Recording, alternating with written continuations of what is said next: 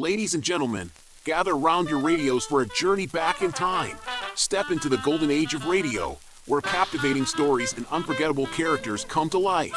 Welcome to Golden Age Radio, where the magic of vintage audio dramas awaits. That's right. Prepare to be transported to an era when families huddled around the radio, eagerly awaiting their favorite shows. It's a world where imagination runs wild and storytelling reigns supreme. Get ready to experience the nostalgia and charm of old-time radio like never before. Join us as we bring you a curated lineup of 30-minute episodes that will whisk you away to a bygone era. Discover thrilling mysteries that keep you on the edge of your seat, heartwarming dramas that tug at your heartstrings, and side-splitting comedies that leave you in stitches. Picture this: dimmed lights, crackling static, and the sound of a needle dropping on a vinyl record. As the stories unfold, let your imagination paint vivid scenes in your mind's eye. From distant lands to roaring cities, let your senses come alive as you become part of the story. Lose yourself in the adventures of daring detectives, follow the triumphs and tribulations of fascinating characters, and journey through time and space with the power of sound. Each episode is a time capsule, preserving the essence of an era when radio was the heartbeat of entertainment. But it doesn't end there. Golden Age Radio is not just a stroll down memory lane, it's a chance to create new memories too. Share these timeless stories with your loved ones, introducing them to the magic that captivated generations before us. So, dust off your radio, dim the lights, and prepare for an evening of enchantment. Tune into Golden Age Radio and let your imagination take flight. Stay tuned to hear our curated selection of 30-minute episodes. Relive the nostalgia, discover the classics, and immerse yourself in a world of unparalleled entertainment. Golden Age Radio, where the past comes alive, one episode at a time. Golden Age Radio, your ticket to timeless storytelling. Subscribe for more videos.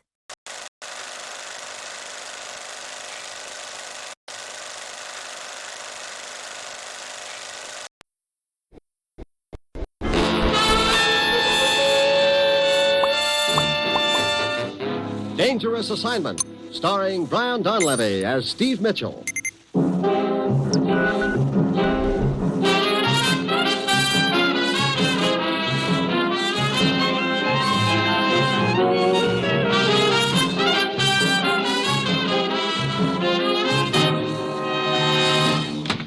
You sent for me, Commissioner? Yes, Steve, sit down. Thanks. Ruth, Yes, Commissioner. Steve's here now. How about his credentials? They're all in order, and I've got his plane ticket ready. He can pick them up at my desk when you're through with him. Good, thanks, Ruth. Well, needless to say, you've got another assignment for me. Yes, I have, Steve, and it's a tough one. You know, someday you'll give me an easy one and I'll fall flat on my face. Well, where am I going this time? Timbuktu, Java? San Diego. Say that again. You heard me, San Diego. You mean you're actually sending me someplace inside the country for a change? I thought you said this was a tough one. Don't underestimate it. You start in San Diego. Where the trail will lead from there is anybody's guess. Uh-oh, I might have known. Once you pick up that trail, stay on it until the end. What's the deal, Commissioner? You'll be looking for a little spool of wire, about as big around as your finger. Wire? We in the hardware business now? From a wire recorder, Steve. 3 days ago, a top-secret diplomatic conference was held in this country. Somehow, the vital parts of the conversation were recorded. That wire recording would bring a fortune on the open market. And its existence is a serious threat to world security right now. I see. But why San Diego? We've traced the spool of wire that far. We think a man named Groza is involved. Rosa, who's my contact in San Diego? A man named Charlie Vasquez. He operates a fishing boat from a wharf out near Point Loma in San Diego Bay. Charlie Vasquez. Okay. Steve, you've heard of the needle in the haystack. This job will be a lot tougher than that, and a great deal more dangerous. But we've got to get that spool of wire. Well, that's it. You've got your assignment, Steve. Good luck. The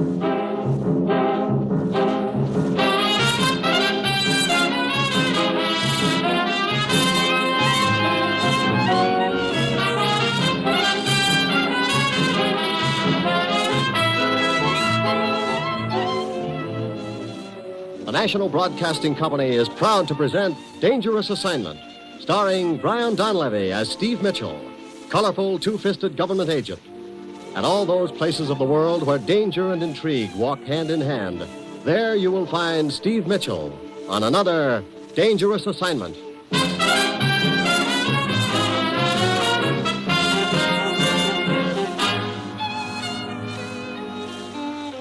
Yeah.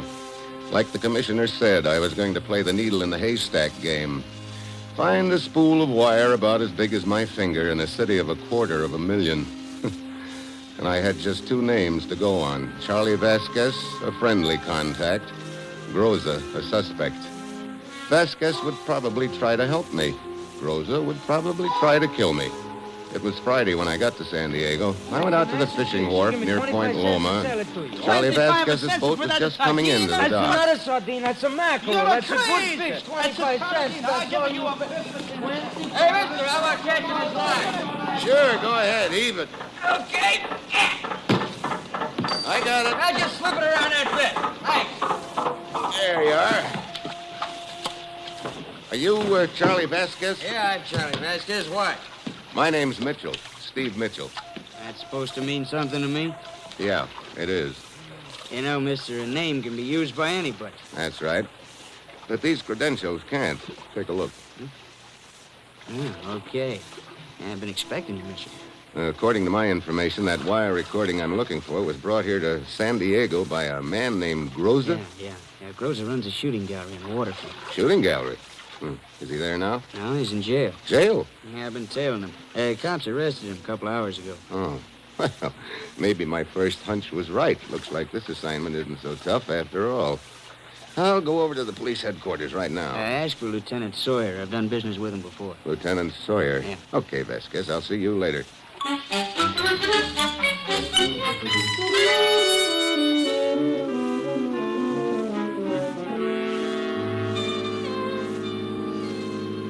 Well, have you cracked my case for me, Lieutenant Sawyer? Afraid not, Mitchell. We got the word to cooperate with you and your outfit. So we managed to pick up this Groves on a traffic charge. We got him in here, gave him the concealed weapons routine, and frisked him. But he was clean. No spool of wire, huh? Nope. Well, he must have passed it to someone before you picked him up. Where is he now? Probably back at his shooting gallery. He walked out of here just before you walked in. Well, I guess it's asking too much to hit the jackpot on the first nickel. Well, thanks anyway, Lieutenant.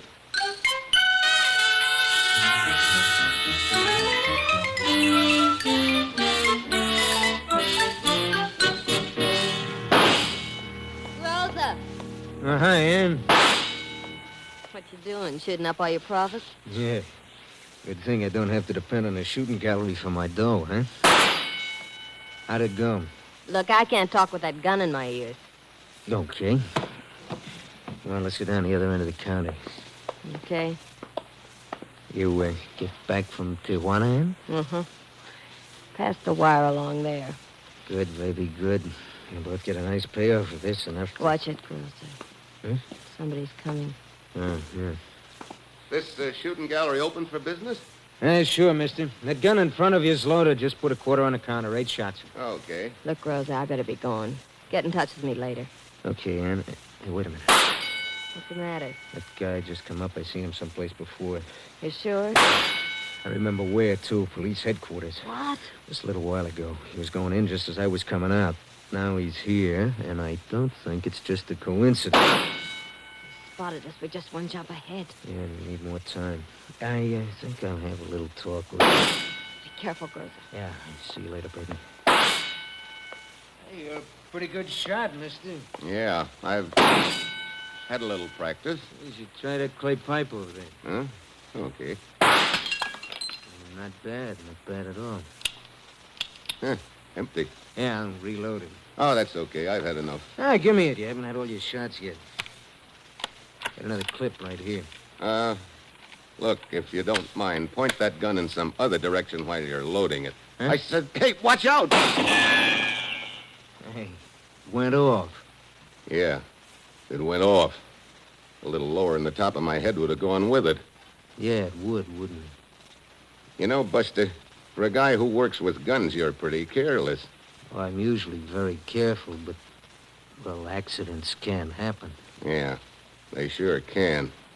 You want to finish your shooting? No, thanks. I've had enough. Shoot him yourself. Only be sure you're pointing the gun at the target.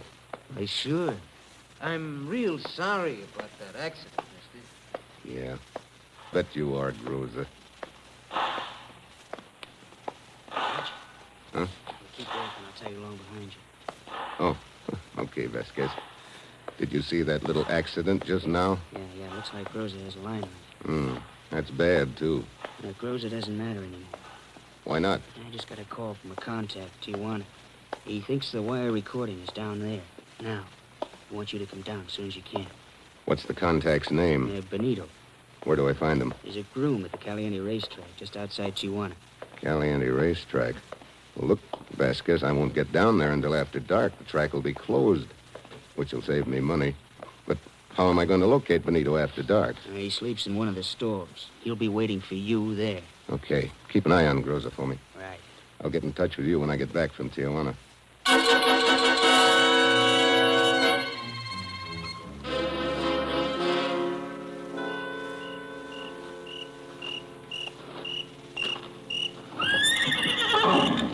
Senor Mitchell. Senor, my arm. Who are you? Benito, senor. Oh, sorry. Vasquez told me I'd find you around one of these stalls. This is the one I sleep in. Come, let us go inside. Okay. You think the spool of wire is in Tijuana now, Benito? See, but I do not think it will stay in Tijuana long. The most likely direction is south. Wait. What's the matter? I think someone is outside the store. I will see. Benito! Paz! La Paz!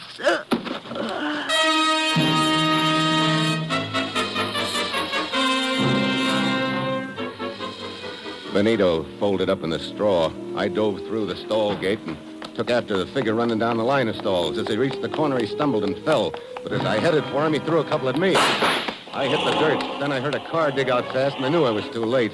When I got to the spot where the guy had stumbled, I saw some coins on the ground. And with them was a good luck charm. On one side was "Good luck, amigo." On the other, "La Quinta Bar, Tijuana." I put it in my pocket and headed for Tijuana, trying to figure out Benito's last words. Paz, he had said. I knew that meant peace in Spanish, a nice thought to die with, but I felt somehow Benito meant more than that by it.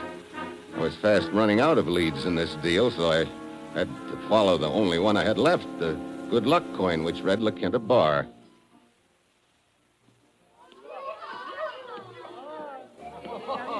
Senor, what's it going to be, eh? Beer. Beer, eh? Okay. Hey, bartender. Huh? Did you ever see this before? Oh, but of course, senor. That's our good luck coin. We What? give them out here, you know? You give them out? See, to each customer with his change. It's good propaganda. Oh, then anybody who was ever in here before might have one of these, Hey, huh? that's right, senor. All right, great. Here's your beer, senor. Bartender! See. This bus to La Paz, when does it leave? Oh, in just a little while, senor. But when I bought my ticket from you, you told me you would leave right away. And it will, senor. But I've already been waiting for... Oh, very well. Paz. La Paz. Hey, bartender, is there a town called La Paz?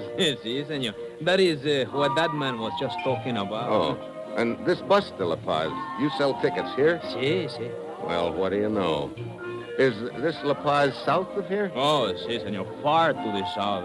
At the tip of the Baja California Peninsula. Let me see. It's 700 to 800 miles. Hey, the bus leaves right from our front door. Hey, you want to buy a ticket on this bus, senor? Oh, when does it leave? Just a little while. Most of the passengers have already bought their tickets, huh? Si. Who all's making the trip? Well, not so many this time, senor. See, over at the table, the American girl. Ooh, that blonde? She is going to be one of the passengers. Mm-hmm. And the little man at the end of the bar, the one who just came up to us. Yeah, he seems pretty fidgety. See, he's been hopping around here for 1 hour waiting to get on the bus. He must have a girl in La Paz. Yeah, maybe. You know his name? He's here on the list someplace. See. Gruber. Gruber. See. How about the blonde? Senorita Smith. That's a convenient name. I think I'll go over and talk to her. I do not blame you, senor. Hey, but you have not told me if you want a ticket for the bus. Yeah, I'll buy a ticket. Bueno. Hey, you got a sleeping bag? Wait, a what? Sleeping bag. The nights are cold. Well, doesn't the bus stop at hotels along the way? Oh, senor, there are not many hotels on the way to La Paz. The country you're going to pass through is very wild. The deserts Look, how long does it take the bus to get to La Paz? About a week, I think. A week to go 800 miles? Yes, the country is Well, very... must be wild. On the road. Yeah, I can hardly wait. Okay. Where do I get the sleeping bag? Just down the street. My brother, he sells them. Now, there's a cozy arrangement. Okay, I'll be back for the ticket a little later. Miss Smith? Why, yes. My name's Steve Mitchell. Do you mind if I sit down for a minute? Well, if you like. Thanks. But I'm pretty sure we've never met before, like in Peoria. I'm afraid you're right. But I understand we're going to be taking a bus trip together. Oh, you mean you've got no sense either? Huh? I've already decided I must be crazy to try a week of jolting through the desert on that thing they laughingly call a bus. It's nice to know there are other crazy people. How come you're taking a trip, then? I'm a magazine writer. Oh. Thought I might get a little atmosphere. I see. Are the two of you going on the bus? That's right. Well, I'm Castillo, the driver. We will leave in about 15 minutes. Okay. Excuse me, Miss Smith. I've got to get a sleeping bag before we leave, and I'll see you on the bus.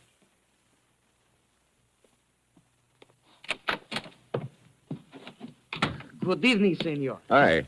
The bartender at La Quinta told me I could buy a sleeping bag. Oh, si, my brother Enrique. Si, senor, I sell everything here. We're surplus. You will find the sleeping bags in the back room. I'll be with you in just a moment.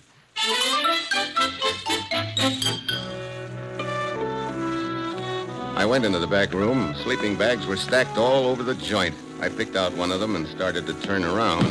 Then something slipped over my head and jerked tight around my neck. A length of wire. I clawed at my throat and got one hand inside the wire. It was getting tighter, and I knew that one hand of mine was all that was saving me from getting choked to death. I went down to my knees. I was getting weaker and dizzy. The wire kept tightening. I collected what strength I had left and brought my right elbow around hard. The guy behind me fell back. The wire loosened. I heard the back door slam.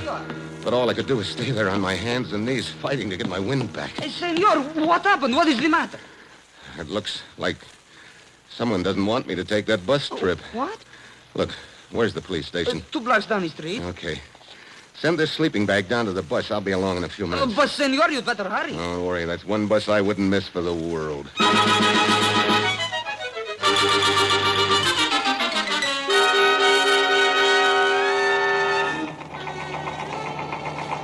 Is everybody aboard? Looks like it, Castillo.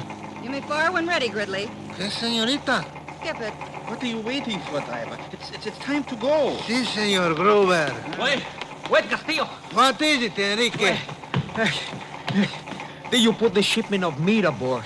It was in a big crate packed with ice. Si, it is locked in the baggage compartment. Oh, okay.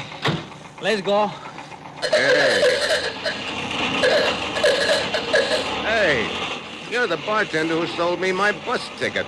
Si, Senor Mitchell. I am Enrique. Oh, are you taking the trip too? Si. Vacation, maybe? Si, vacation, si. For months, I sell tickets for the bus to La Paz. Everybody's going to La Paz, so today I say to me, Enrique, that's me. I say, why don't you go to La Paz and see what this place is?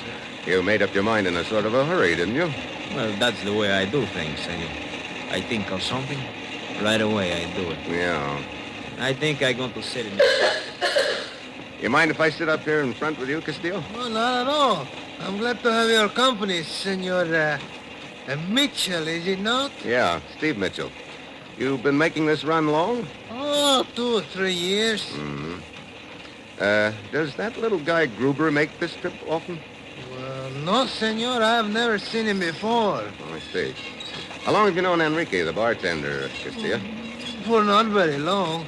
He's been tending bar at La Quinta for just a month or two. Senor, you perhaps have some reason for asking about the passengers? Oh, no reason. Just curious, Castillo.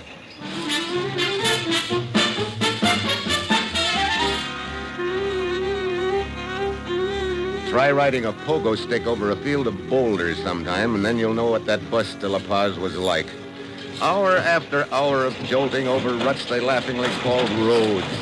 Hot, choking dust, cold winds at night, and me sleeping with one eye open and wondering who was going to do the next try on my life and when. The hours crawled by, and I was getting nowhere. 2 days, 3 days. Brother, 4 days jolting on this bus. Already I've had 5 days too much. But some riders will do to get atmosphere, Mr. Mitchell. Huh? Yeah, but I think we've been fellow passengers long enough to start using first names. Okay, Steve. Mine's Diane. Diana Smith. I don't remember reading any of your stories. That's not surprising. I don't sell many of them, I'm afraid. Oh, Clarai. I don't think I'm going to sell many bus tickets from now on either. What's the matter, Enrique? Oh, how can I tell people what a wonderful bus ride this is when I know how it stings? I think you've got a point there, Enrique. I wish Castillo would take it a little easy on those ruts. He cannot afford to, senor. The gasoline costs more than the bus. Oh, but cheer up, senor. Here's a smooth stretch of road. Well, anything would be an improvement. You know, that fella Gruber isn't adding anything to the joy of the trip either. I think I'll go back and make some conversation with him. Maybe I can throw him out a little. You mind if I sit here, Mr. Gruber? Suit yourself. Quite a trip, huh? Yes, quite a trip. Well, I'll be glad when it's over. How about you? I'm used to it. Oh, you've made the trip before? Yes, several times. I see. You must have business interest in La Paz. Mr. Mitchell, I fail to see what concern my affairs are of yours. Why, none at all, Gruber. I was just... Then kindly do me the favor of leaving me alone. Okay, Gruber. I'll be glad to. Forget it.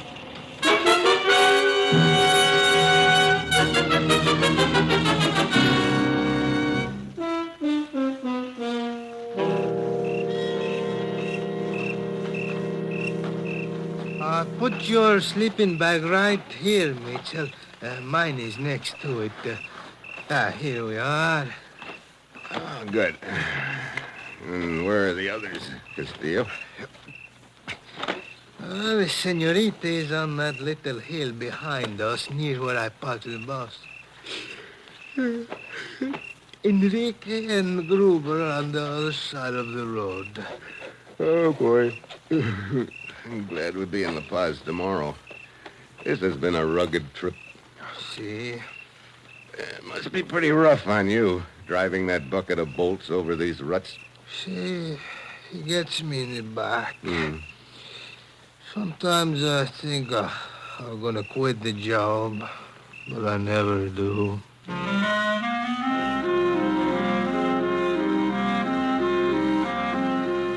Castillo was in the land of nod but quick. I wanted to sleep too, but I fought it. This was the last night before La Paz. I still didn't know which of the passengers had that spool of wire. I was still thinking about it when I heard the sound. I couldn't peg it at first, but it kept getting closer. I twisted my head around to take a look. Then I saw it. Something awful big coming at me. It was the bus rolling downhill, heading straight for me. I tried to zip over the sleeping bag, but the zipper jammed. All I could do was roll over, and I rolled. Mitchell! What happened? The bus, Castillo. It came by here like a jet plane. What? Wait. Oh, the tracks of the bus? Yeah. It only missed me by a foot. It wasn't supposed to miss me at all. Look at the tracks, right over where I was supposed to be sleeping. Oh, sure. Now this zipper works fine. Now, come on, Castillo. Let's find Gruber. It should be right across the road with Enrique. See, there are the sleeping bags. Yeah. Enrique's there, but Gruber is not. Enrique. Enrique. What? Oh, it's you, Senor Mitchell. Oh, what a disappointment. What? I mean, I was dreaming about the most beautiful, the most gorgeous. Yeah. Look, where's Gruber? Gruber? I do not know, senor. He started walking around just before I went to sleep. Hey, what happened, Steve? My boss, he rolled downhill. Yeah. Looks like somebody rigged a little booby trap for me, Diane. What? But Well, why? maybe somebody doesn't like the color of my eyes. Oh, that was a close shave. You know, gives me an idea for a plot. Yeah, I thought it might. What? Oh, skip it. I still want to find Gruber. Here I am, Mitchell. What do you want? I want to know where you were a couple of seconds ago. What business is it of yours? Where were you? Why, I was just walking around. Did you go near the bus? The bus? Why, no. Why do you ask? You sure about that, Gruber? Of course I'm sure. Is the bus wrecked? Well, I don't think so. It came to a stop in the sun below us. I'll go look at it. You were sleeping near the bus, weren't you, Diane? Yes. Say, what is this anyway, Steve? Come on, Enrique. I want to take a look at where the bus started from. Si, senor. Hey, Senor Mitchell, you think this man Gruber released the brakes on the bus? I don't know, Enrique. Why would he do a thing like that? Well, because you are... I don't know why he would want to kill you, senor. Yeah. Well, let's see. Bus was parked just about here. Yeah. Shine your light around. Si. A lot of footprints. That won't help us much. Wait. Here, shine your light over here. See. That is where the front wheels of the bus were. Yeah, here. And here. And a wet spot at each place. Huh? I do not understand, senor. I think I do, Enrique. I'll do something about it tomorrow. Senor, I think I could use a drink. So could I. But I don't see any bars anywhere out in this desert, Enrique. But I put some beer in the crate of frozen meat. It is locked in the baggage compartment of the bus with my suitcase. I will have to get the key from Castillo. Oh. Ah, well, never mind, Enrique. We can celebrate tomorrow when we get to La Paz. By then, I'll really have something to celebrate.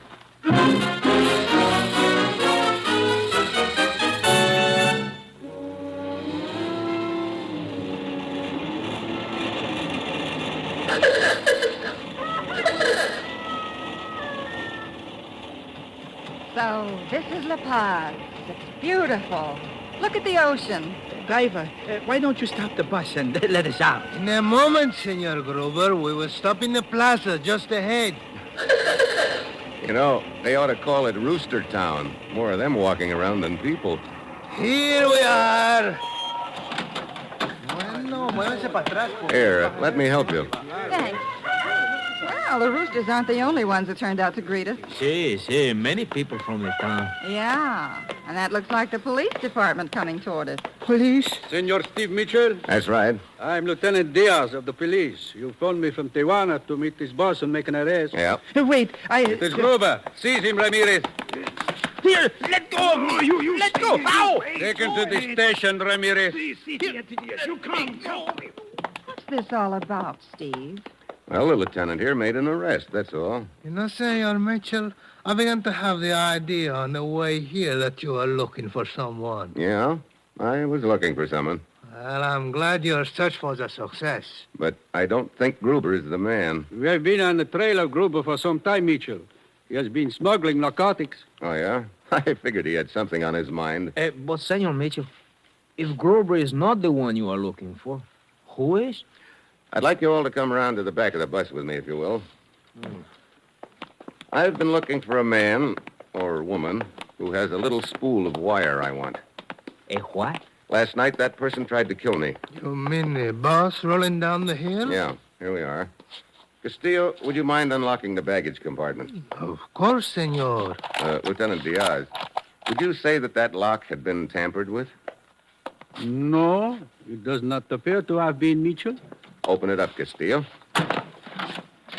The crate of frozen meat has been broken into. My beer. Your beer is probably all there, Enrique. But if you'll notice, there are a couple of chunks of ice missing. How could this have happened? Now, look. This chunk of ice I've got in my hand is about the size of a football. If you put one of these under each front wheel of the bus and release the brakes, sooner or later the ice would melt and the bus would roll down the hill. You mean it was a deliberate plot on your life? Yeah. The kind of a plot a writer might dream up, Diane. I don't know what you're talking about, Steve. No, I don't think you do. You see, up until last night, I thought the person I was after was a passenger on this bus. But last night I realized the only person who had a key to this compartment, who had access to the ice, is the driver, Castillo. Hey! Senor, he's got a gun. Yeah, here, Castillo, have Come some. back! You need the gun! Oh, fool's eyes, senor. Yeah, here's another one. Oh, senor, what a bop. He ought to have the wire on him somewhere. Yep, here it is. This is what you were looking for, Mitchell? This is it, Lieutenant. Well, does this give you enough for a plot, Diane? A dozen of them. Momentito, senor. What is it, Enrique? This is what you take the lousy bus trip for? Just to find this little spool of wire? That's right, Enrique. I jolt for a week over ruts as deep as the Grand Canyon. My back feels like a pretzel. And all to get this little spool of wire. Senor, I think maybe you're a little crazy. Enrico, I think maybe you're right. You know, Enrico, the next time I have to chase a guy like this, I hope he decides to ride the Super Chief.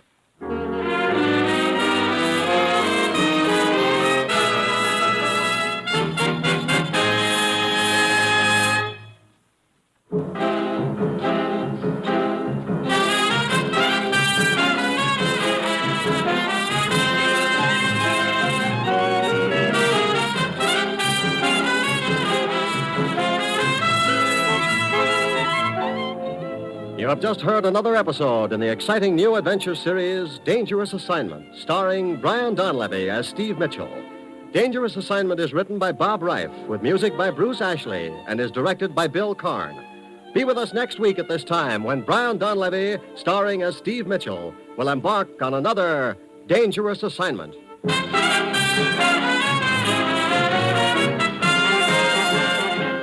You're tuned for the stars on NBC.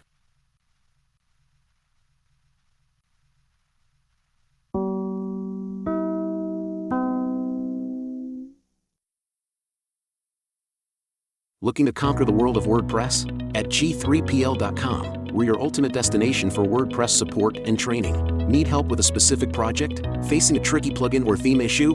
We've got your back. We will troubleshoot, customize, and fine-tune your site to perfection. So, why wait?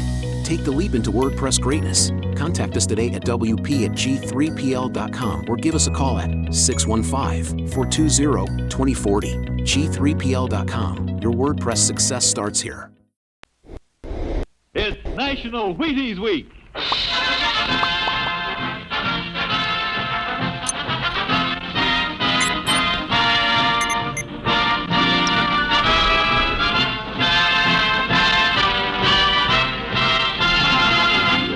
Yes, it's National Wheaties Week, and Wheaties present Dimension X.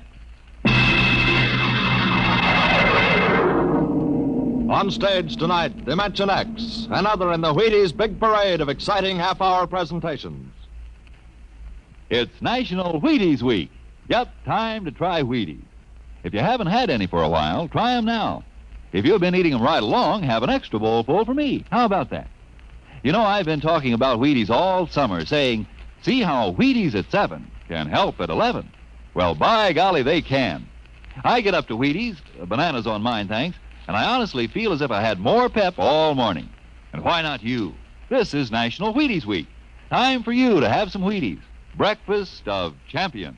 Oh, go ahead, have some. It's National Wheaties Week.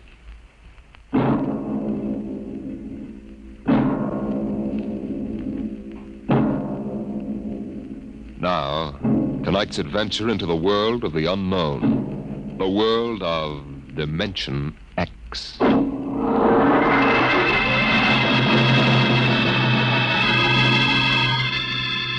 In the South Pacific, night comes on rapidly. The sun dips below the flat horizon. The sea is crimson for a moment, and then night falls. But on Tahani Atoll, giant arc lights turn night into day. Across the waters of the lagoon within the barrier reef, launches and tugs skitter back and forth, while on the curving half-moon of the island, army trucks and jeeps scuttle down the rough roads bulldozed by the Seabees just 6 weeks ago.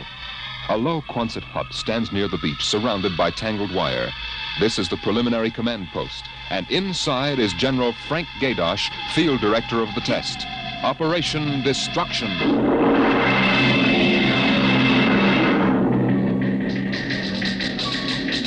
Well, everything on schedule, General Gaydosh. Radiological surveys complete. Instruments placement checked. Get me Navy and tell them HR is ordered. Send a periodic time check to Air Force and Ewintock and observation control on the Missouri. Yes, sir. I want a complete roster check on all personnel before HR. That test bomb is going off at 10 o'clock tomorrow morning. even if there's a whole battalion stranded on the target vessels. We'll see that everybody's clear. Yes, sir. Oh, Nate Cohen wants to see you. Who the devil is he? AP man. He's been selected by the press radio pool to interview you. I haven't got time. Tell him to speak to Major Breedenberg. He's the PRO. Well, I think perhaps you'd better see him, sir. The directive on public relations from Washington was very clear. Now, when blazes am I supposed to run a bomb test and play mother hen to a bunch of reporters? Washington, sir? All right. Bring him in. Relly. Yes, sir. Get me some black coffee. Yes, sir. This is Mr. Cohen, General Gaydosh. How do you do, General? Lousy, as a matter of fact. Is that an official statement? No. And run some of that world is at the crossroads baloney. I wrote that yesterday. General, what effect do you think the new bomb will have in the world situation? I can't tell you that, even if I knew.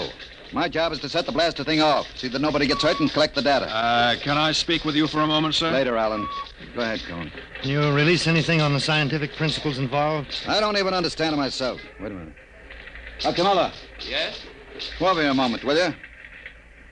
Cohen, this is Dr. Fred Muller. How do you do? Civilian scientific director. He's the only one who knows what's inside that warhead. How do you do, Mr. Cohen?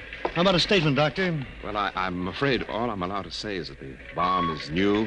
It's extremely powerful. And off the record, it's very tricky and dangerous. Well, what'll happen if it goes off prematurely? I don't think we have to worry about that. In fact, we wouldn't even know about it. If you'll excuse me now. How about the natives? What about them? They're going to be evacuated from the island? They already have been. General Gaydosh. I saw the Tahani chief outside when I came in. The whole tribe's out there squatting down at the motor pool having a conference. What? Alan. I've been trying to tell you, sir, the Tahani are still on the island. What? The LCTs are ready, aren't they? Yes, sir, but they won't go. They refuse. The schedule called for their evacuation to Milani 3 hours ago. I realize that, sir, but I hoped we could still get them off without violence. Look, Alan, they're either on the island or off. Wait a minute. Cohen, that's all. What are you going to do about the natives, General? I'll issue a statement later. You going to force them? Go on, out. I haven't got time. All right, General. Thanks. Thanks a lot. All right, Alan, let's have it. Well, sir, the Tahani have been kicking up a fuss all along. They won't leave. They won't? Do they know what's going to happen to the island? Do they know we're going to blow it higher than a kite? I told the chief, and he just said they won't go. They'll go all right if I have to. Get him in here. Chief? And the lieutenant who interprets. Yes, sir. How do you like that, Dr. Muller? I haven't got enough trouble. You know, I feel rather sorry for the Tahani. It can't make much sense to them. We arrive and tell them they've got to get out. I appreciate your finer feelings, Muller. But I can't let 100 half-naked Kanakas hold up the bomb test. But they're not Kanakas, General. Captain Cook discovered the island in 1788. What's the difference? Lieutenant Gilbert reporting, sir.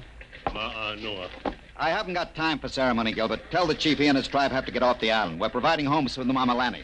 Maruru teupa tau tiari iti mailani. Translate, Gilbert. The chief says, you do not understand. Mailani is a bad island. My people have lived on Tahani from the time that our ancestors were cast away on the island. The spirits of our ancestors are buried in the earth. Our fathers are buried here. Our fathers' fathers... If he thinks I'm going to move his graveyard, he's crazy. In our ancestors' time, the Tahani came in a great bird canoe. We were cast away on this island. We have made it our home.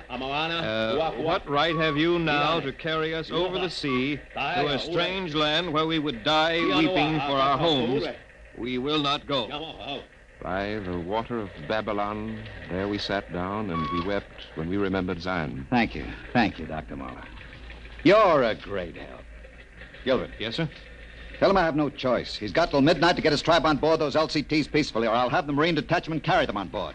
Isn't that rather harsh, General? After all, justice is on their side. Well, we're preparing to blow up their island, and we haven't asked them about it. Dr. Muller, you will kindly confine yourself to the scientific aspects of this operation. I'll take care of administrative matters. Well, if you could explain to them what is at stake Any here. further explaining I've got to do, I'll do with the Marine detachment. I'm not going to hold up my schedule to coddle 100 barefoot natives. Well, Gilbert? I told him. All right, get him out of here. I've heard enough. What the devil is that? It's some kind of a curse, sir. I can catch some of it. The island will remember the tears of its children and punish the invaders. The great destroyer will not destroy, and the evil man who is the chief will travel far through the blackness of night, even as the children of the island end, So will he. All right, Gilbert, take him away. Yes, sir.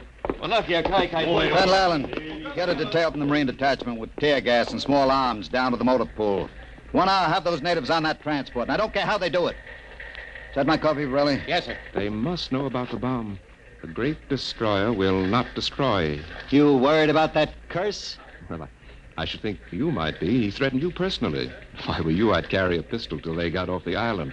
The chief looked as if he'd cheerfully strangled you with his bare hands. I'm supposed to end the way they do, huh? What's that? Oh, probably the Tahani saying goodbye to their island. I think I'll go down to the motor pool. Well, stay out of the way and get back here in an hour. We've got to have this wrapped up and headquarters moved out to the Missouri by dawn.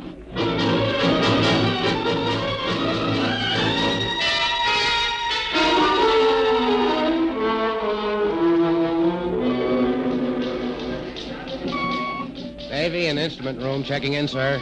That's the last. Have the Missouri take over control and send for my chief. Yes, sir. Are the LCTs standing by for those natives? Yes, sir. They're on the beach. The bomb unit is assembled in place, General. 2330, right on the nose.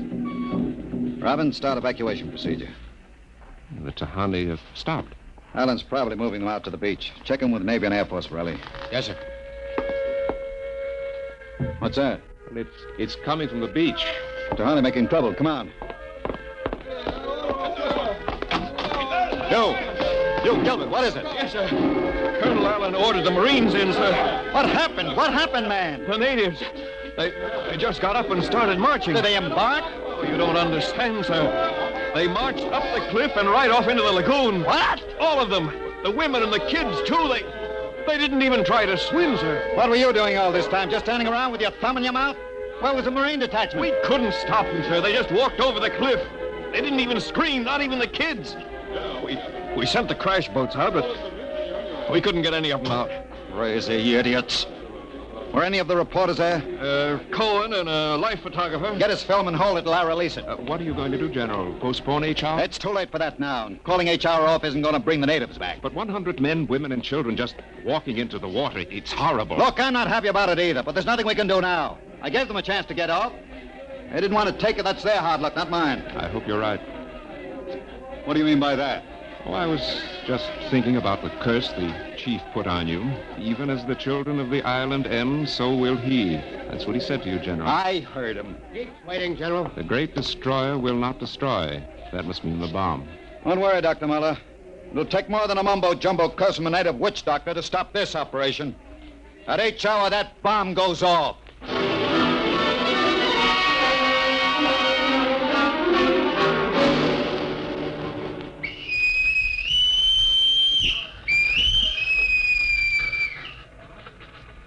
Now H hour minus 1 minute 30 seconds. H minus 1:30. Video screens hooked in, sir. All right, check control stations. Observation station 1. Observation station 1, check. Radiation station. Radiation control, check. Test the firing circuit, Dr. Observation Muller. station 2. Right, General. Observation station 2, check.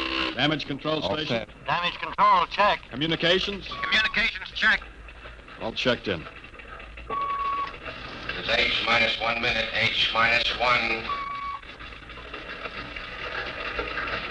Take a good look at that island on the screen, Muller.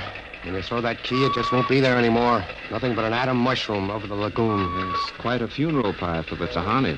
Stubborn idiots. The way it serves them right, Muller.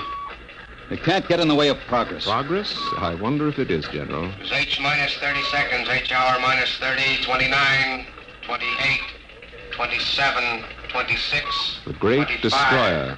That's what he called the bomb. Hold it, Muller. Allen, report. All checked in. Cameras running. Sound fire warning. Stand by for firing. Ready, Muller? Ready? 12, 11, 10, 9, 8, 7, 6, 5, 4, 3, 2, 1, fire!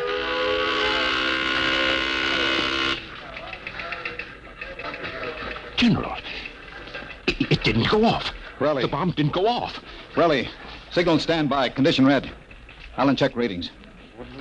Muller, what's wrong? What happened? I don't know. The bomb didn't go off.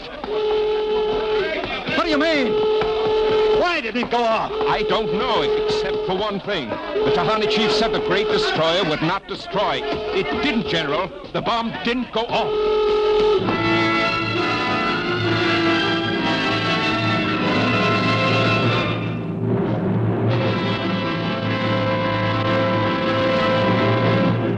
Dimension X will continue in just a moment. It's National Wheaties Week.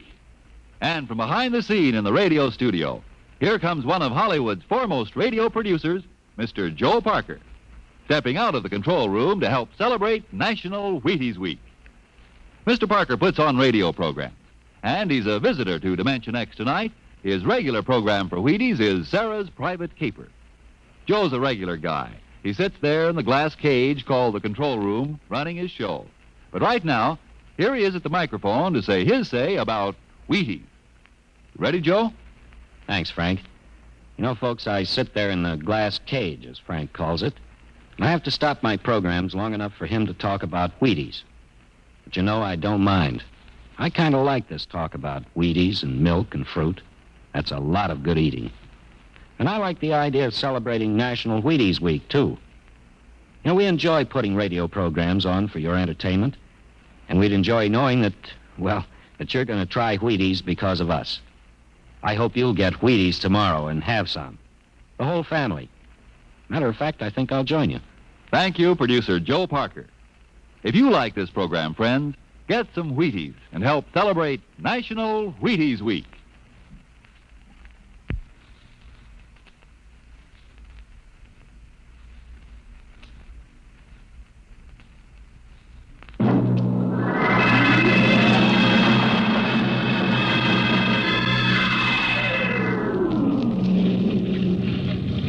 How about it, General? What happened? You got a statement? Nothing you can use, Cone. Not until we find out what went wrong. We'll let you come aboard this ship. Yeah, walked on. You don't know why the bomb failed, huh? It didn't fail. Just didn't go off. Say, what's that tank thing on deck, General? Undersea salvage unit Mark IV. They call it an undersea crawler. Oh, somebody going down? That bomb is down there in the lagoon somewhere. Could go off at any second. Somebody has to go down, find it, and disarm it. Yeah, that's a lovely job. Who's elected? I am. Dr. Muller. He's the only one who knows how to dismantle it. The crawler's ready, General. All right, come on, Muller. I'm ready. Well, and as soon as we hit shallow water, get those gates open. We'll pull the crawler out, then you get away in a hurry. That bomb goes off while we're working on it. I don't want any casualties. Yes, sir. Inside, Muller. All right. I'm in. Remember, get this LCT out of the lagoon in a hurry. You got that, Alan? You take your orders from Admiral Yancey. Yes, sir. And, good luck. Closing the hatch. Get the sonar and Geiger counter warmed up, Muller. Right. I was just thinking of something, General. That curse, part of it came true. The bomb didn't go off. Well?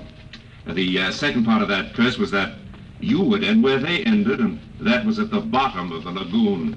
What are you trying to do, Muller? Nothing. I was just thinking this crawler is going to take us right down there where the Tahani died. I'm not worried about a handful of dead natives, Muller. I'm worried about that bomb.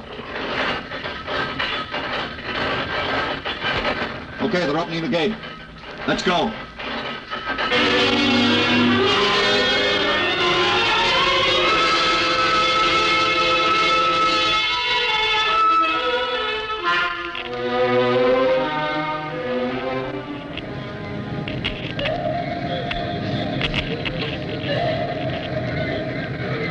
USU-4 to control. Depth 50 feet, bottom sandy. Dropping off sharp. Anything on sonar, Muller? A school of fish. Ever been down the crawler before? Only in the tank at New London. I think I've got a Geiger reading dead ahead. Hang on, we're going up over the reef. It must be the bomb, all right. The Geiger count is clucking like a brood hen. Keep an eye on the front vision plate. If we run over the bomb, we're liable to set it off. I think I'm getting something on sonar. left of point.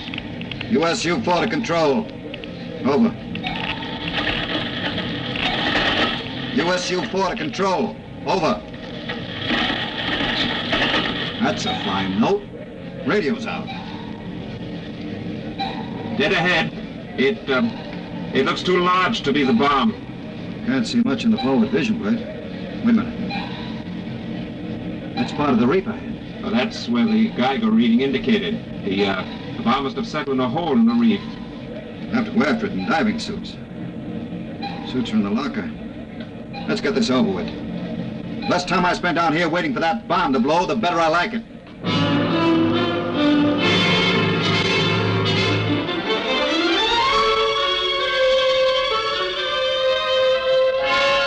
Ready, Muller? Grab your helmet.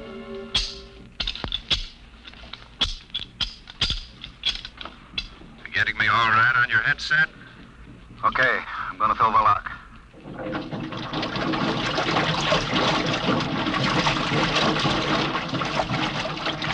Here goes the outer door. Let's go. This isn't like that diving tank at New London. Look out for that car. Cut you to ribbons. There's an opening of some sort there. Wait till I get the light up. See if you can get a Geiger reading out of that opening. Over there. It's down there, all right. Careful. I'll drop down first. See anything down there? Muller, get down here fast. What is it? You find something? The bottom of this hole. It's metal on the sides. But it's the coral reef. Look. Well, the joints. These are house plates of some kind, and... Look out above us! It's closing! Grab it! It's too late. Little hatch. Just slid over the top. This is impossible. What's going on? It's like an airlock.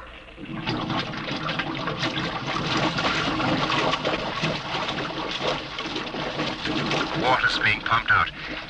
General, do you realize what this means? Not sure.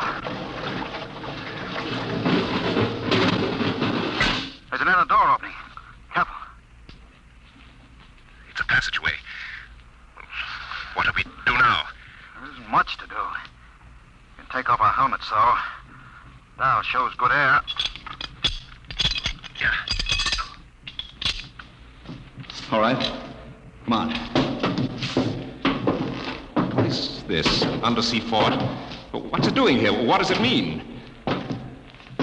Whatever it is, our bomb must be down here. Wait. There's someone there. I can't see. There's a shadow. Who is it? Who's that? Ma'anua, Dr. Muller. Welcome to our ship. We have been waiting for you. General, it can't be. Do you see it? It's the Tahani chief.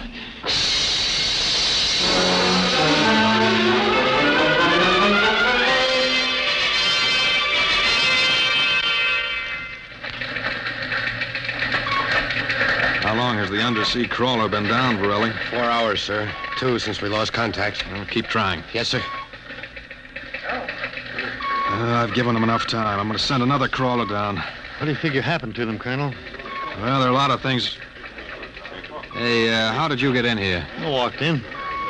Say, when are you going to release this, Colonel? It's the biggest story since the election. The bomb a dud, Dr. Muller, General Gadosh dead. They're not dead. At least we don't know they are. As long as the bomb doesn't go off, there's still a chance that something will.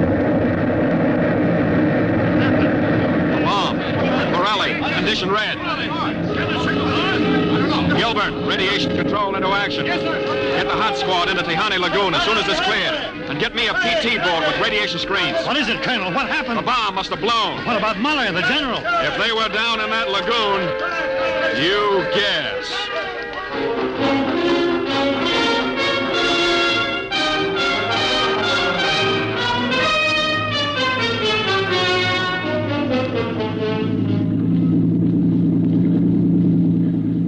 Radiation reading 75 and steady. Well, take her in as close to the beach as you can. Steady as she goes. Is there any danger of more explosions? No, when she goes, she goes. Radiation 82. The danger is radioactivity. Our shields aren't much good, but we've got to pick up the recording instruments as soon after the blast as possible. Radiation 93.5. Well, that's still safe. Hey, Cohen, is that something on the beach there? Oh, yeah, looks like a body. Maybe you blew one of the Tahani back out of the lagoon. No. It's moving. Gilbert, glasses. Yes, sir. It's a man, all right. Head into the beach. Aye, sir. Who is it, Colonel? I can't tell, but he's in a diving suit. It's either Muller or General Gaydosh.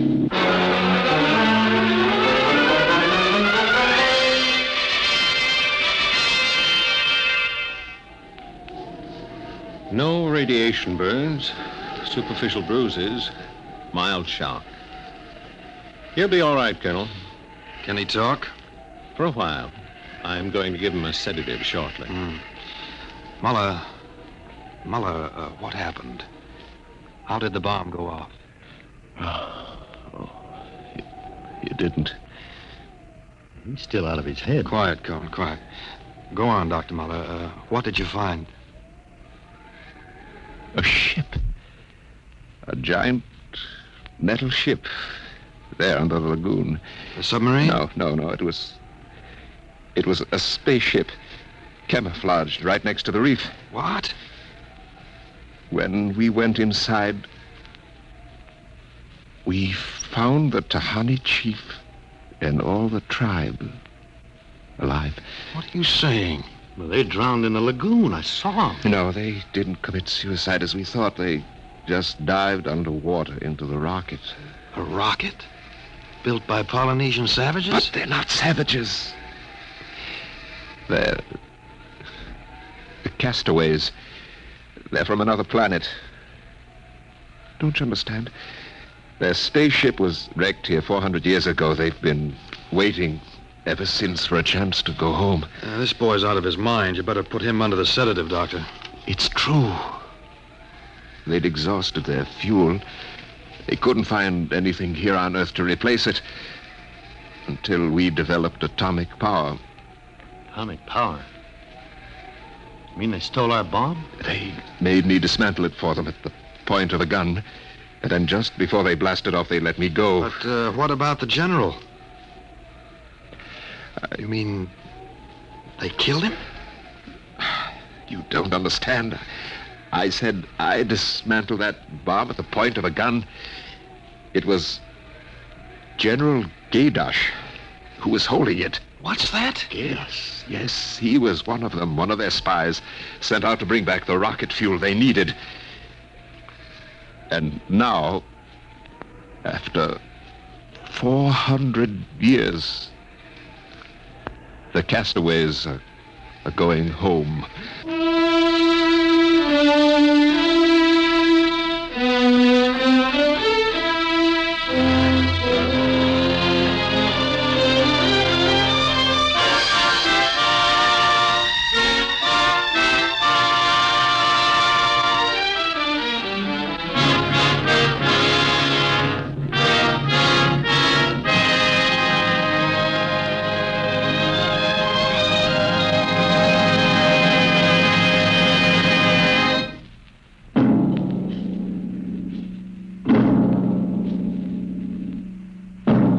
Dimension X has transcribed The Castaways, written by Ernest Kanoy from an original story by Ernest Kanoy and George Lefferts. Featured in the cast were Santos Ortega as General Gaydosh, Greg Morton as Dr. Muller, your narrator Norman Rose, music by Albert Berman, engineer Bill Chambers. Dimension X is produced by Van Woodward and directed tonight by Jack Cuney. In a moment, we'll tell you about next week's show. And now, here is your Wheaties man, Frank Martin. It's National Wheaties Week. And listen, if producer Joe Parker is going to buy Wheaties tomorrow, and I go out and buy Wheaties tomorrow, and you go out and buy Wheaties tomorrow, well, that makes three of us, huh? And if everybody goes out and buys Wheaties tomorrow, then the whole doggone country is going to be celebrating National Wheaties Week in the proper manner. And it's a real nice celebration, too. Pour out those golden flakes, pour on the milk, put on the fruit, and you'll be eating good to be feeling good. Breakfast of champions. Get yours. It's National Wheaties Week.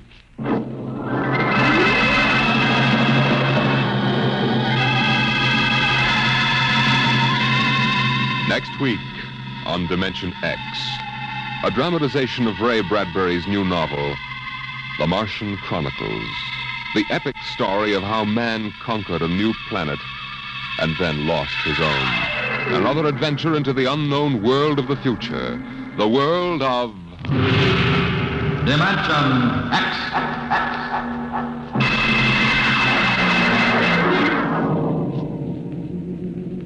And this is the Wheaties man, Frank Martin, inviting you to listen also on Saturday, that's tomorrow night, to Joel McRae in Tales of the Texas Rangers on the Wheaties Big Parade. It's National Wheaties Week. Swing your partners right and left. It's National Wheaties Week. Come on, everybody, to the Wheaties party. Eat a lot of Wheaties like the champions do. Dance together, cheek to cheek. This is National Wheaties Week. Eat a lot of Wheaties like the champions do. Wheaties, a breakfast of champions.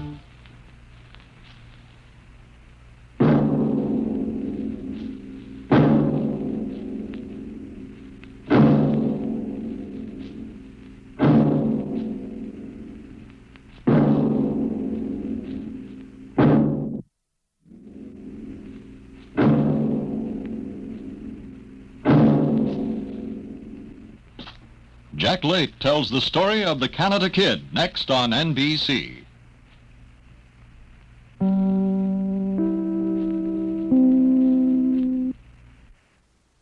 Thank you for joining us for another thrilling episode of Dimension X. We're excited to have you as part of our audience. We invite you to return tomorrow for an all-new set of episodes that will take you on even more unforgettable adventures. Get ready for a journey to the outer reaches of imagination as we dive into X-1, our next featured program. Brace yourselves for mind-bending tales that will transport you to distant galaxies and alternate realities.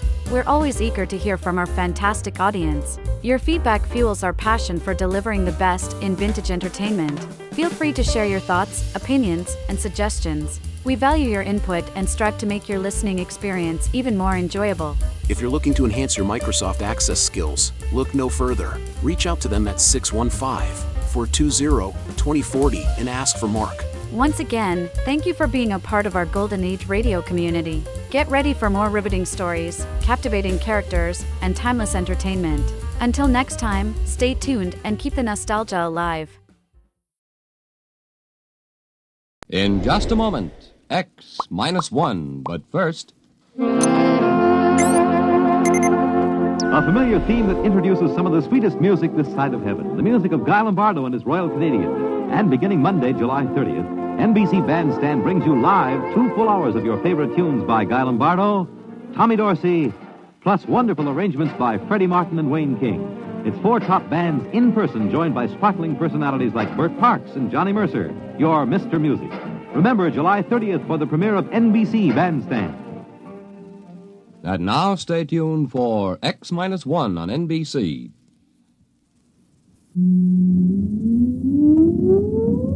Countdown for blast off. X-5, 4, 3, 2, X-1, fire.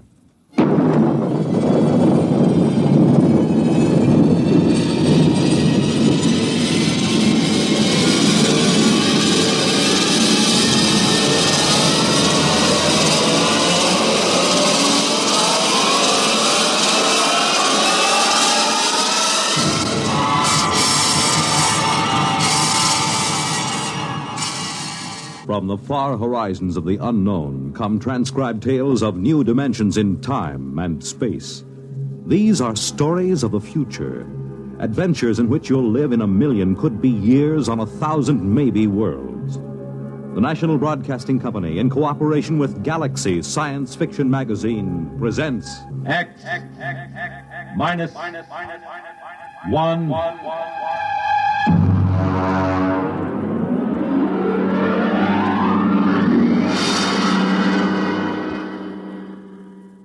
Tonight, The Stars Are the Sticks by Theodore Sturgeon.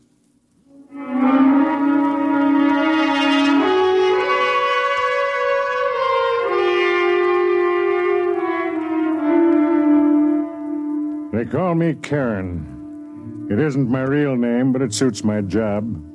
Karen, you may remember, ferried dead souls across the river Styx of Greek mythology. I ferried dead souls from the planet Earth out into the unknown of space. My little satellite station is known as Curbstone. I've been here for 20 years. Yes? Karen, Oh, Tween. What is it? there's a ship landing from Earth. Is it the regular shuttle? Yes.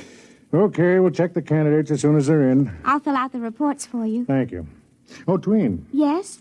Close the door a minute, will you? I want to talk to you. Yes. How long have you been here on Curbstone? Oh, I don't know. I think 2 years. Approximately. And you've been helping me here in the office for almost a year and a half. Have you thought about going back to Earth? Well, yes, I've thought about it. And? Well, I couldn't. I'd rather die. I just don't seem to belong there. You'd rather stay here and wait? Yes.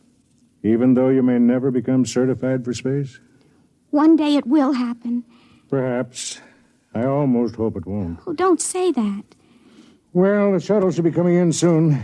Maybe this trip there'll be somebody aboard for you. I have a feeling there will be.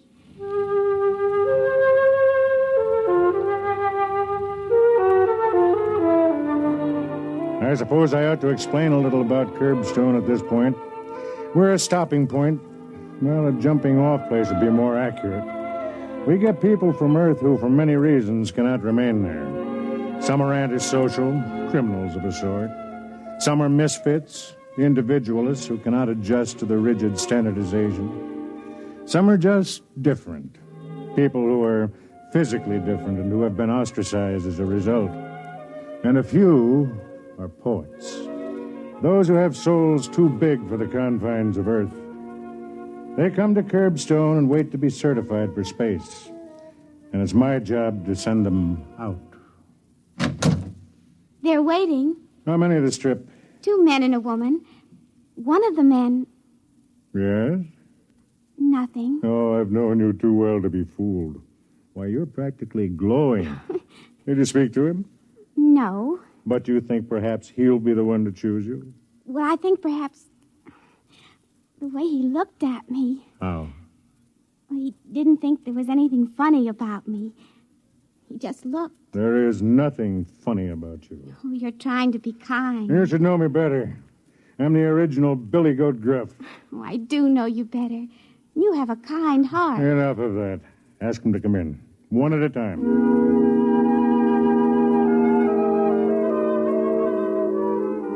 I watched her walk to the door, and I thought she was beautiful. She was, but not in a way acceptable to the eugenics department back on Earth. Tween was an albino. She had silver skin and hair, and ruby-colored eyes. If I hadn't been such an old, fat fool. This way, please. Thank you. This is the senior release officer. He'll check you in. Thank you, miss. Your name, please. Well, don't you know it?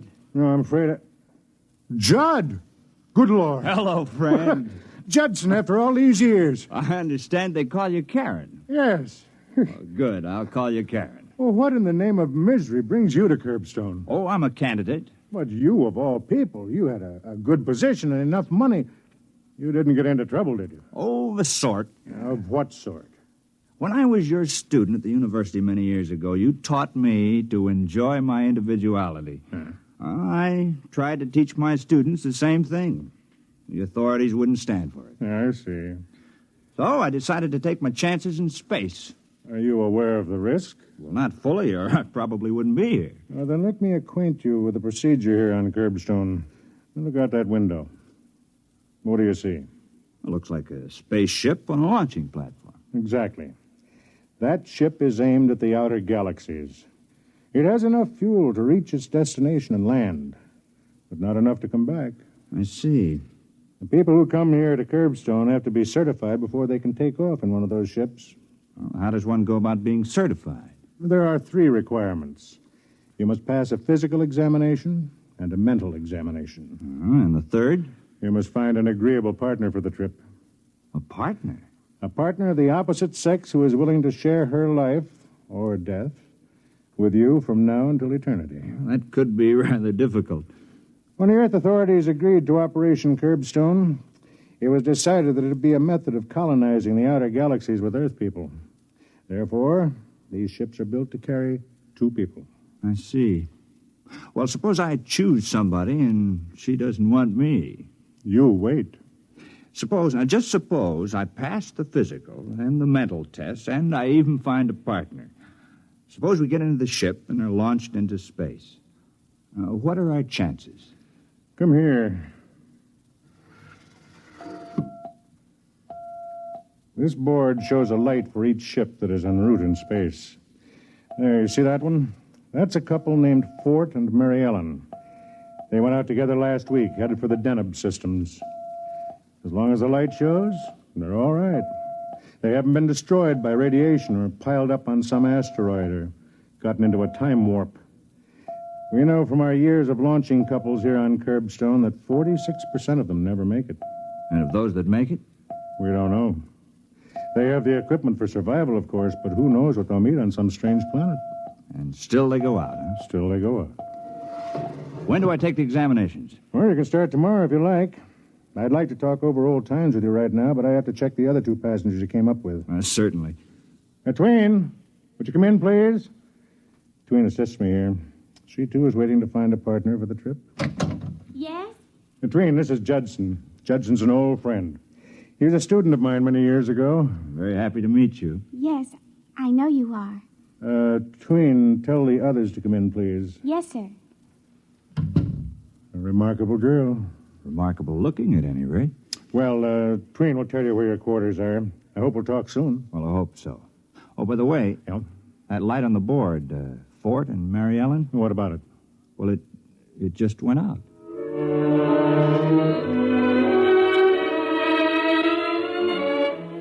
I was happy to see Judson. My memories of our association were pleasant ones. As he left, the other 2 passengers came in. The man was young, dark-haired, and slick-looking. His name was Wald. The woman, well, she takes some describing. Her name was Flower.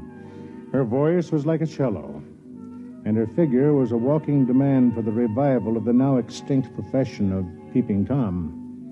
Let me be honest, I didn't like either of them. That takes care of your documents. How long will it take us to be certified? Well, that depends. If you pass your tests, it can happen in a week. And suppose we don't pass our tests? You might be here a year, 2 years. There's no limit. You can keep taking the test, or you can return to Earth. Earth? Oh. Well, is there anything to do up here? I mean, excitement. That depends on what you consider excitement. Anything we haven't already tried. Isn't that right, Wald? We decided to come up here, Mr. Call me Karen. Karen. How quaint. Anyway, we decided to come up here because we were bored with the routine on Earth. You're aware of the risk involved? You mean we might not make it? Well, that's life, isn't it? Well, for some. For others, it's death. I don't like that kind of talk. You'll attend an orientation session tomorrow. I'll have my assistant show you to your quarters. Tween. Yes? Come in, Tween. I want you to meet Flower. How do you do? And Wald. Well, Curbstone is exciting already. Something different, darling? Oh, shut up. This is Tween. She'll show you where you live. Oh, a pleasure. A distinct pleasure.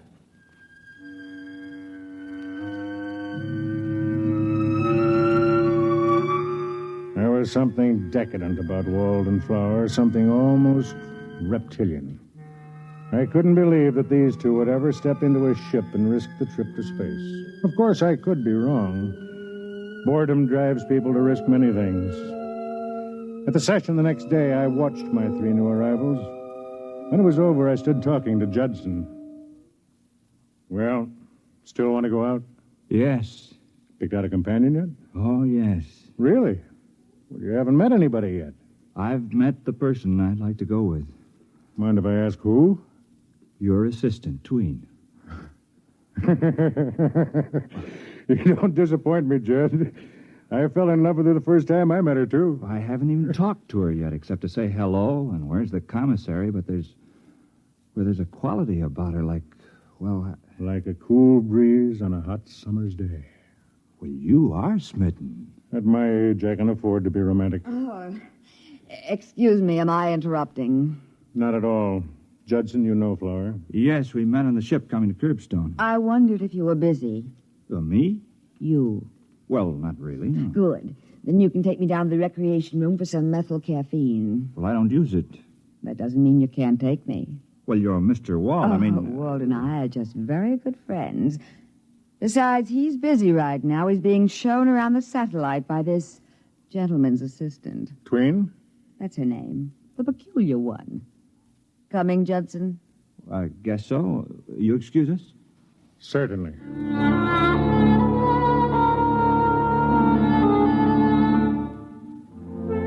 When I saw Tween the next day, there were stars in her eyes. Good morning. Good morning. You're laughing. Am I? Your eyes are. I'm happy. Good. I think it won't be long now Before what? before I'm certified. Oh, I've met someone who really likes me. I see. Can you guess? No, who is it? Well, you know the dark-haired young man who came in yesterday with your friend Judson? Wald? Mm-hmm. We went down to the ship together, and he asked a lot of questions about it, and then we started to talk about us. He says he's wasted his whole life flitting from one diversion to another. Really? Now he says he's looking for something with some meaning. You like him? He isn't afraid of me. He doesn't see anything wrong with my being different. I thought he was with Flower. Oh, he says he and Flower travel together because of habit. They're both bored and looking for something. Or someone. Well, as long as it makes you happy. He kissed me. Do you know that no man has ever kissed me like that? You enjoyed it? Oh, yes. Did he say anything about going out into space with you? He said he could think of no one he'd rather go with. And when is he going to sign the certification? Well, he felt we ought to get to know each other better. For a while, anyway. He's right, don't you think? Yes, I think it would be better. Karen, Yes? I love you very much. Why did you say that? Because it's true. I mean, there's something so kind and understanding about you. Don't let it fool you. Underneath, I'm the same as anybody else. No, I don't believe it. Why, they picked you for this job because you have such compassion. You could never hate. Could you? I don't know. I never have, but, well, now I don't know. That's because you're in love. You can't love really unless you can hate. Oh, I don't believe that. Oh, I just invented it to sound as if I knew the answers. Come on, I'll buy you a drink to celebrate the big event.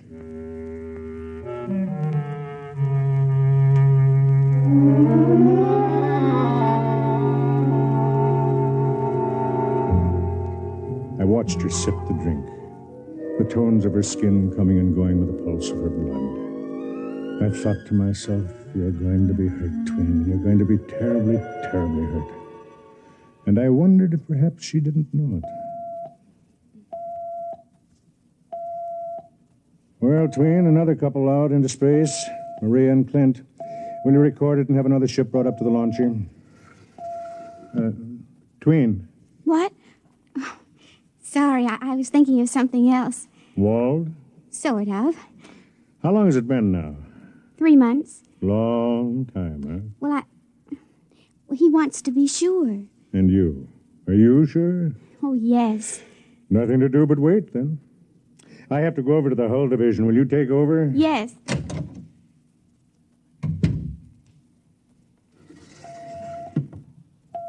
Sometime I, too, will be speeding through space, and I'll be a tiny light on this board. Hello there. You mind if I come in? Oh, not at all. Where's Fatso? Karen? Oh, he isn't that fat. He's fat enough. Where is he? He went over to the hull division. This is a nice layout. Did you come to see me or the layout? You know I came to see you. Matter of fact, I wanted to talk to you about something. Well? The party tonight at the rec center. Well, what about it? We're going, aren't we? I can't make it. Was something wrong? I'm meeting somebody else. Oh. Flower. I see. Oh, come on, now don't look so hurt. Flower and I have bummed around together for years. Well, I thought she and Judson... Oh, don't be ridiculous. Well, they spend all their time together. Oh, you don't know Flower. She likes to experience new things. When they get to be old, she tosses them away. All except me. And you? Do you like to experience new things and toss them away? Look, I'm sorry, Tween, but it's just the way I am. Like Flower. Like Flower. We're two of a kind. Would you do me a favor? Why not? Make it a clean break. Don't try to see me again or tell me any more lies, even though I want to hear them. Okay. And thanks. Thanks. For these 3 months, even though they've been make-believe. At least I've had them. Well, I'll see you around. Yeah. I'll see you around.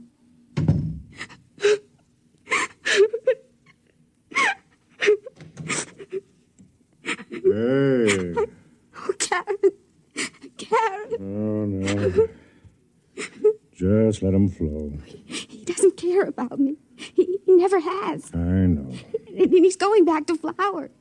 I know. I saw him leaving. Oh, what'll I do? He's the only one who ever wanted me. No, not the only one. Now there are 2 of us.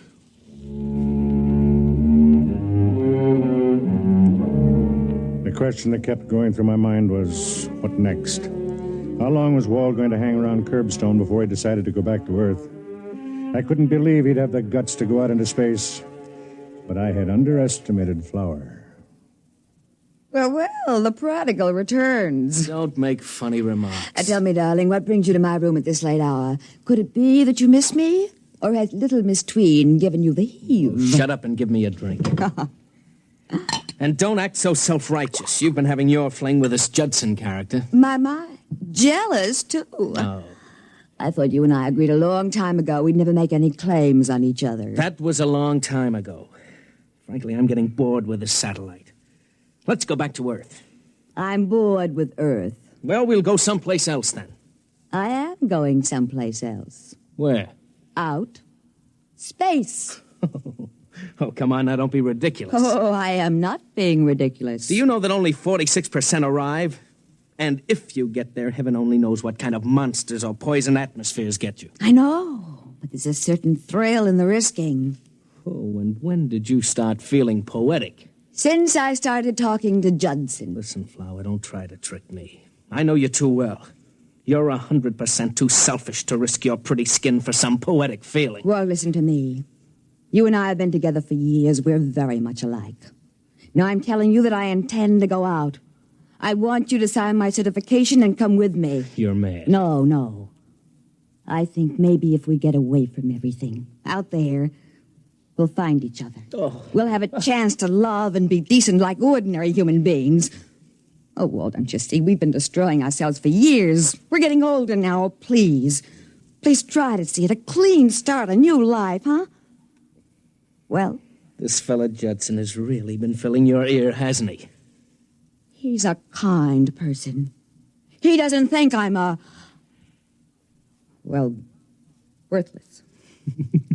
You kill me, girl. Walt, will you come with me? No. If you want to wreck yourself, go ahead. And who, pray tell, thinks enough of a cheap character like you to sign her certification? Judson. What? He said he would go out with me. And I intend to go.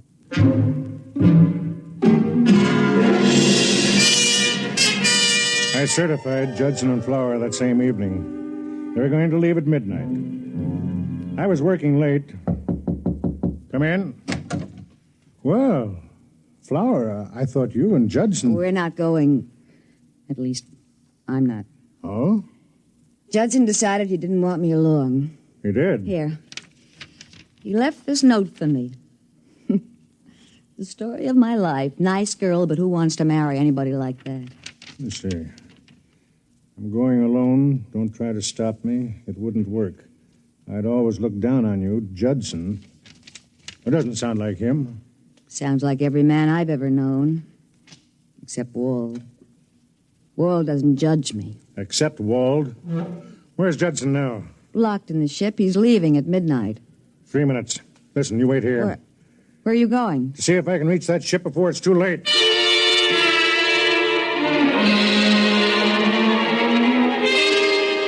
A man of my size and age shouldn't run, especially when he has a bad valve in his heart.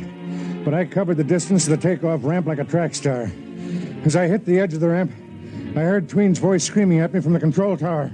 Karen, look out! You'll burn! Karen! Look out!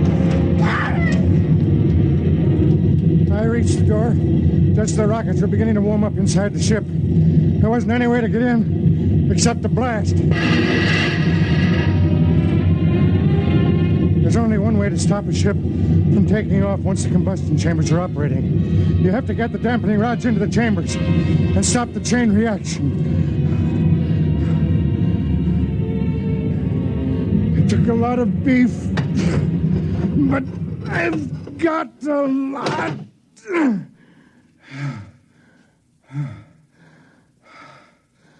I looked around the control room of the ship. Judson was strapped into the pilot's chair. The controls were preset for automatic takeoff. I went over to him. He was dead. His head cracked like an eggshell. Judd, I know you can't hear me, but I swear to you, I'll get the one who did this. Really? Don't move. I have a gun on you. Wald, you're a pig. You're a living human pig. Thanks for the compliment. To take the life of a man whose only act against you was that he wanted to help Flower? I can't afford to lose Flower. Don't you think you've lost her already? Not at all. She thinks Judson is going out into space without her. I knew he wasn't capable of writing a note like that. It doesn't matter. Just how do you expect to get away with this? Quite easily. Judson isn't going out alone after all. Meaning? He's going to have a companion. You. It won't work, Walt. Once the ship is headed for the stars, there won't be a shred of evidence. Okay. You've got it all figured out. That's right. Now turn around. You have the gun. All I've got is this. Stop it! Drop it! Fat men can move amazingly fast, Walt. What are you going to do? Do? Nothing much. I'm just going to certify you, Walt. What? For a flight into space.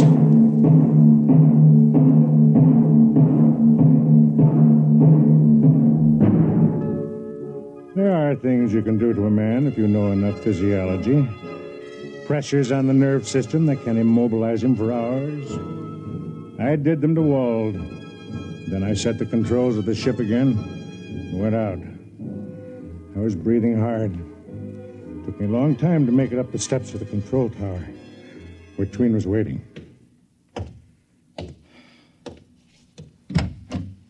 Karen. Oh, Karen, I was so worried. I thought you'd be burned. And then when Wall went I'm in... okay. Just let me sit down a minute. What happened? Nothing much. I had to stop Judson from leaving alone, that's all. But why? Well, Wald decided to leave with him. What? That's right. He finally repented. He knew that if he stayed around, he'd just make you unhappy again. And so he asked me to stop Judson until he could join him. You mean he did... Any second now. There go the engines. He had a spark of decency in him after all. I knew it. Yes. In a way, he's a sort of hero. The ship is trembling now. There they go.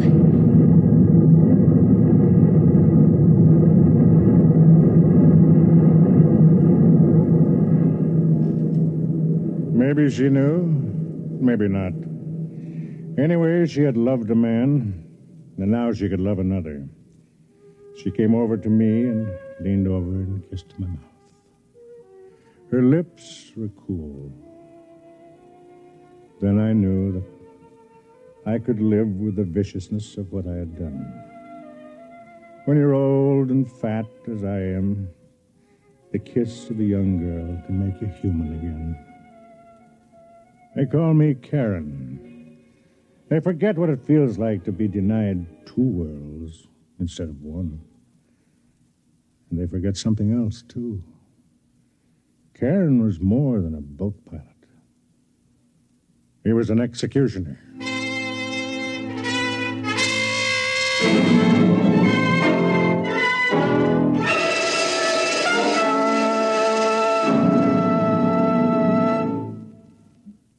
You have just heard X-1, presented by the National Broadcasting Company in cooperation with Galaxy Science Fiction Magazine, which this month features a story by Theodore Sturgeon, The Other Man, which tells of the hardest decision a man could face, to do his job well and thereby aid his bitterest enemy.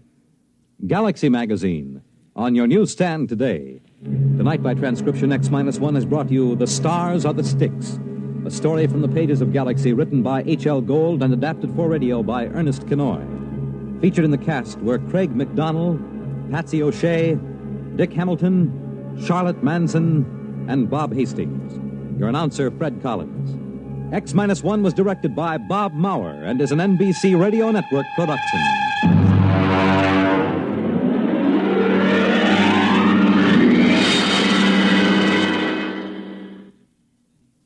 The music of Freddie Martin, live weekday morning starting Monday on NBC Radio. Thank you for joining us for another thrilling episode of X-1. We're excited to have you as part of our audience. We invite you to return tomorrow for an all-new set of episodes that will take you on even more unforgettable adventures. Get ready for a journey to the outer reaches of imagination as we dive into Space Patrol, our next featured program. Brace yourselves for a combination of sci-fi and law enforcement. We're always eager to hear from our fantastic audience. Your feedback fuels our passion for delivering the best in vintage entertainment. Feel free to share your thoughts, opinions, and suggestions. We value your input and strive to make your listening experience even more enjoyable. If you're looking to enhance your Microsoft Access skills, look no further. Reach out to them at 615-420-2040 and ask for Mark. Once again, thank you for being a part of our Golden Age radio community. Get ready for more riveting stories, captivating characters, and timeless entertainment. Until next time, stay tuned and keep the nostalgia alive.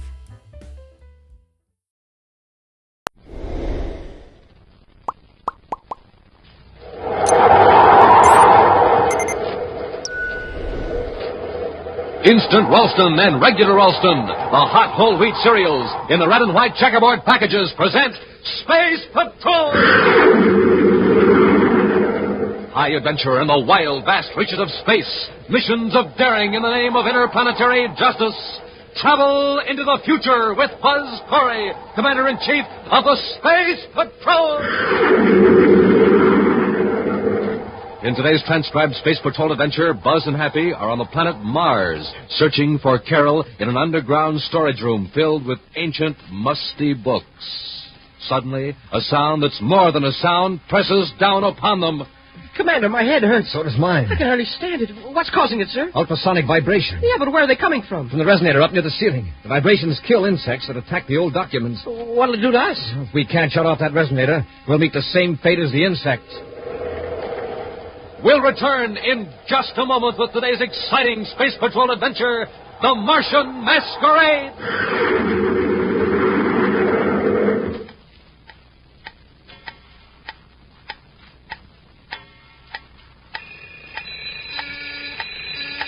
Time's up, Space Patrollers. This is the last call for the terrific Monoview Outer Space Helmet. Yes, this is the last week we can tell you how to get one. So, fire rockets! And get going, because I don't want any of you to miss out on the fun you can have with an outer space helmet. Now, just think, you can go off on imaginary trips anywhere in the universe through the eyes of that one-way eye plate. You can see everything clearly, but strange and different. A real spaceman's eye view. And with your helmet on, you'll look like an honest-to-goodness spaceman, too. It's a foot high. It slips over your head, rests on your shoulders, covers up your entire head. And that one-way eye plate is like magic. It lets you see out, but nobody can see in. Nobody can tell who you are. And what's more, it's got real-looking oxygen tanks, breathing tubes, and a crackling red and black lightning flash hood printed right on. Yes, sir, it's just what the spaceman ordered. Now remember, this is the last time we can make this offer. So better swing into action right away. Buy a box of good hot Ralston. Then with your name and address and an instant or regular Ralston box top, send 25 cents in coin to Space Patrol, Box 686, St. Louis, Missouri. That's Space Patrol, Box 686, St. Louis, Missouri.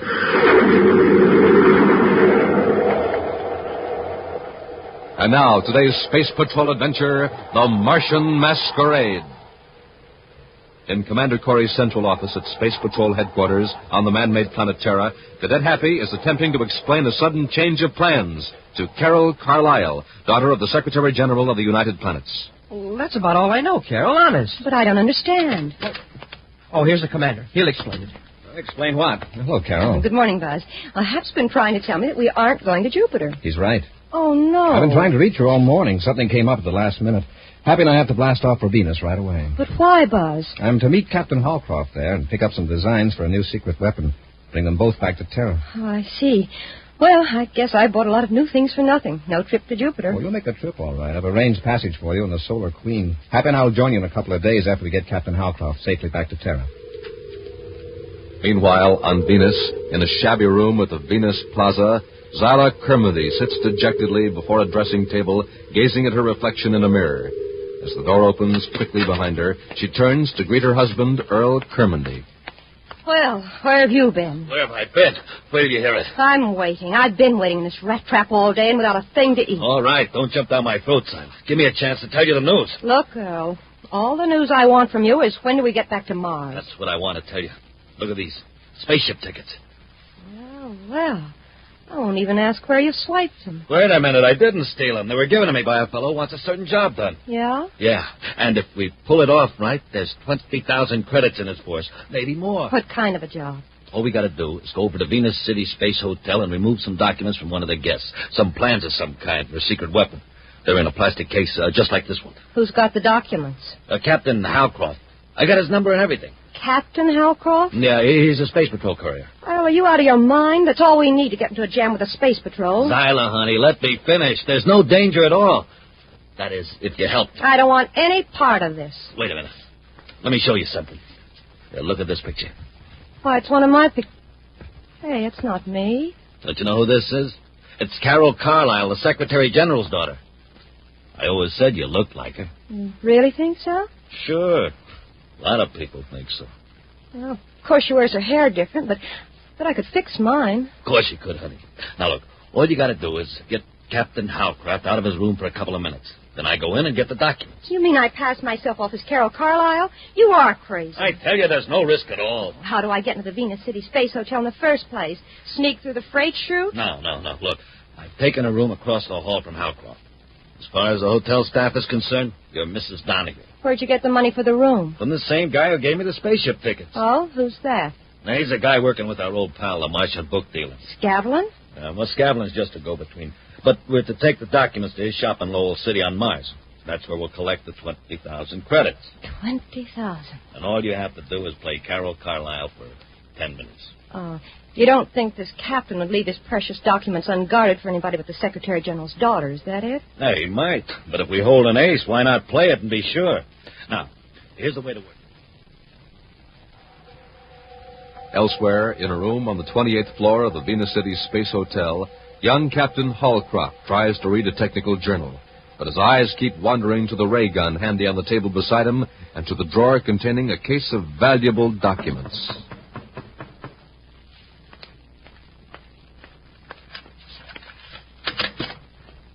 Yes? I hate to disturb you, but I wonder if I could ask you a favor. Oh, what kind of favor? I seem to be locked out. The electrolock's stuck, I think. Oh, I see. Well, I'll tell you what I'll do. I'll phone down to the desk and have them send a man up. If the lock's jammed, you'll need an expert. Oh, that's just what I was trying to avoid. It takes such a lot of explanation. You see, it's not my room. Some friends of mine, the Donahues, have the room across the hall. But they're out for the evening, and I left a package in there. Oh, I see. Oh, I know, it sounds strange, but calling downstairs and explaining would cause such a commotion. Oh, not on account of me, but because of my father. Your father? I see you don't know who I am. Does the name Carlisle mean anything to you? Carlisle? Your father's the Secretary General. Of course, Miss Carlisle. I recognize you now from your pictures. Well, you can imagine what would happen if the hotel staff found out I was here. There'd be such a fuss. I was hoping I could just pick up my father's present from the room and leave quietly. Sure, I understand. Well, it's the room just across the hall, you say? Just one door down. I'd be so grateful. It'd only take a minute. Sure, Miss Carlisle. It'll be a pleasure. I do hope Mrs. Donahue gave me the right key. Luckily, I saw them in the hotel dining room. Well, if it was the right key, it should work. Yeah, we'll try it. There you are, Miss Carlisle. Oh, now why did I have all that trouble? Oh, thank you so much, Captain. No, not at all. Well, if you excuse me, I'll have... just one more favor, if you don't mind. If you'll wait here just a minute, I'll give you the key and you can leave it with the clerk later. I'll only be a minute. All right, Miss Carlisle. Where is that package? Oh, she said in the bureau drawer. Oh, isn't that provoking? Captain, I'm awfully sorry, but could you come in, please? Well, what seems to be the matter? Oh, this drawer's stuck. I can't budge it. Would you try? All right, Miss Carlisle. A few moments later, Captain Halcroft returns to his room. His ray gun is still on the table, and a quick check shows the document case is still in the drawer. With a sigh of relief, the captain returns to his book. An hour later, there's another knock at the door.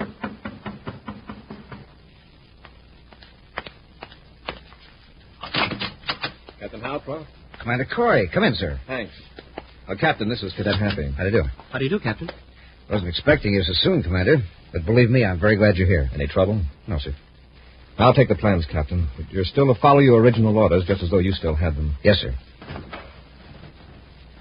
Here's the case, Commander. I'll remove the plans so you can take the case with you. It's empty. What? Smoking rockets.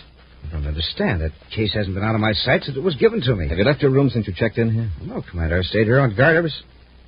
Except a couple of minutes. Where did you go? Well, just across the hall, but I wasn't gone for more. Well, why did you go across the hall?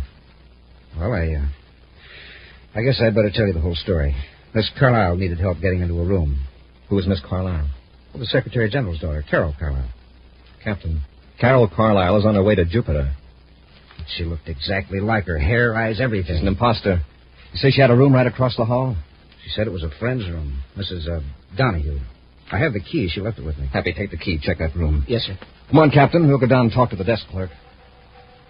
15 minutes later, Buzz Hathey and the very worried Captain Halcroft are in a surface car heading for the Venus City spaceport. Commander, I can't tell you how sorry I am. Well, all we can do now is find those crooks. Well, we're looking for 3 of them, a man and 2 women. Is that right, sir? No, Happy, just a man and a woman. The woman who posed as Carol is also Mrs. Donahue. Well, how do you know that, sir? I showed a picture of the real Carol to the desk clerk. He said that if Mrs. Donahue arranged her hair differently, she'd look exactly like a picture of Carol. Oh, then she entered the hotel as Mrs. Donahue, went to the room, fixed her hair differently, and knocked on Captain Halcroft's door, right? I fell for it. You were fooled by an expert, Captain. She had all the props, even the gift package in the drawer. Yeah. And while you were opening the drawer, Mr. Donahue slipped into your room and got the documents. Well, our best bet is to try to leave Venus before the theft is discovered. If they don't show up at the spaceport, we'll start a search of the entire city.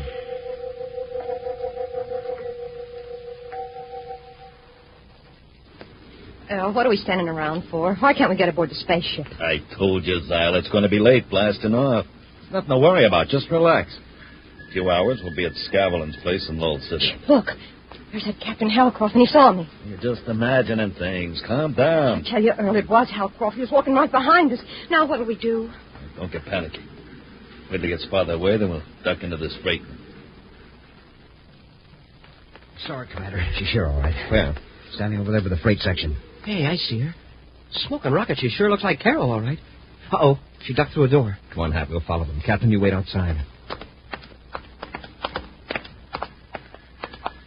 Here's the door she ducked into, sir. Inside, quickly. There doesn't seem to be anybody here. She must have gone through into another part of the freight office. Somebody's behind those crates over there. Come on.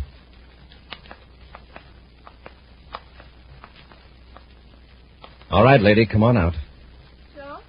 So I'm out. Hey, no wonder the captain was fooled. Well, what do you want? I haven't done anything. If you haven't, I'm sure you won't mind coming with us. That's where you're wrong, mister. Commander! Wait! Are you... Oh, you really clobbered him. Come on, let's get out of here. We'll return to Space Patrol in just a moment. Gang, hurry, hurry, hurry. This is positively, absolutely, definitely the final week we can tell you about the terrific, the sensational, the wonderful Monoview Outer Space Helmet. So hurry, hurry, hurry. This is the last time we can offer the swell Monoview Outer Space Helmet and tell you about the swell times and the swell fun you can have with one. You know, it's the one and only outer space helmet that keeps your identity a complete secret, because that one-way eye plate lets you see out, but nobody else can see in. It's got special outer space ear plates, too. Everything you hear sounds like it's coming from way out in space. And don't you forget about those real-looking oxygen tanks, breathing tubes, and neat lightning flash hood printed on. So hurry, hurry, hurry. For only a quarter, 25 cents on a box top, you can get a Monoview Outer Space Helmet. Just buy a box of good hot Ralston. Then with your name and address and an instant or regular Ralston box top, send 25 cents in coin to Space Patrol, Box 686, St. Louis, Missouri. That's Space Patrol, Box 686, St. Louis, Missouri. And now back to our Space Patrol adventure, The Martian Masquerade. Taking advantage of her striking resemblance to the Secretary General's daughter, Zyla Kermody helped her husband steal plans for a secret Space Patrol weapon from Captain Halcroft. A short time later, Commander Corey and Cadet Happy arrived at Venus City, discovered the theft, and rushed to the Venus City spaceport in time to catch Zyla. But while questioning her, Buzz and Happy were knocked out by Earl Kermody. Unaware of this latest development, Captain Halcroft waits for them to come out of the freight station, but as moments go by, he becomes worried and goes in to investigate, and discovers Buzz and Happy lying on the floor. Commander, Cadet. Commander, what happened? I'm not sure. There's a big guy with a club. First he hit you, Commander. Well, before I could get out of the way, he hit me. Same man I saw outside, talking to the girl. They may still be at the spaceport. We'll contact the control tower and order all ships grounded until we can make a search. Commander, if they got away, I think I know where they might be going. Where? Well, when I first spotted the girl here at the spaceport, I passed by close enough to hear part of their conversation. They mentioned Lowell City. Mars. Did you hear anything else, Captain? Well, it was a name. A rather odd one. Scavs something or other. Scavlin, I think it was. We'll check on that later. Let's alert the control tower. All ships are grounded while a search is made for a girl resembling Carol Carlisle. Guards at all exits are questioned, but there is no trace of her. Then, following the clue offered by Captain Halcroft, Buzz and Happy board the Terra 5 and blast off for Mars. With Happy at the controls of the ship, Buzz finishes a call to Space Patrol headquarters. Now, that's all, but remember, when you locate Miss Carlisle, ask her to call me immediately on my private frequency. Corey out. Any luck, Commander? Well, Captain Halcroft was right. What do you mean, sir? There is someone named Scavlin in Lowell City. Uriah Scavlin. He runs a bookstore. Bookstore? It doesn't sound very suspicious. No, in fact, it's quite innocent. So innocent that I wonder why people like our friends the Donahues would be interested in it right after pulling the robbery. Yeah, that is strange. Well, has this Scavlin any kind of a record? No, but our Mars agents have been to his shop several times. You see, he specializes in rare books, first editions, collector's items. When such books are stolen, our men naturally contact all dealers, Scavlin among them. Well, have you tried having Major Robertson run a search through our master files on the Donahues? Yes, but I doubt that anything will turn up. That woman's name is no more Donahue than it is Carlisle. Yeah, I guess it's right. However, if the phony Miss Carlisle or Mrs. Donahue visits Scavlin's, it'll be reported to Lowell City headquarters. Carol Carlisle at Jupiter City headquarters calling Commander Corey aboard Terra 5. Carol Carlisle to Commander Corey. Corey here. Hi, just got your message.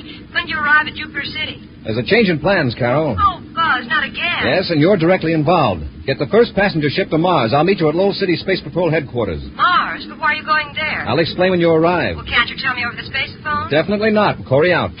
Well, after that, I'll bet Carol will be there waiting for us. A tall man and a blonde girl stroll down a side street in Lowell City, capital of Mars. The man carries a package under his arm, a package that might conceivably be a book. They pause before a large store bearing the sign, Scavlin's Bookshop. Oh, wait. Come on, Zyla. What are you holding back for? I don't think we should go in there. How else are we going to collect? Come on.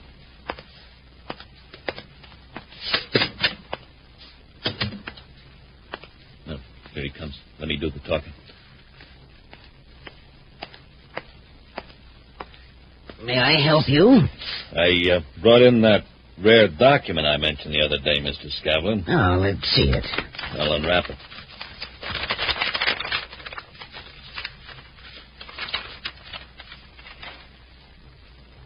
It doesn't look like much to me, just a book. Don't judge a book by its cover. Open it up.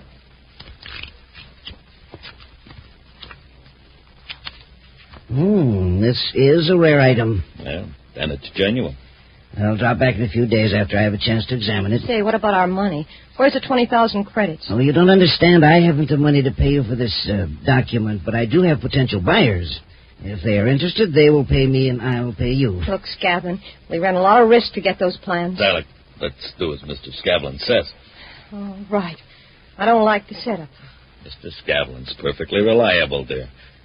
Now, until he contacts me, you and I better split up. Split up? What for? We stand less chance of being caught if we're not together. Now, you go to our old place and wait for me to call you. Just a minute. Where will you be? Don't worry, I'll keep in touch. Now, you run along. Hours later, in Space Patrol headquarters at Lowell City, Carol listens to Commander Corey's account of the theft.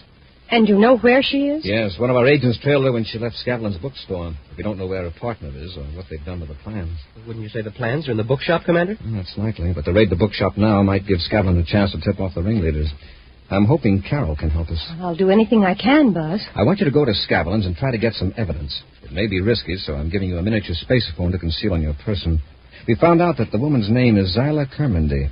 Her husband's name is Earl. Well, what do you want me to do at Scavlin's? I want you to impersonate the girl who impersonated you.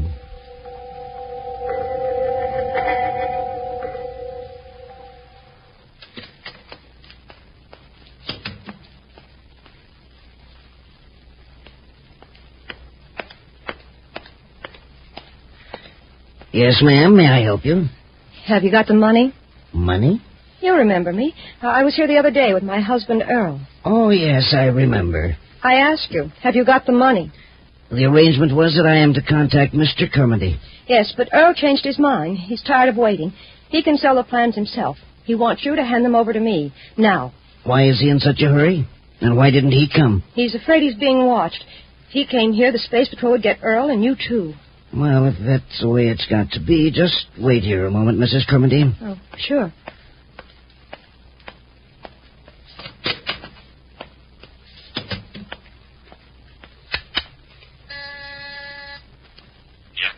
Kermendy, this is Scavlin. You better get over here right away. You got the money? No, but your wife's trying to double-cross you. Huh? She come to the shop? She's here now. Right, keep stalling. I'll be right over. Okay. Moments pass in the quiet, musty bookshop. Carol waits anxiously for the proprietor, Uriah Scavlin, to return. In another part of the store, she hears a series of muffled scraping sounds, as though heavy boxes were being moved. Could it be that Scavlin really is going to remove the stolen plans from hiding and give them to her? Suddenly, the street door bursts open. You are here, Zyla. Oh, you'll fix you, double-crossing little... Go, you're hurting I never thought me. you'd try to pull a trick like this. Wait a minute. Scavlin, where are you? Right here. And if you're going to beat your wife up, do it somewhere else. This isn't my wife. This isn't Zyla. It isn't? Then who is it? It's the Secretary General's daughter. She knows the whole setup. Space Patrol must have sent her here as a spy. We've got to get rid of her. We'll hide her in the basement with all those old books. Mean where you've got the secret plans hidden? Yes. Get her down there, quickly. All right, come on, sister. Get going. Down the stairs. A few moments later, a Space Patrol surface car screams to a stop in front of the bookshop, and two men rush to the door. It's locked, Commander. I can fix that. Now, before the space phone cut off, they put Carol in a basement. Let's find the stairs. I haven't heard a sound out of that miniature spacephone for several minutes. Hope we're not too late. Now, here are the stairs, Happy. Have your ray gun ready. Yes, sir.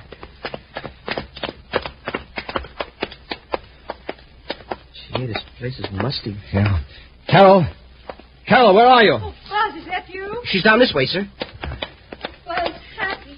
And the spacephone worked after all. When they threw me down here, they broke it, and I was afraid you didn't hear me. Where are they now? They said something about getting a truck. We'll get you out of here, then come back and look for the plans. Yeah, before Scavlin and Kermendy get back. What's that? The door closed. Uh-oh. Looks like the boys are back. We're locked in here. Oh, Buzz. Now, don't worry, we're still all right. Captain Halcroft will realize there's trouble when he doesn't hear from us. Yeah, and... Commander, my head hurts. It's some terrible pressure. What's happening? It's ultrasonic vibrations. Where are they coming from? From a resonator up near the ceiling. Vibrations kill the insects that attack these old books. Yeah, well, what'll it do to us? Well, if we can't shut off that resonator, we'll meet the same fate as the insects. Buzz, I can't stand it any longer. The pain's driving me crazy. Hap, we've got to act fast. I can hardly move, and that sound's getting louder. It isn't the audible sound that's hurting us. It's the higher cycles. Happy, if we can move that ladder, raise it up, crash it against the resonator. I'll try it, sir. It's heavy, awful heavy. Commander, I can't hold it. I'll try it, Hap. It'll only reach. Hey, Commander, maybe I can climb it. You'd lose your balance, sure. You're getting it, sir. The top of the ladder is right next to the resonator. Push it hard, sir. You did it, sir. It's off. You broke the circuit. Yeah. Hey, Commander, Carol fainted. I know. She'll be all right. That gives me an idea. Listen. Is there anything in there, Scavin? Of course not. The walls are insulated. But I can guarantee there isn't anything alive in that room. 1 minute of those ultrasonic vibrations is all a human being can take. They've had 5. I'll cut the switch. Now we'll open the door and take inventory.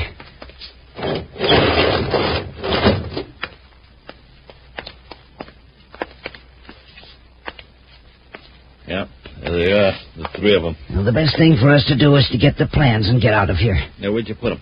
Oh, right up here in this old book. That's all we wanted to know. Scavlin, they're alive. You bet we are. Get Scavlin, Happy. I'll take care of Terminate.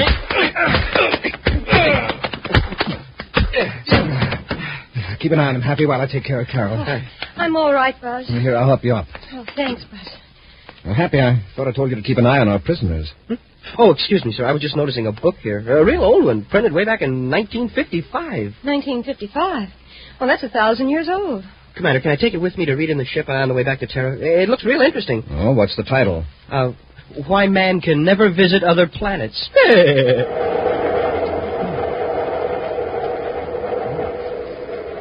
An action preview of next week's exciting Space Patrol adventure in just a moment. Space Patrollers, this is your commander. Now, I want every one of you to listen carefully to this message on the reminder meter. Now, listen. Here goes. Send away today for your MonoView Outer Space Helmet. Get it? Now, I want all of you to do just what the reminder meter says, because time is running out. This is the last time I can tell you about the sensational MonoView Outer Space Helmet, the official Space Patrol helmet that I wear on secret missions. You know, with your helmet on, your disguise is complete. The specially designed one-way eye plate lets you see out clearly, but nobody else can see in or tell who you are. Remember, too, the helmet has real-looking printed oxygen tanks and breathing tubes. Comes in mighty handy on space jaunts. And there's outer space ear plates, gleaming lightning flash hood. Yes, everything for the Space Patroller. Captain Tufeld, tell the Space Patrollers how to get one. Yes, sir, Commander. Just buy a box of good hot Ralston. Then, with your name and address, send 25 cents in coin and an instant or regular Ralston box top to Space Patrol, Box 686, St. Louis, Missouri. That's Space Patrol, Box 686, St. Louis, Missouri. And send away today for your MonoView Outer Space Helmet.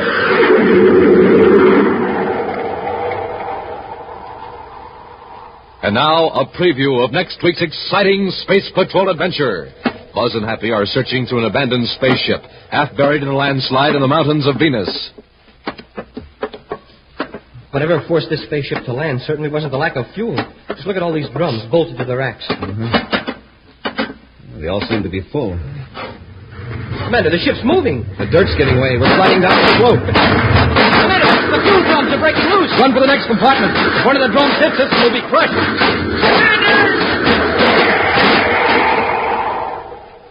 Be sure to join us next week for the thrilling story, The Treasure of Mount Rollcab, when Instant Ralston and Regular Ralston again present Space Patrol! Space Patrol, created by Mike Moser, starring Ed Kemmer as Commander Corey and Lynn Osborne as Cadet Happy, was written by Lou Houston, produced and directed by Larry Robertson, executive producer Mike Debry. Other players were Virginia Hewitt, Ken Mayer, and Norman Jolly. Dick Tufeld speaking. Now, don't forget to tune in next Saturday and every Saturday when Instant Ralston and Regular Ralston again present Space Patrol. This is Dick Tufeld in St. Louis reporting on the twin-jet Air Force fighter, the McDonnell Voodoo XF-88A. In a moment, we'll hear from the noted test pilot who flies this plane, Phil Houghton. Speed of the Voodoo is a military secret, but it's plenty fast. Wingspan is 40 feet, length 55, weight 10 tons. And now, Phil Houghton recorded this morning at Lambert Airfield.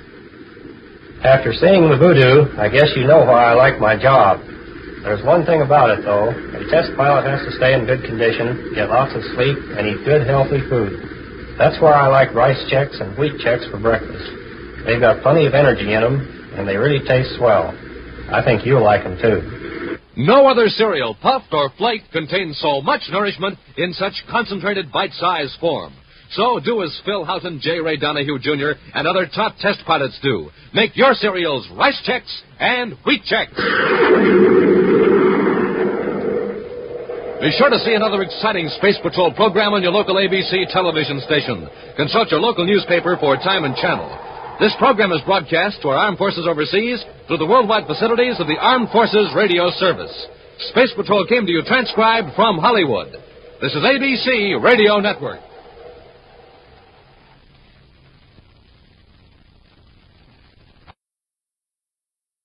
Radio Network.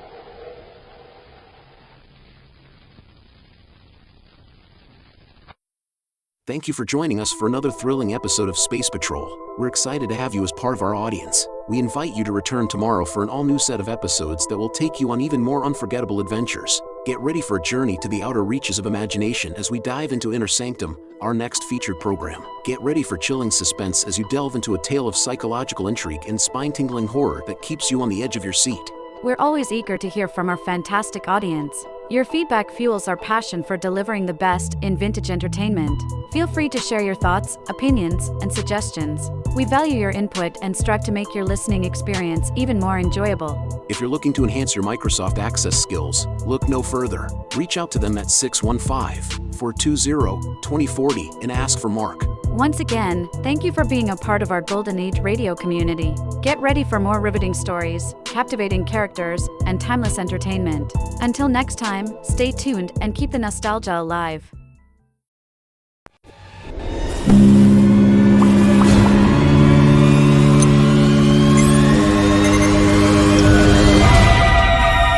Lipton Tea and Lipton Soups present Inner Sanctum Mysteries.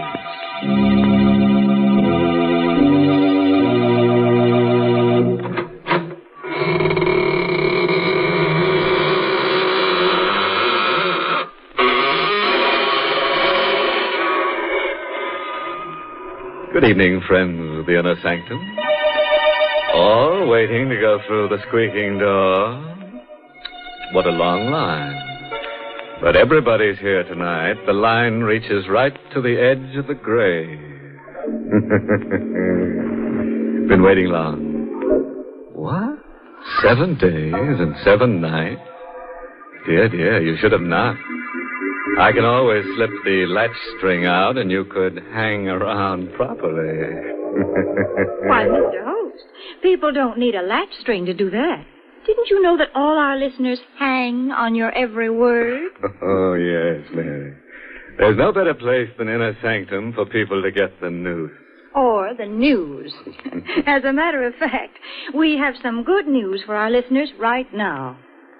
Folks, there's a new delight waiting for you when you try Lipton tea. Many of you may have been drinking tea for years, but until you taste Lipton's, you just don't know the full pleasure of tea at its delicious best. Lipton, you see, has brisk flavor. In fact, brisk is the very word the tea experts themselves use to describe Lipton's spirited, full-bodied flavor. Unlike ordinary dull-tasting teas, Lipton's is never flat, but always hearty, satisfying. Lipton tea gives you more contentment in every cup. So do try it soon. It's tea at its tastiest. Lipton tea, with that grand, brisk flavor.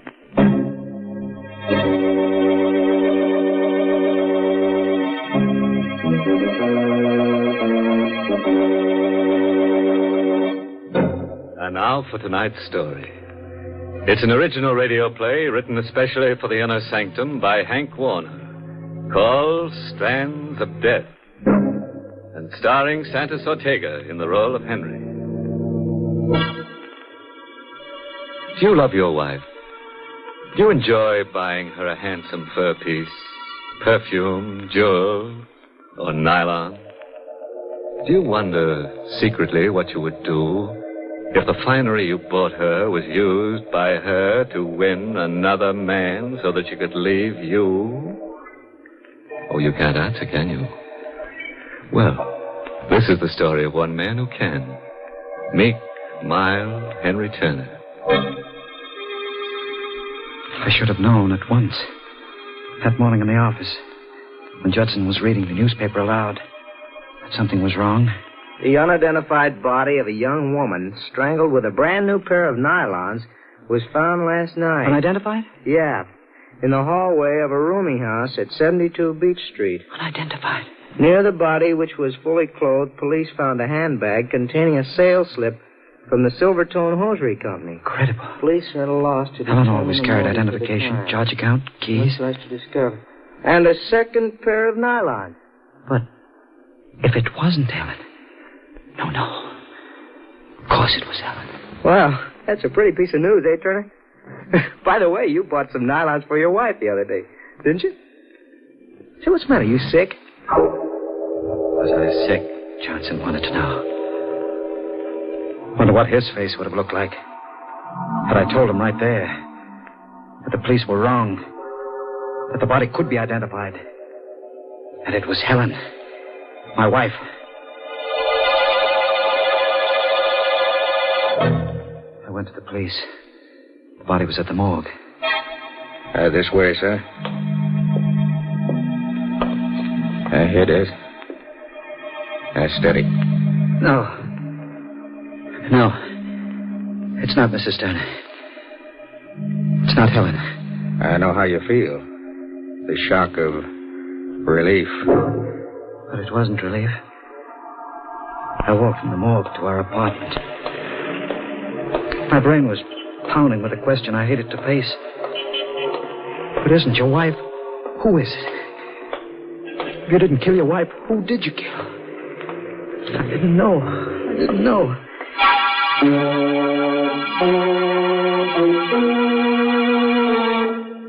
I got to the apartment. Weary, exhausted. Questions unanswered. My foot kicked a telegram that had been slipped under the door. I tore it open. It was from my wife. From Helen. The telegram was like a hand tearing the black curtain from my mind's eye. Could at last recall what had happened. What I had done. Why I had killed a strange woman. Thinking it was Helen. It swirled across my brain like a crazy picture. The night I came home after a hard day. Hello, baby. Hello. Gosh, I'm tired. Anything special for dinner? I could stand a good meal right now. What do you expect me to do? Slave over a hot stove for you? Helen, please. I'm sorry. I'll enjoy whatever you've got. Maybe you will. But I'm sick of potato salad and cold cuts. Oh, well. That's all you ever say. Oh, well. Look, darling, I'm tired. Let's not argue. Please. After all, things could be worse. You get your permanents, new dresses all the time, shoes, hats. Why, you're the best dressed woman in the crowd. I suppose you'd like me to wear rags. Oh, that's where you're wrong, baby. You're a good looker and you need pretty clothes. And you can have all my money can buy. Happy? Let's have a kiss, huh? Oh, I guess you're good to me, Henry. Let's eat. Well, I was really upset about, I suppose, is that I haven't got a single pair of nylons to wear with a new dress I got today. New dress? Lovely, you like it. Black. I planned on wearing it tonight. It would look lovely with real sheer nylons. Tonight? Oh, I didn't tell you. Girls are having a bridge over at Margie's. I won't stay long. Do you mind, Henry? I'm not very hungry. I'll slip into the dress if you don't mind. Go right ahead. Potato salad's very good tonight. My compliments, Mr. Schmidt, darling. Say, that is stunning. Like it? And how? Yeah, you certainly should be wearing nylons with that dress. Yes, sirree. Oh, well. Oh, would you mind, darling? I bought a carton of cigarettes in my briefcase in the hall, please. Oh, yeah, I better take a pack with me. Henry! Nylon! Oh, you beast, teasing me like this. Oh, they're lovely. Think nothing of it. Anytime you want nylons, just call on me. When? Where? Did you have much trouble? Ma'am, did you say trouble? Nothing at all. I just stood in line for 3 hours at the Silvertone shop. Of course, it rained for about 2 hours. But after all, nylon. Henry, you're wonderful. Oh, I'm crazy about them. I'll put them right on. Oh, Marge and the girls will eat their hearts out. If you'll permit my saying so, ma'am. You sure have a pretty pair of legs. Don't be late, will you? Darling, I'll be back as soon as I can. Bye.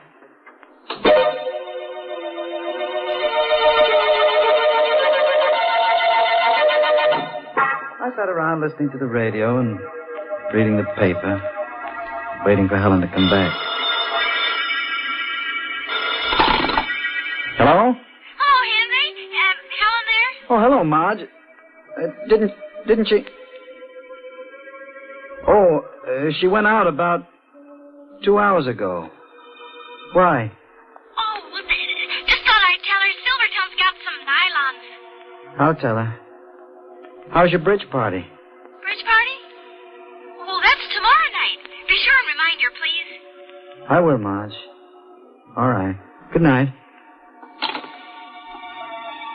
Bridge party. Tomorrow night. Marge's.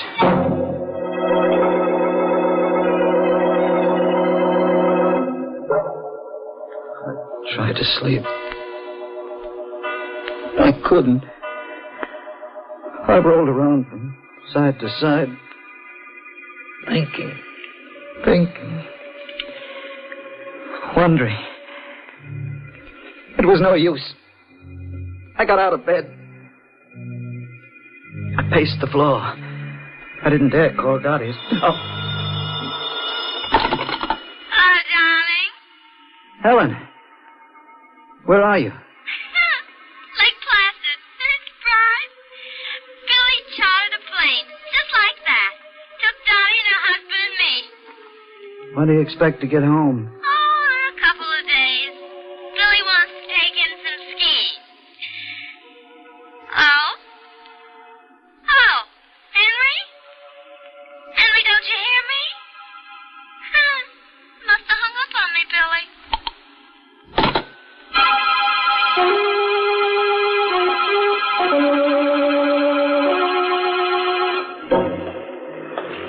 How I managed to get dressed and shaved, I don't recall.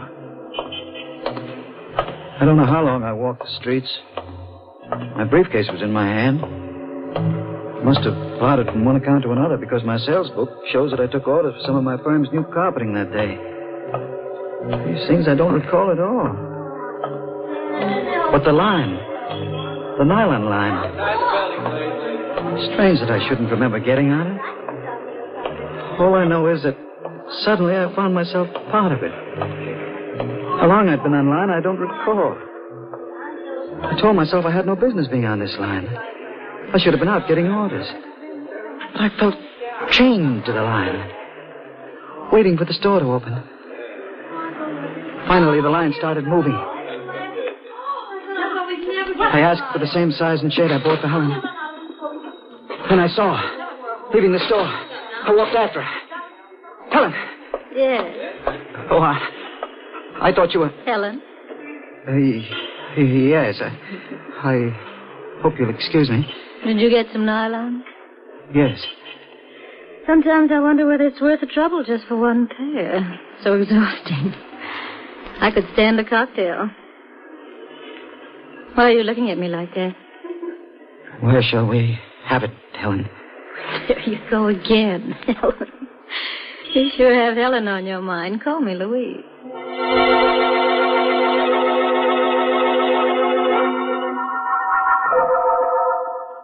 We had the cocktails. And then dinner. And I walked her home. In the hallway. This hall light seems to be out all the time. Well, it's been a lovely evening. You really need those nylons? I reached over to kiss her. She turned her head, swung her back to me. I put my arms around her waist. Kissed her neck. What's Helen got that I haven't got? I got them for you, Helen. What shade? Rosy dawn. How smooth and soft they are. They look lovely against your pretty white skin. Tickling my neck. What are you... Look lovely around your pretty white throat. I got them for you, Helen. Just for you.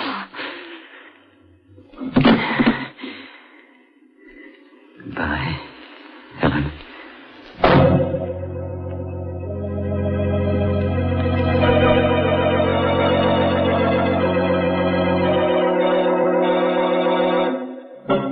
Well, that's what happens in a dark hallway when a girl embarks on, shall we say, sheer folly. Oh, Mr. Host, to think there probably were people who would have helped Louise just inside that doorway. But they couldn't hear her, Mary. Nylon stockings aren't like chains. They don't rattle when they're wrapped round someone's throat. Well, at that hour of the night, folks aren't expecting murders on their doorsteps. The family was probably out in the kitchen having a last-minute snack before bedtime. Perhaps the radio was on, and they were all listening to the latest news headlines. Meanwhile, Mother would be fixing up a plate of sandwiches and brewing up a pot of Lipton tea. For Lipton tea would surely be part of the picture. Served with a late evening snack, it gives a happy ending to the day. And because it's so relaxing and enjoyable, a piping hot cup of Lipton's adds extra delight to any meal. Why waste time just thinking about it? Why not get a package of Lipton tea tomorrow and treat yourself to its mellow, full-bodied flavor? Remember, Lipton's gives you brisk flavor.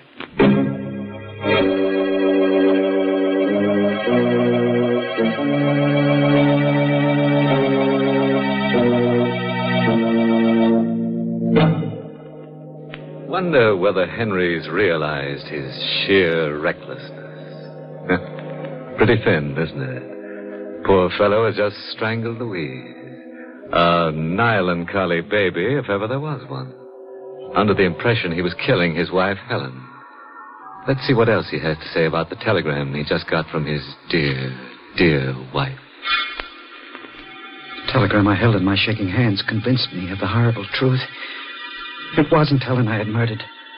The telegram was dated the very night on which I had strangled the unidentified woman. Please don't be too angry with me. It is for the best. I've decided to marry Billy as soon as we can get divorced. I'll be home in a couple of days to pick up my clothes. Please don't be too unhappy.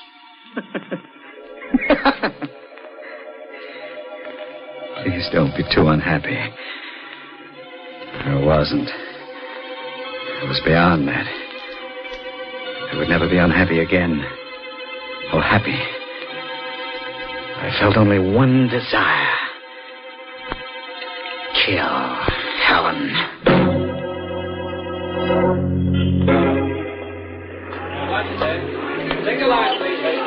I passed the nylon line again. Next day, walked by it. I was drawn back to it. I joined the line.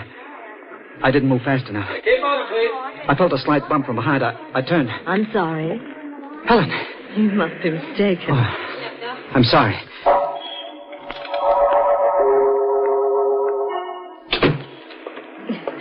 We got in just in time. They're closing. Sold out. Wish my husband would stand in line. Oh, dear, it's starting to rain. Can I drop you off? My car's around the corner.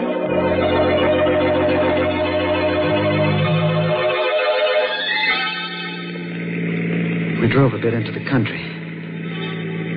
She was nice. Just bored. We pulled into a side road. He's out of town so much. My arm was around her shoulder. She snuggled against me. The same heady perfume. Helen's perfume. My free hand reached for the bag with the nylons. Thanks, dear. They hung around her like a necklace. I pulled both ends and twisted.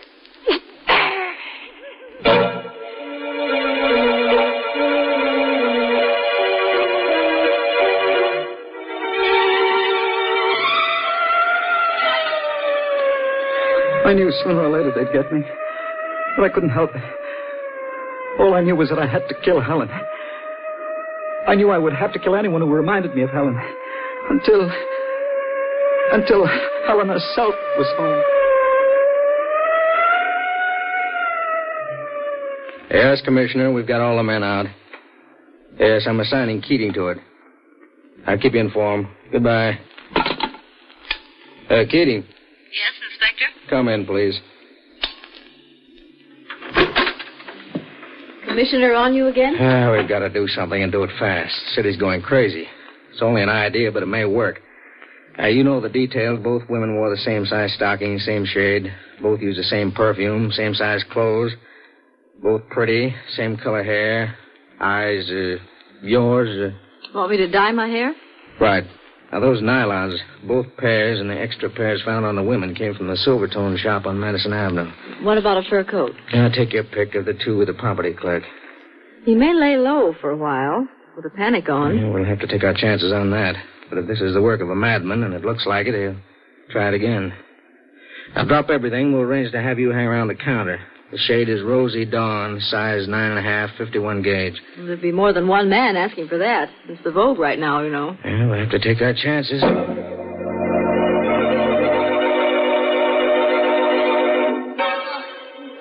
Yes, mister, what's yours?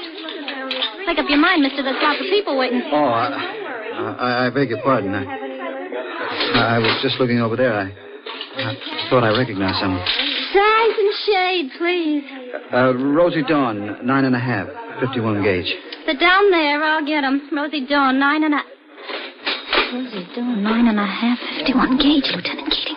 Thank you. Would you mind stepping up this way, ma'am? This is the last box. That gentleman wants a pair, too. No, not at all. Oh, I beg your pardon. Helen. Oh, you must be mistaken. Oh, I'm sorry. You look so much like... How much, please? $1.65. I'm sorry to keep staring at you. You still think I'm Helen? Could be. Well? Care for a lift? I'm taking a cab to 51st and 3rd Avenue. I don't mind. I live down near 2nd.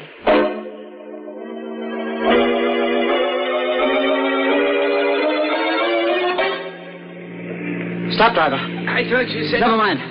What are you looking at? That cab in front of the house. Woman getting out. My wife, Helen. Must be coming for her clothes with those bags.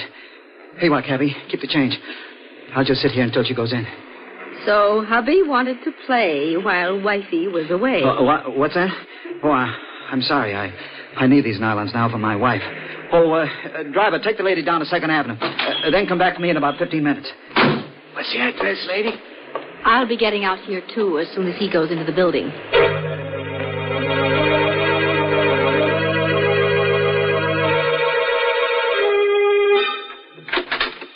Who's there?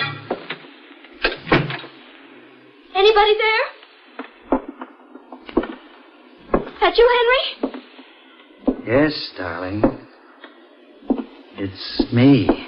You scared me. I scared you? Mild, meek, adoring Henry? Your husband? Scared you? Don't talk like that, Henry. I explained everything in my wire. You got it, didn't you? Your wire? Yes, my darling. Made everything clear.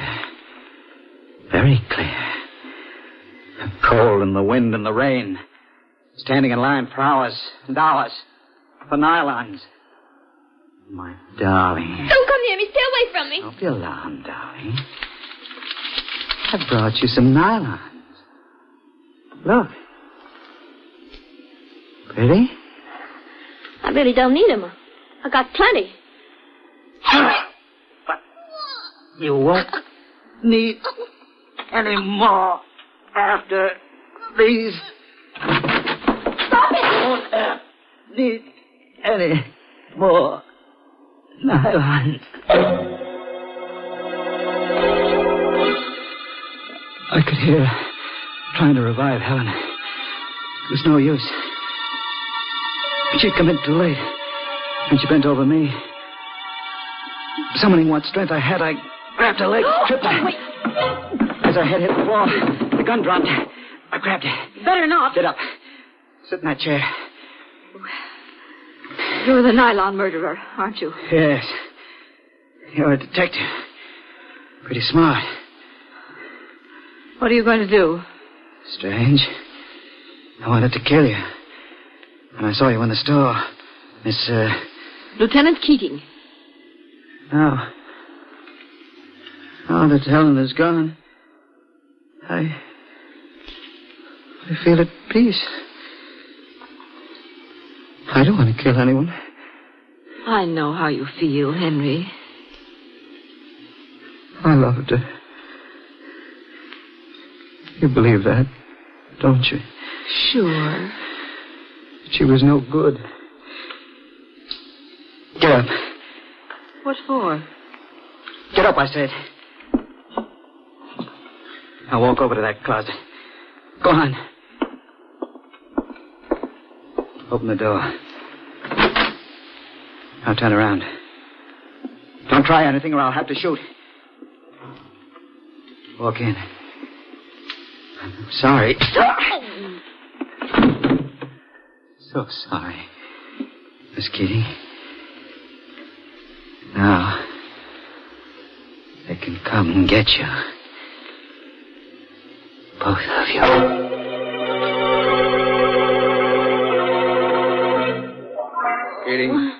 Keating, you all right? Nasty bump, Inspector. Did he get away? He was bleeding pretty badly. Now the blood leads into the bedroom. What? That crazy fool. He's hanged himself. With nylons. Crazy? I wonder. Cut him down, Brady. Well, too late, Inspector. There's a note on the floor. Let's see. Miss Keating will understand. Do you, Lieutenant? Yes, Inspector. I do.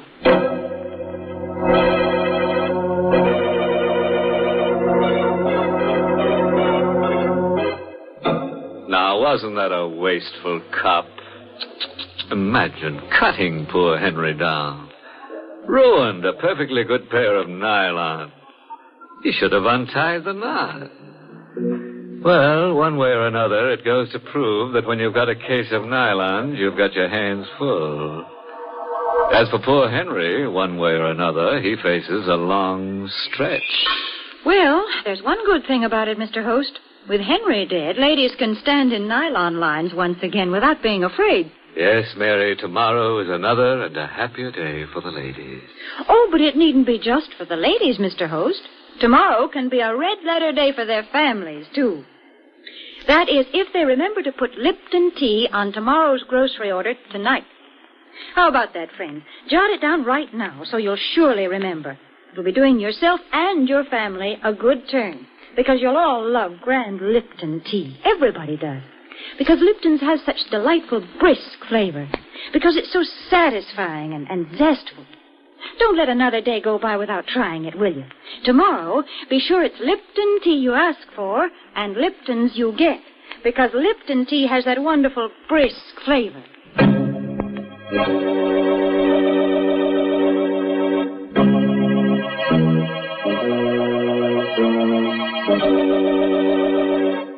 And now, friends, before I bid you a fond farewell, I must tell you about the wife of a friend of mine who smokes nylon cigarettes.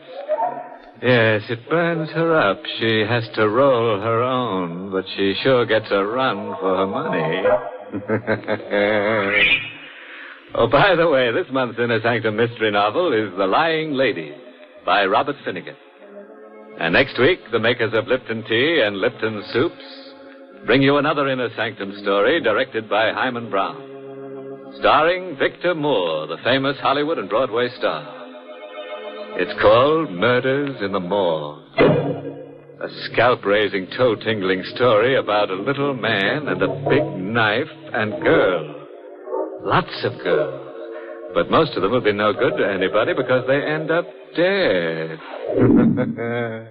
Until next week, then, and our special star, Victor Moore, good night.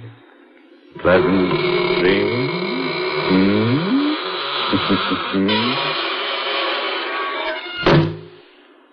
For tomorrow's lunch, let's see now. Why not serve creamed salmon with peas? And lead off with a soup that's super. Wonderful Lipton's noodle soup. You've never tasted better fresh-cooked chickeny goodness in your life than you get in homemade-tasting Lipton's noodle soup. Now that I can promise you. It's easy to prepare, too, and costs less, yet makes lots more than ordinary canned soups. So why not get a supply tomorrow of Lipton's noodle soup? And tune in next week for another Inner Sanctum mystery. This is CBS, the Columbia Broadcasting System.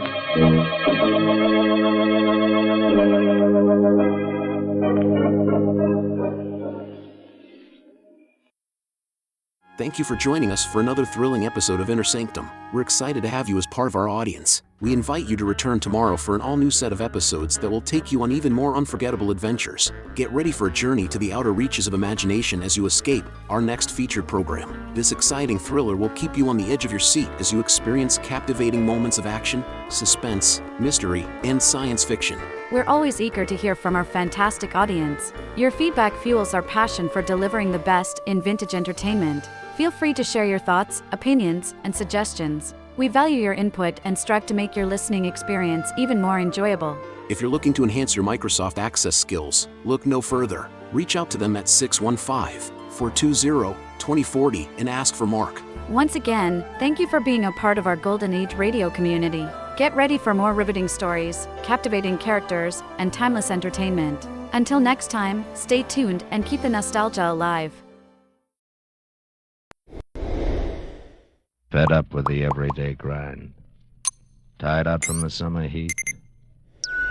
Want to get away from it all. We offer you Escape. Escape, designed to free you from the four walls of today for a half hour of high adventure. You are trapped aboard an ill-fated ocean liner, captained by a dying man, while a mysterious stranger, haunting you, menacing you, seems intent on sending you to destruction.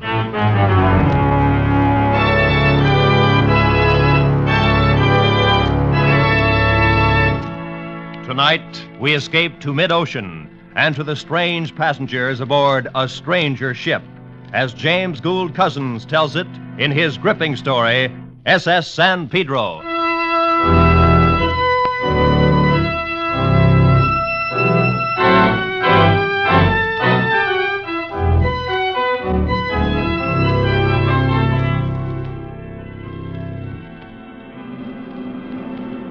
All right, Becky.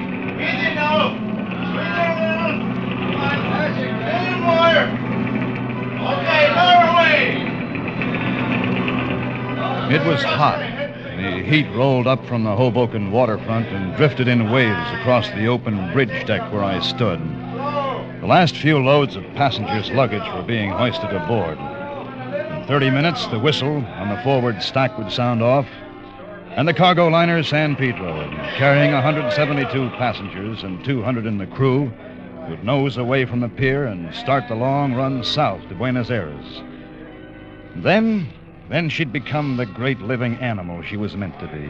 No longer something built of paint and steel and tied to a pier. You get to feel that way after you've been a while at sea. You feel that your ship is a live thing and that you're part of it. The captain is the biggest part, of course, the brain of the ship, the mentality that keeps her from turning idiot and dashing herself to pieces in her madness. The officers are the nerve centers, and the crew, the hands and fingers. And the twin turbines far down in the hold are the great driving muscles of the legs. Silly, maybe, but you can feel it. And the passengers, well, to most of us officers, the passengers are the parasites of the ship. My, but you look confident. Huh? I said I'm glad you look confident. But you don't have to look so serious. I'm sorry, miss. The passengers are not allowed on the bridge. I know that. I've been on ships before. And I've never been thrown off a bridge yet. Well, I have no intention of throwing you off, but I must ask My you to... name is Mary Lee. How do you do? Are you the captain? No, I'm Bradell, the first officer. Oh, the captain's right-hand man. You might put it that way. Now, if you'll please... Mary Lee is my first name. Yes, I assumed as much. Oh, well, I'll just call you Bradell, then. Maybe you'll loosen up when we get farther south. I doubt it.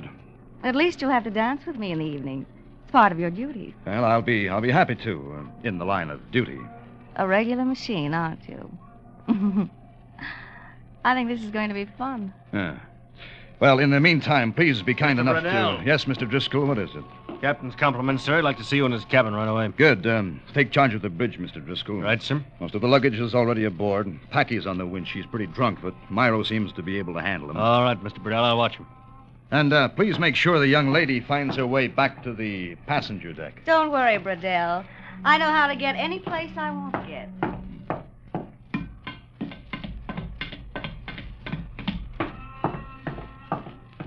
You know, deck officers get all the breaks.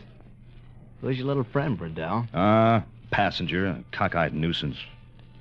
You can have her, Sparks. Good. Maybe I can teach her the code. I doubt it. Hey, wait till you get a load of the captain's visitor. Brace yourself, boy.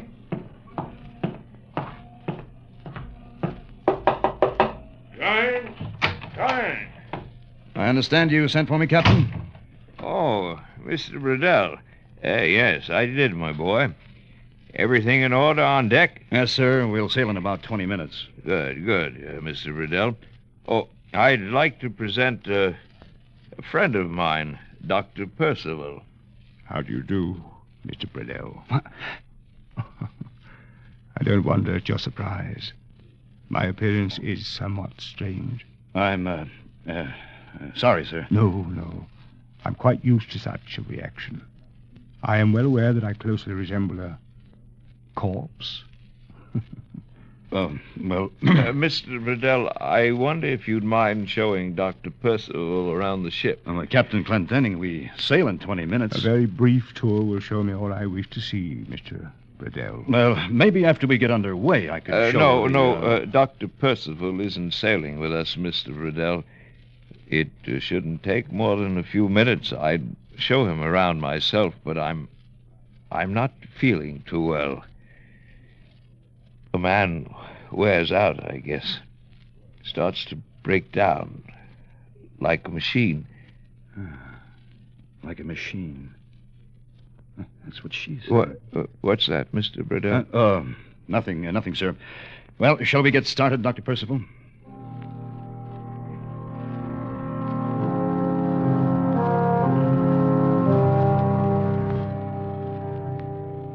I showed him through the empty dining salon, along the boat deck and the promenade.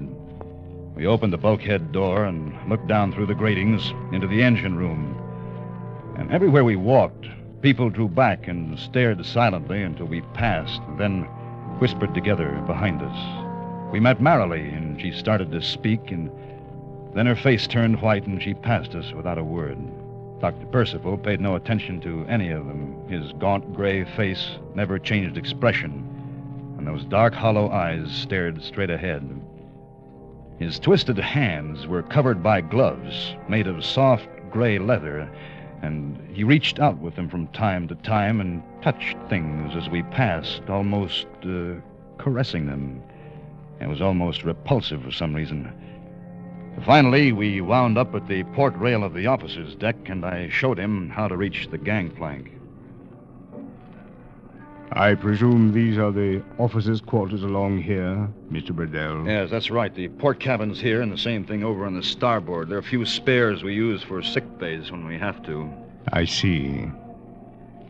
Nearly 400 people on board. Quite a responsibility, especially for the captain. Yes, he has his hands full, all right. And if something should happen to him? Oh, well, I'm next in charge, only nothing will happen. What causes that sound? 1 minute, Mr. Burdell. Right, Myro. Oh, they're the ship's engines. We'll be hearing them for the next 10 days. Mr. Bradell, have you noticed that your ship is not floating level? Huh? This side of the deck, the port side, I think you said, is a good deal lower than the other. Yeah. Yes, we do have a slight list to port. I hadn't noticed it. Well, it's nothing serious. We'll correct it with the ballast tanks as soon as we're underway. Now, sir, if you'll Mr. please... Bradell, the captain is an old man. He's in bad shape. Well, not according to the ship's doctor. I am his doctor now. Well, I don't believe I care to discuss it, sir. Nor I. I only mention it. Thank you, Mr. Bradell, for showing me what I wish to see. I'll be going now. Fine. Glad to have had you aboard. Now, straight down that ladder now. Across the deck.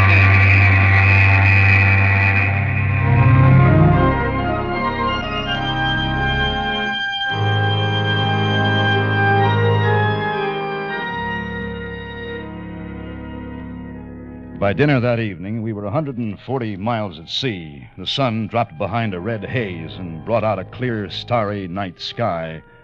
Marilee had somehow wangled a place at my table, but held herself down to an occasional knowing grin that the other passengers probably misinterpreted. Well, I dodged her afterwards, checked over the cargo plan for a while, trying to find some reason for the strange port list that was getting a little more pronounced. And finally dropped into the wireless shack. Oh, hi, Burdell. Get bored with social life? Yeah. It's not the heat, it's the femininity. You should squawk. The only time I see a girl on board this tub is when they come in to wire for money at the next port. Well, I know one you can have. And that's just the one I'd take, too. You're crazy, Burdell. Maybe. You picked up anything? No, I've been talking to the Toledo. She's about 100 miles ahead of us, making 17 knots. So we'll probably tail her all the way south. Yeah. Oh, she started hitting some bad weather about an hour ago. Guess we'll be getting it, too. Probably make all your lady friends seasick. Good. And see if you can hurry it up. There's the captain in the chart room. Yeah. Called from there 10 minutes ago. Hey, how'd you like that character that came aboard to see you? Oh, Dr. Percival? Uh-huh. You can have him, too. Well, see you later. Right. I'll let you know if I get any more in the storm. Right. So long.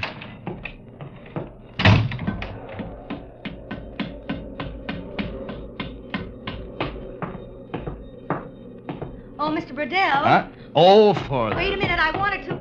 No, wait! Wait!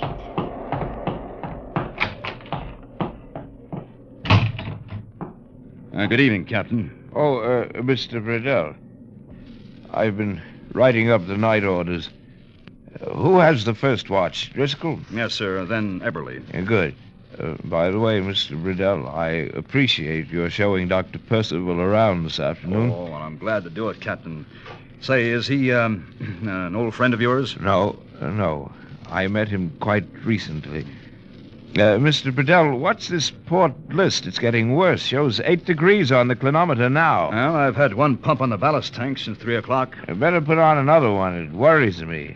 Bad weather up ahead, you know. Yes, I just talked to Morris. Wonder if we're making any water. I don't think so. I'll check with the engine room if you like. Yes, I wish you would. You can't afford to take any chances. Burdell here, McGilvery. Captain wants your bilge soundings. Call him back. Right. Chart room. I'm tired tonight, Mr. Burdell. Don't feel so well. Guess a man's bound to get old sometime. Oh, well, that's still some years ahead of you, sir. I doubt it. Doubt it very much. Well, can't do much about it. Oh, I meant to tell you. The steward reported this afternoon that he couldn't get into number 7 port cabin on the officer's deck. You couldn't get into it? The door seems to be stuck. Don't know what's wrong. We should look into it. Oh, all right, sir. I'll have Myro look into it. I think he's up on... that must be the engine room. Bedell. Right. Right. All right, thanks. McGilvery says all the bilges are dry, sir. Good. Well, I guess there's no reason why they shouldn't be at that. A man gets old.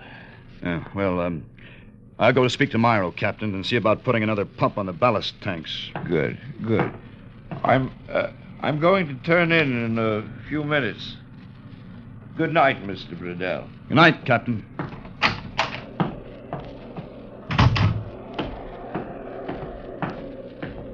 Well, I knew you would have to come out sometime. Now, look, miss. Relax, Bradell. You have a terribly romantic profile. We're getting closer to the tropics all the time. I've been there before. Yes, I'll bet you have. Now, listen. If you want to why go... don't you be human for once? You keep on and you'll end up looking like your ghoulish friend you were showing around this afternoon. He was no friend of mine. There should be a rule against taking passengers who look like that. It gives me the creeps. Well, for your information, we didn't take him. He went ashore. Oh, you'd be a good liar, Bradell, if I hadn't seen him myself a half an hour ago. Huh? Where? He went into one of those cabins right down there ahead of us. On the officer's deck? Mm-hmm. You didn't notice which one? Yes, I did, as a matter of fact. It was number 7. 7, huh? All right, come on. Now, look, Bradell, I don't want to meet the guy. I don't want to have anything to do with him. It gave me the shivers just to look at him. Did it? Is this the one? Number 7. Mm-hmm. Yes. Mm-hmm. You notice the little crossbar on the door handle? Yes. It's turned straight up and down? Yes. That means the door's unlocked, huh? All right. But it doesn't open. That's right, because it's jammed. The steward reported it this afternoon, not a half hour ago, so you're not much of a liar yourself. But I saw him go in this door. Oh, sure. I sure tell you, did. I did. I saw him. Anything wrong, Mr. Bradell? Oh, Myro, no, nothing's wrong. This door's apparently jammed. We should try to get it open while you have a chance. All right, sir. And Myro, when you do, please advise this young lady. She's very curious about what's inside the cabin. Good night.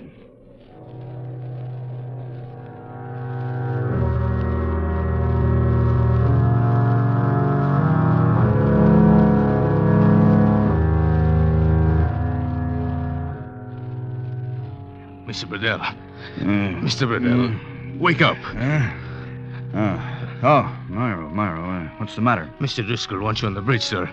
We got some pretty bad weather. Yeah, I can feel it. How long's it been this way? Since midnight, but it's getting worse, sir. Steward says some glass broke on the promenade deck. We've shipped water in the forward hold. All right, Myro. Tell Driscoll I'll be on the bridge in 5 minutes. Get going.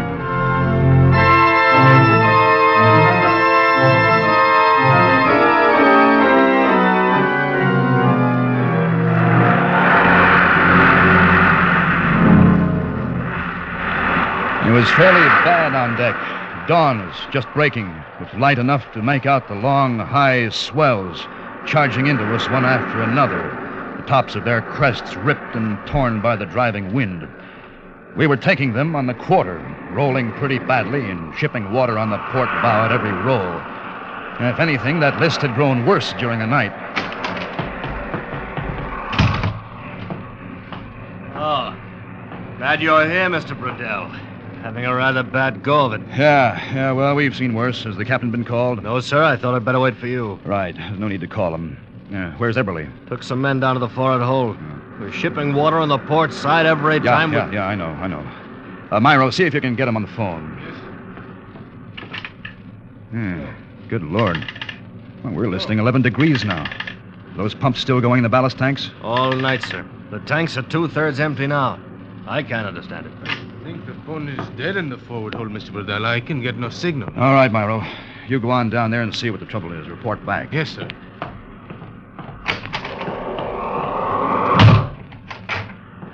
Huh. 11 degrees. Can't see any reason why we... Oh, I'll take it, sir. Driscoll here. Yes, I know. All right, I'll speak to him. McGilvery says they're taking quite a beating in the engine room. Wants to know if we can't slack off this roll. Yeah, I think we better. No use beating ourselves to death against those swells. Glendenning here. Riddell, Captain. Sorry to bother you. It's all right, boy. What is it? Permission to change course, sir. We're taking a bad swell on our quarter. Granted. Whatever you think best. Oh, thank you, sir. Need me for anything? No, sir. I'll report later. All right, Mr. Driscoll, new course. Yes, sir. Ease off 14 degrees and then hold due south. Ease off 14 degrees, hold due south. Aye, sir. I'm going to the wireless room. All right, sir. We ought to be out of this by afternoon.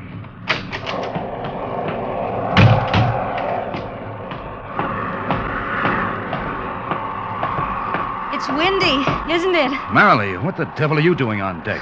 Getting rained on mostly. Haven't you got any sense? We're shipping water on the foredeck. You want to get washed over? Would you care, Bradell? Look, it costs money to stop a ship. Now, listen. Get below. I'm still waiting to see inside number 7 cabin.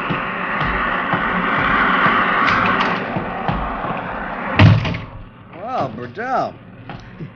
They're kind of shaking us well before using, aren't they? Yeah, just change the course. Should ease this roll a little.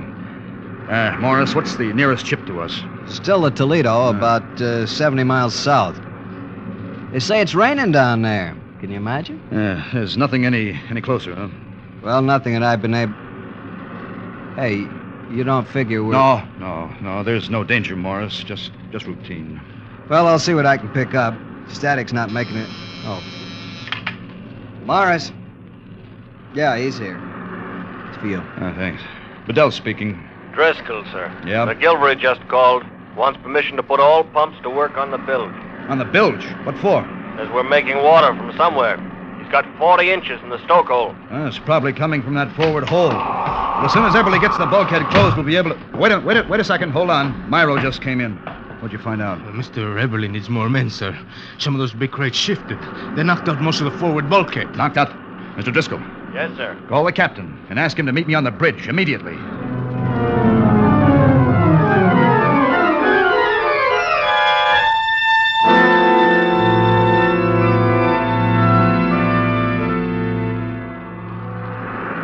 The next hours were a nightmare. All through the day, into the evening. Terrified passengers huddled in the lounges in the salon, not knowing just how great the danger might be and fearing the worst. At 11 a.m., one of the pumps broke down, and the San Pedro settled a little lower as the water gained in the bilges. At 1:30, pump back in operation, and for a while we held our own. Down in the forward hold, men fought a heartbreaking battle in water up to their armpits and tried to throw up a temporary bulkhead. At 5:15, a heavy sea crashed through the steward's pantry, and 6 men vanished overboard in a smother of foam. All night long, we fought the sea and lost the battle foot by foot. The strange list to port grew worse. By dawn, we were leaning over 18 degrees and shipping tons of water with every roll.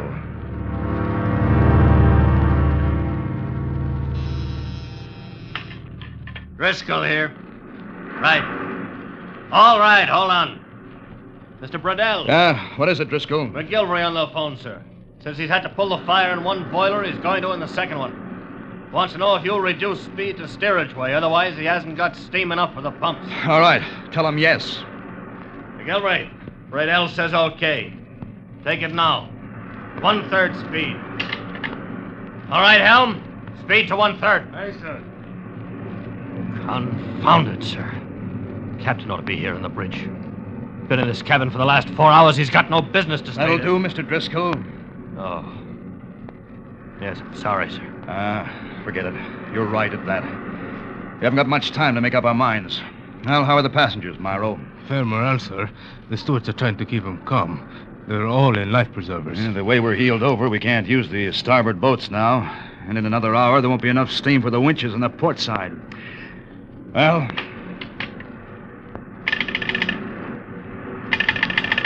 Hello? Hello? What the devil? Now the captain's phone's dead, too. Myro. Yes, Miss Viradell? Go down to the captain's cabin, ask him to come up. Yes, sir. We can't chance it any longer, Driscoll. At least we can start a call out while the captain's on his way here. Right. Morris here. Bradell on the bridge. You still sending CQ? Yes, sir. Repeats in 5 minutes. You picked up anything? The Toledo. There's a canard liner 100 miles north. Yeah, that's not much help. How bad off are we, sir? Bad enough you can start sending an SOS now. Give me position on anything you pick up and stand by for further orders. Right, sir. This is it, then. Well, what else, Mr. Driscoll? It may be too late as it is. Mr. Riddell. Yes, Myro? The captain, sir. He's in his bunk, dead. Good Lord. Well, he was right then. Men get old. Machines wear out. I think he's been dead for some time, Mr. Riddell. Probably so. Myro, did you ever get that port cabin door open? I didn't have any chance, sir, but what difference does it make now? None, I guess. I just wondered. All right, Mr. Driscoll. Yes, sir. Put a general order on the PA. Emergency.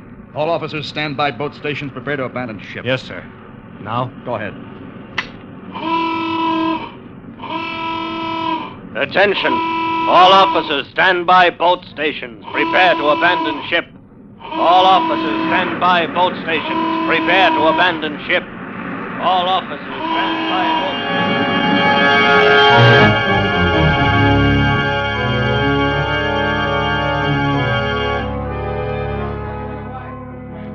Her brain already gone. Ship was dying. I knew that. I stayed alone on the bridge, tried to quiet her death throes, tried to hold back the confusion of idiocy that shook her limbs and parts.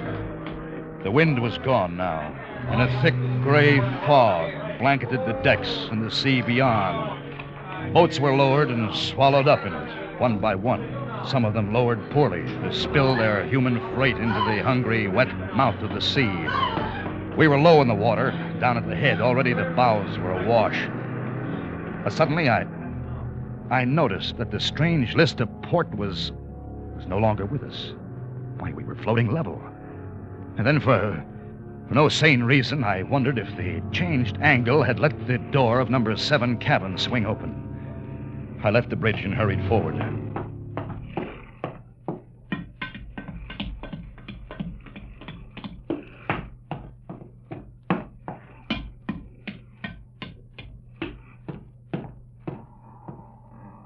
The door was ajar and swung gently with the movement of the ship.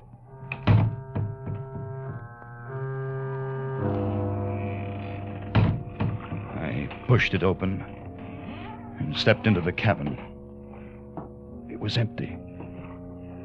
In the air was a strange, dry, musty smell, like old flowers long pressed in the pages of a book. At that moment, I turned, and the water was moving slowly toward me up the passageway. I heard Myro shout the order for casting off the last boat. I left the cabin, ran for the bridge.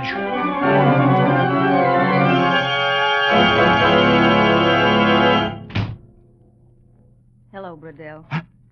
Marilee. Glad to see me? Oh, do you know the last boat just went over the side? Sure. I was about to get in a boat. Then I changed my mind. Why? When it's your time, you can't do much about it. And I knew it was when he first looked at me. What are you talking about? When who looked at you? That guy you called Dr. Percival. He's not on board. I just came from cabin 7. It's empty. Of course it is. Now. He's out prowling around the boat somewhere. I saw him go ashore before we left New York. And I saw him 3 minutes ago. You're crazy. He was standing beside that lifeboat. The one I didn't get in. That lifeboat was your last chance to live. Why didn't you take it?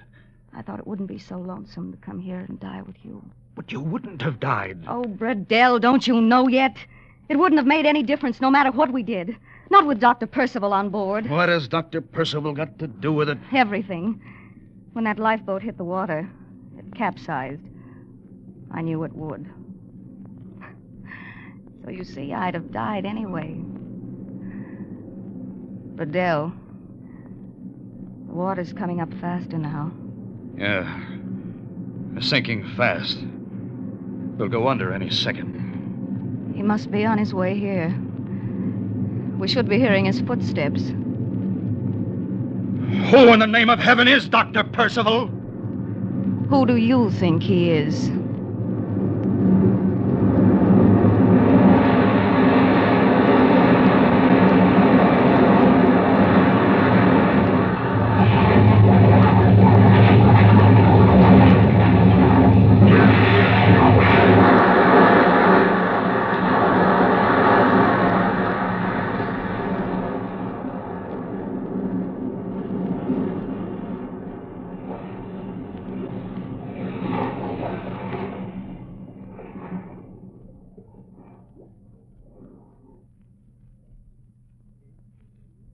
Escape is produced and directed by Norman MacDonald. Tonight, we have brought you S.S. San Pedro by James Gould Cousins, adapted for radio by Les Crutchfield, with editorial supervision by John Dunkel.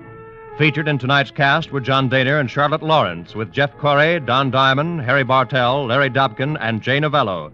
Special music by Ivan Ditmars. Next week. You were standing in the light of an arc lamp by a cathedral in Mexico City, looking at a body lying in the grass. And then a great fear comes over you, and you wonder if you are a haunted man.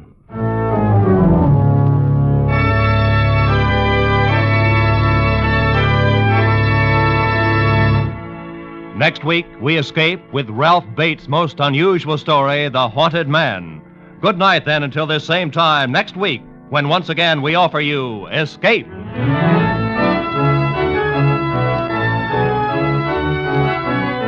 Roy Rowan speaking for CBS, the Columbia Broadcasting System.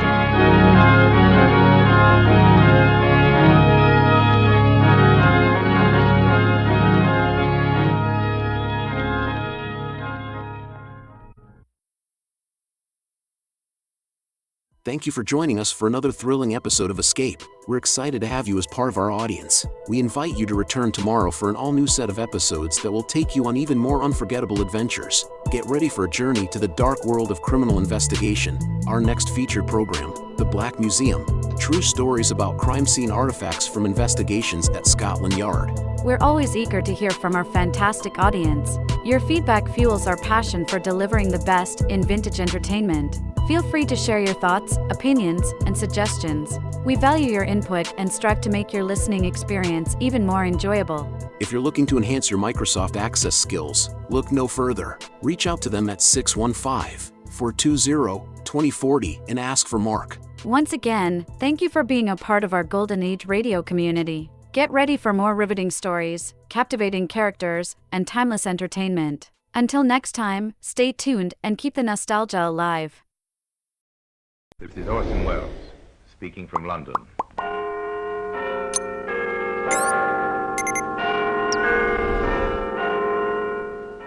The Black Museum. A museum of death.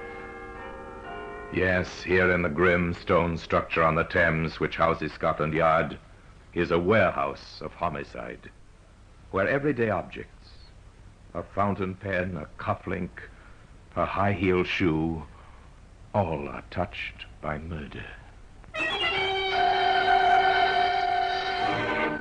Here's a scarf, torn and ragged, the faded tartan, a cheap reproduction of the honorable colors of the Stuarts, red with green, blue crossings, and a double-over check of white and yellow. This scarf belonged to Walter Hoffman Piewski, known to the police and his friends in the underworld as the Pike. There's no doubt about this scarf being his property, Superintendent. He was wearing it when he was sent to Dartmoor 10 years ago. The description tallies, does it? Exactly. It's all written down in the prison property book, even to the patch on it. So the Pike's our man. Right. Well, get him. And get him they did. And all because of a scarf, appropriately known in Cockney circles as a choker. The Pike applied his choker to a human throat. The throat of the driver of a post office van. The Pike pulled the choker too hard. It was instrumental in convicting him of murder. And that's why it's earned its place here in the Black Museum.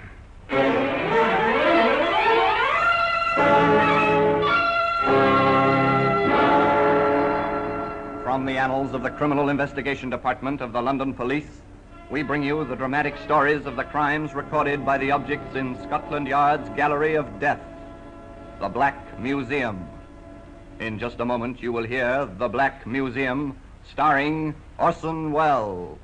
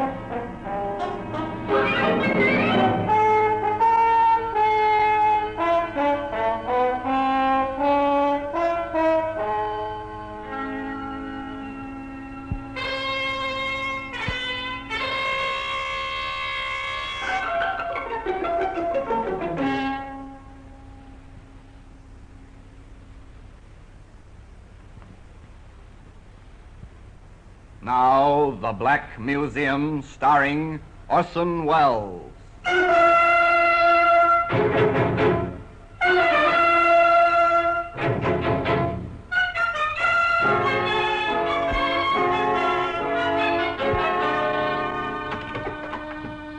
Well, here we are in the Black Museum.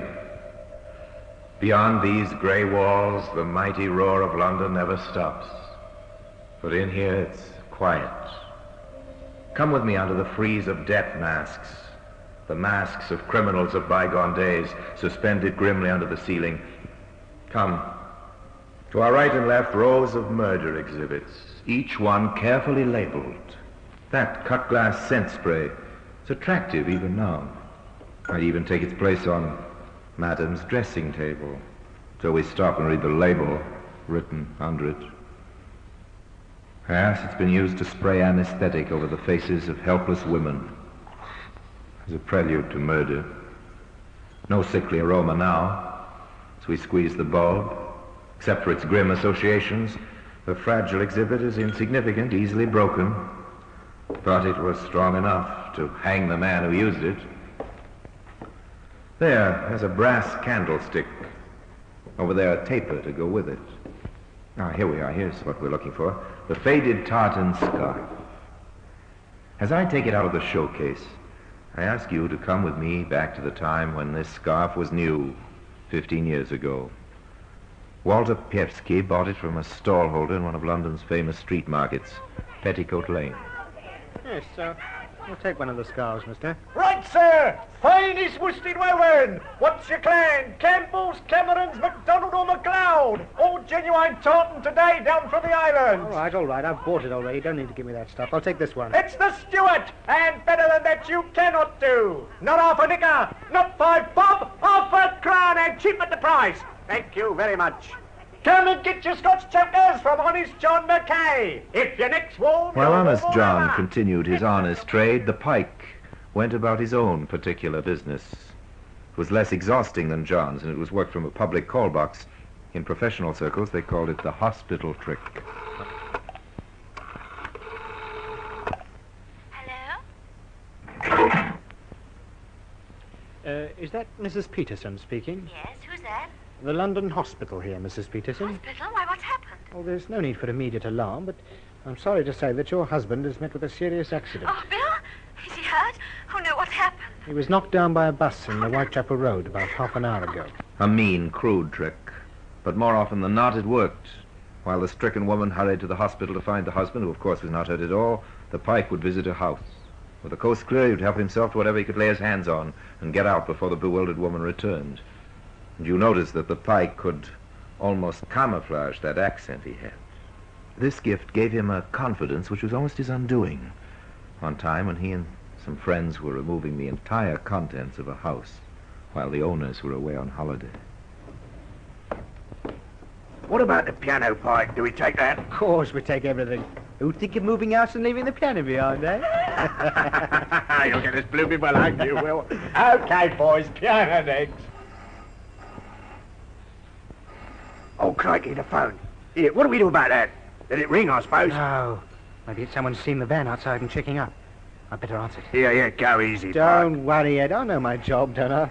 Oh, yeah. Hello? Is that Mr. Wilson?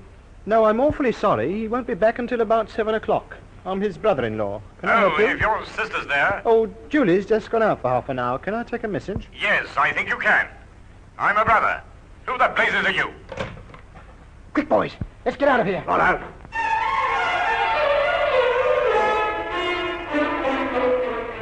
So the piano was left behind after all.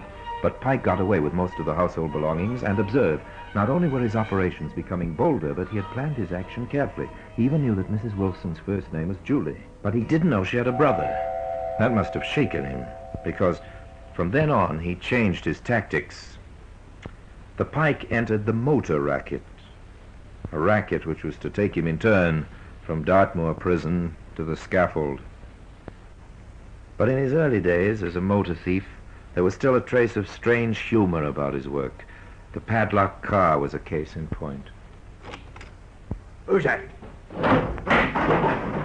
Okay, Eddie, it's only me. You wouldn't go reaching for a gun when Pikey walks in on you. Oh, no. I'm sorry, Pike gets me nerves. Well, relax.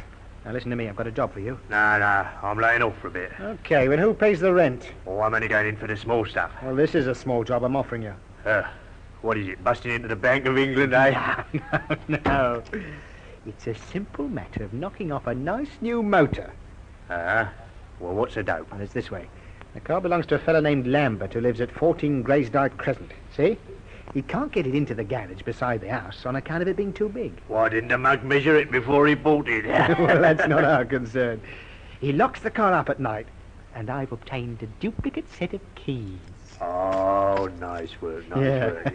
Yeah, what do you want me in on the job for? You can do it yourself. Oh, there is a little complication. Oh, I thought there would be. This fellow Lambert is like a mother with a child over this car. He fixes it to a lamppost every night with 2 big padlocks and a double chain. Wonder he doesn't put a nappy on it, too.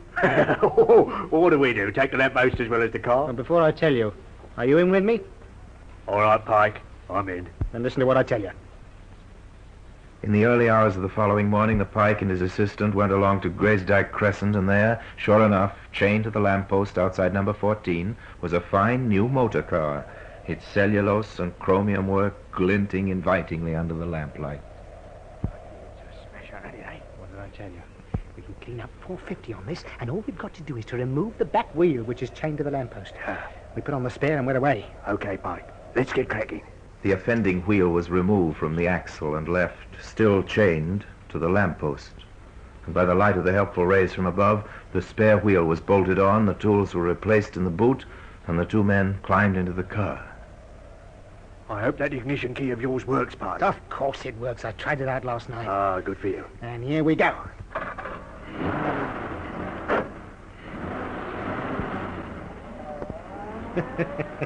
I told you it was going to be easy, didn't I, Ed? It's money for old rope. You're a good one, you are, Pike.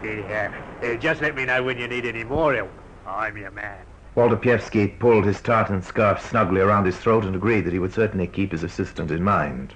The car itself was taken to a garage, where its numbers and appearance were carefully changed and, in due course, found its way by devious routes back to the open market. The Pike, of course, had to split the profits which hurt him, so on his next job, he decided to work alone. And it was the next job which put him on the long, long walk which was to finish on the scaffold. Now, what's the number of that gouge? Ah, here it is, I've got it. If this works, Park, my lad, you're in the money. But it all depends on how good I can sound on the phone. I'll copy my father's voice, rest his soul. Here we go.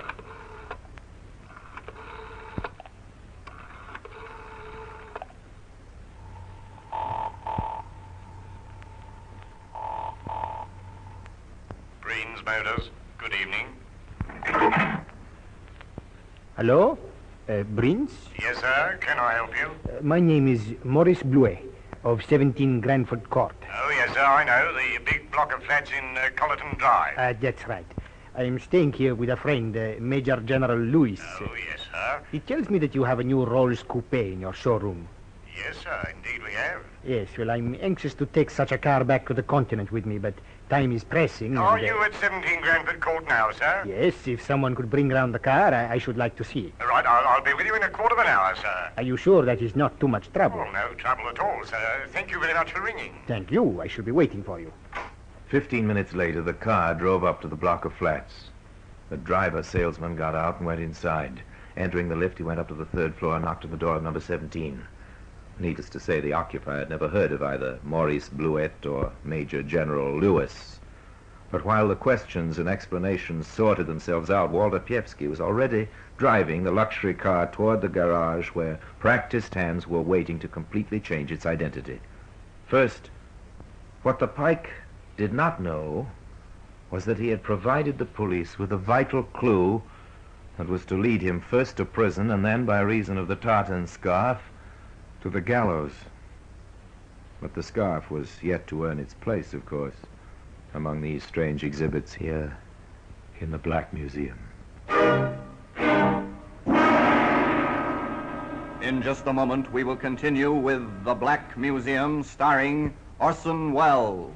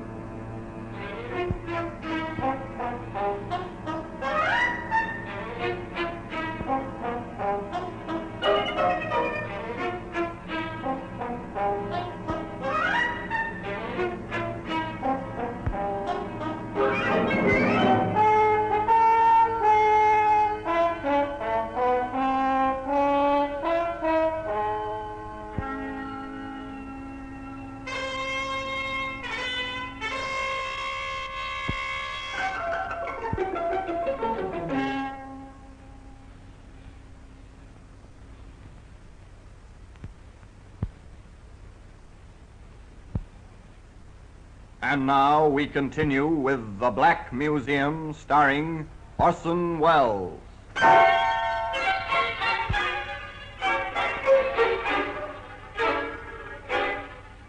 We return to Walter Piewski, known as the Pike, elated at the success of his confidence card trick. He made a handsome profit on the rolls, and despite the fact that the police subsequently traced it, they never traced the theft back to the Pike. Not until he tried the same operation again. Certainly he changed the district, but, as is so often the case with a regular criminal, he develops regular habits, and the routine served up to the local garage was almost exactly as before. Yes, I'm staying with Sir Leslie, and he tells me you've got that straight 80 in the showroom. I'm most anxious to take a car back to the continent with me, but time is pressing, and you see... Delighted to bring the car round to you right away, sir, if that's convenient. If you're sure that it's not too much trouble. No trouble at all, sir. I'll be with you in 10 minutes. Oh, that is most kind. Thank you. Excellent. But you wouldn't think it was so excellent from your point of view if you knew what was happening at the garage, Pike.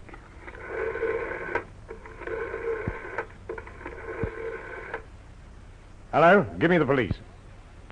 Is that Scotland Yard? Yes, information room. Listen, my name is Slater.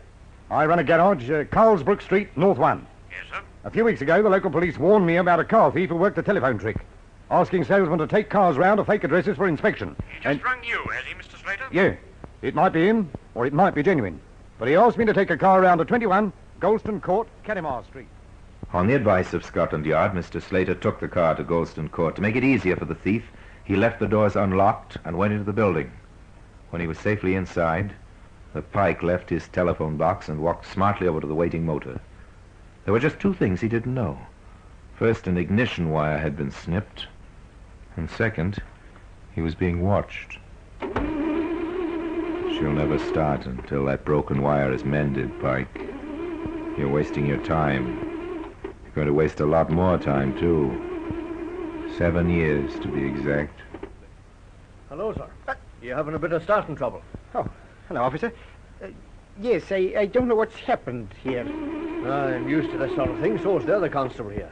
Oh, there's two of you. There's a lot more at the end of the road. Suppose you hop out of that and let us see whether we can't get the car going for you. No, I can manage. All the same, you might let us have a go for you. Okay. That's the idea. Are you the owner of this car? Hold him, George. He's got a knuckle there, sir. Let me go, you swamp! No, you don't. Oh, got it. Put the bracelets on him, quick. You all right, 71? Oh. How is he?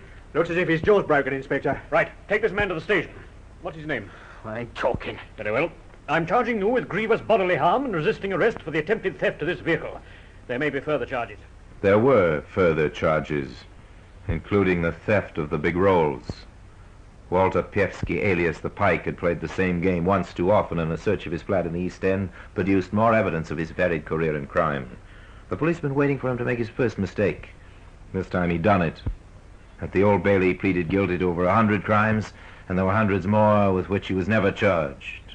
He was sent to prison for 7 years, and immediately on his reception, his personal belongings were entered in the property book, and he was wearing the tartan scarf, which later was to hang him. Sylviette, Gray, 7.5, collar, 16, brown. One scarf, red background, green and blue stripes, white and yellow overcheck. A canned steward. How do you know that, Peevski? The fellow I bought it from in Petticoat Lane told me. I'll take his word for it. Oh, there's a small tear 5 inches from one corner. Been roughly patched. Better put that down. Don't worry, boys. I won't accuse you of doing it. Don't you worry. I'll be retired by then.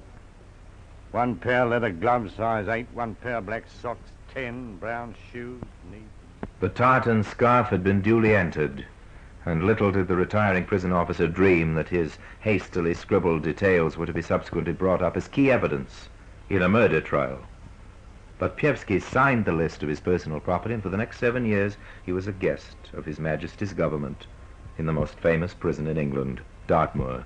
But in 1946, justice had run its course. The pike was given back his personal property, which included the tartan scarf, of course, all duly signed for, and so he was released upon a battle-scarred London.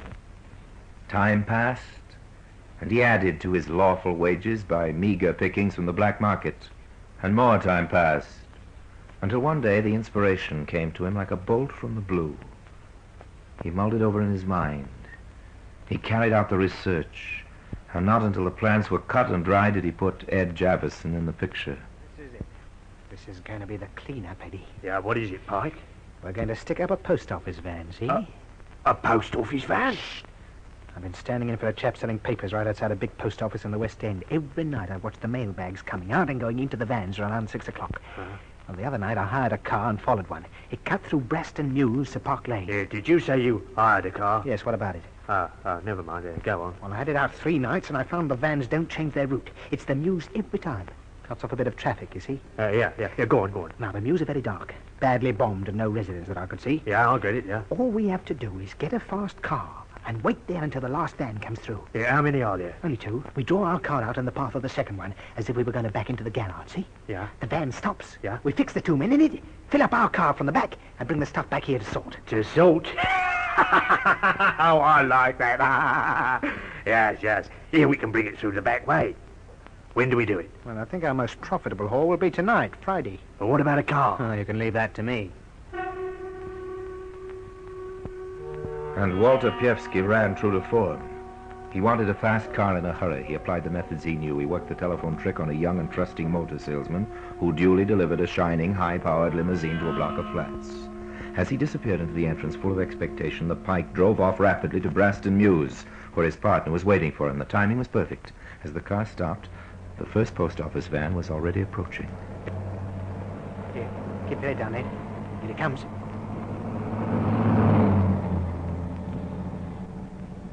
The second one won't be more than a minute or so behind. We must turn the car broadside onto it.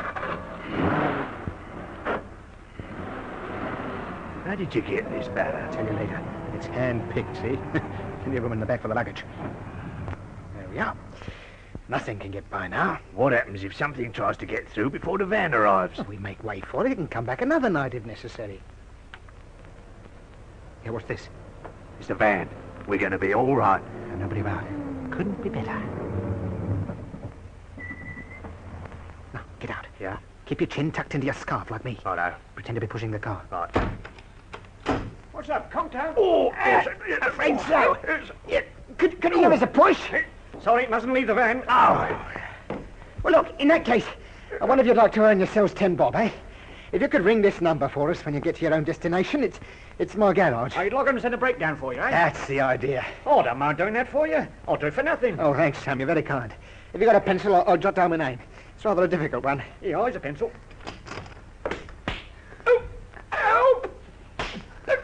Dirty thieves! Oh, that's got the both of them. Good. We'll start getting the bags out, quick. No, you don't. I'll shut you up, you snivelling idiot. I'm choking. This scarf's choking me. Here, quick with the bags, Ed. Oh, no, here I come. I'm going. You'll swing for the... Start getting the stuff in the car. Okay. Right. Oh, I reckon that's about as much as we can take. Here. Oh, what's happened to the driver? Oh, don't worry about him. Get moving. Here, look at his tongue. His eyes. You've killed him. Stop talking. Get on with the job. There's a car coming. They've got us in their headlights. It's the cops. Well, let's get out of here. Oh, tight on the corner. Keep going, they're after us. Oh, watch the traffic lights, they're red. Something's coming. Oh, we got through. Oh, I thought we'd had it. Oh, the police car's held up by the other car. But get away, Ed. We're going to make it. Put them in! Slow up, we can't get round! Ed Javison died in that crash, so mutilated that his body could not be identified. By some miracle, the pike escaped and staggered away into the shadows. But his tartan scarf was still round the throat of his victim, lying in the mews. Now let Superintendent Brandreth take up the story of the hunt. Well, the hunt was soon over. In fact, as soon as the car was reported stolen, I had a call from one of my inspectors. I thought you'd like to see this. What is it, Harrison? Oh, stolen car. Well? Well, I've checked with criminal records, sir. There was something familiar about the method. Calling up a garage and getting the salesman to deliver the car to a block of flats. Now, here's the list of men who practiced that. Now, these two are inside at present. Yes. This one's going straight. Well, he's out of London anyway. That leaves this one, Walter Pievsky. Yes, sir. The pike. Know where to find him? Yeah, he's sharing a place with a man named Javison in the East End. Right. Bring him in. Yes, sir. But before the pike was picked up for questioning about the car, his scarf was... Immediately recognized as the one which we believe Pievsky had stolen. In theory, the evidence against him was already piling up. If he was the car thief, he was probably the murderer as well. But I needed that extra piece of evidence. I called for everything that was known about him, including the list of his personal property which he had signed in prison. It was a shot in the dark, but it yielded results. There's no doubt about the scarf being his property, Superintendent, even to the patch on it. Within 24 hours, the pike was caught. Still dazed by the car crash, he offered no resistance. In due course, he was convicted of the murder of William Price, the driver of the post office van. And at 8 o'clock, one cold morning in February, he was hanged. All because of this tartan scarf, which has earned its place today in the Black Museum. Orson Welles will be back with you in just a moment.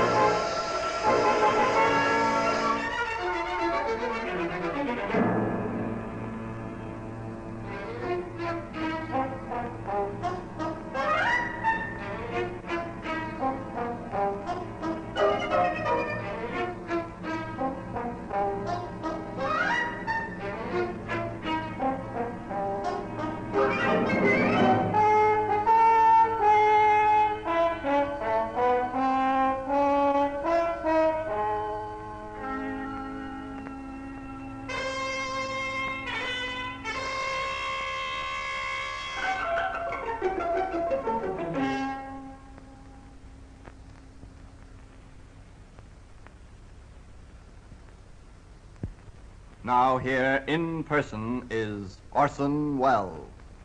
Under English law, there are no degrees of murder, and the death sentence has to be pronounced on a man or woman convicted of the crime. Recommendations to mercy by the jury are always carefully considered. But in the case of Walter H. Pievsky, no such recommendation was made. The evidence against him was unshakable, and on the eve of his execution, he reproached himself bitterly, not for the death of his victim, or even his unfortunate partner, but for two other reasons. The supreme crime of murder had brought him no profit, and as his last hour approached, he became increasingly angry at his own forgetfulness. Oh yes, they usually overlook something. And that's why the faded piece of tartan has earned its place here among the other exhibits in the Black Museum. Now, until we meet again in the same place for another story about the Black Museum, I remain, as always, obediently yours.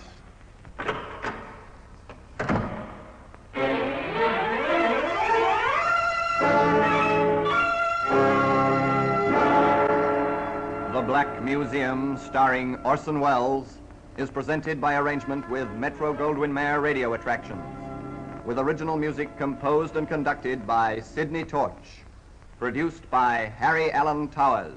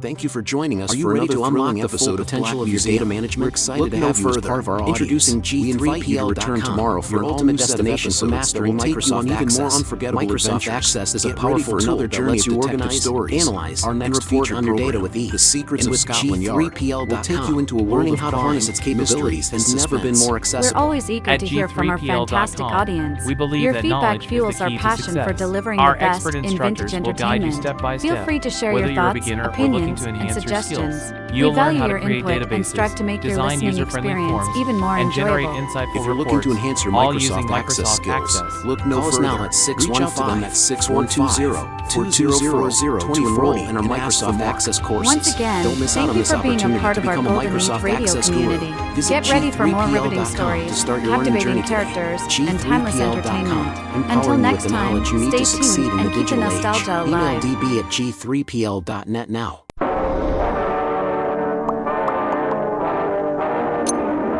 It's 6:30 and time to return to the good old days of radio drama as we present The Secrets of Scotland Yard.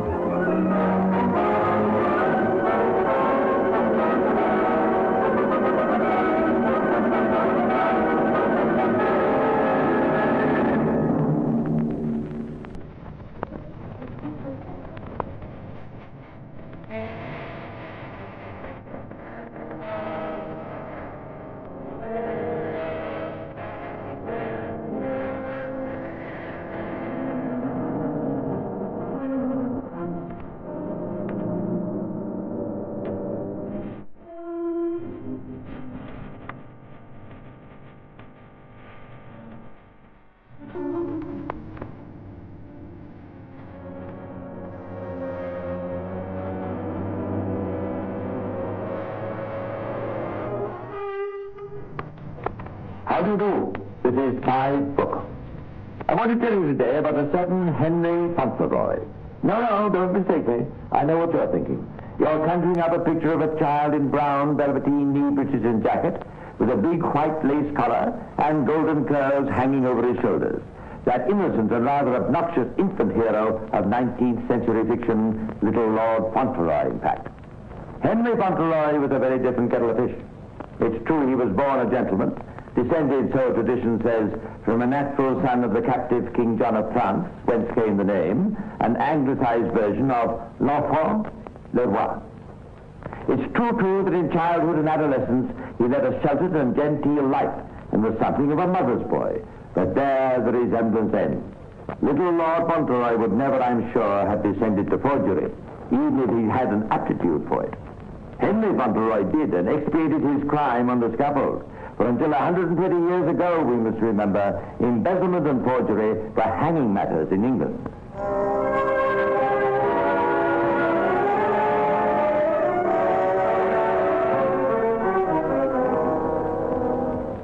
In 1792, an institution which became known as the Bernard Street Bank was established in the London thoroughfare of that name. It was run in partnership by Sir James Sibbald and Messrs. Josiah Stacey and William Marsh. But since none of these gentlemen had any head for finance, they entrusted the active control to one William Fauntleroy. Under Fauntleroy's guidance, the bank weathered several financial storms in its first 15 years. Indeed, so able was he that the others had little to do save collect their regular dividends, and no doubt utter a silent prayer of thanks for the ability and business acumen of their hard-working partner. But even the best of good things was sent, and on March 22nd, 1807, William Fauntleroy very inconsiderately died. Thrown into a panic by this untoward event, the three bankers met in conference. As I see it, gentlemen, the question is this. Should we take into the business some other man to replace Fauntleroy, or should we make an effort to run the bank ourselves? Don't be absurd, Sybil. We wouldn't last 6 months. Oh, I don't know. Marsh is right. We'd be bankrupt before we knew it. What do you know of high finance? What do any of us know? Not a thing. We could learn, couldn't we? My dear fellow, one's either born with a flair for that sort of thing or one's not. Do let us recognize our own limitations. Besides, think of the work it would mean. We never even have a spare moment. If you've a fancy to chain yourself to an office desk, do so by all means. But it's not my idea of a pleasant life. Perhaps you're right. Well, very well, then we replace Fauntleroy, but with whom? There must be some competent man in the city we can woo with a sufficiently tempting offer. Well, that fellow Johnson at the Bank of England. No. Or Hutchins, for instance? Wouldn't trust him an inch. I see your point. Well, now, let's think. I don't see why we have to go outside our own house. What do you mean? My dear fellow, I am not referring to a what, I am referring to a who. In other words, our late partner's son. Young Henry? Precisely. Hang it all, man. Well, I mean to say Henry's a fine young lad and all that, but he's only a boy. Nonsense, he's 23. 23? Hardly out of swaddling clothes? My dear Sybil, we've known for a long time that Henry Fauntleroy has inherited his father's genius for figures. There is not the slightest question he's by far the best clerk we've ever had here. That's all true enough, but do you deny his seriousness? No. His industry? No. His scrupulous honesty? Good heavens, no. We admit he's a model young man in every way. Then what on earth has age to do with it? It seems to me he's the ideal choice. He's been with us ever since he was 16. He knows the business from end to end. And I am sure our clients would have the same confidence in him that they've always had in his father. It'd be throwing a heavy responsibility on such a young man. I've no doubt his shoulders are broad enough to bear it. Let's call him in and talk it over, shall we? And so at 23, Henry Fauntleroy found himself in what amounted to complete charge of Bernard Street Bank. As time passed, the partners saw no reason to regret their choice. He was first at work every morning, last to leave at night. In addition to directing the bank's affairs, he did the work of 3 clerks. It wasn't until 1810, 3 years after his appointment, that Henry Fauntleroy gave his partners any real cause for worry. And then it could hardly be said that this was due to any personal illusions of grandeur, or indeed, as he emphasized, to any fault of his. The simple fact was that he'd taken a normal business risk, and it had gone astray. The position is this, gentlemen. We have advanced Messrs. Brickwood and Company in all £60,000. The security that we accepted in good faith has proved worthless. The principals of the company have decamped, and the company is bankrupt. Does that mean we're going to lose the lot? I'm afraid so, Mr. Marsh. Oh, dash it all, man. Surely some of it's recoverable. I'll be surprised if we get back 1,000. Isn't there anything we can do? Can't we sue or something? For heaven's sake, Sybil. Henry's already told us that the principals have decamped. You can have warrants issued if you like. That's not going to get us back our 60,000. Tell me, Henry, how does the bank stand over this? We're still solvent, I hope. Just about. I think we can squeeze through a bit of manipulating and juggling here and there. Of course, if the news got out and there were a rush, we'd be done for. Then it's up to all of us to see that it doesn't get out. You'll do the best you can for us, won't you, Henry? Naturally. This manipulating and juggling you talk about means nothing, nothing that wouldn't bear investigation, I hope. Well, of course not. Just a matter of realizing on securities, calling in loans and so forth. Dash it all, Sybil. You don't suggest Henry a descend to sharp practices, do you? No, certainly not. It's just that I don't understand these things very well. Well, we'll leave it to you, Fauntleroy, to straighten the whole thing out. Have no fear, gentlemen. Everything's going to be all right. Despite Fauntleroy's assurance, this was only the first of a series of setbacks in which the bank found itself involved in the next couple of years. What with the Napoleonic Wars raging on the continent, there was a general scarcity of money in England, and week after week, hitherto solid firms were crashing into insolvency. Only Fauntleroy's incomparable skill kept the business afloat. Yet all his genius was not equal to coping with a crisis in his private affairs which arose at this time. His ambition had always been to marry for money. It was therefore foolish of him to pay such assiduous court to one Susanna Young, who was charming and very lovely to look at, but quite penniless. Doubly foolish, in fact, since Susanna had a hot-headed brother, Robert, with whom the matter of family honor was something of an obsession. Inevitably, the time came when Robert Young paid Fauntleroy a far from friendly visit. Henry, I'm a blunt man who speaks my mind. I've a plain question to put you, and I shall expect a plain answer. Why, certainly, my dear fellow. What is it? What are your intentions towards my sister?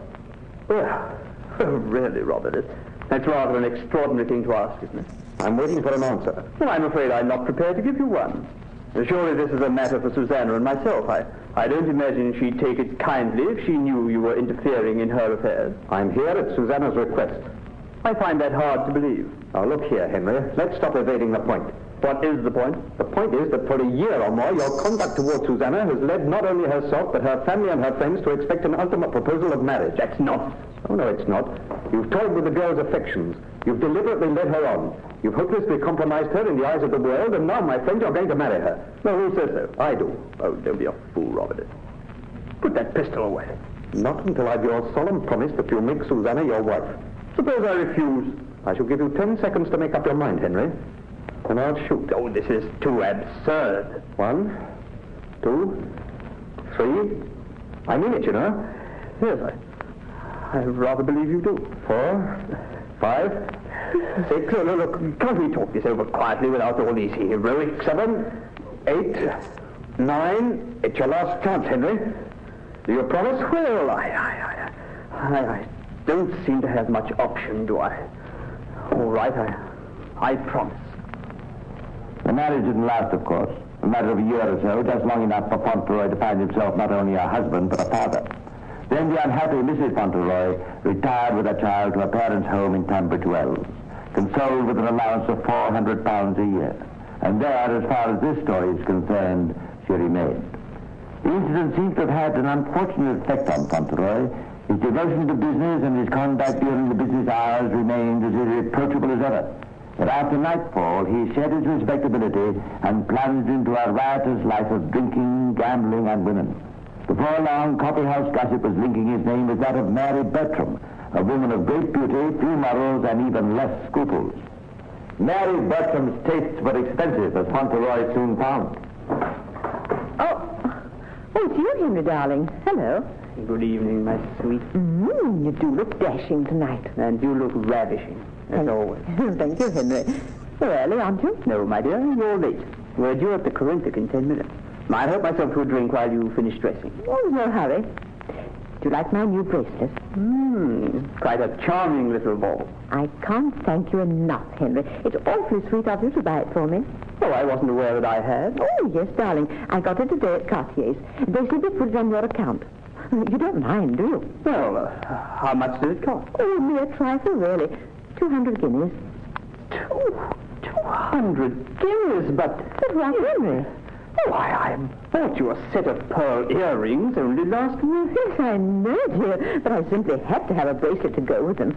Oh, you don't begrudge me a little thing like that, do you? Oh, no, of course not. But you must remember, my dear, I'm not made of money. You're a banker, aren't you? Yes, but that doesn't signify. Oh, nonsense, Henry. All bankers are rich. Everyone knows that. Now, do stop being miserable over a few pence. 200 guineas is not a few pence, Mary.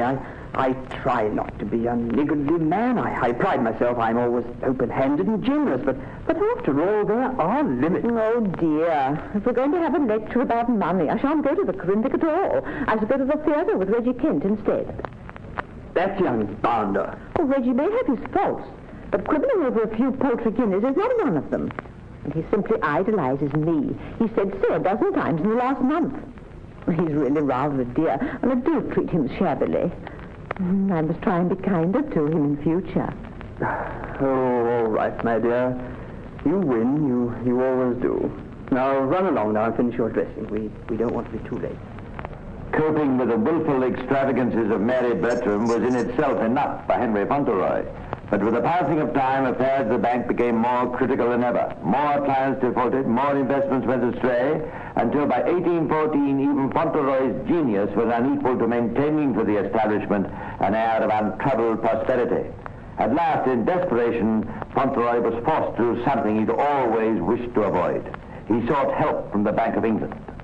You ask us, Mr. Fauntleroy, to advance you £50,000 on nothing more tangible than your note of hand. Not my personal note, sir. Naturally, it will have the backing of the Berners Street Bank. And what security has the Berners Street Bank to offer? Why, its reputation in 22 years of trading, of course. Its goodwill. Reputation and goodwill, Mr. Fauntleroy, are commodities that have been at a discount for some considerable time. Can you produce documentary evidence to prove your ability to cover the sum you ask for? If I could do that, sir, I should have no need of a loan. And since you apparently can't, sir, there'll be no loan.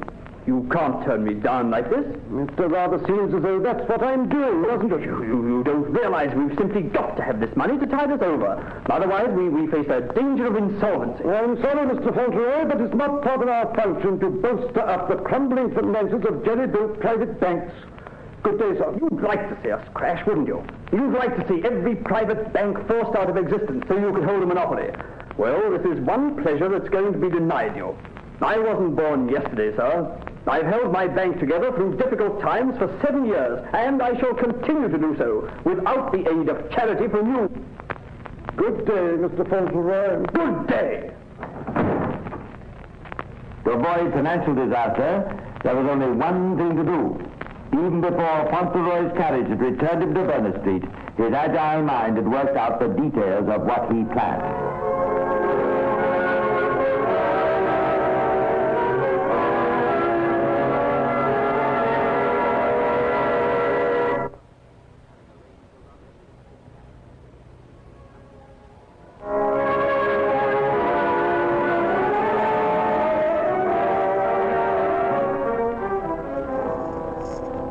On that fateful day in 1814, when not only the bank whose affairs he controlled, but he personally faced financial ruin, Henry Fauntleroy embarked on the first of a series of forgeries which were to make history.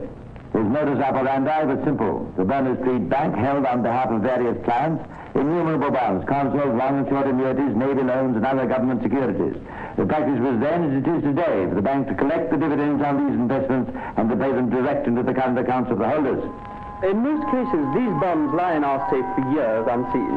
Take these £5,000 worth of consols we're holding for Miss Frances Young, for instance. I know Miss Young's signature very well. I can imitate it as easily as I sign my own. What's to stop me forging a power of attorney, authorizing me to sell the bonds on her behalf? Sounds easy enough. But doesn't the power of attorney require the signature of witnesses? Well, of course. But I can forge these too, can't I? A couple of my clerks here. How are they to ever know? And what about these dividends? Once the bonds are sold, they'll cease, won't they? Surely as soon as that happens, Miss Young will start asking awkward questions, won't she? But they won't stop, that's the point. Whenever dividends fall due, I shall have the money paid in and credited to her in the normal way. I tell you, the scheme's quite infallible. And that is how Fauntleroy operated. Whenever he needed money, some bonds were sold under forged authority, and dividends were paid scrupulously as they became due. It took some incredibly brilliant juggling of books and falsifications of entries. A single slip would have been detected, and would have given the whole game away. But Fauntleroy made no slip. Of course, it can't go on forever, I realize that. But there's no danger that it will. Once we've passed the crisis and the bank's prospering again, I shall gradually rebuy and replace the bonds, and no one will be any the wiser. In fact, it amounts to this. I'm not really stealing them at all, merely borrowing them for the time being. There spoke the incurable optimism of the born gambler. Everything will be all right tomorrow, once the crisis is past, once we've turned the corner. But for Fauntleroy, that corner never appeared.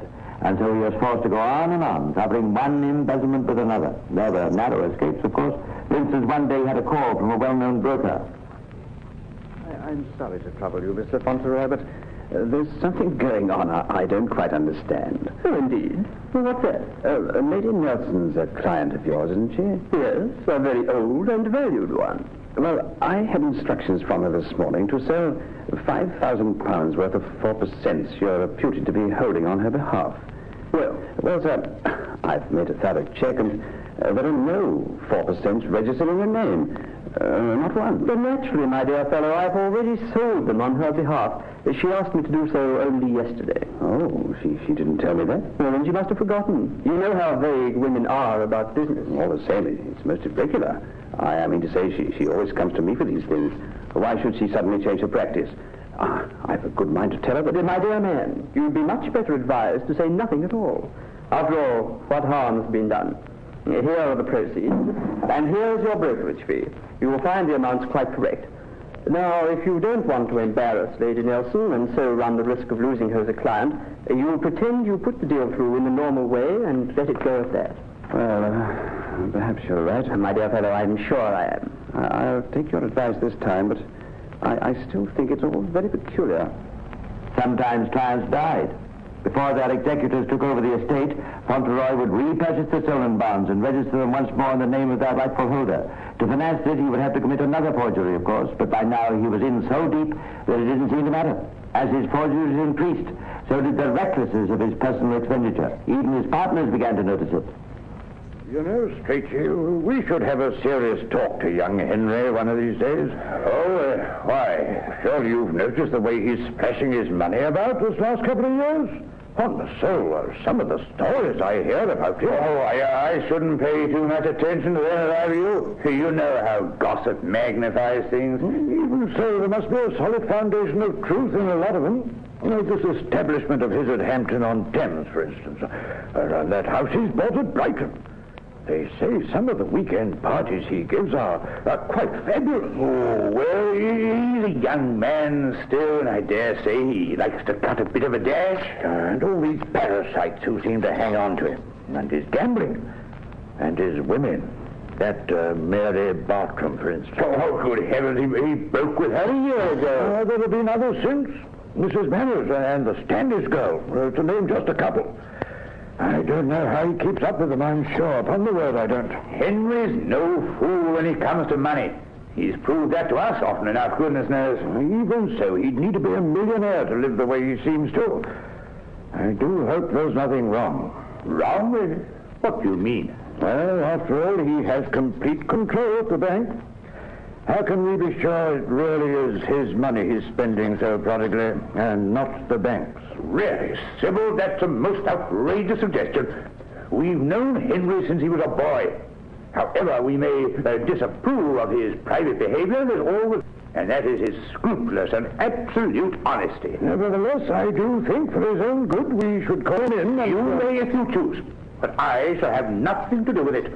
After all, his personal affairs are his own, and it would be extremely presumptuous of us to interfere. Yes, I dare say you're right. Oh, well, we'll think no more about it. By now, Fauntleroy's forgeries had run into hundreds of thousands. The strain of being constantly on the alert was telling. His health and his nerves began to suffer. It wasn't only the need to keep one jump ahead of discovery, but the fact that there was no one in whom to confide, that he must keep the whole thing bottled inside himself, that wore him down most of all. In time, his need for a confidant became desperate. He found at last. Her name was Maria Forbes. She was little more than a schoolgirl, but she was beautiful, and she had intelligence and sympathy. And Fauntleroy dared to hope that she loved him for himself. Even so, he hesitated for a long time until one night... You're ill tonight, Henry? Yes, I am, rather. And worried, too. Well, let's not go out. I have Sarah prepare us a meal. Let's just sit by the fire and talk. Well, Please. Be rather tedious for you, wouldn't it? Of course not. You're in trouble of some kind, aren't you, Henry? Trouble? What makes you think that? You can trust me, Henry. Yes, but how far?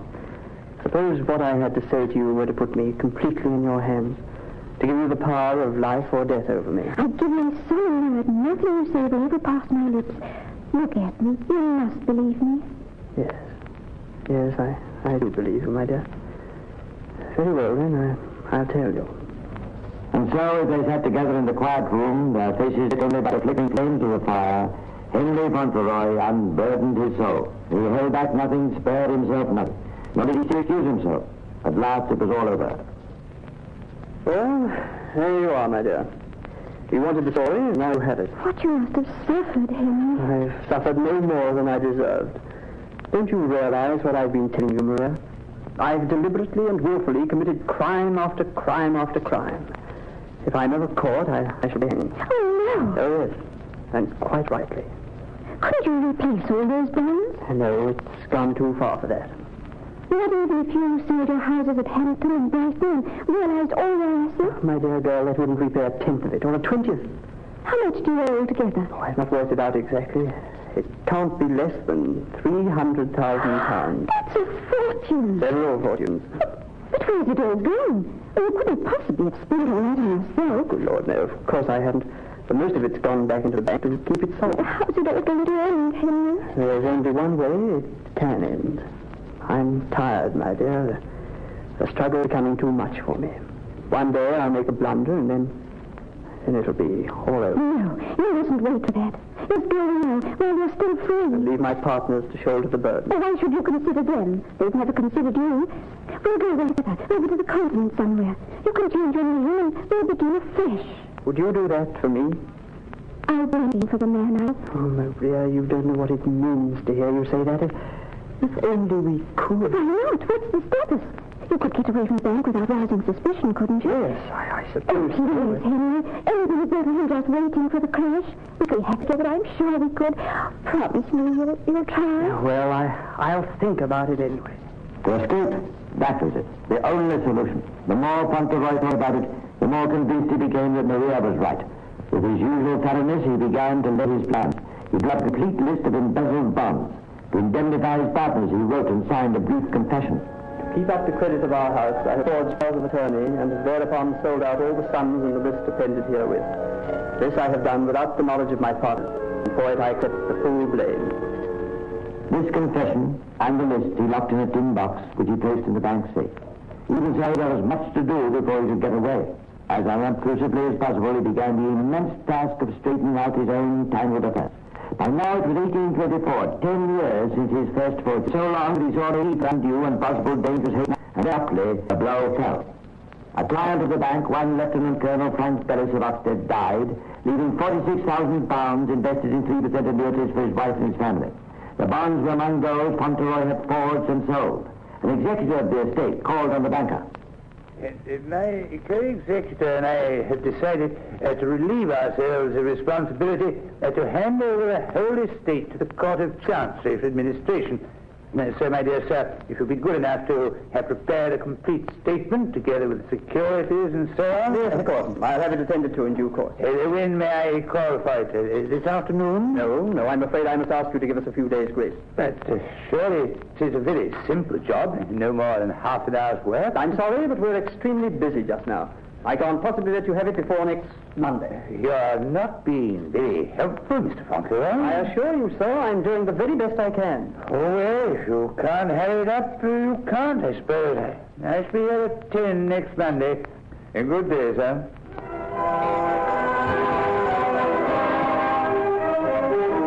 There was only one way out to avoid detection. To raise the £46,000 somehow and rebut the missing bonds. With grim resolve, Fauntleroy set about the task. But he might have saved himself the trouble. For even as he began to check over the securities that he might yet sell, the executor of the estate, his suspicions aroused, was at the Bank of England. I'm sorry, sir. There's no record on the register of any 3% imperial annuities held by Mr. Bellis. But there must be. Well, study the list for yourself, sir. There is a record, however, of certain bonds having been sold on Mr. Bellis's behalf last year.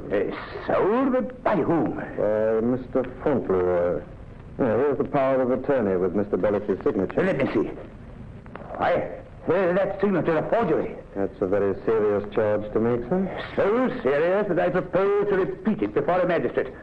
Guard that document carefully, young man. You will probably be subpoenaed to produce it a little later.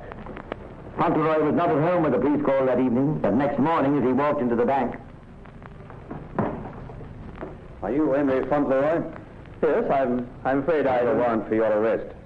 On what charge? On a number of charges, all to do with forgeries and uttering. Why, this is absurd.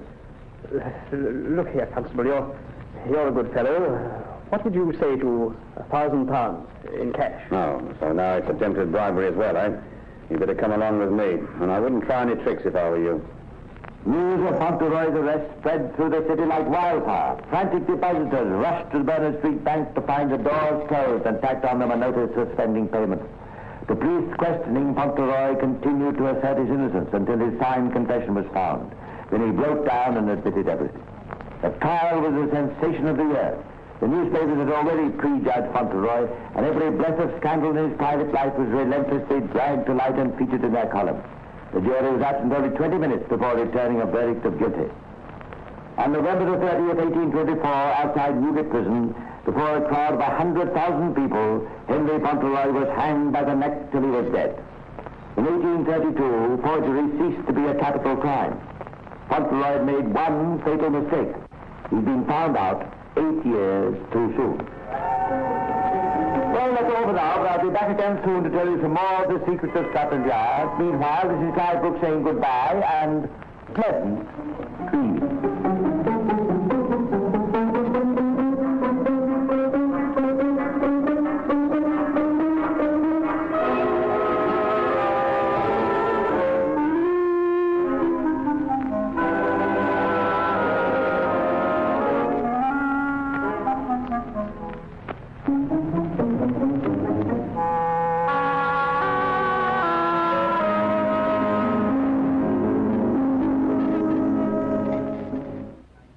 Thank you for joining us for another thrilling episode of Secrets of Scotland Yard. We're excited to have you as part of our audience. We invite you to return tomorrow for an all-new set of episodes that will take you on even more unforgettable adventures. Get ready for a journey to Los Angeles. For our next featured program, Dragnet. The stories you are about to hear are true. Only the names have been changed to protect the innocent. We're always eager to hear from our fantastic audience. Your feedback fuels our passion for delivering the best in vintage entertainment. Feel free to share your thoughts, opinions, and suggestions. We value your input and strive to make your listening experience even more enjoyable. If you're looking to enhance your Microsoft Access skills, look no further. Reach out to them at 615-420-2040 and ask for Mark. Once again, thank you for being a part of our Golden Age radio community. Get ready for more riveting stories, captivating characters, and timeless entertainment. Until next time, stay tuned and keep the nostalgia alive. Subscribe for more videos.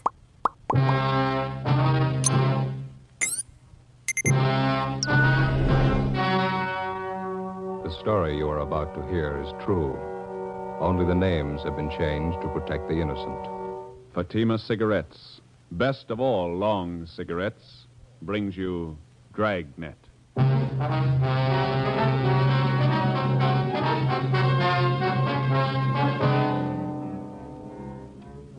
You're a detective sergeant. You're assigned to a robbery detail. A holdup has been committed in a neighboring city. A bystander is shot to death. 2 others are wounded.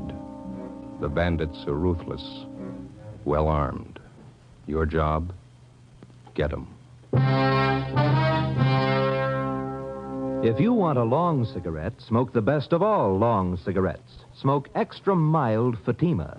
Yes, Fatima is the king-size cigarette which contains the finest Turkish and domestic tobaccos superbly blended to make it extra mild, to give Fatima a much different, much better flavor and aroma than any other long cigarette. That's why Fatima has more than doubled its smokers coast to coast. Enjoy extra mild Fatima yourself. Best of all, long cigarettes. It's wise to smoke extra mild Fatima. It's wise to smoke extra mild Fatima.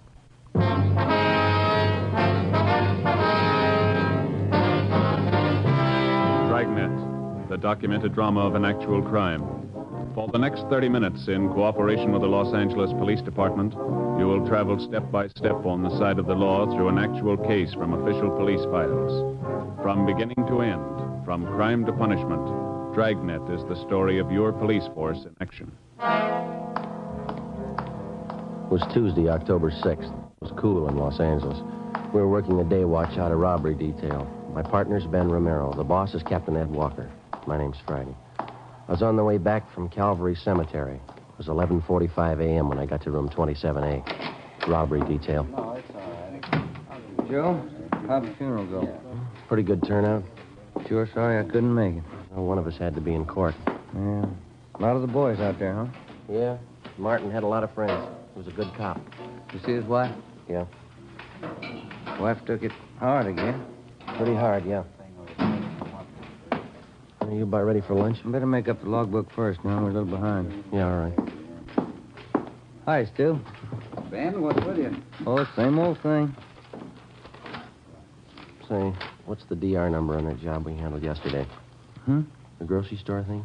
You know, we showed those mug shots to the victims. You remember the DR number on it? Oh, yeah, I got it here. 374332. 332. Thanks. Mm-hmm.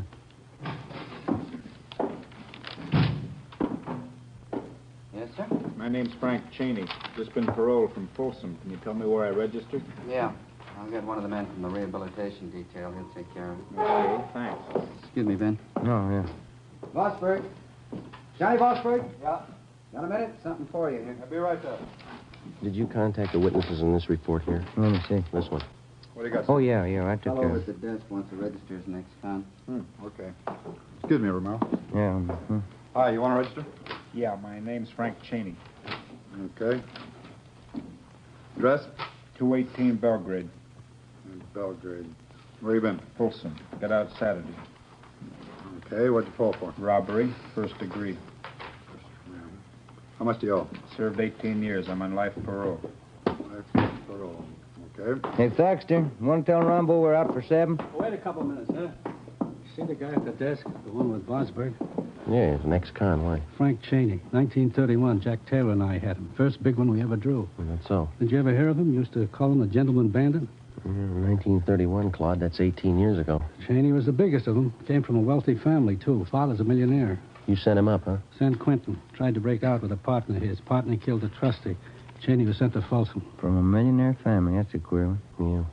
Well, how about that lunch, fellas? Yeah, let's go. Seems like it could have been yesterday, 1931. We grow old right along with the thieves, huh? Where we go? Federal Cafe? That's all right with me. 18 years. Yeah. Sure goes by in a hurry. I wonder if Cheney thinks so. As far as day-to-day routine goes, police work is pretty much like any other job. To the rookie detective just starting in, there's new things to see, new things to learn. But 5 or 6 years on the detail and the job gets pretty ordinary. You see a lot of dirt, a lot of trouble and tragedy, and after a while you begin to wonder what all the glamour's about and the excitement that's supposed to go along with the job. The fall months went by pretty slow. On November 3rd, we closed a case against a gang of drugstore holdup men. In December, Ben's youngster fell off a fence and sprained his wrist. My Uncle George from Renton, Washington, visited my mother and me in January, stayed a couple of weeks. On January 28th, it rained. Ben and I checked into the office where we got a phone call from Lieutenant Mort Gear of the San Diego Police Department.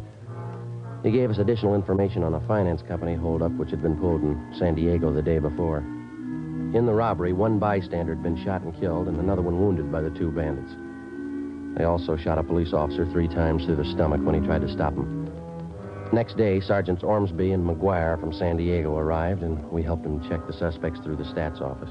A couple of bad ones, Joe. Both have guns, and they use them. One of them got away in a car and the other one on foot. Is that right, McGuire? Yeah, a big one used the car. Yeah, size ought to help some. Let's see, 45 years old, height 6 foot 1 or 2 inches, weight 275, 85 pounds. Anybody get a look at the car, Ormsby? Blue Ford sedan, 1940 or 41 model. That's all we got. It's a rough one. After all the shooting, the witnesses didn't know what they saw, all mixed up. Well, how about the other one, the guy who got away on foot? He's a WMA, about 50 years old, 5 feet 8 and 9 inches, 145, 55 pounds, wears glasses. Yeah, we got that on the teletype. Is that all? No, we traced from the Greyhound bus depot about 6 blocks from the holdup. Changed his clothes in the washroom there, left behind a coat and a gun. Yeah? The coat was kind of give parolees from State Pen. Checked it through our crime lab. Same kind of suits are issued to all ex-cons. No make. Well, at least you know one of them's an ex-con. How about that gun you found? It's a murder weapon. Our ballistics men went over it, no prints. Tried to trace the serial number, no record. CII in Sacramento's trying to run it down. Well, we got any hunches? A few. We're almost sure both of them had gone the route before. Pretty cool. Shot down 3 people, didn't bat an eye. How much did they take in the holdup? 11,000. Hey, your stats office make a run those descriptions yet? Here this morning, Ornice got the list of possibilities. They're pulling the mud shots now. We're going to be winding it up right now, don't you think? Hey, let's check. This way, fellas. Yeah. Go ahead, McGuire. Oh, thanks. How's the wife, Ormsby? Oh, fine, Ben. She's expecting again. What are you going to do, raise an army? 4 kids. That's not so bad. McGuire's wife wants 6. How about that, Mac? He's at 5 now. No point in quitting when you're ahead. Frank? Yeah, Joe. You know Russ Ormsby and Tony McGuire, don't you? San Diego PD? Yeah, sure. Met him last trip. Hi. Fine, Frank. Good to see you. Good. Just ready to call you. Got those mug shots together for you. Here, got them right here. Okay. There you are. This is stacks for suspect 1. This is for number 2. Okay, Frank. We'll check him out with the witnesses. There's one mug there. Here, let me show you. Here, this one. Yeah? It matches the description pretty close. Safe man by trade, but he can go any route. Name's Weber. First name? Stanley. Mm-hmm. Call him Turk, I think, nickname. Know anything about it? He's an ex-con. Ormsby and McGuire drove back to San Diego to show the mugshots to the holdup witnesses and see if they could get an identification. Late the next afternoon, they called back to tell us that Stanley Turk Weber had definitely been identified from his mugshot by 4 of the 5 witnesses as one of the holdup men. His partner remained unidentified. We called Turk Weber's parole officer, got all the available information on the suspect, including his latest address, an apartment house on North Alameda. Weber wasn't there. We talked with the apartment house manager, and he told us that Turk hadn't been seen there since the day before the San Diego robbery and murder. We had a stakeout put on the apartment. Ben and I went back to the office and had the record bureau pull Weber's package. On his mama sheet, Ben spotted a familiar name, Henry Garson, another ex-con who was listed as one of Turk Weber's closest friends. Well, we got a hold of Garson's parole officer. He told us Garson had had his parole transferred to San Diego, where he disappeared 2 weeks before he was wanted for violation of parole. We tried to check Weber through his relatives. We couldn't find any. But Henry Garson's report showed that he had a brother, Al, who ran a dry cleaning shop down in Seal Beach. He had no criminal record. The next morning, we drove down to see him. Yeah, Henry came around last July. It's the last time I saw him. I wanted to borrow my car. You got any idea where he might be now? No. You're his brother. I don't know where he is. That's the truth. I don't want to know where he is. Was anyone with him when he came to see you last? No. You know who his friends are? Friends? No. Would you look at these pictures, please, see if you can identify any of them? All right, just...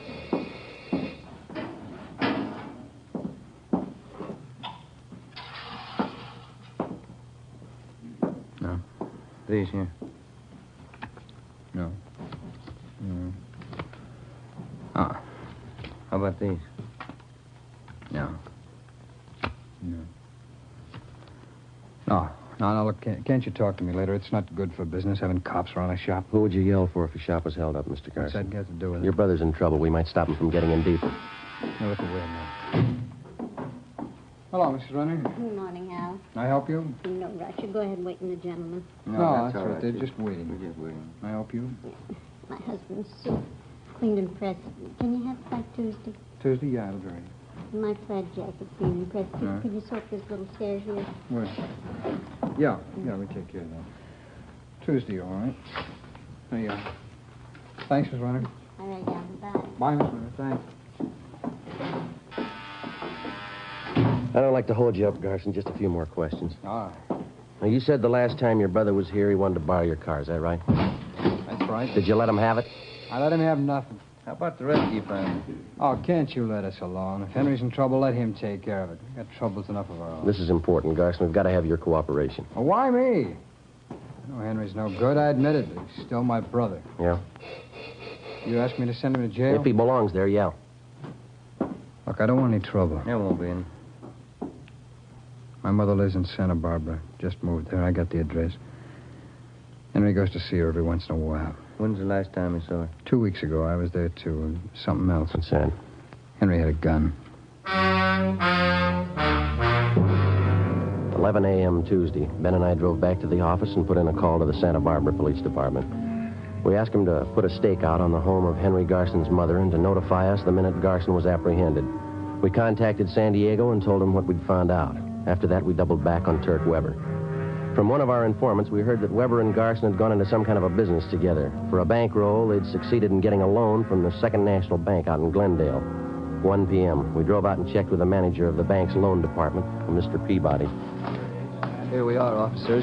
Stanley T. Weber, Henry Garson. Loan papers were signed over a month ago. What kind of a loan was it, Peabody? Business loan. Garson Weber came in with another man. They talked to our manager, Mr. Ascot. Excuse me. Yeah. What business are they in? Trucking concern. They wanted the money to buy equipment, more trucks. How much money did they borrow? $4,500, usual terms. I guess you inquired into their background. Oh, yes, their whole financial background. Did you know that Garson and Weber are both ex-convicts? I beg your pardon? I said, did you know that both of them are ex-convicts? You sure you haven't made a mistake? Henry Garson, Stanley T. Weber? Yeah, that's right. What'd they offer for collateral? Well, they had some of their equipment, 2 trucks, and then, of course, there was the co-signer. Who was that? The name's right here on the loan papers. Let's see. Right here. Co-signer, Frank Cheney.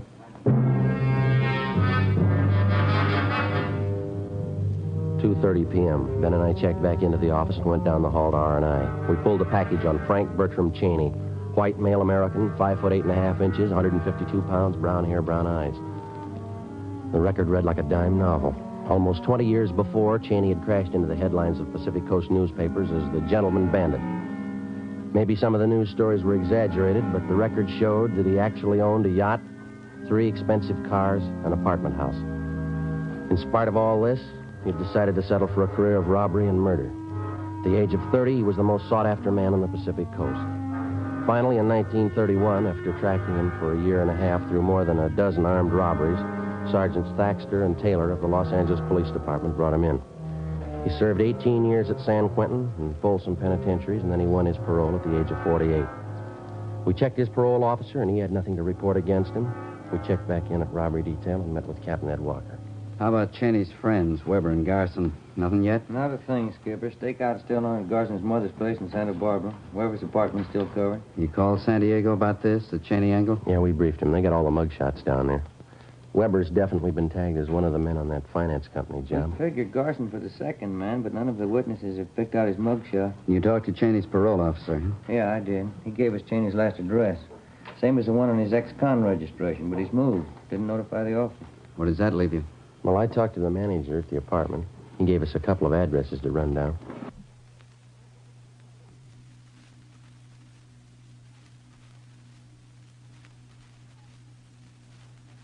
I guess we better start getting on it, huh? Yeah, it's getting late. Keep in touch. I'll notify if anything breaks here. Right. Just a minute.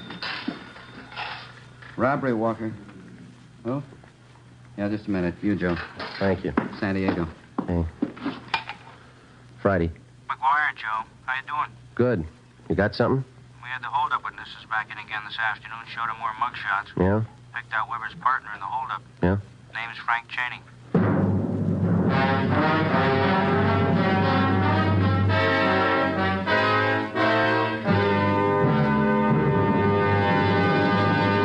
You are listening to Dragnet, the case history of a police investigation presented in the public interest by Fatima Cigarettes. If you smoke a long cigarette, it will be in your interest to listen to a typical case history of a Fatima smoker. It's the case of Lee Silver, general assignment reporter on one of New York's greatest newspapers.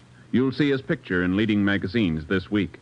And here is his actual signed statement. When you have to meet a news deadline, you work at a fast pace, smoke at a fast pace. That's why I smoke Fatima. They're extra mild. In my opinion, it's wise to smoke extra mild Fatima. And more smokers are discovering this every day.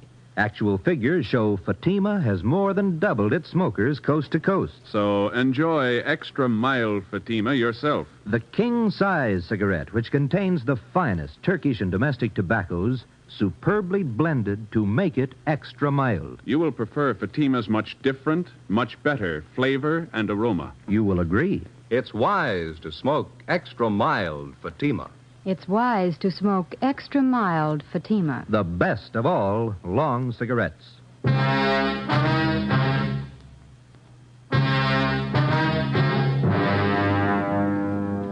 Tuesday, January 31st, 4 p.m. In addition to the San Diego teletype, we got out a local broadcast and an APB on Frank Cheney. By 4:30, Ben and I had checked out the first of 2 addresses where Cheney's former landlady told us that he might be staying. It was a rooming house out on West Washington. The owner told us that Cheney had stayed at his place for a few days, but that had been more than 2 months before. He had no idea where the suspect might be. We then drove to the second address. It was an apartment house on West Stanford near Slauson. Manager's name was Mrs. Pritchard. Why, yes, I believe Mr. and Mrs. Cheney are home. They've been in all day. Which apartment are they in, ma'am? Number 7, straight down the hall on your right. Thank you. They may be having dinner now. Are they expecting you? Be all right, ma'am. Thank you.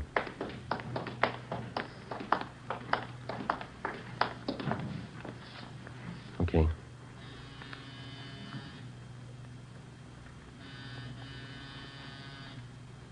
How about the door? It's open. Come on. The apartment was deserted. We checked the bedroom and the kitchen. There were obvious signs of a fast getaway. On a card table in the living room, we found the remains of a quick dinner. 2 places were set. One plate was almost cleaned, the other hardly touched. The coffee on the stove was still lukewarm. We called the office and arranged for a stakeout. Then we went back down the hall and talked to the manager again. Well, they moved in about a month ago, Sergeant. They looked like any other newly married couple. Did you notice if they had any visitors, Mrs. Prodger? Well, they might have, but I didn't notice. Did you notice anything odd about them at all? Only that one thing. Yes, ma'am. Mr. Cheney always seemed to have plenty of money. Put down 2 months' rent in advance. But he didn't seem to have a job. Yes, ma'am. Well, every morning he'd sleep late, but his wife was up at 8 o'clock to go to work. Where'd she work, you know? A company called Thompson and some other name. Offices are down on South Hope. Builders, I think. Homes and things. My phone. Would you excuse me? Yes, ma'am. Go right ahead. Hello? Oh, yes. What? Yes, 2 police officers. Miss Pritchard, they no. want to talk to you.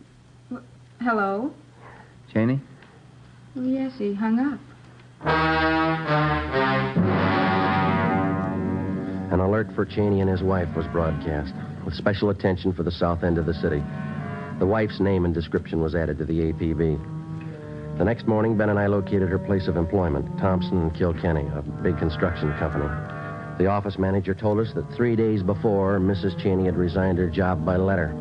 She asked that her final paycheck be sent to her mother, who lived in Marysville, California. We contacted the Marysville Police Department immediately, and the home of Cheney's mother-in-law was placed under 24-hour surveillance. We now had more than a half a dozen stakeouts going. A week passed. Nothing. Cheney and his wife seemed to have dropped completely from sight. Wednesday, February 9th, we got a tip from the Santa Barbara police that Cheney's friend, Henry Garson, was in Los Angeles working in an auction house on Wilshire Boulevard. We ran it down. Looks like a high-class place. They got a nice crowd, haven't they? Did you catalog, sir? No, thanks. We'd like to see the manager, please. All right. Let me see. Oh, yes, over there by the claim desk. The man in the dark suit, Mr. Will. Thank you. Thank you. All right, now do I hear a bid? We started off for $25. Mr. Willing? Yeah? Police officer, sir. We'd like to check on a man who's supposed to be one of your employees, sir. Oh, that's so? What's his name? Here's his picture. Can you identify it? Why, yes, it's Johnson, the new clerk. You want to talk to him? Yes, sir. All right. Right this way. He's back in the storeroom. Some kind of trouble? We'd like to talk to him. Yes, all right. Let's see. Oh, yes, there he is. Johnson. Oh, Johnson, would you come on, Ben. What are you running for? Johnson, come here. Out the back. Yep. There he goes. He's heading up the street. Come on. Yep. You got on that bus. All right, come on, let's double back to the car. Yep.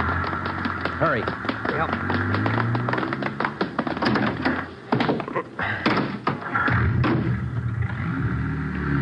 Did you see the bus? Yeah. Come on, move it. Yep. All right, hit the siren.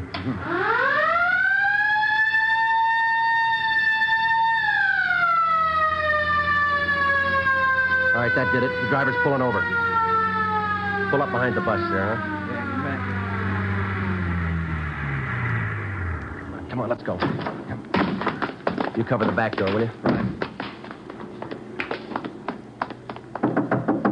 Open your door. What's the matter? Police officers want to check your passengers. Open that rear door right away. Yes, sir. All right, Garson, get off. I'm getting off. Coming at you, Joe. Getting off, copper. Make a hole. Drop it, Garson. He's got a gun. I said I'm getting off. Right, you. Let's drop it. Come on.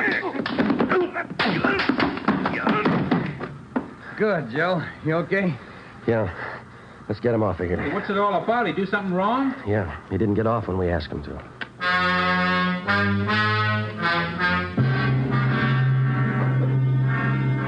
"9 p.m. Wednesday. We drove Garson to Georgia Street Receiving Hospital, where he was treated for minor cuts and bruises. Then we took him back to the office of the interrogation room. We called San Diego and notified them of the arrest. From 10 o'clock that night until 10 the next morning, Captain Walker, Ben, and I questioned Garson. He refused to admit that he even knew Frank Cheney or Turk Weber. By noon, he was pretty tired. So were we. At 12:05, a call came through from San Diego. Friday, this is Russ Ormsby. Yeah, Russ. Fresh lead on Turk Weber. He's got a sister living in San Clemente. Yeah? We've got her house staked out. Had a tip he's going to pay her a visit. When's that? This afternoon.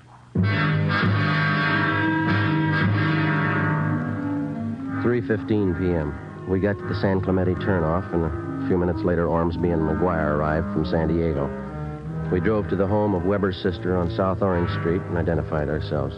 She told us that Turk had been there that morning, but that he'd gone to the races at Del Mar for the afternoon. Did your brother say he was coming back? Said he might be back. He wasn't sure. Did he go to the racetrack alone? Yeah? Was he going to meet anyone there? I don't think so. He didn't mention it. You driving a car? No, he took the bus to the track. I see. Where would he most likely go if he doesn't come back here? I don't know. Maybe back to L.A., maybe San Diego. I don't know. And do you know if your brother Turk is going to meet Frank Cheney? How could he? Turk says Cheney's up north someplace with his wife. Told me that this morning. Where up north? He didn't know. Mm-hmm. You and McGuire want to stake out here, Ormsby? Ben and I'll hit the track. Yeah, okay. Look, I can't have cops here if Turk comes back. They think I framed him. You'll get over it. You don't know Turk. When he gets sore, he goes out of his head. He'll kill me. Why worry, miss? Huh? He'll have to kill us first.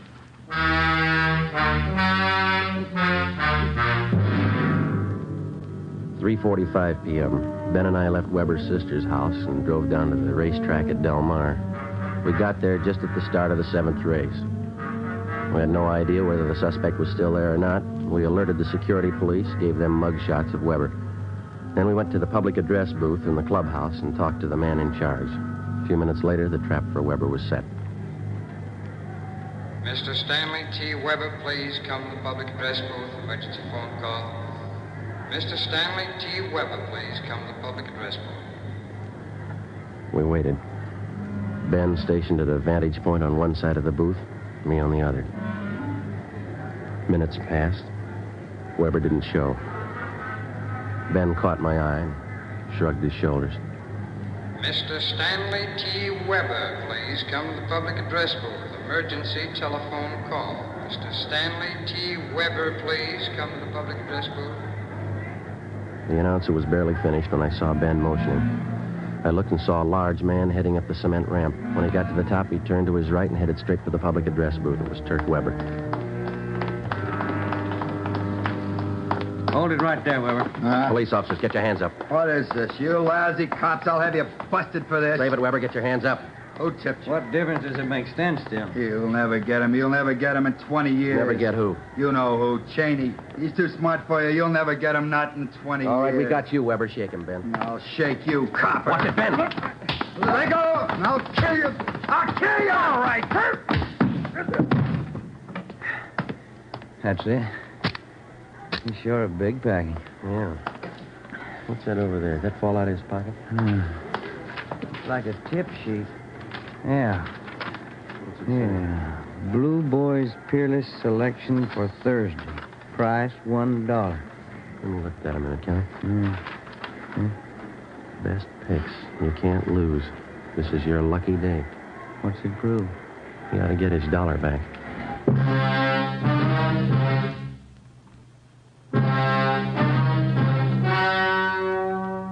The story you have just heard was true. Only the names were changed to protect the innocent. On June 19th, trial was held in Superior Court, City and County of San Diego, State of California.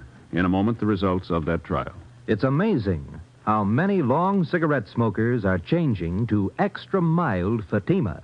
Here is the actual report. From coast to coast, extra mild Fatima has more than doubled its smokers. Yes, more and more smokers every day are discovering that Fatima is the king-size cigarette that is extra mild. Extra mild. because it contains the finest Turkish and domestic tobaccos superbly blended to make it extra mild, to give it a much different, much better flavor and aroma. Enjoy extra mild Fatima yourself. Best of all, long cigarettes. It's wise to smoke extra mild Fatima. It's wise to smoke extra mild Fatima.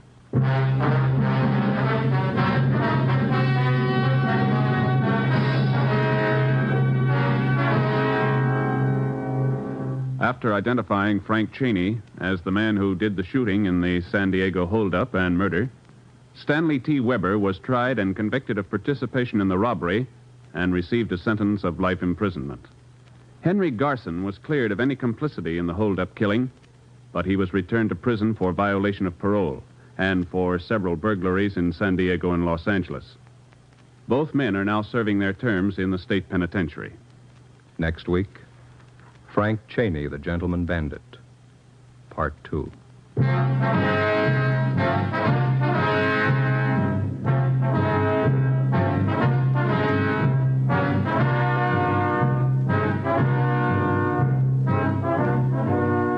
You have just heard Dragnet, a series of authentic cases from official files. Technical advice for Dragnet comes from the Office of Chief of Police W.A. Wharton, Los Angeles Police Department.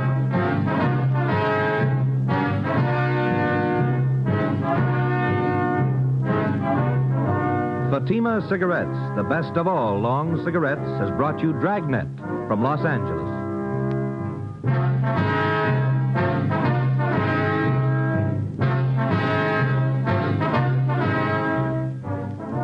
Next, Sarah's Private Caper with comedian Sarah Berner on NBC.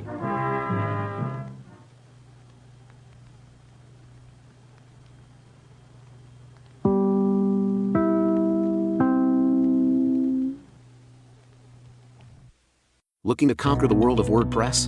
At G3PL.com, we're your ultimate destination for WordPress support and training. Need help with a specific project? Facing a tricky plugin or theme issue?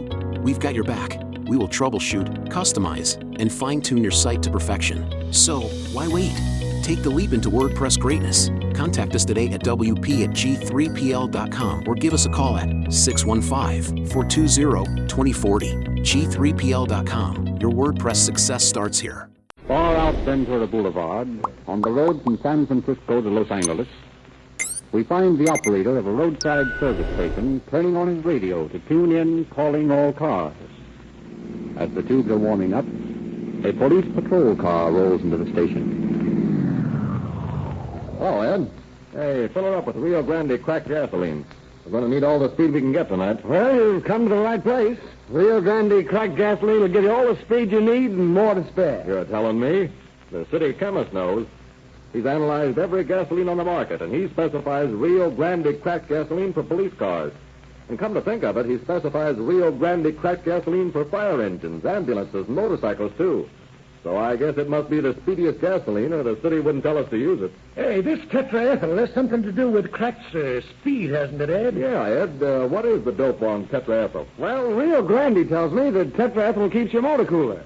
You know, when you're getting all that extra speed and power out of Rio Grande, you need some dope to sort of keep your engine from getting too hot and pinging on you. Say, speaking of dope, Ed, do us a favor, will you? Sure. What is it? We're looking for a gang of dope smugglers. If you see any cars coming through here from the north tonight with Chinese in them, make a note of the license numbers, will you? Sure, be glad to. Hey, look, here comes the car now. Let's play detective. Hey, boy, oh, boy, you know, it sure is good to get out and stretch the legs. Yes, I should say it is, yeah. Yeah, it's a long drive from San Francisco to Los Angeles in one day. Well, I'll sell you some good gasoline to get you there faster. You mean Rio Grande cracked? Well, what do you suppose I drove in here for? That's the kind I've been using all the way from San Francisco. And believe me, boy, you're selling good gasoline. I'm getting better mileage than I ever got before. Say, by the way, what time is it? Time? 8:30. Have you got a radio here? I don't want to miss that Calling All Cars program the Rio Grande people put on. Been thinking about it all day while I've been enjoying this police car performance they talk about. Hey, that's right. You know that dope case that Chitworth is on tonight? Hey, what do you say, Bill? We can watch the road from here, then we can all listen. Okay. Well, right this way, gentlemen. Sit down. I'll turn it on loud.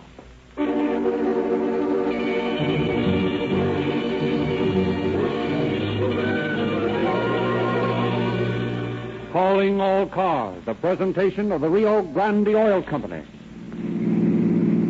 Los Angeles Police calling all cars. Attention all cars. Broadcast 51. A narcotic ring is operating out of a Chinese restaurant in Hollywood. Watch out for suspect. That's all. Rosenquist.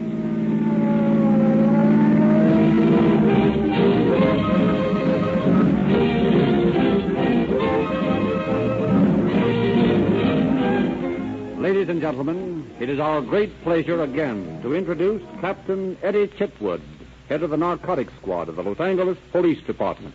Captain Chitwood. Good evening. Chief Davis has gone into the files of my detail for the material for tonight's dramatization. The work of the men on the narcotics squad is especially hazardous, for they are called upon constantly to deal with criminals who not only are naturally desperate, but very often are stimulated to an unmanageable degree by drugs. The type of man who stoops so low as to traffic in human misery and grow rich on the weaknesses of others could not be expected to stop at mere murder. An interesting thing about narcotic cases is the possibility of discovering an international ring through a single arrest at a point of sale. The worldwide operation of dope peddlers makes necessary constant cooperation between municipal, state, and federal officers. Such is the case in tonight's story. Our logical operations began the untangling of a web which stretched across the continent and all the way to Europe. But I'm getting ahead of the story. We'll let the actors tell that.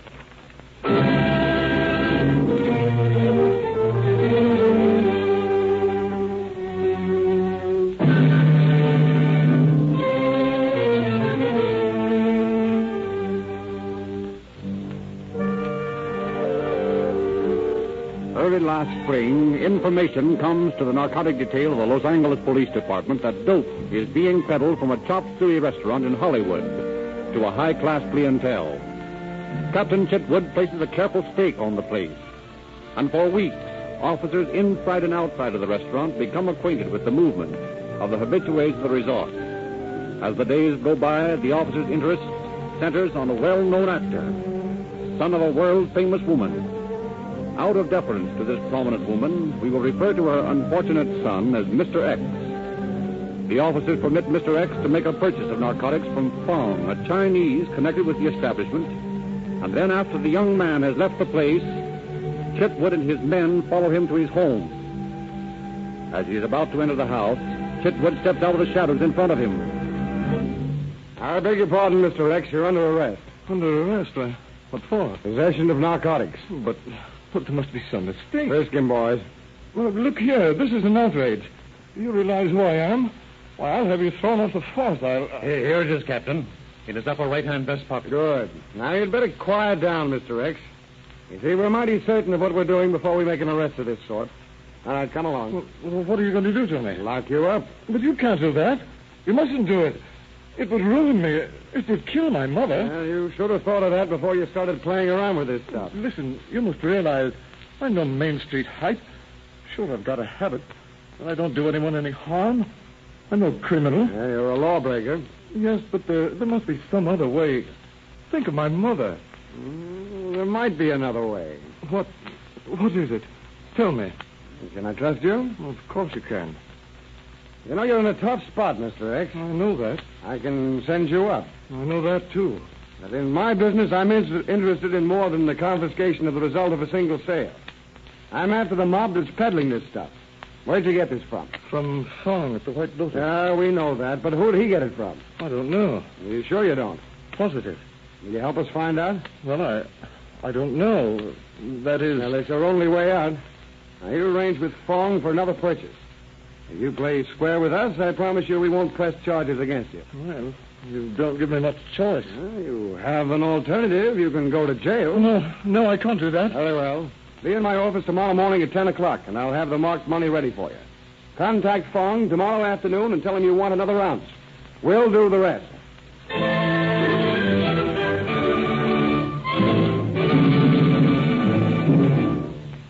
Hello, Fong. How are you today? Oh, very well. And how are you? I'm okay. And maybe you eat now? I don't know. I'm not very hungry. Just a small order of chop suey. Yes, sir. You had pleasant sleep last night? Yes. Fine. And Fong. Yes, sir. I'll want some more. Some more sleeping powder? Yes. You have used all you have already? Well, not exactly. But you see, I'm going north for a couple of weeks. I need a supply. Well, I got some more for you. About the same amount? Yes, same amount. It will take some time. I must arrange things. Yes, I understand that. But when will you have it? Oh, maybe so tonight. Good. Bring it to my house tonight.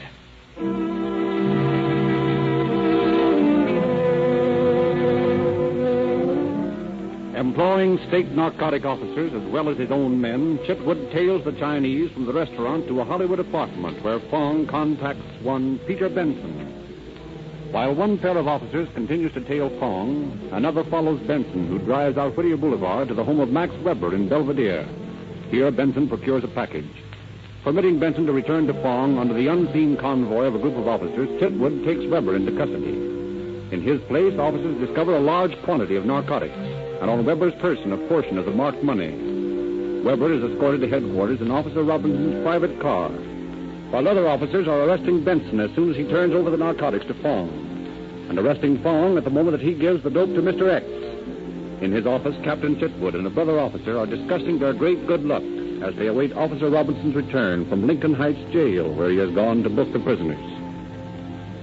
Well, Ed, not a bad night's work, huh? I should say not. We knocked over that mob like duck pins. That's the way it goes. You put in weeks getting information and laying the trap, and then it's all over in a single night. You did some neat planting on this job, Chitwood. We've got marked money on every one of those guys.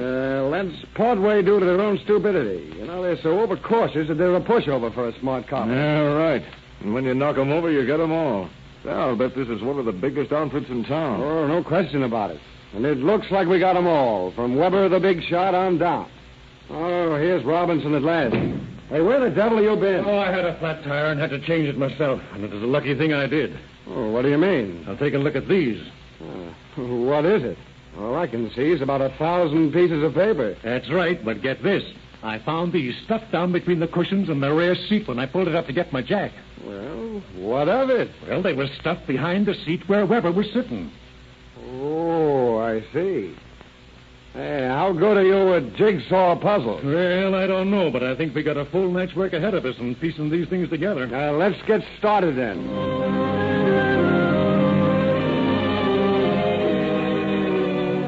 Robinson is right. All night, the officers bend over 1,000 pieces of paper, piecing them together, pasting the bits onto a piece of cardboard. There is no pretty colored design to lead the players in this jigsaw puzzle, only a few scrawled lines of writing. Gray dawn filters through the smoke-filled room, dissipating the electric light's glaring beams before the three officers, their eyes sunken and bloodshot, straighten up from their task. Well, that's finished. Yeah, let me see now. It looks to me like Salvatore Mancuso, 817 Flatbush Avenue, Brooklyn, yeah? Yeah, that's right. Now the question is, who's he? Well, obviously someone connected with Weber's outfit, or Weber wouldn't be in such a hurry to destroy the address. Yes, or maybe Weber's connected with Mancuso's outfit. What do you mean? We may have stumbled onto something bigger than we thought. Ed, have you looked over that stuff Fong sold Mr. X? Yes, why? Where's it come from? It looks like French manufacture to me. Mm-hmm. That would tally with this address. Did you figure this Mancuso is the big importer? Right. Hey, Ed, will you get the blotter with Weber's signature on it? Okay. What are you going to do now? I'm going to turn this over to the Federals. We'll write a note now to Mancuso in Weber's handwriting, introducing a pal. And the pal will be a Federal man? Right.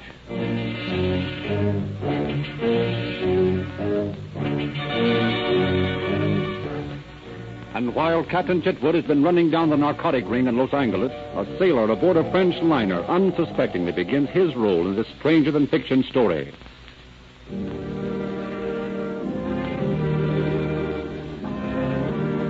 The steamship Champlain is one day out of New York City. The early spring crossing has been uneventful. The fogs of the Newfoundland banks lie behind. And now the vessel skims through a lake-like calm, and the temperature soars as she crosses the Gulf Stream. Tomorrow morning, Ambrose Lightship will be passed, and tomorrow evening, Guillaume Rosan, first-class seaman, will once more stand on Broadway, his broad Breton face agape at the light, and his unaccustomed ears dinning with the noise, and his heart beating a little faster with loneliness for his pretty little wife back at Le Havre. But this morning, there is no time for thoughts of Marie, for there is work to be done. And already the third officer has seen him daydreaming and is shouting at him. Rosan! Rosan! Allez, au travail! C'est votre dire pour votre fin! Allez! Wait, maître, wait! That pig of an officer. One can never please him. Tais-toi, mon vieux. One must work. It is the same anywhere. Ah, peut-être. Eh bien, let us get at this ventilator. All right. I'll need that can of pen.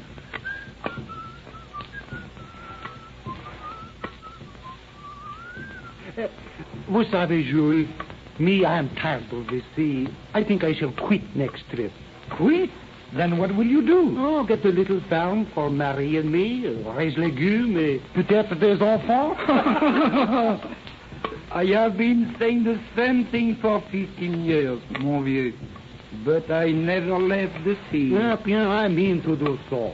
I want to... Mais alors, regarde. Look at this. Qu'est-ce que c'est? A package near the ventilator. Now, what could that be? Je ne sais pas. It smells funny. Better turn it to the third officer. And have him blame me for it? Vous savez, if the compass did not work, I believe that that one would blame me for moving the North Star. Well, what are you going to do with this? Just this. Rosen, you shouldn't have done that. You should not have thrown it overboard. Why not? It might have contained something valuable. Maybe diamonds. Do people leave diamonds in the ventilators?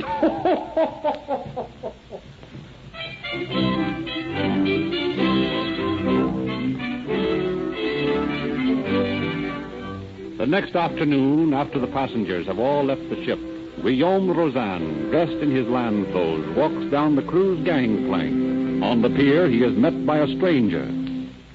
Bonjour, monsieur. Êtes-vous Guillaume Rosan? Mais oui, monsieur, pourquoi?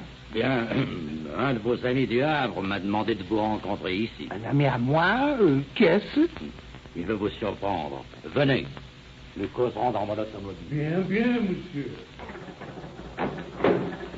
Entrez. All right, Benji. Sit still and don't let me hear a peep out of here. I'll plug you. Mais qu'est-ce que c'est? Il dit qu'un ami de moi était ici. Ne me tue pas. Je rêve. Shut up, Frenchy. You cannot pull and talk. You stab the United States, so speak it. What is it that you want? What if I don't? I told you once, shut up. Come on, Dominic. Let's get this guy out of here. Right.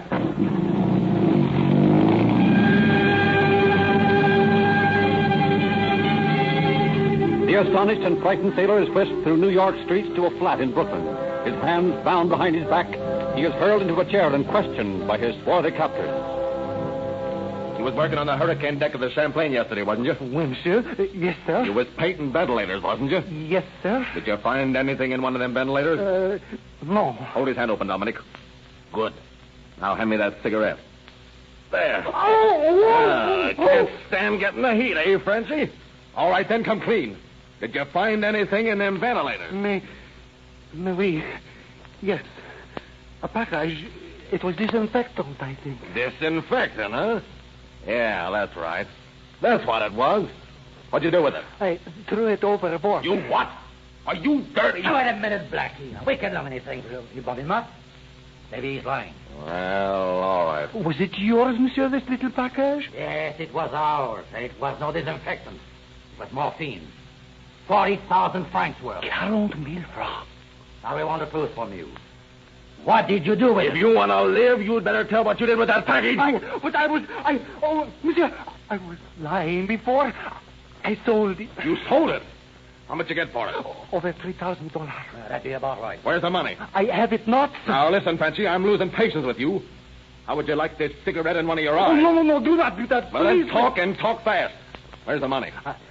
I said it to Marie, my wife, in France. Now, look here. How would you like to spend the rest of your life tied to this chair? No. Will you get that dough back from France? I will try, sir. You better start trying right now. Here's a pen and some paper. I'm going to unfasten your hands. You write a letter to your wife telling her to send that money back to you right away. Don't tell her you've been here or anything else, huh?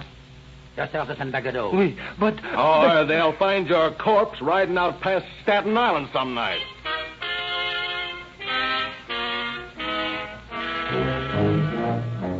Fearing for his life, unfortunate Guillaume Rosin writes the letter to his wife, demanding her to return the non-existent $3,000. While Rosin's letter is en route to France, a federal officer bearing Chitwood's forged letter of introduction from the head of the Los Angeles narcotic ring calls at the Flatbush Avenue address, which he discovers is the office of the Two Worlds Importing Company. Yes, sir? What can I do for you? I have a letter to Salvatore Mancuso. Is he in? I'm Salvatore Mancuso. Here's the letter. Oh. So you're a friend of Max Weber, huh? Right. Come into the office here where we won't be disturbed. Sit down. Tell me, how is Maxie? Oh, he's fine. Doing lots of business out on the coast. Yeah, Mac's a good boy. He tells me in this letter that you want to take over the territory. That's right. My home's up in Scranton. I want to handle your stuff through that district. Well, you ought to do some good business among those coal miners. That's what I figure. How soon do you want to get started? Just as soon as I can. How much merchandise are you prepared to sell me? Any amount. Hey, you don't fool, do you? Where do you keep it, here? No, this office is just a blind. The stuff's over at the apartment. Well, I'd like to begin easy, say about $5,000, huh? Okay. When can I get it? Right now, if you want. No, I got some people I want to see today, but I want to get the 8:45 for Scranton tonight. Suppose I pick it up just before I get the train, say a little past 7. All right. Where do I get it? 62 Kingsland Avenue. 62 Kingsland Avenue. I'll be there with bells on.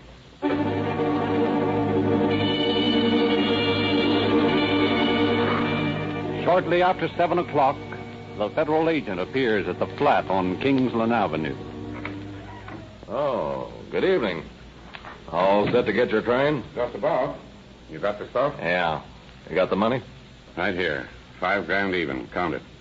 It looks right to me. Here's your package. Thanks. Now you can stick up your hand. Dominic, it's a raid. Shut up and reach for the ceiling. The boys at the back will take care of Dominic. Now, look here. Hold it. Save your breath. We got you with all the evidence we need, and you know it.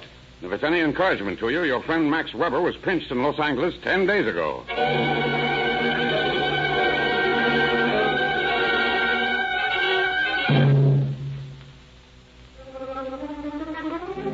The federal raiders confiscate $75,000 worth of narcotics in Mancuso's flat. The dope smuggler is released on a $20,000 bail at about the same time as a very puzzled young French woman calls upon the Prefet of Police in Le Havre. Bonjour, madame. What can I do for you? Oh, Monsieur le Préfet, I have here a letter from my husband. It is very strange. Let me see. Ma chérie Marie, please send back to me 40,000 francs I sent you. Address it to me, care of the Two Worlds Importing Company, 817 Flatbush Avenue, Brooklyn, New York. États-Unis, Guillaume. Well, madame, what is it so strange about that? Send him the 40,000 francs and be done with it. But, Monsieur le Préfet, he has not sent me any money. I don't know what he means. He must be in some trouble. Does your husband often get into trouble, madame? Oh, no, not Guillaume. He is a good man. But that America, strange things happen there. Maybe this is one of those, kidnapping. When does your husband boat get in? Day after tomorrow. Well, if he does not arrive on his boat, then we can be sure he is in danger. But then what will you do? Then we have an international incident on our hands. I will turn this information over to the Sûreté, and they will at once notify the New York police. While Marie anxiously awaits the arrival of the steamship Champlain, her suffering husband is being questioned once more by Mancuso. Now, look here, Frenchie. Why haven't we got that money yet? There has not been time. It takes time for a pack boat to cross the ocean. I believe you're lying to me, Frenchie. Mais, monsieur, you saw my letter. You mailed it yourself. Yeah, but how do I know your old lady will send us the dough? I have assured you. That ain't enough. I want the truth from you, Frenchie. Pull off his shoes, Dominic. Okay. Hand me those matches. Now, hold his feet up. Yeah, now, how does this feel, Frenchie? Oh! Yeah, not enough for you? Now, Frenchie, I want the truth. What did you do with that package? I sold it, I tell you. I sent the money to my wife. Don't lie. Tell me the truth. Mais mon Dieu, arrêtez. Je dis la vérité. Je ne mens pas.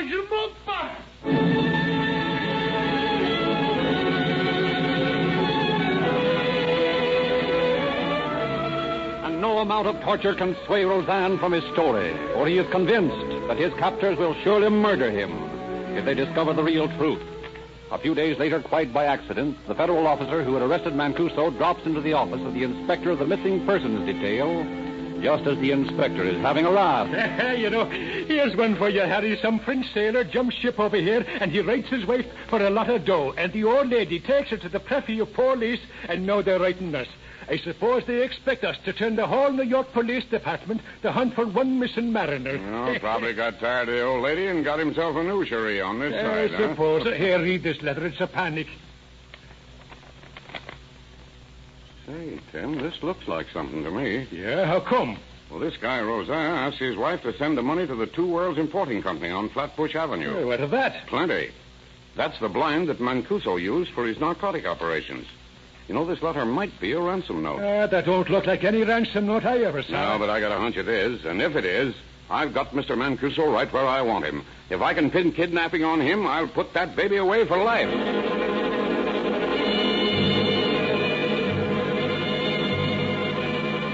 During his freedom on bail, Mancuso has been constantly shadowed by federal officers, and each of his several hideouts is known. Robert Primrose, the federal agent, orders his men to make simultaneous raids early the following morning. Primrose himself leads his men to the Kingsland Avenue flat, from which he had taken Mancuso a few days previously.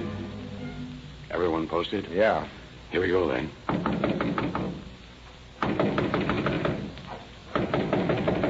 Who's there? Officer Primrose, I want to talk to you. I'll come around tomorrow. I've gone to bed. You want me to break this door in? Hey, can our guy get his rest? All right, boys, let's break it down.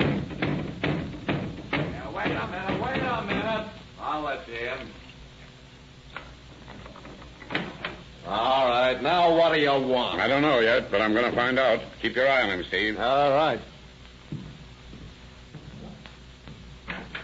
Hey, you big palooka! What's the idea? Oh, I'm sorry, ma'am. You better get some clothes on and get out in the front room. The place is pinched.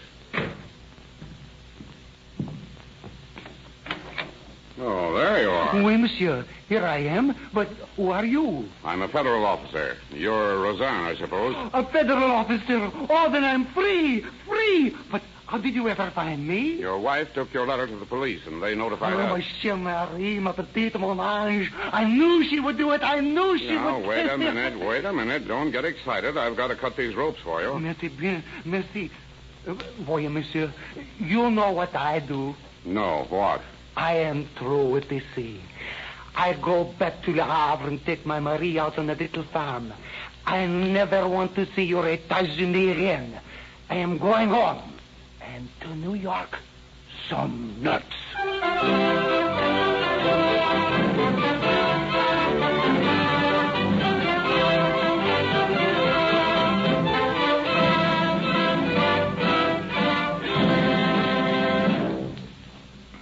Weber, Benson, and Fong, the Los Angeles members of the International Narcotic Ring, were all sentenced to Leavenworth for terms prescribed by law. And Mancuso and his wife, Dominic, are at present awaiting federal trial on charges of violating the Lindbergh anti-kidnap law. It is to be hoped that they will receive life sentences under the law. But even if they should receive shorter terms, the narcotic charges against them assure us that they will be out of the way of society for some years to come. Thank you, Captain Chitwood. And now let's go back to that highway service station. Hey, our friend Chitwood certainly started something. I guess we better get back on the job, Jim, and make heroes out of ourselves, too. Okay, Bill. Well, so long, Jim. So long. So long, boys. Look at him pick up speed. So those police cars really do use Rio Grande cracked gasoline, eh? I thought it was just one of those advertising gags. No, sir. Why, wherever Rio Grande cracked gasoline is sold, more police cars use it than any other brand. I wonder why. Well, you found out today, didn't you? That cracking process makes Rio Grande gasoline work wonders in your motor. You get more speed, and you get more power, and, well, you yourself said that you get more mileage. For example, you remember how that dope peddler on the program we just heard tore a piece of paper into 1,000 bits? Yes. Well, that's what Rio Grande's cracking process does. It tears the crude oil apart and tears every drop to pieces. It releases millions of elements of energy that go to waste in uncracked gasoline. Now, wait a minute. I'm sold. I've been using Rio Grande cracked gasoline ever since that radio program Calling All Cars sold it to me. But I do need some oil. Well, I've got a canned oil here made by the same people who control the Rio Grande Oil Company. Wait a minute. Here it is. Sinclair Opaline motor oil. You see the dinosaur on the can? You've seen Sinclair's advertising about the dinosaurs who lived 80 million years ago when this oil was first beginning to mellow. Well, any oil that's 80 million years old costs too much. Give me a 25-cent oil. Now, this is it. Sinclair Opaline. Only 25 cents a can for a quart can. Now, you can't beat that. No fooling. Well, then give me a can of Sinclair oil. That's a good buy. Guess I'll get all my oil as well as my gas at Rio Grande station from now on.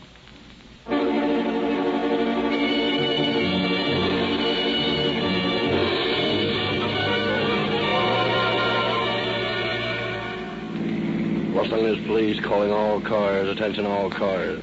Cancellation broadcast 51 regarding a narcotic ring in Hollywood. Suspects in this case are now all in custody. That's all. Rosenquist.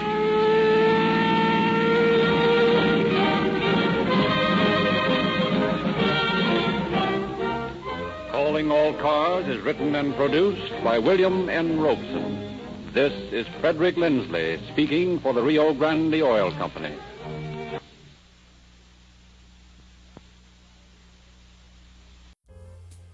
Thank you for watching Golden Age Radio.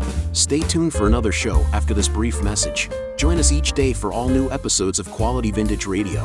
The entertainment never stops. Let us know what you think about the shows. Your feedback is important for us to provide the best quality entertainment to you. Visit G3PL.com if you need database support or training. Subscribe for more radio episodes like this. Click the notification and leave a like to help the channel.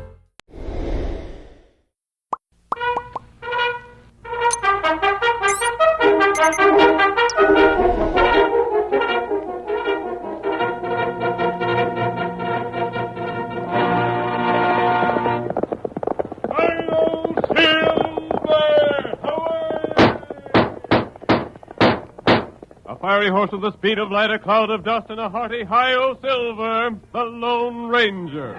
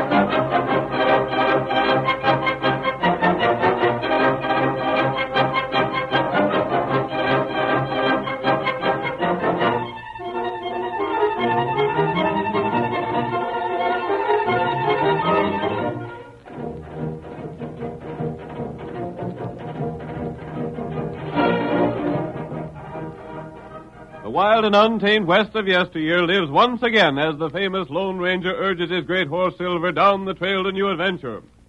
He has a stirring action drama for us now. So make way for those silver-shod hoofs and thrill to a story of the phantom figure of the plains. The Lone Ranger rides again. Come on, Silver, old boy. There he is up ahead. We're coming, Tonto. Hi-yo, Silver.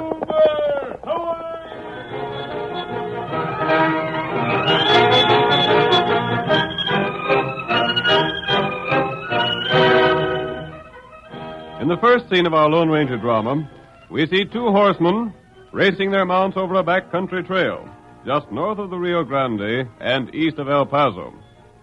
Weather-beaten and disreputable, they carry the stamp of outlaws on their hard features. Get up. These parts are getting too civilized for us, Mike. Always beefing about something. It ain't only me. It's the rest of the boys, too. I'm giving orders and you're taking them. But you gotta admit that rustling don't pay no more.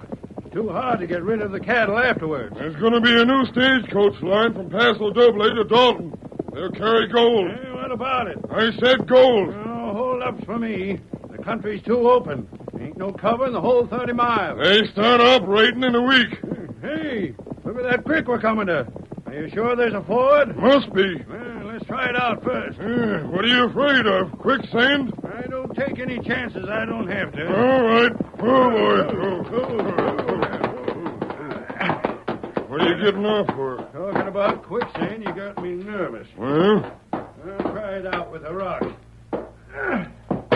Come on. That sand gobbled up that rock like it was hungry. Yeah? Deep, too. Maybe if we go... How deep? What? The creek. About 10 feet. Think a stage could get to the other side? Nah. Listen, Butch. You can start spending that gold from Paso Doble. What's the stage got to do with the creek? Plenty.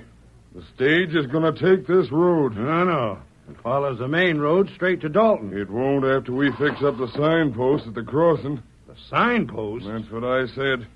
It's a new route, and the drivers will be dependent on them a lot, especially at night. Yeah. What's more, it'll be on the night stage they carry the gold. Mike, I gotta hand it to you. We'll be ready for 'em on the first run. Come on. The boys will be plenty glad to hear about this. Get up there. Get up.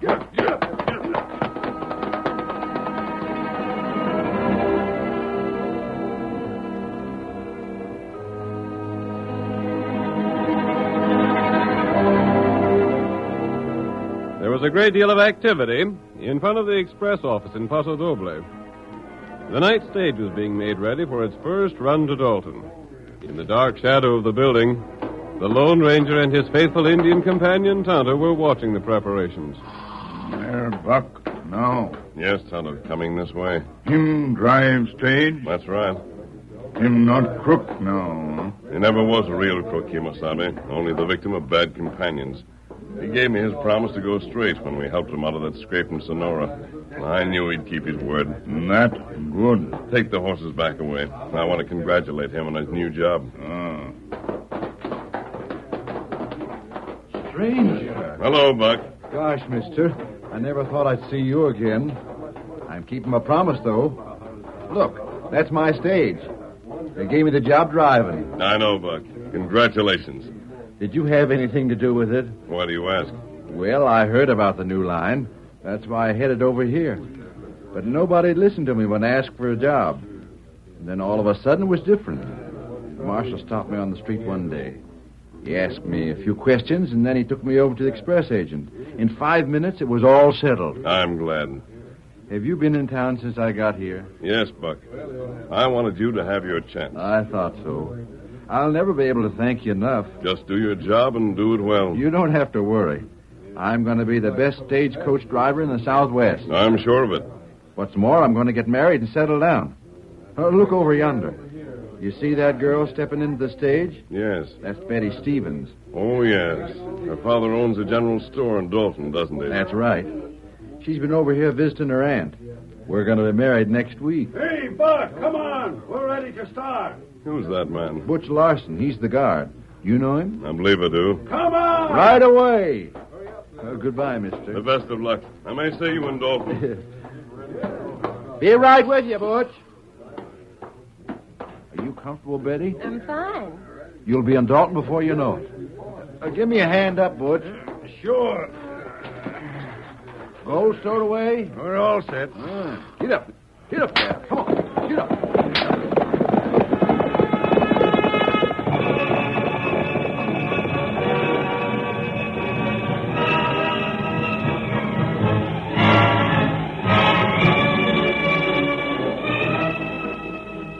An hour after the stage had started its journey, Black Mike and his gang of outlaws were lying in ambush near the quicksand ford at Salter's Creek. What are you laughing about? Butch getting a job as guard on the stage. There ain't a chance of things going wrong now. Oh, we got the signpost changed all right. Yeah. We'll see the stage any minute. What do we do after Butch knocks the driver out and stops it? I told you once. You and a couple of men ride down there. Get the passengers out and take them into Dalton. Then report to the sheriff. And you and the boys unload the gold, cut the horses loose, and drive the stage into the creek. That's it. The stage will be underwater. It'll sink into quicksand, and the express company will figure that the gold went with it. It's a slick scheme. Hey, Mike, the stage is coming down the road. Over the hill, men. Get your horses out of sight. You stay here, Jake. Yeah. Don't treat any of the passengers rough. They gotta think you're trying to help them. I got you, boss. Out of sight. Get away before the stage gets here.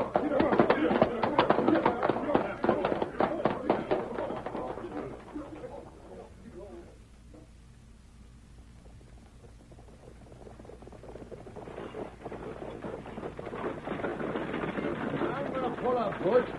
This road don't look familiar. Sure it does.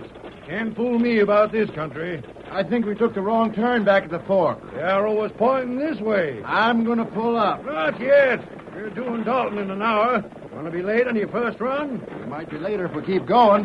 There's the creek up ahead. That proves we're right. That proves we're wrong. There ain't no creek on the main road. Ooh, give me those reins. I got you covered. What's the idea? I'll show you. Why, you dirty double-cross. That settles him. Oh, there. Oh, there. Oh, there. What's the matter? The bridge is out. Hey, driver. The bridge is out. I can see that. Is it too deep to get through? Yeah. Quicksand bottom besides. Any passengers inside? Yeah, two. A man and a girl. You give them a lift into town? Sure thing. Get them passengers out, boys. Everything's set. Good. How about the driver? Had to knock him out. He ain't come to yet. Here, I'll lift him on your horse. No. Mike and the rest of the gang will be along in a minute. You're supposed to wait for him here. The driver goes back to camp. Buck, where are you? Maybe the girl will cause trouble. Not for long. No rough stuff. I got my orders. I gotta hurry, though. See you later. Buck! He's all right, ma'am. He just don't want to leave the stage. We're going to take you into Dalton.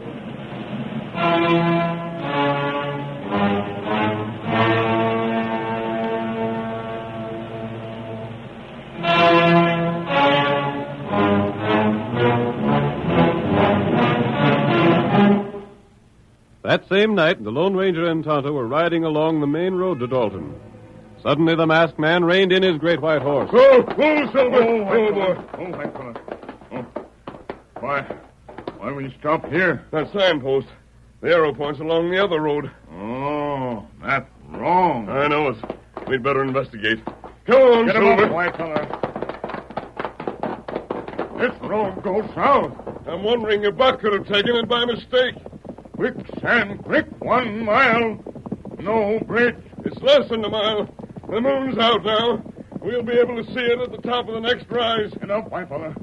I suspect that the guard on the stage is an outlaw, Tonto. He may have had a partner who changed the signpost. It's Buck's first run. He doesn't know the country very well.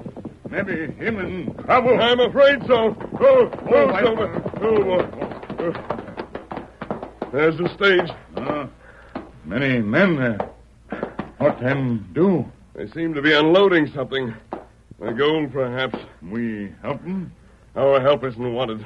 Look, they're unhitching the horses and pushing the stage into the stream. That's right. And then they're going to head south. I'm sure of it. Butch and those men are outlaws. Hi-yo, Get him up, white fella. Away! stage is almost underwater. Me see him. We must get it out somehow. Right, Tonto. Every minute counts. Stage horses run away. Yes, we might overtake them, but there's more important work to be done here. Go, Silver! We must make sure the gold has been stolen. Not safe go out there. It isn't far from shore. I might be able to jump it. Oh, this ground's soft. I have to make sure. No, me climb tree. Tree? Oh, I see. You can work your way out on that limb and drop onto the coach. It's almost directly underneath. Here, I'll give you a lift up. Climb up. You'll find the gold in the baggage compartment. Me know. Try that limb. Make sure that it'll hold your weight. It's strong. That's good. Take it easy, Kimosabe. Box open. Can you see if the gold's gone? Not yet. Easy. Box empty. That's all we need to know. Me drop on coach? No, come back. There's work to be done. We follow outlaw? Not yet. If that stagecoach sinks into the quicksand, we can never prove the theft. It's sinking deeper every minute. What we do?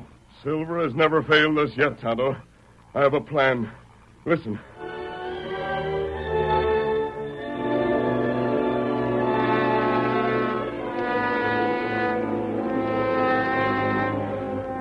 It was an hour later when the three outlaws, headed by Jake, rode into Dalton with Betty and the other passenger from the coach.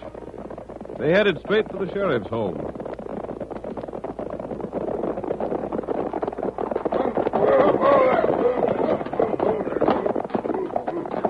What do you want with the sheriff?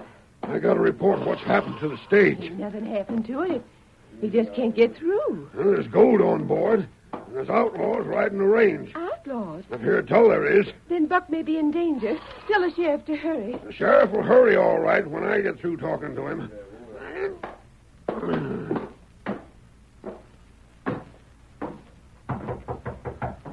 Who's there? Jake Winters.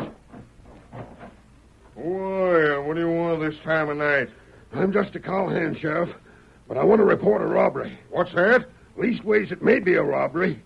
Me and my two buddies were riding along by Salter's Creek, and we saw the stagecoach from Paso Doble was drawn up by the side of the road. What was the stage doing near Salter's Creek? I guess the driver and the guard had a scheme to steal the gold on board. Steal the gold? Yeah. We rode up and asked what was the matter, but both of them pulled guns on us. They told us to take the passengers into town and keep our mouths shut. The guard and the driver, huh? That's right. We did like we was told, but I looked back as we were riding toward the shallows, and they were driving the stage into the creek. Trying to ford it. Well, maybe. I figured different. The driver's name was Buck. I heard Buck them Newton. That reformed gunman the express company hired. I told Higgins it was a mistake, and this proves it. Yeah. Thanks, Zeke. I'm going to round up a posse and get Buck Newton dead or alive.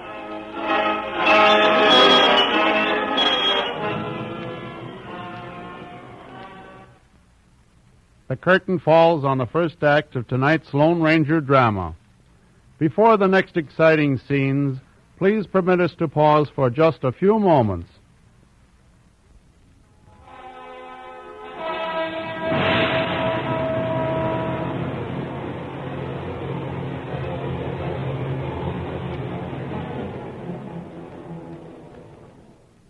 Now to continue our story.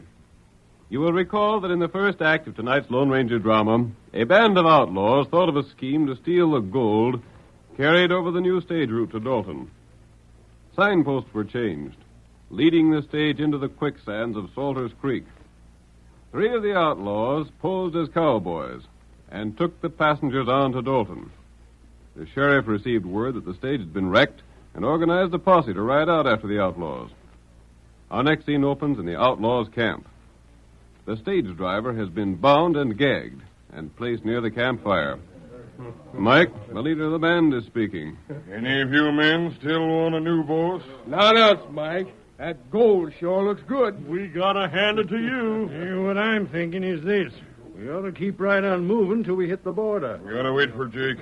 Maybe when he shows up, he'll have some good news for us. Maybe we can stay here. Ain't no sense in that, Mike. I say as we wait. Here's Jake now. Hey, steady, boy. Did you talk with the sheriff? Just like you told me to. Did he believe you? Sure did. He organized a posse, rode back the creek. The stage had sunk into quicksand just like we figured. There wasn't any evidence against anybody. That make you feel any better, Butch? You could see the stage underwater, couldn't you? Not a trace. Yeah, funny it should go down so fast. Tell him the rest of it, Jake. You mean about Buck? Yeah.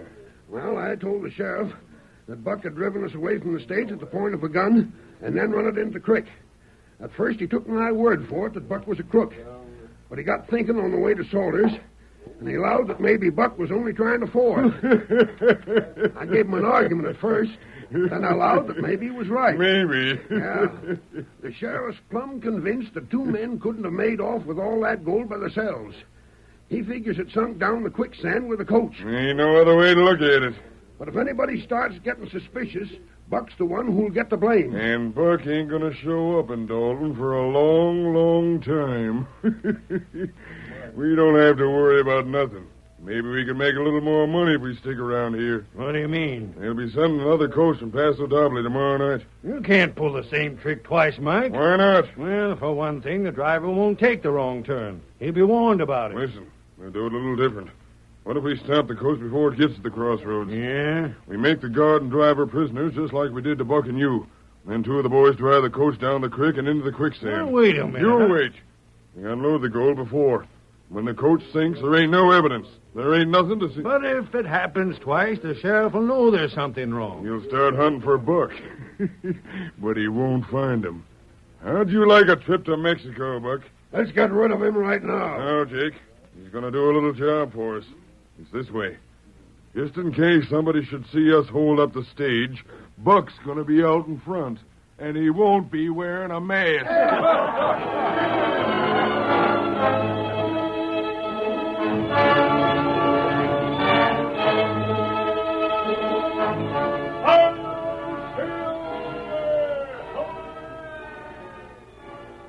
The morning following our last scene, a group of men were standing in front of the sheriff's office in Dalton. Betty Stevens pushed her way through the crowd. Let me pass. I've got to see the sheriff. Sheriff, look what's coming down the road. It's a covered wagon. Covered wagon? Nothing. That's a stage. The day coach isn't due from Paso Doble till this afternoon. It's the night coach. The one that got stuck in the quicksand. Buck got it out. Maybe he's driving it. There's two men on the box. One of them's an engine. And the other man is masked. Don't shoot. Stand out in the center of the road, man. We got to stop him. Masked man's drawing rein. He's planning to stop anyway. Halt in the name of the law. Hurry, boys. Get up there. What's on your gun, Sheriff? Who are you?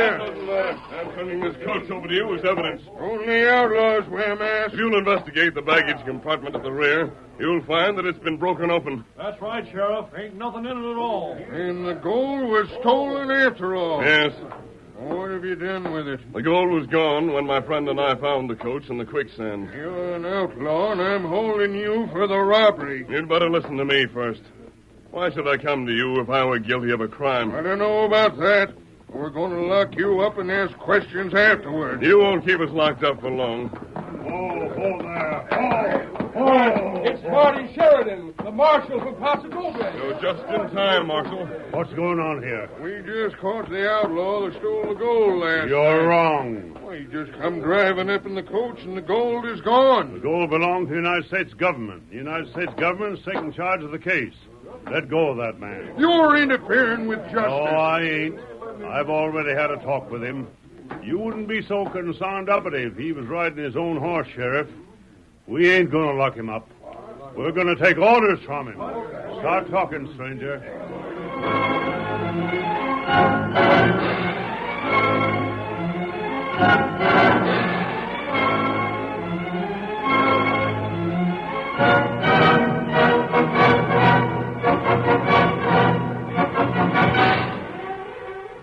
The Lone Ranger, backed by the authority of the United States Marshal, made plans for the capture of the outlaws.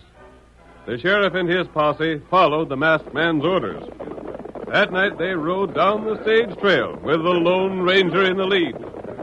About time you told us where we're going, stranger. He's the one in command, Sheriff. Ain't no harm in asking where we're headed. We're heading for the crossroads. You sure the outlaws are going to hold up the stage there? Yes.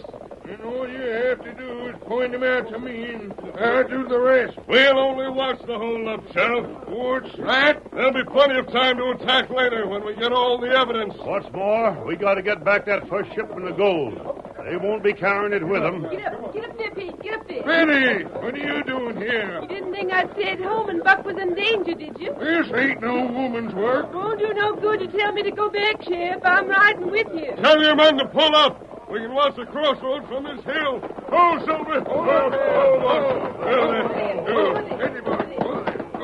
There they are, hiding in that gully. It's a good thing there's a full moon. We can see everything. They're wearing masks. One of them isn't. Oh. Quiet, Betty. Ain't that the stage coming down the road? Sure it is.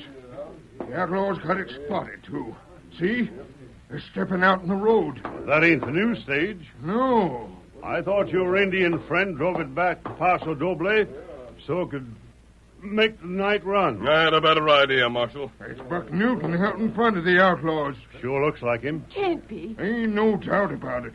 This is all the evidence we need. Buck is not an outlaw. I got eyes, ain't I? Maybe we made a mistake about Buck, stranger. No, Marshal. Man! Don't give any orders yet, Sheriff. Why not? They strapped the coach. They're tying the driver and the guard. They're unloading the gold from the back. We can't stand by and watch a hold-up. You can't accuse an innocent man, either. Look closer. Look at that man standing behind Buck. He has him covered. It's true. He's a prisoner. I ain't so sure. You will be.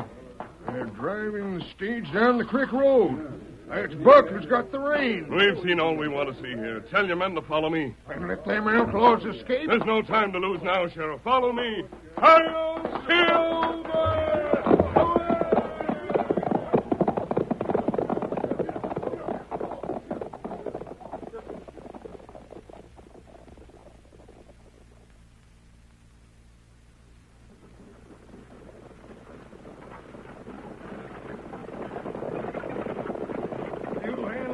Right well, Buck. You dirty... Don't get mad, boy. I ain't gonna kill these horses. I ain't gonna drive them into that quicksand. Maybe you're hankering to get killed yourself. I heard you talking last night.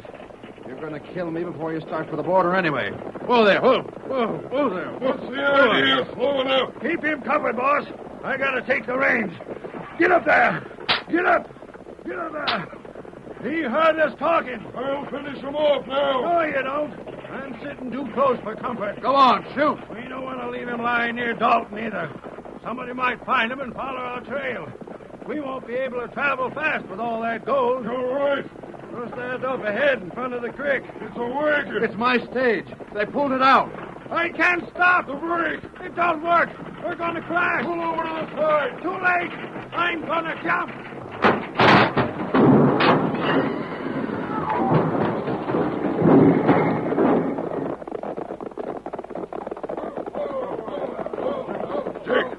Buck over there. Don't let him get away.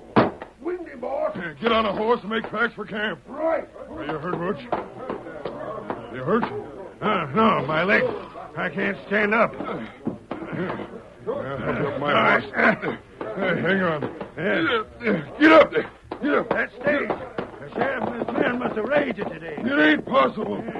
We saw it, didn't we? Maybe they followed our trail to camp. We shouldn't have left the gold there. Yeah, we couldn't take it with us. Back to camp, men, and don't spare the horses.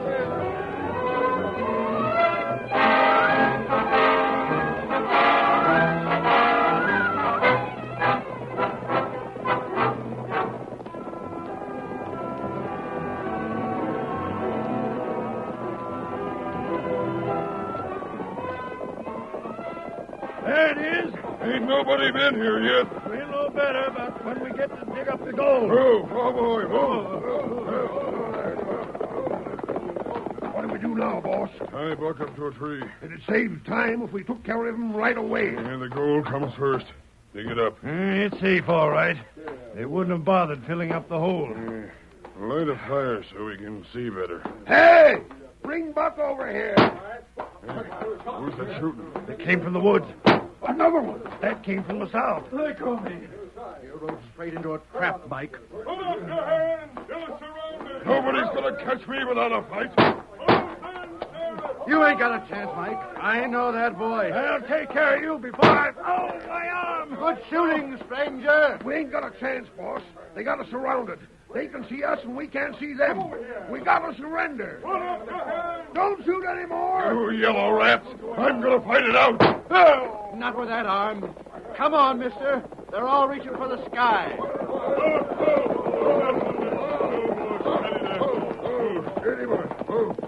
There are your men, Sheriff.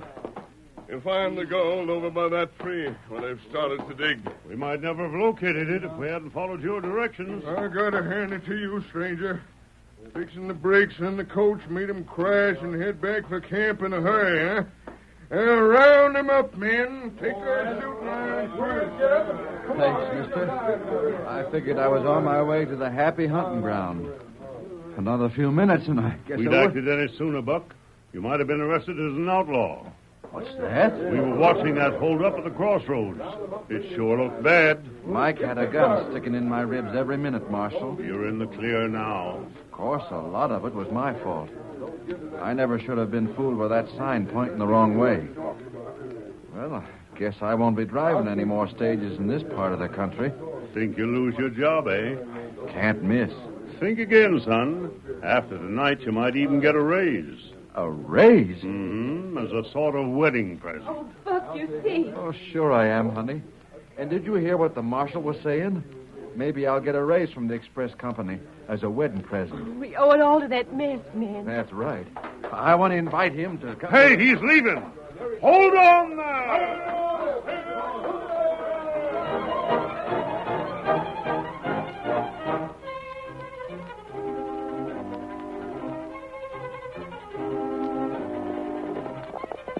Come on there, Silver, old boy. Justice is needed in El Dorado. Hi-yo, Silver.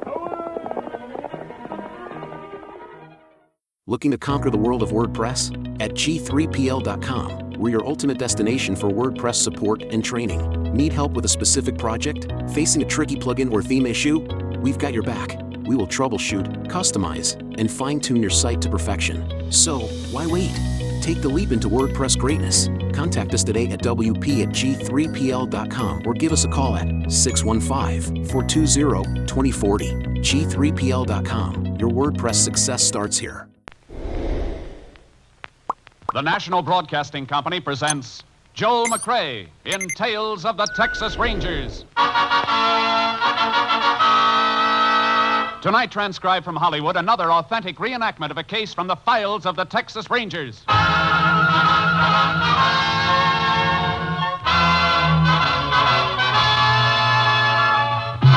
Tales of the Texas Rangers, starring Joel McCrea as Ranger Jace Pearson. Texas, more than 260,000 square miles, and 50 men who make up the most famous and oldest law enforcement body in North America.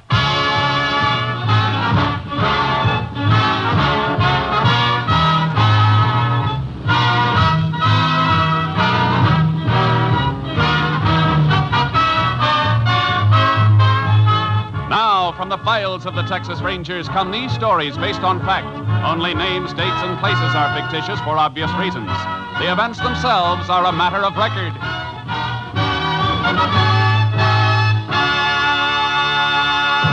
Case for tonight, Blind Justice.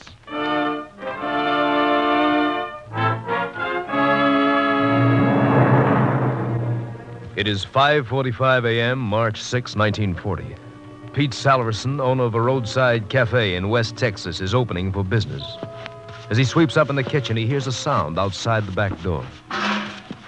Somebody out back there? That's you, Charlie? Well, what's the matter, boy? Where'd you come from? Come on, feller. Come on. I ain't gonna hurt you. Atta boy. Looks like you got here too early to root for anything out of that garbage can, though. And them ribs of yours look like you could use some grub fast. Hey, now, none of that face licking. You just come on inside and I'll fix you up. Come on. Come on. Let's see. How about this? That is bone and a couple of hunks of stew meat, huh? All right, feller. There you are. Dig into that. Oh, boy, you sure are beat up and hungry. What's this contraption you got strapped on you? Pete, you open yet? Oh, howdy, Sheriff. How's the coffee situation? Well, it ain't brewed yet, but I can fix you some up in a minute. Had an early customer here. Yeah, but he hasn't got any money. I'm a cash customer. Where'd you get him? Oh, he's rooting in the garbage cans out back. What you doing up and around so early? I just come back from Huntsville. Delivered a prisoner up there yesterday. Yeah? Hey, that'd be a pretty good-looking dog if he was taken care of. Who owns him? I don't know. Never seen him before. Never did see a leash like the one he's wearing, either. Kind of funny contraption. Look at it. Hey, well, let's see that. What's the matter, Sheriff? Well, this ain't a leash. It's a harness. Huh? This here dog's a seeing-eye dog. One of them dogs is trained to lead blind people? Sure is. He must have run off from his master, then. Well, these dogs don't run off, Pete. I had a missing persons bulletin on a blind man 3 days ago. This might be his dog. Well, the guy that's missing must be around here, then, huh? Well, if he is, something must have happened to him. This dog never would have left him. Say, you got change for a $1 in the register? Oh, sure thing. I'm going to hit that phone and get a ranger down here to help. Wherever that dog's master is, I got a hunch we'd better find him quick.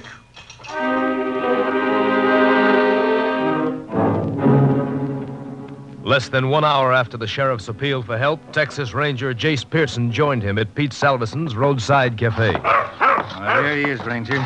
No mistaking that harness if you ever seen one before. It's a seeing-eye dog, all right.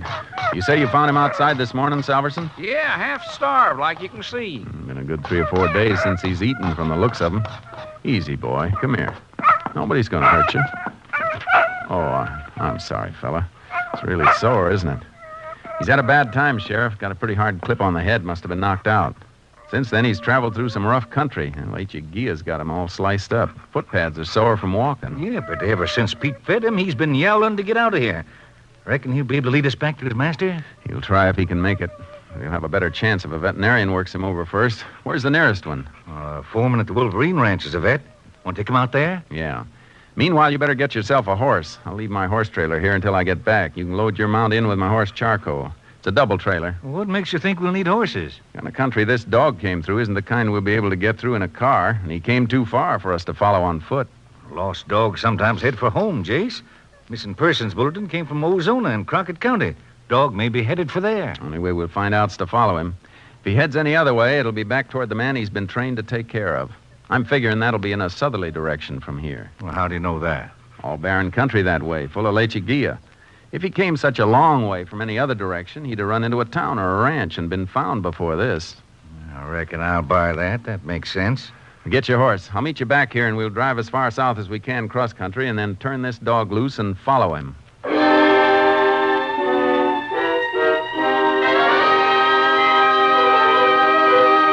I got the dog patched up at the Wolverine Ranch, picked up the sheriff and his horse, and headed south into the Badlands.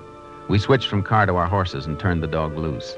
He circled around for a moment, got his bearings, and then, despite the soreness of his body, started into a limping run.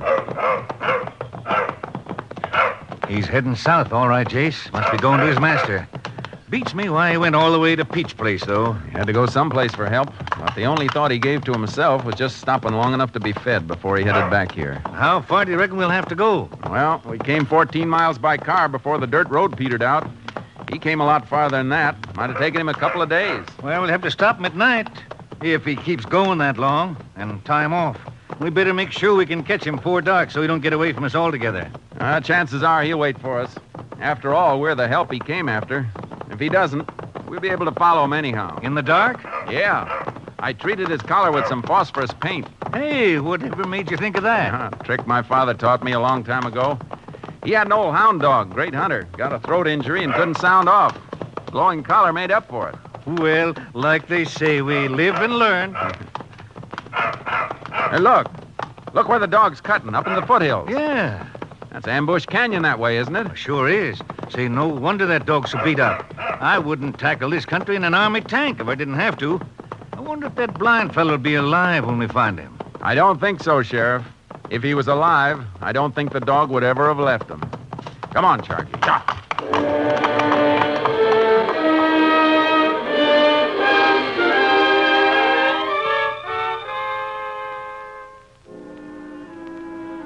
What kept that dog going, I'll never know.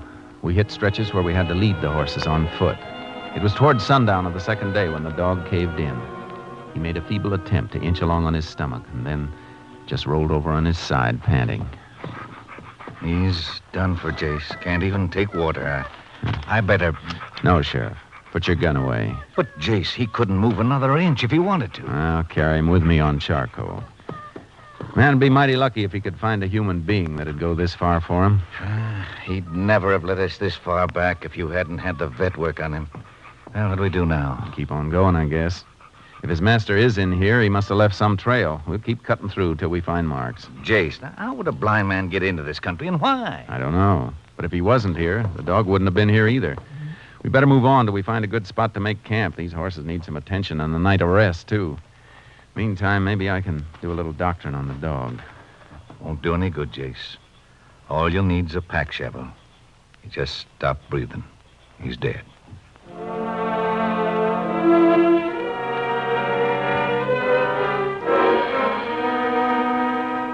The next morning, we started trail cutting, working steadily to the south, toward the international border, the Rio Grande.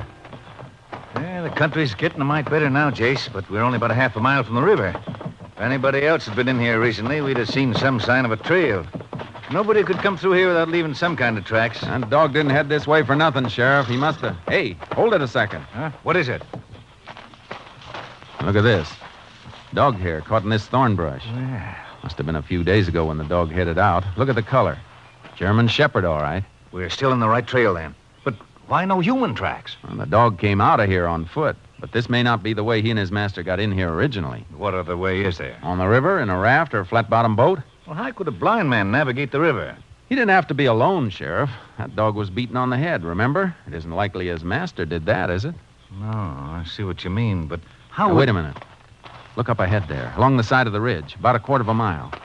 Yeah, looks like part of the rock and the earth have been scooped out. Must have been a little landslide. Not on a rock facing as solid as that looks. What do you suppose it is, then? Let's find out.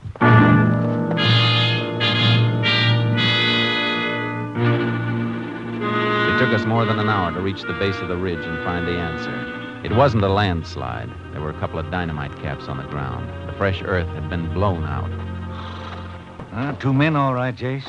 Signs of tracks held tight in this fresh earth. Dog tracks go right along with the one set. That was the blind man. Yeah, another mark running in with those tracks, though. Little round hole in the ground every few steps. The blind man must have had a cane, too. Move around the wide circle and cut back to this spot until... Oh, wait, Jace. What's that thing over there by the brush? Long white piece or something. A white cane. Come on. The head of it's stained, Jace. Looks like blood. It is. The dog must have been clubbed with that. Bloodstains didn't come from the dog, Sheriff. Lump he had on his head didn't bleed. Let's beat through this brush. Blood trail on the ground through here, Jace. Yeah. That patch just ahead seems to be pressed down in one spot. Let's make for it. A man's body, all right. Face down. Better roll him over and see if it's a blind man. It's him, all right. You can tell by his right hand. Callous ridge there from holding onto that dog harness.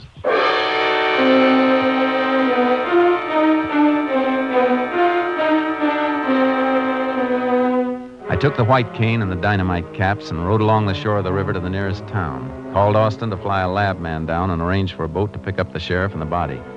I was in the local constable's office 24 hours later when the body was brought into town. Well, body's over at the undertaker, Jace. Good. Constable told me you were in here looking over a report from your lab man. Yeah. No lead on the dynamite caps, but we learned plenty from the cane. 2 sets of prints, one unidentified. Must have been the blind man's. What about the other set? Man who left the other set had a criminal record. Name was James Waterman. Got out of Huntsville 6 years ago. Waterman?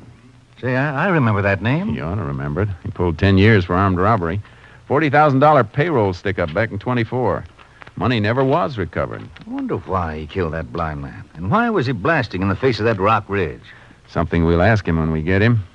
Oh, was the lab man at the funeral home when you brought the body in? Yeah, he's going over it now. Want to get some grub while you're waiting for him to finish? Yeah. He'll take prints off the body to compare with the ones he lifted from the cane. He'll have identification established by the time we get through. Good. Let's go. I'll be glad to eat something I haven't had to cook myself.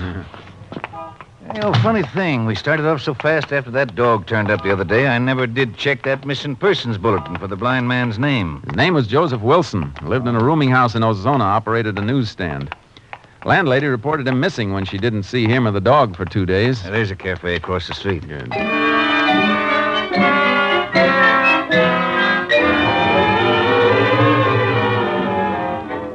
We took our time. A statewide pickup was out for James Waterman, and it seemed just a matter of pinning him down. But when we got finished and walked over to the funeral home, the case wasn't so simple.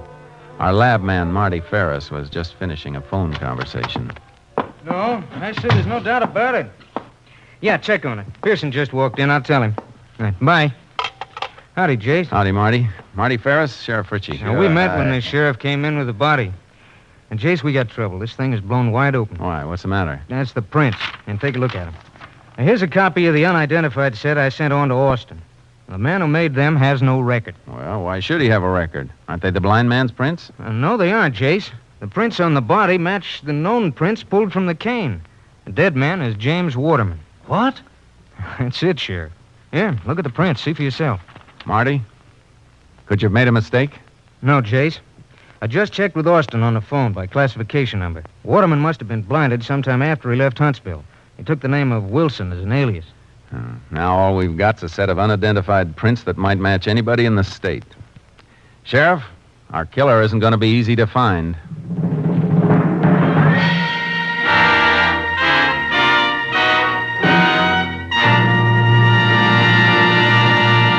You are listening to Tales of the Texas Rangers, starring Joel McRae as Ranger Jace Pearson. We continue now with tonight's case, Blind Justice, an authentic story from the files of the Texas Rangers.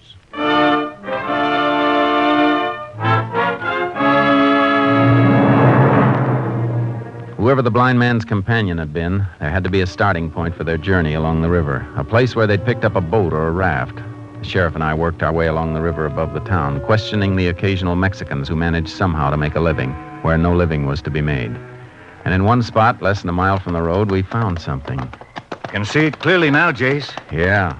Impression of a flat-bottomed boat on that mud flat.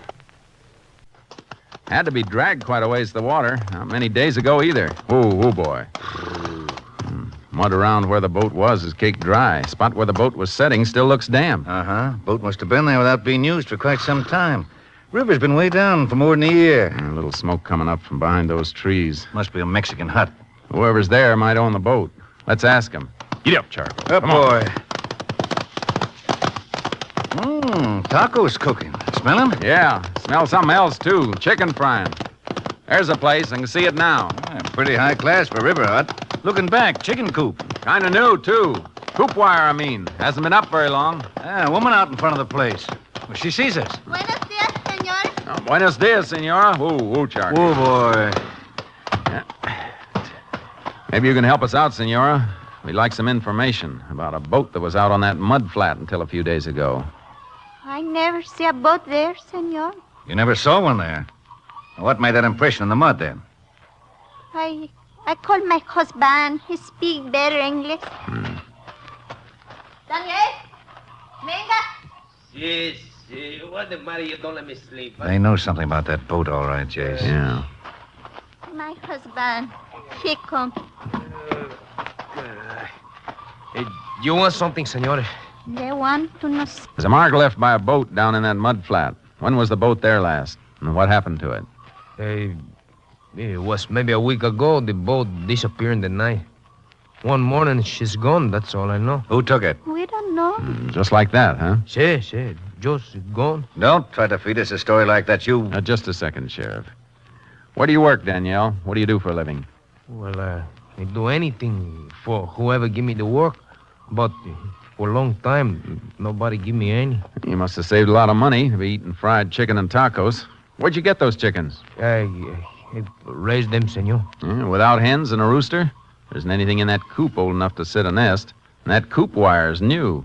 Well, what I mean to say, I was just starting to raise them. Where'd you get the money to buy that coop wire and the chicks? You better talk up. This is part of a murder investigation. Murder? Blind man was murdered downriver. He got there by boat. Senor, I got nothing to do with murder. I just sell the boat. Why didn't you say so before? Well, because the boat was not mine. But you sold it just the same. Say, look, I tell you the truth. The boat is there for 2 years, ever since we come here. I never know who owns it, and then one day the men come. 2 men? Sí. One of them blind? Sí. He got a dog and a white stick. The other man with him, he said to me, I give you $50 for the boat. Well, I don't say that the boat is mine. I just let him give me $50. What'd the man look like? The one who could see? Oh, he's big, just like you, with the light hair, very wavy, eyes blue. He said that when they come back, I can have the boat back for nothing. And he gave me more money if I don't tell nobody. I say, you give me more now, huh? But he said he don't have no more until he come back. That's the whole truth, senor, just like Daniel tell you. All right. If it isn't the truth, we'll find out. Come on, Sheriff. Let's go. Right. You two stay right around here in case we want to see you again. Oh, sir, we'll be here. We don't run away. Up, boy. Hey. Heading back for the town? Yeah. Marty may have some more information. And I think we just got a lead from Danielle on why Waterman and the other man went downriver. Well, if you did, you got something I missed. They promised Danielle more money when they came back. The money Waterman got in that stick-up 16 years ago never was recovered, remember? Oh, I get it. That's why they dynamited into that rock ridge. Waterman must have hidden that money until it cooled off. That's right. But before he ever got back to it, he was caught and sent to Huntsville for 10 years. Why didn't he go for it as soon as he got out 6 years ago? That's one of the things we still don't know. Maybe Marty will have the answers when we get back to town.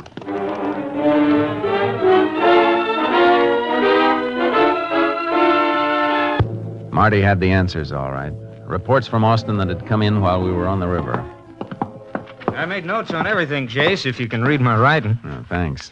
A check back shows that Waterman lost his sight 3 days after he left Huntsville 6 years ago. Now, it's hard to run down because he didn't have to report to anybody. He'd served his full term, no parole. I see. Happened in a highway accident, huh? Yeah, I caught a lift on a gasoline truck, went over an embankment and caught fire. The driver was killed, Waterman blinded. Near Sonora. That means Waterman was headed this way from the pen. He was going straight for that money, Sheriff. But losing his sight stopped him. But why did it take him 6 years to move for it again? He had to find somebody to help him. A man with a load of stolen money hidden away doesn't trust many people. He finally trusted somebody. And got killed for it. I'm going to take a ride to Ozona. It's out of your county, Sheriff, but it's your case. You want to come along? You bet I want to come along. Let's go.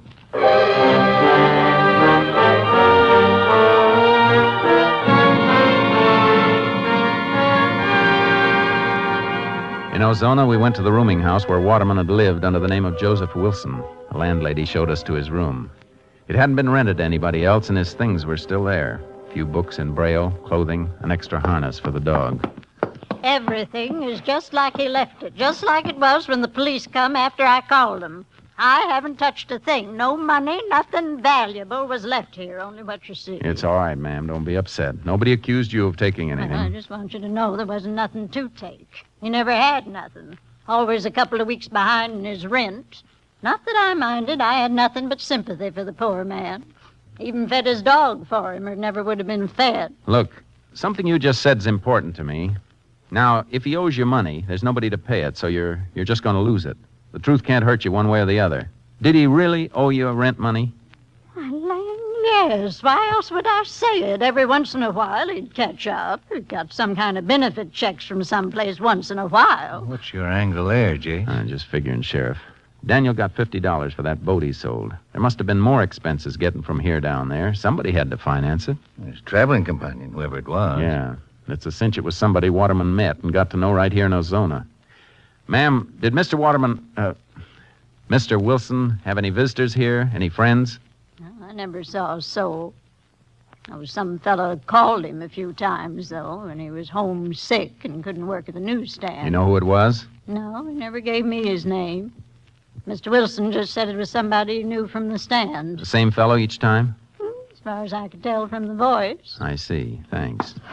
Come on, Sheriff. Was that all you want here? Yeah, thanks.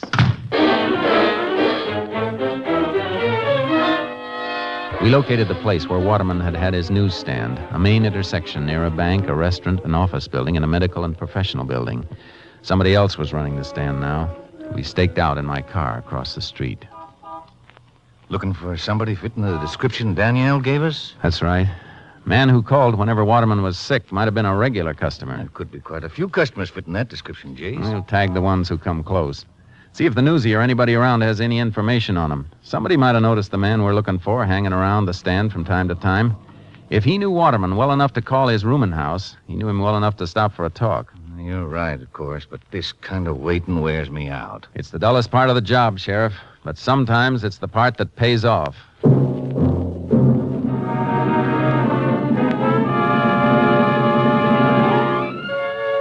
For 2 days, we watched the corner. Occasionally, we followed a man who fitted the description supplied by Danielle. But each time we checked, the subject turned out to be somebody who hadn't been out of town. Then, just before the end of our second day of watching, I nudged the sheriff. What is it, Jace? Over there. No, past the newsstand. Just going into the medical and professional building. Oh, yeah. He looks like he might be the boy, all right. His hair is really light and curly, which most of the others haven't been. Let's see where he went.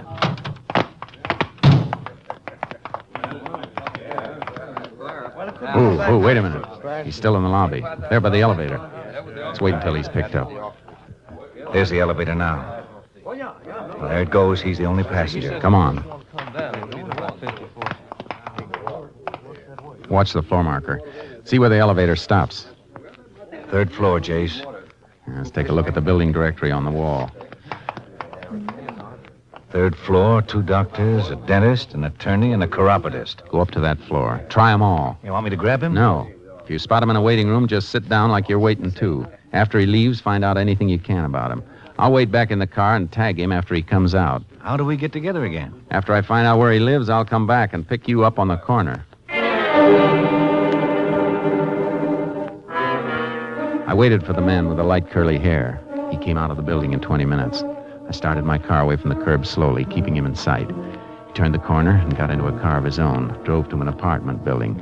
I noted the address and then went back and met the sheriff. I hope you didn't lose him, Jace. I think he's the one we want. Why? What'd you get? He was in to see a doctor. Had a dressing on his arm changed. Doc said he's a regular patient who's been away on vacation. Been out of town, huh? Yeah, but that isn't all. It's what he's being treated for that ought to make you sit up. Dog bite. Dog bite? I thought that shepherd might have gotten to the killer just once before he was knocked out. Let's go visit him. I know the apartment building he lives in. You get his name from the doc? J.B. Rowland works on the local newspaper. Reporter? No, has charge of distribution and circulation. Also takes care of the morgue, back issue files. Oh, that'd put him in touch with Waterman on the circulation end. And his taking care of the back issues might fit, too. That might have told him who Waterman really was. Hey, that's right. Fishing through some old back issues, he might have read about the robbery and Waterman's conviction, maybe seen a picture of Waterman and recognized it. That'd make him get friendly. He'd know the money was never recovered and that Waterman didn't have it on hand, or he wouldn't be running a newsstand and living like he did. You think he told Waterman what he knew and finally talked him into a deal? Or do you think maybe forced him into it? When we see him, we'll ask him.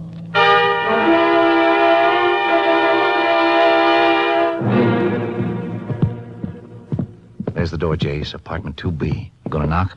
Yeah. Yeah? Who is it? Special delivery. Well, I'm not dressed. You better slip it under the door. You got a sign for it. Oh? Okay. Hope you got a pencil. All right, Roland. Open it all the way. I'll open it. I'll open your skull! Watch him, Jace. Stay away from that desk. You're not taking me! Give me that gun! My arm! Yeah. Same arm Waterman's dog chewed on, huh? I don't know what you're talking about. No. Just the same, you went right for a gun. Brand new gun at that. Like you were expecting you might have trouble. Come on, get up. Why'd you kill him? You want all the money instead of a split? Money. Money. Yeah. Where's the money? What'd you do with it? What did I do with it? I worked on him for months until he trusted me. Then we went down to the river, but we couldn't find the place. Couldn't remember all the landmarks. He couldn't see, and after 16 years, he couldn't remember. He couldn't remember. I went crazy. I planned on it so much, I went crazy, that's all. If I had the money, I could have gotten away. Without the money, I had to come back here so they wouldn't be looking for me. All right, Roland. Go get some clothes on. Looks like that 40,000 is really gone for keeps, Jace. Yeah. Buried in a rock ridge somewhere near the Rio Grande. That's money that never bought anybody anything. I feel sorry for that dog, Jace, breaking his heart and dying like he did. Funny thing about a dog never passes judgment. He just sticks right to the finish, whether you're good or bad, worth it or not. I'll help Roland get a jacket on. Then we can take him in.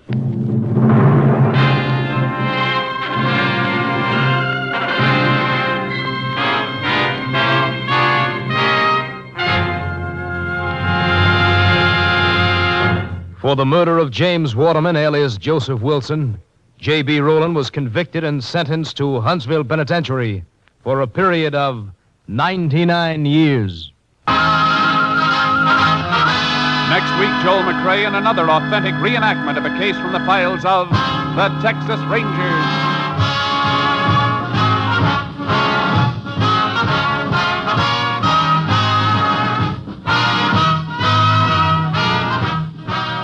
Joel McCrea is currently seen starring in the Universal International Technicolor production Frenchie. Tonight's cast included Tony Barrett, Peggy Weber, Herb Vigran, Ed Begley, Earl Keane, Tom Holland, and Tom McKee. This story was transcribed and adapted by Joel Murcott, and the program was produced and directed by Stacy Keach. Hal Gibney speaking.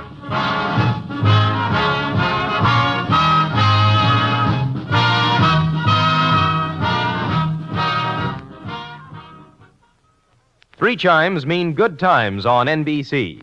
Tomorrow night, NBC will present Parallel 38, a dramatization of the work of the Red Cross during the current crisis, with Raymond Massey in the starring role. Brigadier General David Sarnoff will explain the needs of the Red Cross during the 1951 fund campaign. So listen tomorrow to Parallel 38 and let your heart guide your hand when you give to the Red Cross. The Telephone Hour welcomes UC Bierling tomorrow on NBC.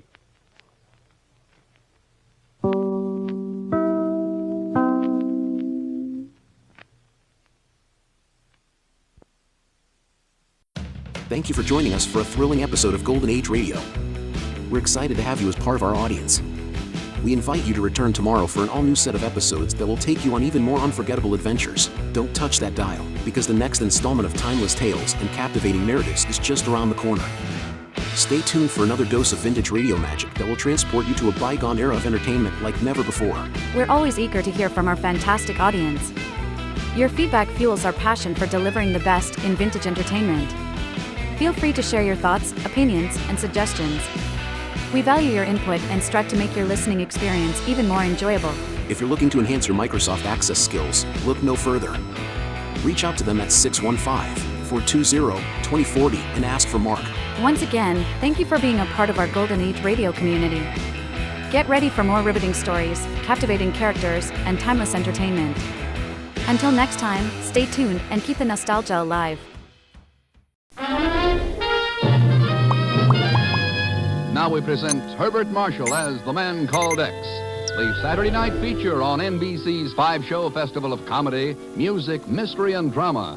Brought to you by RCA Victor, world leader in radio, first in recorded music, first in television. And by the makers of Anacin for fast relief from pain of headache, neuritis, neuralgia.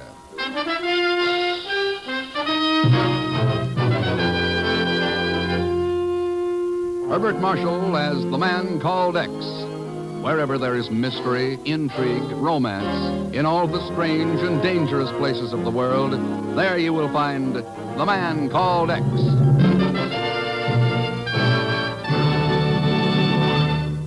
Here's a word from RCA Victor.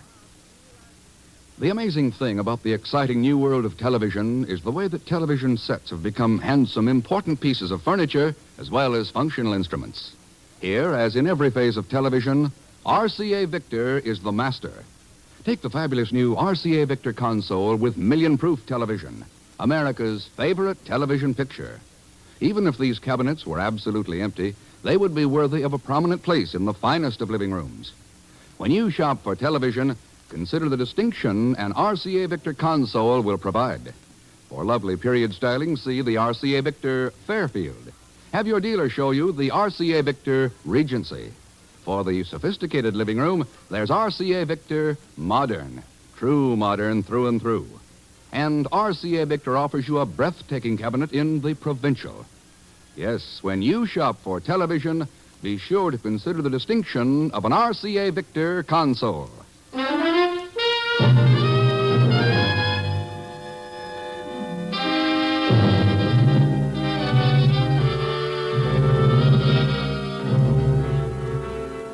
Off the east coast of India lies Bengal Bay, a vast and rolling tropic sea stretching 1,000 miles from the mouths of the Ganges southward to Ceylon, Sumatra, and the Indian Ocean. Many an adventurer of the past sleeps damply beneath its dark waves, and even now on starless nights, others of the living go to join the dead. Steady. Keep the searchlight on that fishing dhow. Yes, sir. Still no sign of life on board. Scared, I guess. Yeah, I imagine. Better fire another shell into it. Okay, sir. Try for the waterline. Right. On target. Steady, all. Steady it is. Blew her right out of the water. Good shooting, Kronko. Ahoy the tower. Prepare to submerge. Lash the gun and let's go below. Prepare to submerge. Oh, yeah. I'd better take that flag down. We may need it again. We sure didn't need it tonight. Not a single survivor again. It's better that way. Survivors mean witnesses. Witnesses mean trouble. You mean trouble spelled with an X? It's always a possibility. Let's go below.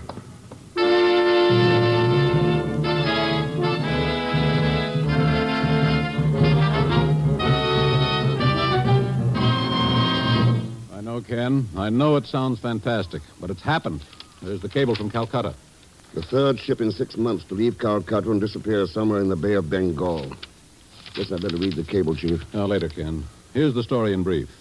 This Muhammad Lal had been fishing in the Andamans and was beating north for Calcutta in a sailing dhow. Around midnight, he noticed the lights of a freighter coming from the northwest. It was still 4 or 5 miles away when it suddenly blew up. A tremendous blast. And sank immediately, is that it? Yes. By the time he reached the spot, there was only a few pieces of wreckage and this submarine. Cruising around on the surface and machine-gunning survivors. Chief, if that's true. Yeah. Anyway, Lal was smart enough to grab a life jacket and slip over the side of his boat and swim away from it. A few minutes later, the sub picked it up in the searchlight and sank it with a couple of shells. Oh, that's quite a story. Listen. Lal claims he saw something in the searchlight. That sub was flying an American flag. What? Chief, you don't suppose they're trying to use that angle now to... I don't know, Ken, but we've got to find out. Right. I checked with the Navy just to cover. They've got one light carrier on maneuvers in the Andaman Islands. Indian government observers aboard. No subs. Hiding under an American flag. Machine-gunning survivors. Hello, Mr. Thurston. I just happened to be... How do you do, Mr. Chief? Zagon Zellschmidt. By heavens, when it isn't Pagon, it's Cousin Zagon. Oh, sure. I guess we're just a friendly type. Not with me, Zagon. Now get out. I just got here. Hey, what is this big map on the table? Get out. The Bay of Bengal. Boy, is that an ocean for you. I used to be a steward on the Georgia lines from Cairo to Calcutta. I don't care what you used to be. If you don't... Chief, I'll have Miss Brooks check the airlines right away. All right, Ken. I want to get Calcutta fast. I wonder whatever happened to that girl. Zagon, are you aware of the fact that you and I are alone? We are? Oh, well, I suppose that's the way... We are? Now, look, Mr. Chief, let's keep our tempers. Let's not be hasty. Let's not... Mr. Thurston! Mr. Thurston!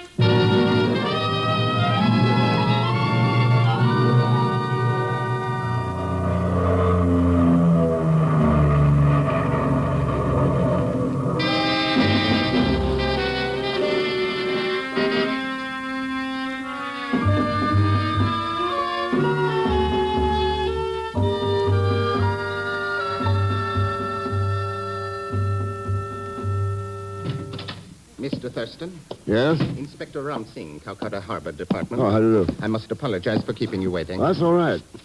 I've been looking over these cargo and passenger lists, the final voyages of those 3 missing ships. Yes. Sailings to destiny, rendezvous with the unknown. You have a poet's viewpoint, Inspector. The influence of the Orient, Mr. Thurston. The proximity to strange occurrences. Yes. Now, according to these lists, the missing freighters were all carrying small, highly valuable shipments in their strong rooms. Rubies, gold, sapphires. And on the last one, the Mozambique, nearly $1 million in platinum bullion. It's possible, of course. They also carried passengers. True enough, but Hired accomplices. That submarine had to have help from somebody on board the ships. Some to knock out the radio, break open the strong room, so on. The radio, of course, to prevent distress signals. That's right. In 1 or more cases, at least. Pardon me. Inspector Singh? What? Oh, yes. Yes, I see. Thank you. Mr. Thurston, I told you I'd arranged for a car to take us to the hospital to talk with Mohammed Lal. Yeah. Shall we go now? It won't be necessary. Mohammed Lal is dead.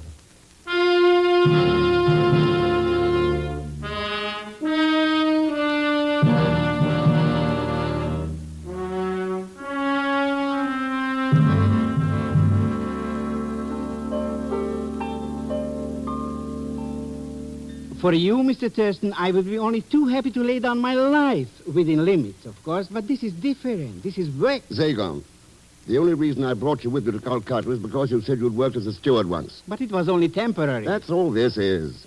You don't have to make a career of it now. The Bangalore sails day after tomorrow. Why don't you get that Mohammed Lal to be a steward? Because he's dead. Huh? I thought he was doing okay. He was, until his wife came to visit him this morning. The old battle axe, huh? Oh, well, very pretty, according to the hospital authorities. Strange thing, though, Zagon. What do you mean, strange? I did some checking up on Mohammed Lal. He wasn't married.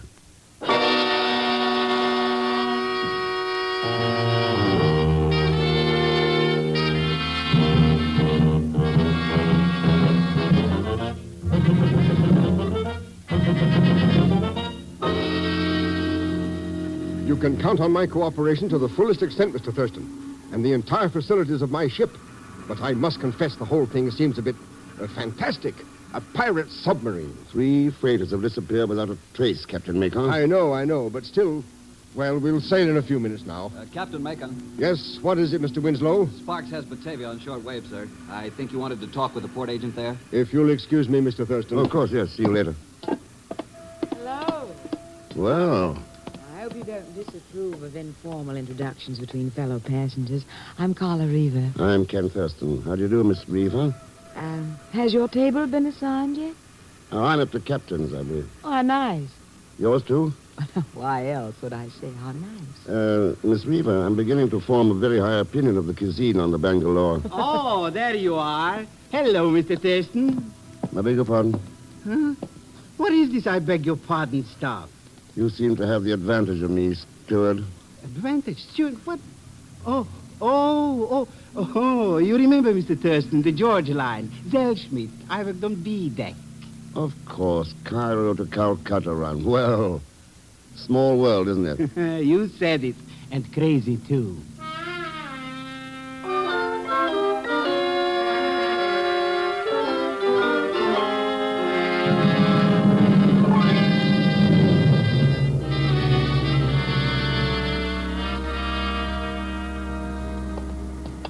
It's stored here in the midship hold, Mr. Thurston. Just a second. Go ahead. Thanks. Now over this way. Captain Macon told me why you're aboard, but I don't see what this 5-ton shipment of candles has to do with it. That's what I want to find out, Mr. Winslow. Every one of those missing ships also carried 5 ton of candles. Here we are. It's these cases stacked at the sides. Uh-huh. Right against the hull. Let's open one of these cases. On my responsibility, of course. All right. I guess I can pry the top off with this bar. I can't see any connection between the submarine attack and candles. There you are. Let's see now. That look like a candle, Mr. Winslow? No, it doesn't. Why, it's... Yeah, that's right. 5 tons of it. Well, let's close it up again. Who is it? Come on out of there. All right, I'm coming. Just keep your... Hello, Mr. Thurston. Oh, for the... Steward, what are you doing down here in the hold? Oh, just catching up on a little sleep. What? Oh, no, I'm not really a steward. I'm just... You tell him, Mr. Thurston. Tell him what? But... I never saw you before in my life. But... What have you got in your pocket? This, just a little pussycat, see? Kitty, kitty, atapata. The cook gave him to me. I don't care who gave it to you. Get rid of it, and then get back to work. Now, listen, sir, Commodore. Hey, Admiral. Oh, shut up. Someone's coming in.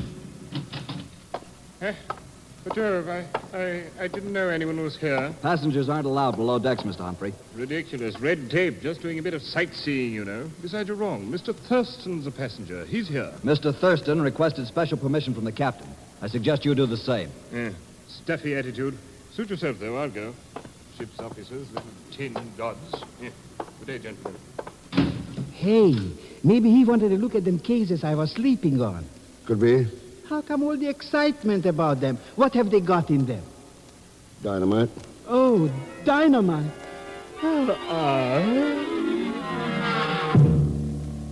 Got a bucket of water handy, Mr. Winslow.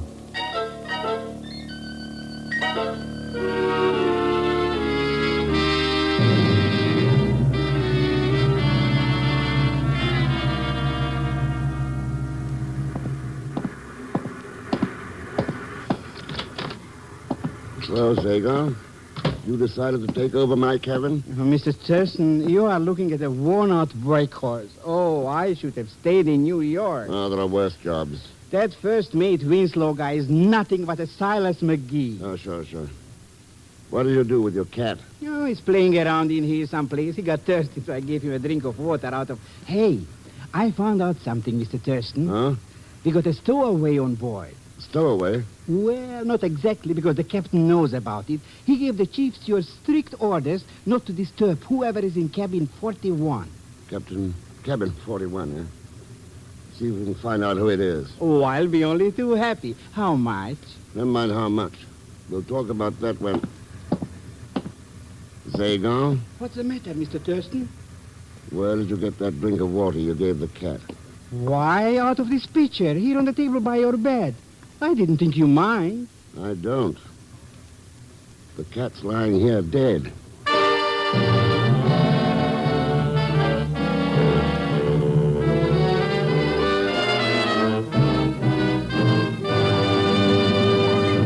We will continue with The Man Called X in just a moment. No matter what you now take for headache relief, we urge you to try Anacin for the incredibly fast relief these tablets bring the next time you're suffering from a headache.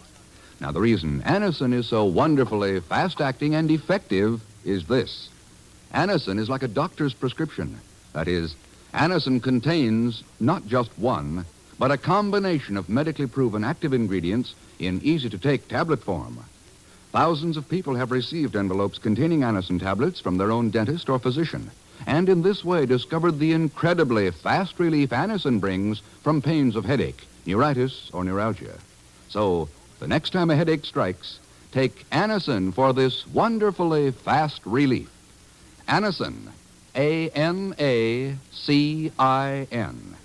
Anacin at any drug counter in handy boxes of 12 and 30. Economical family-size bottles of 50 and 100.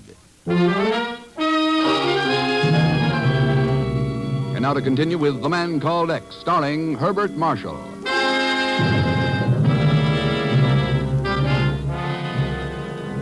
9 o'clock at night, and the freighter Bangalore plows steadily southward through the warm swells of the Indian Ocean. On board, 5 tons of dynamite, a mysterious passenger, a dead cat, and a poisoner. Ahead, waiting somewhere in the darkness, a submarine, violence, and death. I'm always such a fool on an ocean voyage. About friendships, I mean. Rest of the world so far away, nothing seems to matter but just living. But the rest of the world still exists, even if it is far away. No, not for me. When I close the door of cabin 25, that's my word. What's that, Miss Reaver? 25's your cabin? Yes, I'm a next-door neighbor to Mr. Thurston. That's right. I'm in 26. Well, my neighbor, too, then. 27's mine. Miss Reaver and I have you hemmed in, old boy. Right between Scylla and Charybdis. Between... Pardon me. Oh. Here is your coffee, Mr. Thurston. Thanks, steward. What about the captain? Meet me outside on the deck, Mr. Thurston. I got a hot tea. Right, Sagan. Maybe you can tell us, Mr. Thurston, the captain. Why doesn't he show up for dinner? Oh, I don't know, Mr. Humphrey. Navigation problems, I suppose. The Indian Ocean isn't quite as tame as it seems. Oh, but you're wrong, old boy. Still in the Bay of Bengal, you know. Northeast of the Andaman Islands, if I'm correct. I imagine you are, Mr. Humphrey.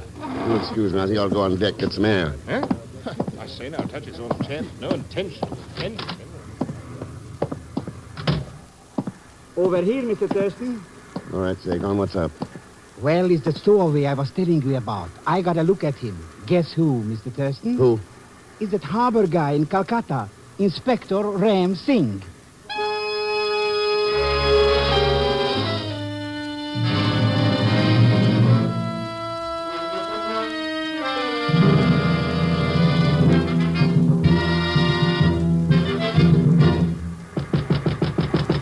Inspector. It's Ken Thurston, Inspector. Open up. Come in, Mr. Thurston.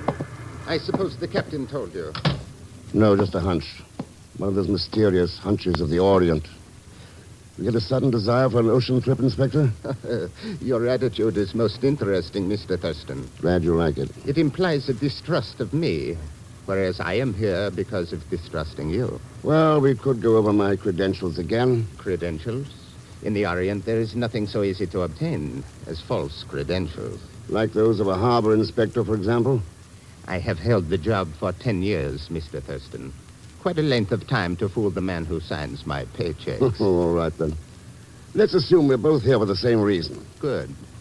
I have one lead of my own I might mention. There's a steward aboard who's been acting very strange. I think I know the one you mean. A short fella. Speaks with an accent. That's the one. He's always prowling about, seldom does any work at all. I believe you've hit on something there, Inspector. It sounds definitely suspicious. Watch him.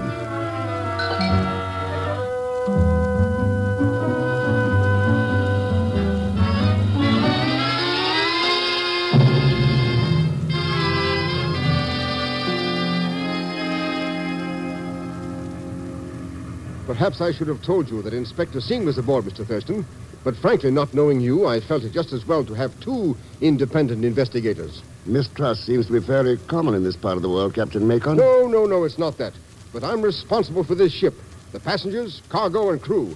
And when I think about what could happen, well... What about the passengers? Know anything about any of them? No, they're all strangers. Except Mr. Humphrey, of course. He's sailed with me before. I see.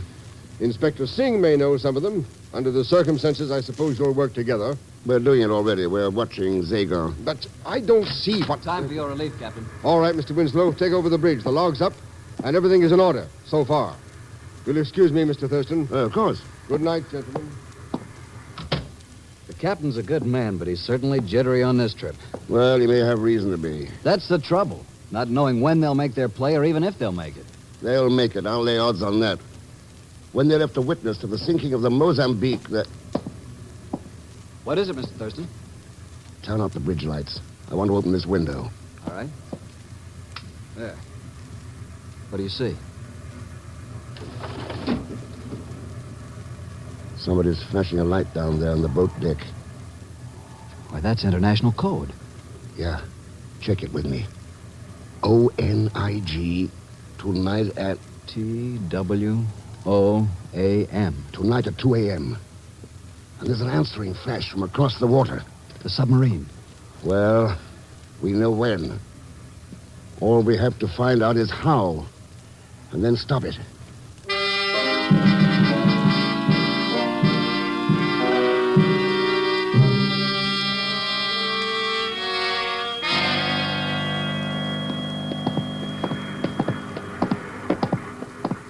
Number 26. This is it. Do you have those passkeys? Yeah, right here. Wait a second. The fool. It isn't even locked. Come on. Sound asleep. All right, Cronco. Take care of him. A pleasure. Now, his head ought to be about right here, so I'll swing from the side here like this. Yeah, that's all for Mr. X. You want me to finish him off? Why bother? In a half hour, they'll all be finished off. Let's go to work.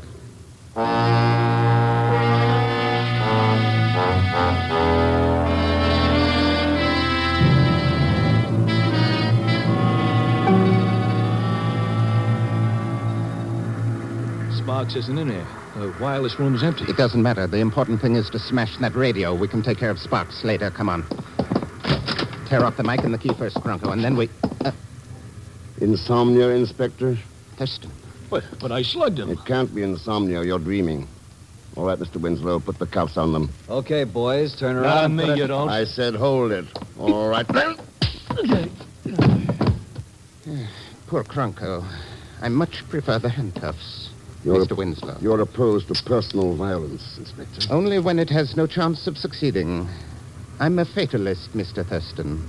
Influence of the Orient. I'll get it. Wireless room, Thurston. Good. All right, Captain. Take him to the lounge. I'll meet you there. The boys in the hold just caught 2 men setting a time detonator on the dynamite. There's still been no move in the strong room. Sing! Who else is in with you? I fear I won't be much help to you, Mr. Thurston. I don't feel very talkative. Too bad. We might have had an interesting conversation about your next move, for instance. Breaking open the strong room, and then using one of the ship's boats to get out there to the submarine before the explosion. What about that sub, Mr. Thurston? Suppose they get suspicious and try to board us. Well, it's 1:46 now. They'll probably stand by for another 15 or 20 minutes at least. That's enough time. Maybe you'd better open up the radio and make contact. All right, sir. Then you want me to search that cabin, right? Right. I'll see you in the lounge. Well, Inspector, pick up your friend and let's go join the party.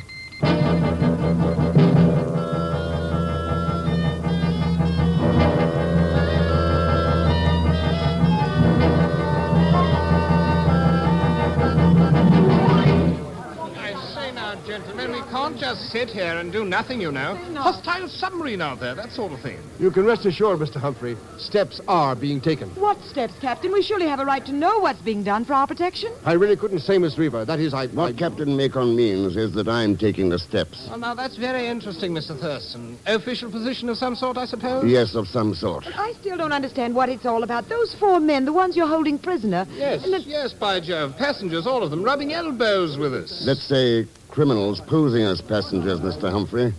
Part of the same gang that's manning that submarine. But who is manning it? After all, we're not at war. Maybe Inspector Singh can answer that. Words still seem to fail me, Mr. Thurston. Right, then I'll make a guess. A German U-boat that was operating in the Arabian Sea or the Persian Gulf at the time of the surrender and remained unreported. Some of the crew must have stayed with it and kept it in commission. Possibly hiding out along the East African coast. Right, Inspector? I think I hear plane motors, Mr. Thurston. Good, right on time. Anyway, by some means or other, the sub-crew contacted Inspector Singh at Calcutta, made a deal with him, and went into business. Piracy. Singh was in a position to pick out the ships for them, supply course data, plant accomplices on board, and so on. It worked 3 times in a row. And the Bangalore was intended to be the 4th victim. Also the last, probably. Since they'd let a witness get away and the heat was on. I say now, what is this, Mr. Thurston? Where do those planes come from? They're light bombers from a U.S. carrier on maneuvers in the Andaman Islands. I radioed for help. Look, they're dropping flares on the water. And there's the sub. Yeah, surfaced. And with half the crew on deck. Caught cold. Are they? Yes, by heaven, they're going to fight. They've manned the deck gun. Maybe a chance. The planes are circling back. Man the lifeboats! Man the pumps! Man alive! Zagon, let's bridle over your head. What's the matter? You should ask, Mr. Thurston. Just because I sneaked into your cabin for a wink or 2 of sleep, you didn't have to do that. What happened? Who knows? When I woke up, I was unconscious. Ah, so you're the one seeing his partner slugged. I seem to have made a number of mistakes. So did your friend out there on the submarine. Those planes will blow him out of the water. Well, there's the first one now, coming in for a bomb run.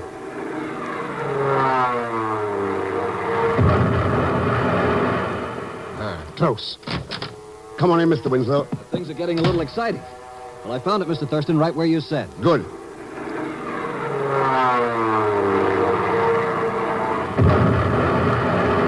Missed again. They've cleared the deck.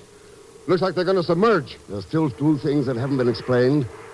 Mohammed Lau's death in the Calcutta hospital and the poisoning of Zagon's cat. Oh, come now. Hardly the time to track down cat killers, old boy. I think it is the time, Mr. Humphrey. Particularly since the poison used in both cases has just been found in Miss Reaver's cabin. What? Oh, well, that's ridiculous. You surely can't It's think really that I no had... use, Carla. Mr. Thurston holds all the cards. I've often told you, one had to be a fatalist in this sort of game. She was most valuable, Mr. Thurston, in keeping the pursers of the ships occupied. Yes, I imagine.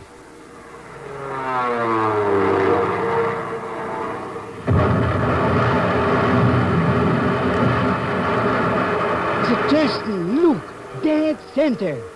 No more sub. No, no more sub. And no more American flag being used to cover up somebody's crooked game.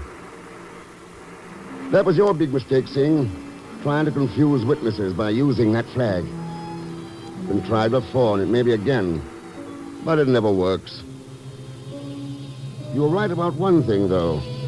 The man who plays that game had better be a fatalist. Because that's a game that's always fatal.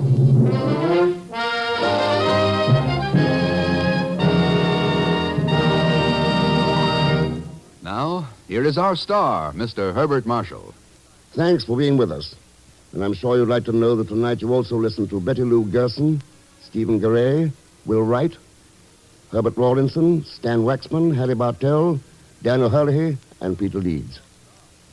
Next week, our story is called As Black as Diamonds. And believe me, the black diamonds involved are worth the peace of the world.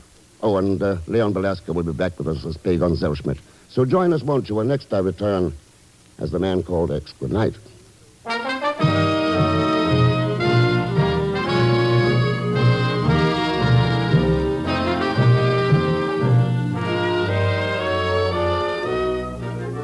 The Man Called X is a Saturday night feature on NBC's 5-show festival of comedy, music, mystery, and drama. Brought to you by RCA Victor, world leader in radio, first in recorded music, first in television. And by the makers of Anacin for fast relief from pain of headache, neuritis, neuralgia. The Man Called X, starring Herbert Marshall, is a J. Richard Kennedy production with music composed and conducted by Felix Mills. Tonight's story was written by Les Crutchfield. All characters and incidents on this program are fictitious, and resemblance to actual characters or incidents is purely coincidental.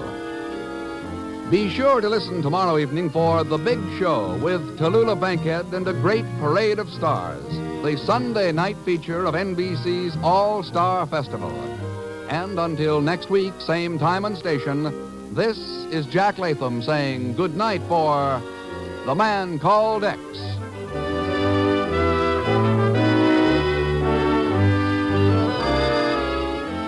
Join your hit parade and hear The Big Show with Jimmy Durante on NBC.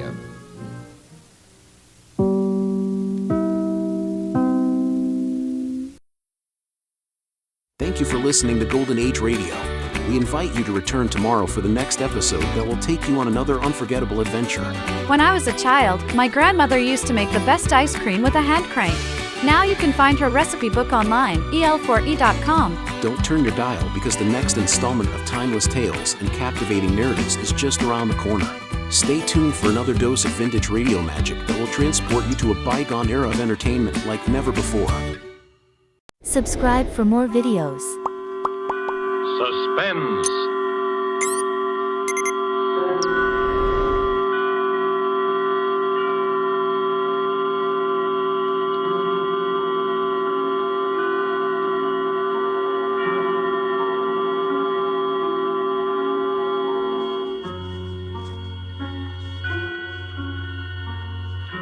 This is the Man in Black, here again to introduce Columbia's program, Suspense. Heading our Star Hollywood cast tonight is Mr. Warren William, and with him is Mr. Eric Blore. No fewer than 9 times have these two gentlemen appeared together in screen thrillers based on the adventures of one of the most celebrated characters of modern crime fiction. This familiar character will speak to you now for the first time on the air, as with the story called Murder Goes for a Swim, and the performances of Warren William as Michael Lanyard and Eric Blore as Jameson. We again hope to keep you in suspense.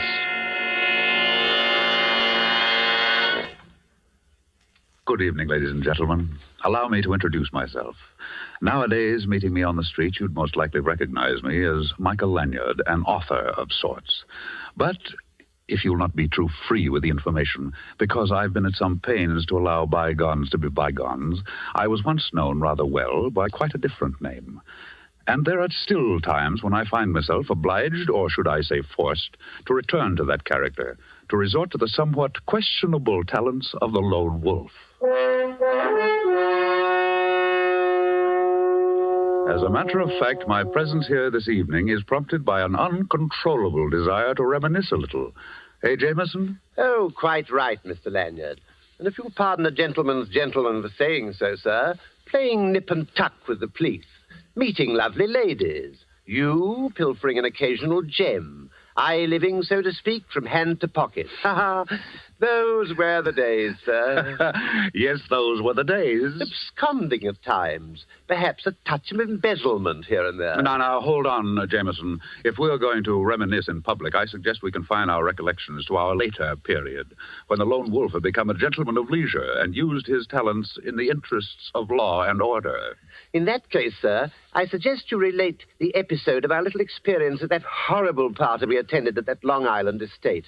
Remember, sir? Of course, Jameson, the Rutherford Barnes estate. If I remember correctly, the occasion was some sort of charity bazaar. We were invited for the weekend. The phone rang just as we were about to leave the apartment. Mr. Lanyard, this is Betty Lawson. You've never heard of me before, but I know you've been invited to spend the weekend with Mr. Rutherford Barnes. Please, you must accept the invitation. Come down immediately, right now. It's just a little after 2 o'clock. And if you're not too late, the lone wolf may be able to prevent a murder.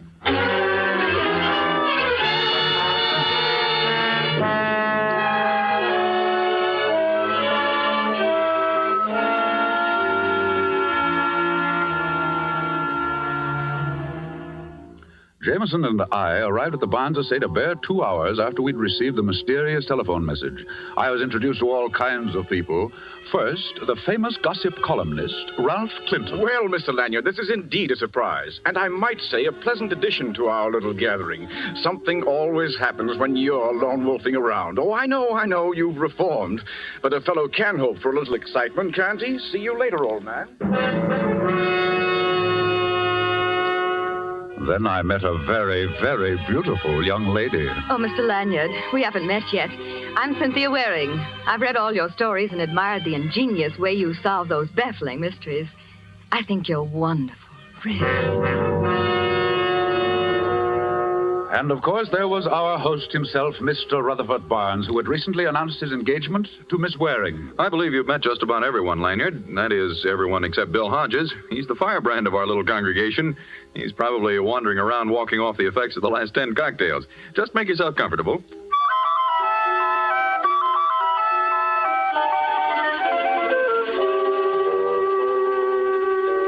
Strangely enough, I failed to meet a Miss Betty Larson, the frightened young lady who had phoned. Anyway, the afternoon wore on through the beauty contest at which I was elected to preside as judge, and at which Miss Cynthia Waring, looking very pretty in a big picture hat and hoop skirt, was the winner. After it was over, Jameson and I managed to break away from the rest of the guests, and to escape the heat of the afternoon, we prepared ourselves for a cooling dip in the pool. I say, Mr. Lanyard, we've been to some pretty big and fancy places in our day, but this one is really something. This Rutherford Barnes person must be really an important person. You're quite right, Jameson. Rutherford Barnes is listed in Who's Who as the gentleman who made a fortune out of sardines. Just think, an entire estate built of sardines. Uncanny, isn't it, sir? Oh, Jameson. Forgive me, sir. No more puns, I promise. Well, I should hope so. I say, this pool is constructed just like a miniature lake. Lilies and all that sort of thing floating on top. Quite naturally, if you're going down for the third time, you just take a lily with you. Oh, what a jolly thought. Well, here goes. Watch this beautiful swan dive.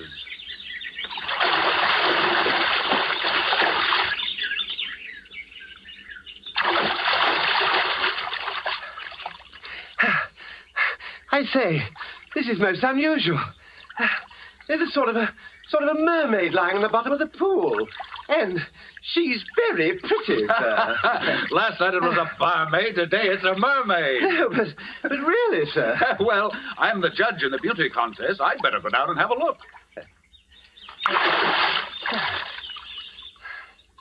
Don't be away too long, sir. Remember, there are lots of warmer women in the world. Jameson, quick. Here, give me a hand. Good heavens. It's a girl. Quick, here, lift her out of here. Hurry. I'm doing my best. I'll get up there and, here, now, let's put her down here. You hold her there, sir. Yes, Jameson, I'm afraid she's dead. Well, what do you make of it, sir?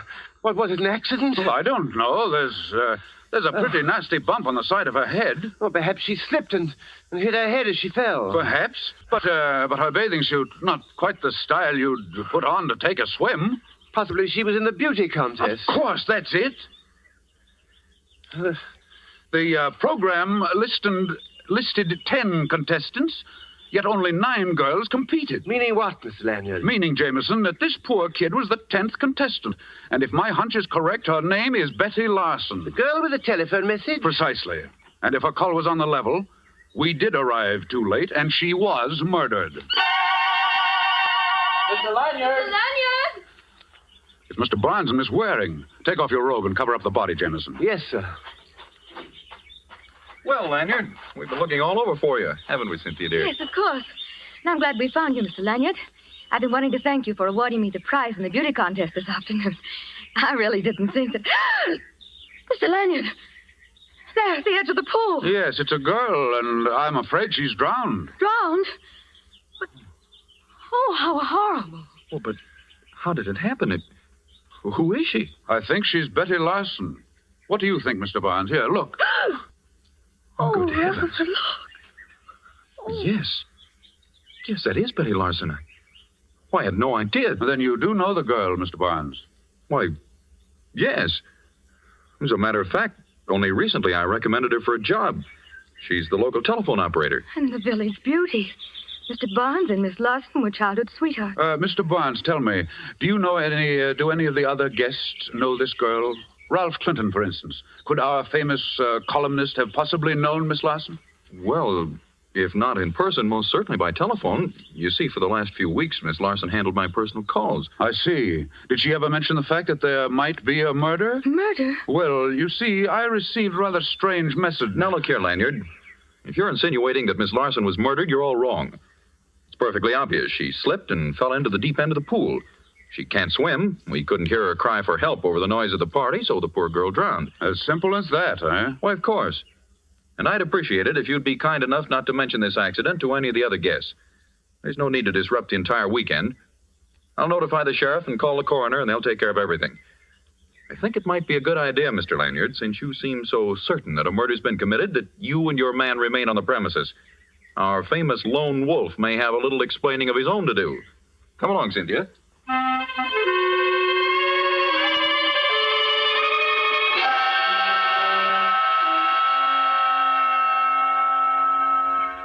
Oh, I'm completely at sea, Mr. Lanyard. The sheriff seems to think the whole thing was an accident, that this Miss Betty Larson person dived into the pool and that's how she hit her head. I doubt that, Jameson. According to Barnes, the girl couldn't swim. Hey, buddy. Oh, I think we have company. Buddy. Yeah? If you see Mr. Barnes around, I want to see him. I think he's over at the other side of the house, getting things ready for the bazaar. Bazaar?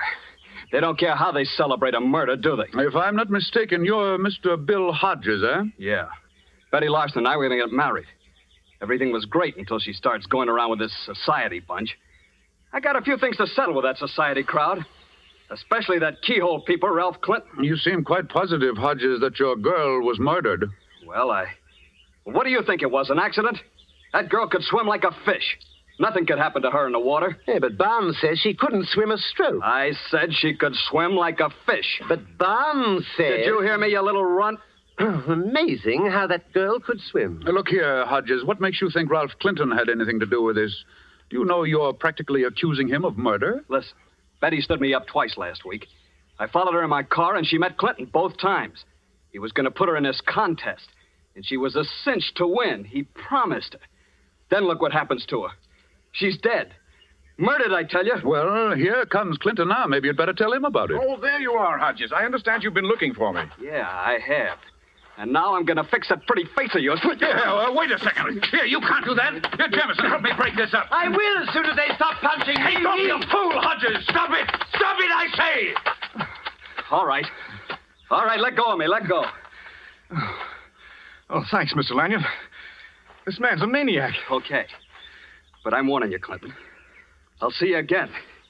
When you ain't got your friends around. Personally, I don't know whether the girl was killed or not, but if she was, our friend there, Hodges, will have a lot of explaining to do. You mean you've got something on him, Mr. Clinton? Well, when I was discussing the contest with Betty Larson a few days ago, She told me that Hodges had warned her not to enter it. It seems he was afraid that if she won, it might go to her head and she'd walk out on him.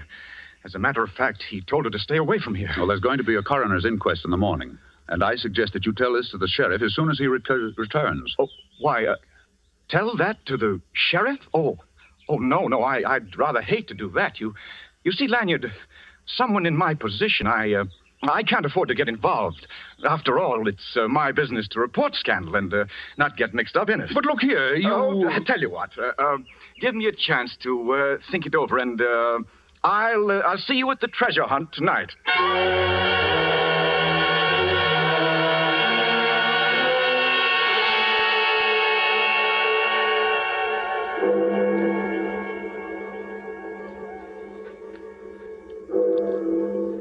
Oh, dear.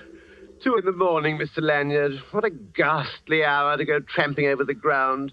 Must we participate in this treasure hunt? Of course, it's all a part of the weekend. Come in. Well, it's the witching hour, Mr. Lanyard. Here's your envelope with the clues for the treasure hunt. You'd better hurry. Everybody's ahead of you. Thank you, Mr. Clinton. We'll catch up. Fine. This ought to be very interesting, seeing the lone wolf stalking down his prey. You know very well, Clinton. Oh, sure. I forgot. You're not the lone wolf anymore. You're just nice, innocent Mr. Lanyard. Well, good hunting. See you later. Well, here you are, Jameson. This is our clue. Go ahead, read it. Under the oak and under the cover, where have met many a lover, light a match and look deep down, find your clue and win your crown. I say, isn't that lovely? Can you decipher it? Oh, of course, sir. It means,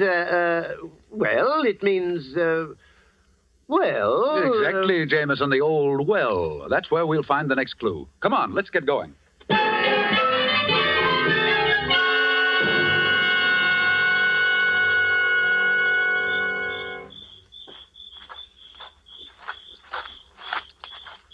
The well is down this path. It's right near the stables.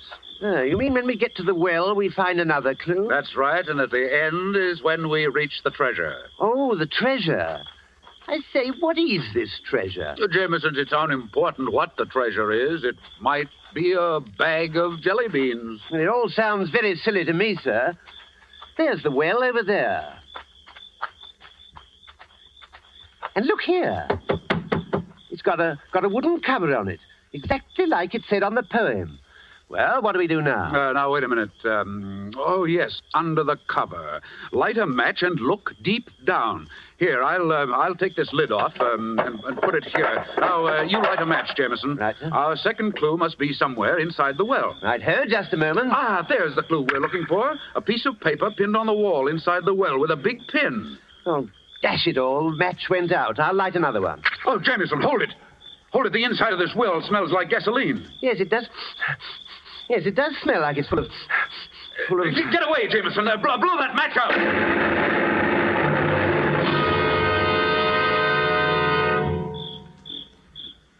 Are you all right, Mr. Lanyard? Yes, and no thanks to you. Oh, I couldn't help it, sir. If you ask me, we walked right into a trap. And quite obviously. Here, let me help you up. Oh, thank you, sir. Oh, if I'd had any idea... Ouch! Well, now what's the matter? Oh, I've been stabbed. Well, let me see. Oh, steady, Jameson. I'll pull it out.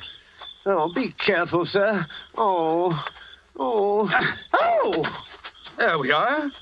And very interesting. What is it, sir? Oh, it's that big pin. You could have been hurt quite badly. Well, if you ask me... Come along, Jameson. We've got work to do.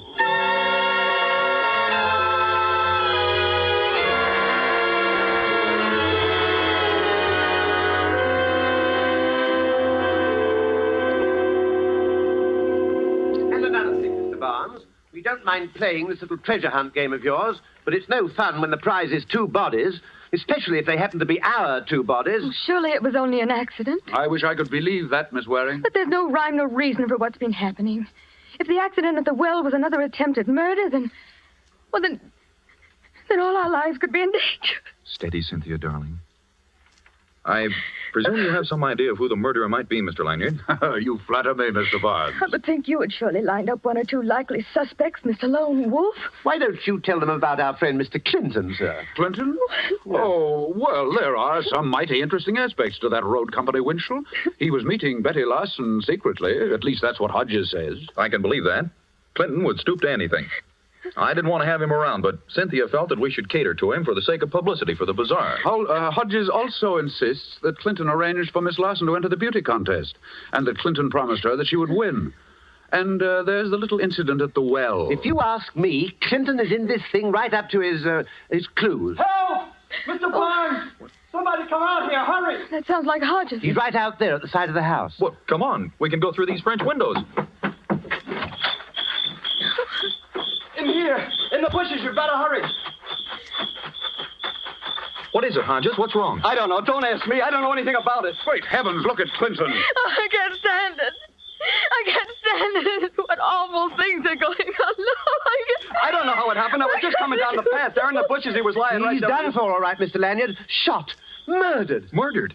You did this, Hodges. You said you'd get even with Clinton. Now you've done I it. tell you, I don't know anything about it. I was just walking down along the path. I don't know anything about It's all right, Hodges. You'll have an opportunity to prove your innocence. Don't you have some theory about all this, Mr. Lanyard? There, Miss Waring. I think I can promise you at least that there won't be any more murders.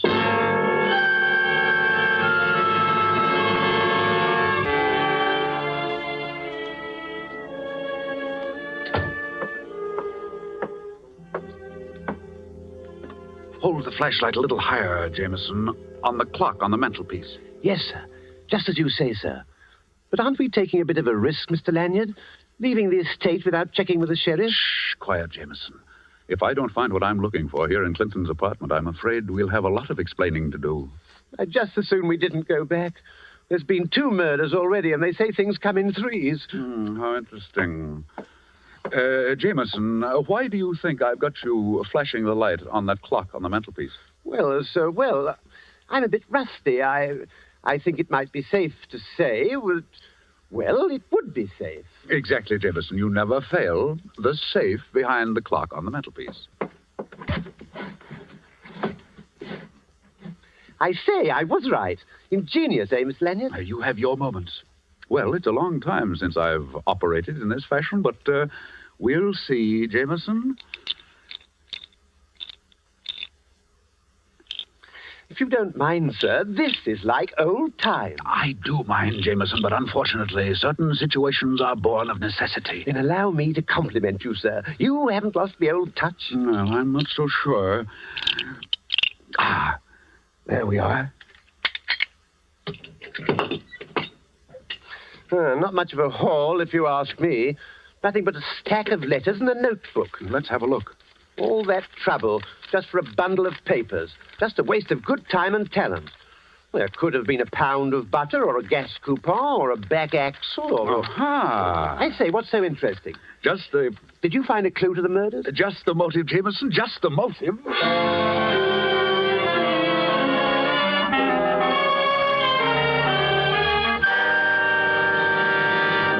Look here, you can't keep me here, Sheriff. All I did was find Clinton. You can't hang a guy for that. Keep your shirt on, Hodges. Nobody moves out of this room till Lanyard shows up. If he doesn't come in 5 minutes, I'm going to put out a call and have him pulled in. Seems to me that Mr. Lanyard has admitted his guilt by disappearing. Well, whatever the case may be, I think you should allow me to go. After all, this is my house, and I do have guests. They might think it rather strange if their host isn't around. Look, Mr. Barnes, party or no party, there's been a couple of murders committed around this joint, and everybody in this room is under suspicion. Really, Sheriff? If you're going to keep us here and allow Mr. Lanyard to stay... Good evening, Sheriff. Jameson, say good evening to the Sheriff. He's been very patient, I hope. Good evening, sir. I mean, Constable. I mean, Sheriff. All right, you two. You'd better make it good. Running away from the scene of the crime won't sit so well in court. Please accept my apologies, Sheriff. Well, now that you're here, Mr. Lanyard, perhaps we can clear up this nasty mess. Yes. I presume you've been spending your time checking up on the murders, Mr. Lanyard. That's right. And I've uncovered a few details which I'm sure will prove most interesting, Miss Waring. You're wasting time, Lanyard. Somebody in this room has been running around committing murders, and I'm going to find out who it is or die... Or die trying. Who said that? Oh, if it's all the same to you, Sheriff, I think I'll join the other guests. Now, isn't that thoughtful of you? Get away from that door before you tempt me to bring the murder score up to 3. Do as he says, Jameson. After all, you don't want to miss all the fun. In just a minute, you're going to have the pleasure of meeting the murderer. Yes, that's just what I'm afraid of, sir. All right, Lanyard. Let's have it. Very well, Sheriff. First, allow me to review events from the beginning. Just as Jameson and I were leaving for Mr. Barnes's residence, we received a rather unusual telephone message. It was Betty Larson. That was about 2 p.m., wouldn't you say, Jameson? 5 minutes after 2, to be exact, sir. Thank you. We arrived at Mr. Barnes's estate by 3:30. At 5, Jameson and I went for a swim in the pool. It was then we found Miss Larson. At what time did the coroner examine her, Sheriff? Around 7 in the evening. But what difference does it make? The poor girl had been dead for 10 hours. All the difference in the world, my dear fellow. Simple arithmetic will show you that it was impossible for Miss Larson to call me at 2 o'clock. At 2 o'clock, she'd already been dead for 5 hours. Hodges, you did it. You paid someone to make that call. You're crazy. I had nothing to do with it. Pipe down, Hodges. Go on, Lanyard. Sheriff, what do you think was used to murder Miss Larson? Well, Could this have been the weapon? The pin, the one I fell on when the well exploded. Yes, Jameson. Let me paint a rather gruesome picture for you, Sheriff. Miss Larson is called down to the edge of the swimming pool. Someone who poses as a friend suggests that she try on a hat. In trying it on, our murderer, pretending to assist, neatly jabs Miss Larson and thrusts the pin through the base of her brain. Oh, how horrible. Could I examine the pin, please? Why, of course, Mr. Barnes. Why, it's a hat pin. Well, Cynthia, it's the one you had in the large hat you wore in that beauty contest. Cynthia, it was you. All right, stand back, all of you. Look here, sister, you can't get away with this. Shut up! And listen, all of you. I assure you I know how to handle this gun, and I'm not afraid to use it. Cynthia, Stand back, Hodges. I don't get you, Cynthia. What earthly reason would you have for killing Betty? She wanted to be your friend. That's a laugh. Listen, little boy blue. A telephone operator sometimes hears too much for her own good. How do you think she got all those fine furs? From some boyfriend? No, she was too daffy about you, so she decided to try her hand at blackmail. Blackmail? That's right. Only she pushed me just a bit too far. Why, Get you... back, all of you! Do, prune face. Who? Who, me? I don't mean your brother. Open the door. Go on, open it. Yes, ma'am. Now stand back, all of you. Ha. Very amusing picture. That's right, Mr. Lanyard. Step forward just a little. I'd like to thank you for spoiling a most delightful weekend. Here's a little something to remember me by.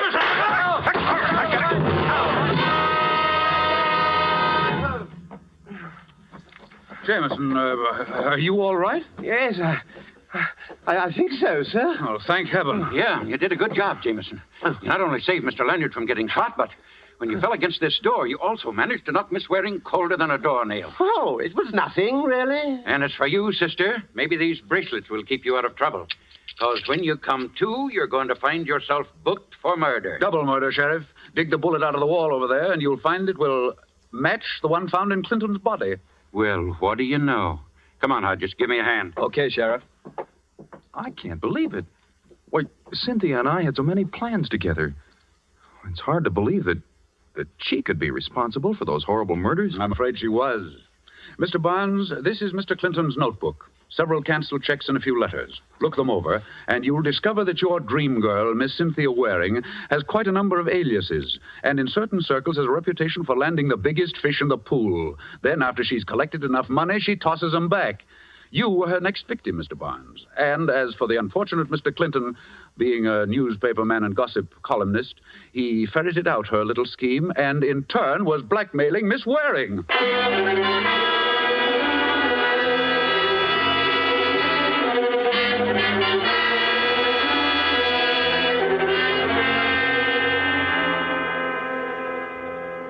Well, ladies and gentlemen, I guess that just about puts the cap on that story of our little adventure at the estate of Rutherford Barnes.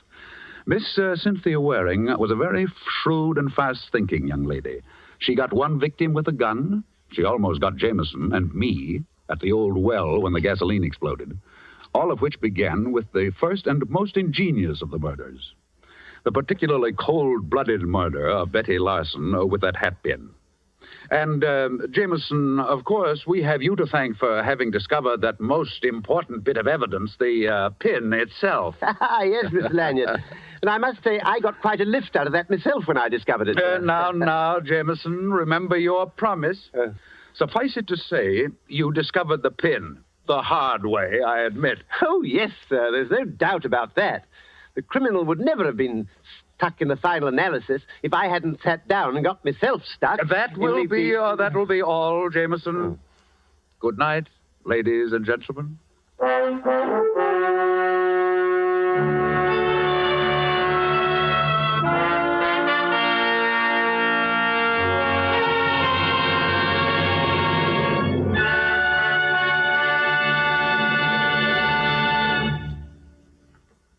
And so closes Murder Goes for a Swim, starring Warren William with Eric Blore.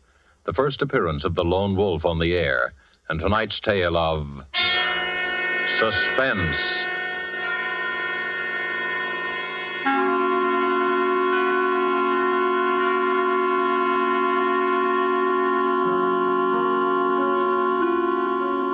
This is your narrator, the man in black, who conveys to you Columbia's invitation to spend this half hour in suspense with us again next week, when Laird Kriegar will star in the suspense play, The Last Letter of Dr. Bronson, with a cast of 4 distinguished Hollywood players, Helen Vinson, Harold Huber, Ian Wolfe, and Theodore von Eltz.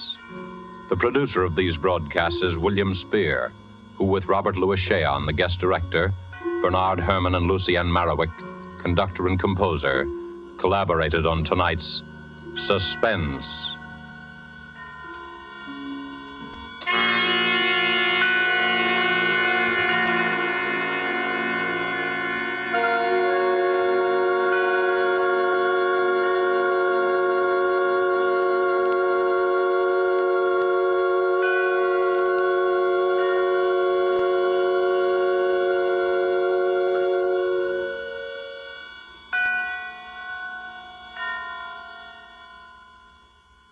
This is CBS, the Columbia Broadcasting System.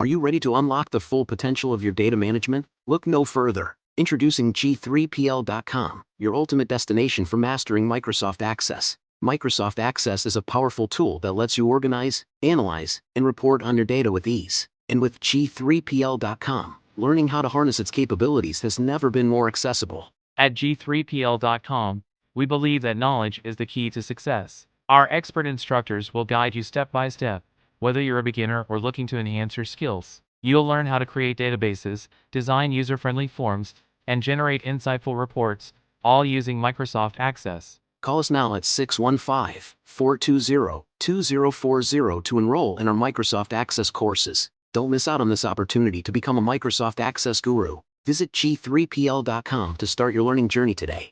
G3PL.com, empowering you with the knowledge you need to succeed in the digital age. Email db@g3pl.net now. From the Mutual Studios in Washington, I'm Fulton Lewis, and that's the top of the news as it looks from here.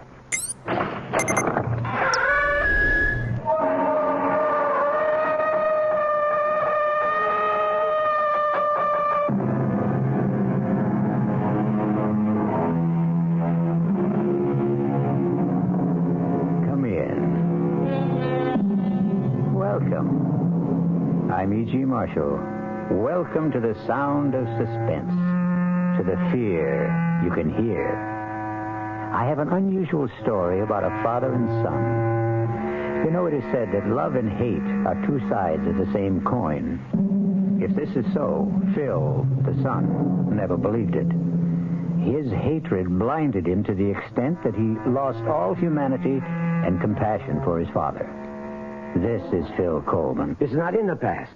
It's now. Every day of my life since I can remember. It was my mother's life, the life of my sister. It wasn't only his miserable life that was destroyed. It was all of us. My mother dead at 43. My sister, I don't even know where she is or what became of her. Now, look, Mr. Coleman, I can appreciate what you've been through, but if you won't take him, he'll die here in prison. Let him die.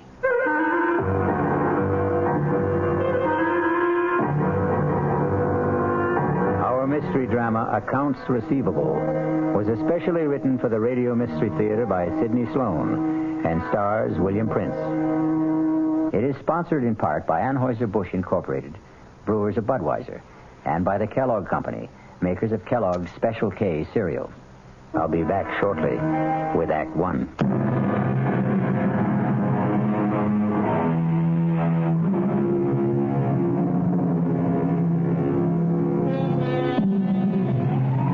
Bill Coleman parked his battered pickup truck in the prison compound marked for visitors.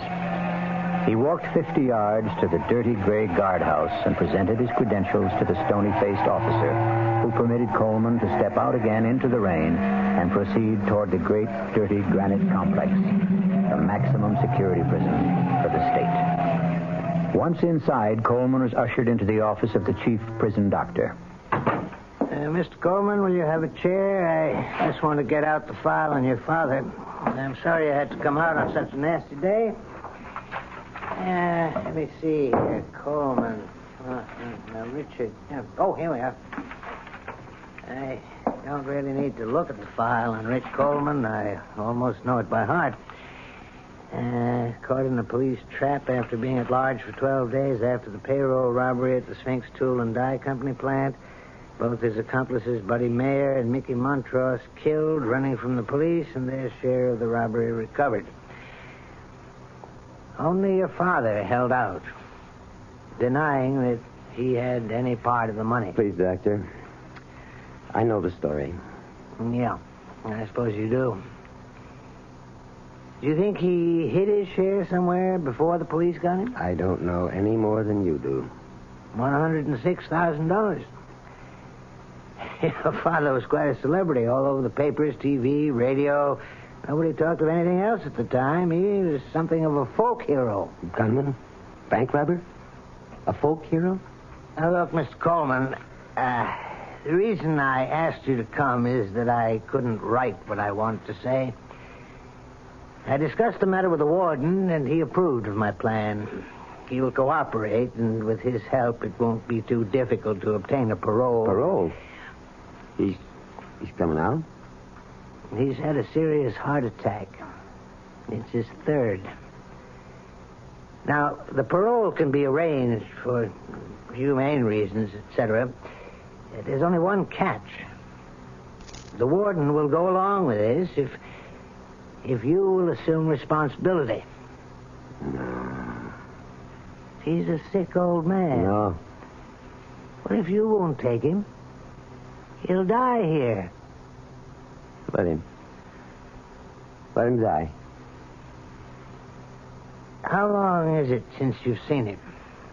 I went to his trial. I took my mother. Over 9 years ago. You haven't seen him or written to him since? Well, he wrote to me when he was informed that my mother died. I didn't answer. He sent birthday cards to Harry, my son. I want you to do something for me. I want you to see him. No, I couldn't. I want you to do it for me. I won't ask anything else of you. Won't take long, Mr. Coleman.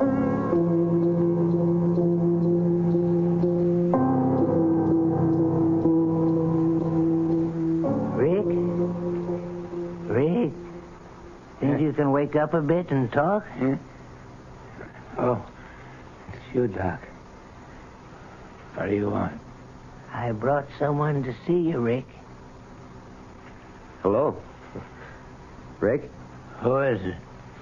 It's your son, Rick. He's come to see you. So? You? Yeah, Rick. How are you feeling? I feel fine.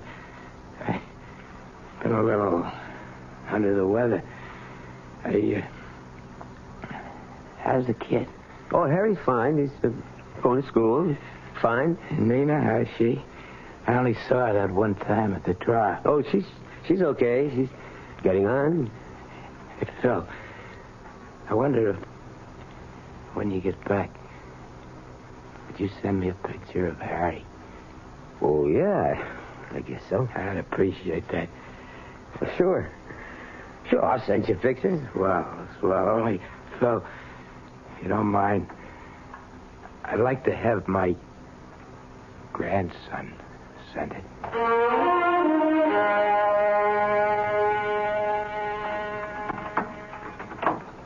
Bill, is that you? Yeah, Nina. Come on out in the kitchen. I'm fixing dinner.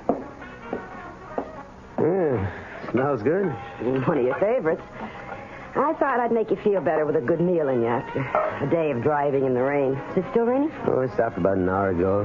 Just about when I got to Glens Falls. That's good. We had enough rain. Yeah. Harry home? In his room doing his homework. But was that radio going? He says he concentrates better. Ames call? Yeah, twice. About 30 minutes ago. He seemed angry. That's too damn bad. I wish you and him got along. It'd make it so much easier. But he never does his share of the work at the station. If he has to go out and pump a tank of gas, you'd think the world was coming to an end. He hardly gets his hands dirty. Well, now, you knew he didn't know anything about the gas station business, Phil. Okay, I needed his money, but I can't carry him on my back. I gotta buy him out. Well, ain't you gonna ask me? I know you'll get around to it in your own time. I saw him. Talked to him. How is he?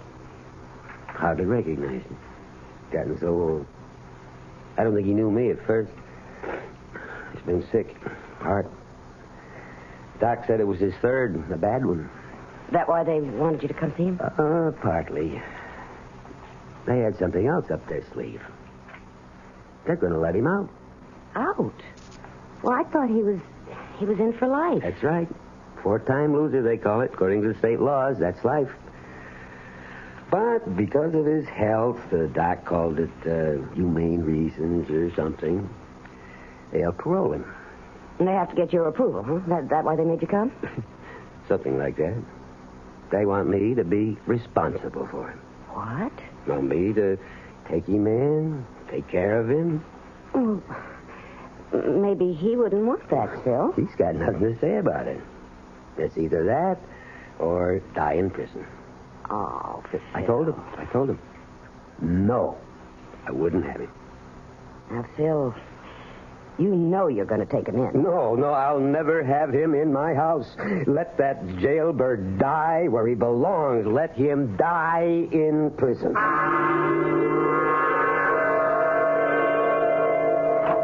Had this hot tip in the 7th. Skitch! Just a minute, Lou. Can't you see I'm busy, Coleman? Anyway, so what happens? I plunge. I put 20 on his nose. Skitch, cut it short, will you? I want to talk to you. Lou, I'm sorry. I'll have to continue this later. Boy, have you got a nerve. Your damn telephone call's so important you can't wait on a customer. That punk, I knew he was there. Give me $2 worth. I'm trying to discourage customers like that. Looks like you're trying to discourage all of them. We're losing people every day to Ray Damon at the People's Corner. Good. Why don't you buy me out and go join up with your buddy Ray? You make me very happy. I can't talk to you anymore without getting into a fight. I want out, Coleman. I want it quick. Buy my half of the business and run things your own crooked way. Crooked? What are you saying? I'm wise to you, Coleman. I've known about you for the last 3 years. What?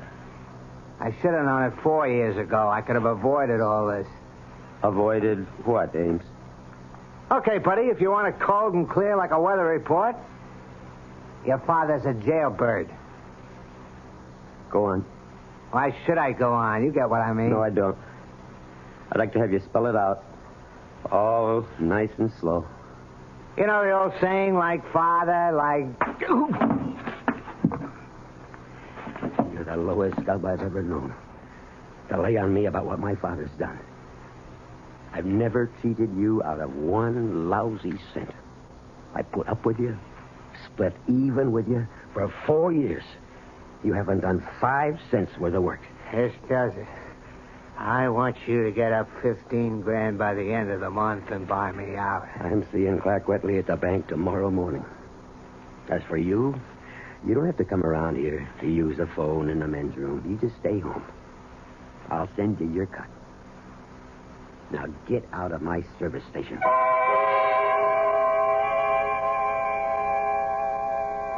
Hello, Mr. Wetley. I want you to excuse me for calling you at home after business hours. Well, you see, I can't make it down to the bank during the day. I've been trying for over a week. I'm kind of short-handed. Who, Ames? Well, that's why I'm calling you. I want to buy him out. You see, it's a good business for one owner, but when you divide it in two, what I'm trying to say is I'm going to need a big loan from the bank. 15. Yeah, that's what he wants for his share. Well, he won't take less than that. Yeah, I know it's tough trying to do this over the phone. Maybe tomorrow morning. Oh, thanks. I appreciate that. Well, how'd he sound? Oh, I don't know. No, that's a lot I'm asking for. Still, suppose you can't get the money. What can Ames do? He called me on the phone at the station today. He says he's talking to his lawyer. And if I can't make it, he says he can force a sale of the property and a division of the proceeds. You know what that would amount to after we paid off the $5,000 loan to the bank and legal fees? Maybe $5,000-6,000 each. $5,000. Out of work. How long would it last? Nina, I'm desperate. I never felt so boxed in my life. I got only 10 more days till the end of the month. Oh, darling, don't worry. We'll manage. I'll get that. Yes. Yes, this is the Coleman residence. Well, yes, he's home, but I don't know... Who is it, Nina? Pardon me a minute. Phil, it's that doctor. The doctor from the prison? What do I need this for? At this time. I know what he wants, and he knows how I feel. Tell him to... No, give me that phone. Look, Doctor, why can't you leave me alone? You know, I don't want him now or ever. That's final. Goodbye. I can remember wanting a father so much it had hurt. I'd cry at night in my bed, and quiet so my mother wouldn't hear. I'd pray. Please, God, let me have him around for a week, huh? A whole day. An hour. That's when I really believed in a God. I swore that if I ever had a kid, I'd love him, take care of him. Clean and honest like his father. I've never taken a cent that didn't belong to me, Nina. I know that, dear, and I love you for it. You're a good man. That wasn't the first time the doctor has called, was it? No, he's called at least 5 times in the last few days. Call him. Tell him that the old man can come. Oh, Phil. I don't know how we're going to manage.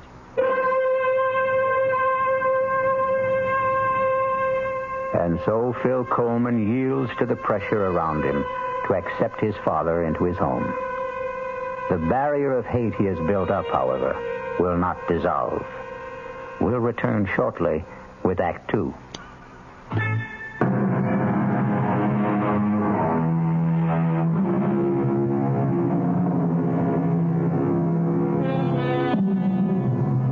The first of the month has come, and Phil Coleman has not been able to raise the money to buy out his partner. Another event is taking place which brings him no joy. His father is coming today to become a permanent member of the household. It's them, Mom. They're here. It's Dad's pickup truck for Grandpa. Harry, take it easy. You know how excited you get about things. Now, remember, he's an old man, and he's been very sick. I know. Mom, I'm really glad to see him. Well, go open the door. Dad's carrying the suitcase. Welcome, Grandpa. Here, let me take this suitcase. Dad, I'll show him to his room. Well, come in.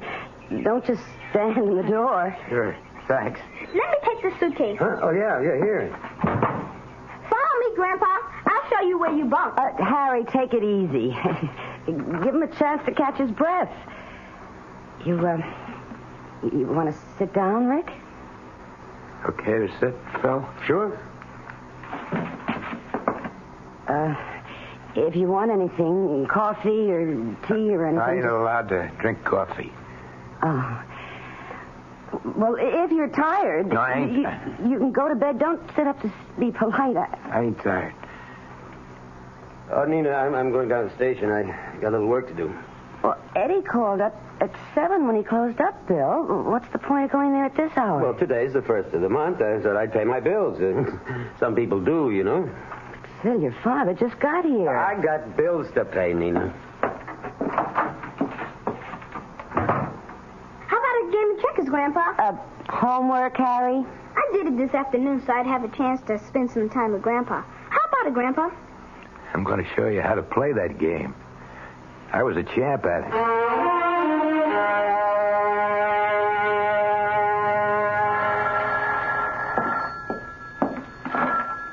Coleman service station. Oh, Mr. Wetley. Yeah, I called the bank earlier, but they said you was busy. Yeah. Well, it's getting kind of urgent. You see, I told Ames I'd be able to settle matters with him around the 1st of the month. It's the 11th already. He calls me every day. Mr. Wetley, I'm desperate. I gotta get that loan. What? Well, when can you let me know? Well, couldn't you make it sooner? Okay, Mr. Wetley. I know you're doing your best for me. Pardon me, Mr. Wetley. Someone wants gas. Please call me as soon as you know. Thanks. Goodbye. Coming. Oh, I'm sorry to keep you... It's the way you do business, Coleman? You're going to run this joint into the ground in 3 months. Well, I'm sorry, but Eddie's out to lunch. Or something, Skitch. Mr. Ames to you, Coleman. Fill her up. Sure. Reason I dropped by, Coleman, my lawyer's drawing up papers to dissolve our partnership and... Well, I was just talking to the bank when you drove in. Good. When are you getting the cash? Soon. What does that mean? Either you're going to get it or you ain't. Don't try stalling me with soon. You said you'd have it before the end of last month. You know what the date is today? I'm doing my best, It ain't good enough. Give me a little time. But you'll get your 15 grand. I'll give you another week. Thanks, Ames. You know why I think you're going to be able to come up with the money? Your old man is living with you now. What the hell are you driving at? Everybody knows he's got over 100,000 stashed away from that job he did about 10 years ago. You fat pig! I'll pull you out of that car. Oh, my God, you're choking me! Okay. Now get out of here.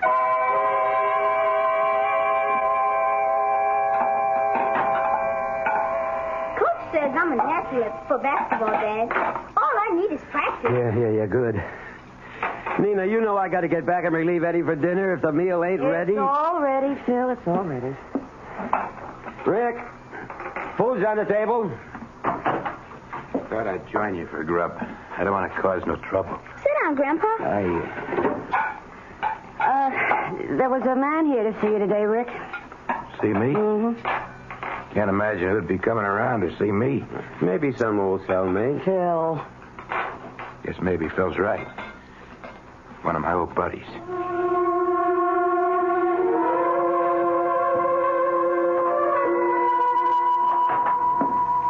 Yes, sir. What can I do for you? Mr. Coleman? Yeah. Sorry to bother you during business hours, but it seemed like the best time to talk to you alone. Oh, my card. Herbert McCauley, Crandler, Nepping, International Insurance. I'm an insurance detective. Let me explain. When a big job is pulled, maybe 100, 200 grand, even bigger, the insurance companies have to fork over the money to the people who have insurance to cover such things. The money that isn't recovered, that is. You get me? Yeah. But what you don't know is the insurance companies never give up.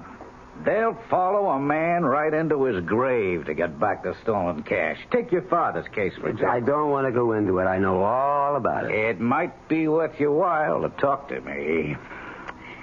10% of $106,000 is a lot of green. 106,000 was your father's cut of the heist. And that's the amount still missing from the Sphinx Tool and Die Company hold-up 10 years ago. But on trial, he said he never got his share, that his buddies cheated him. Ah, bunk. The jury didn't believe him then, and I don't believe him now. He's got it. But he'll never be able to spend a buck of it. We've been after him for 10 years already, and that ain't nothing. We kept after a guy for 20 years and finally got the money back. Happened before I got in the company. And they caught the guy digging up a big glass bottle stuffed with moldy old bills. And here's the laugh. The bills were the big old size, printed before they changed over to the small ones. He couldn't have spent the money. It was out of date. Yeah, I'm a busy man, Mr. Yeah, Macaulay. I was over to your house yesterday to talk to Rick, but I figured it'd be better talking to you. Oh, so that was you. Look, I'm short-handed here. You're keeping me I guess you didn't hear what I said a moment ago. You could get 10% of $106,000 just for helping me get the money back from your father.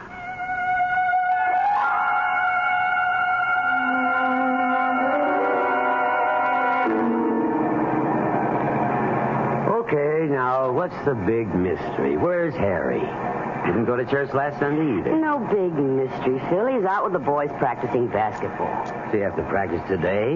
It's the only time the basketball field or court or whatever they call it is available. So the little stinker thought he was going to get away with it, did he? Oh, well, now, don't be too hard on him. He's a good boy, and he works very hard at his schoolwork. Oh, I know. I used to go AWOL Sundays whenever I could as a kid, play basketball.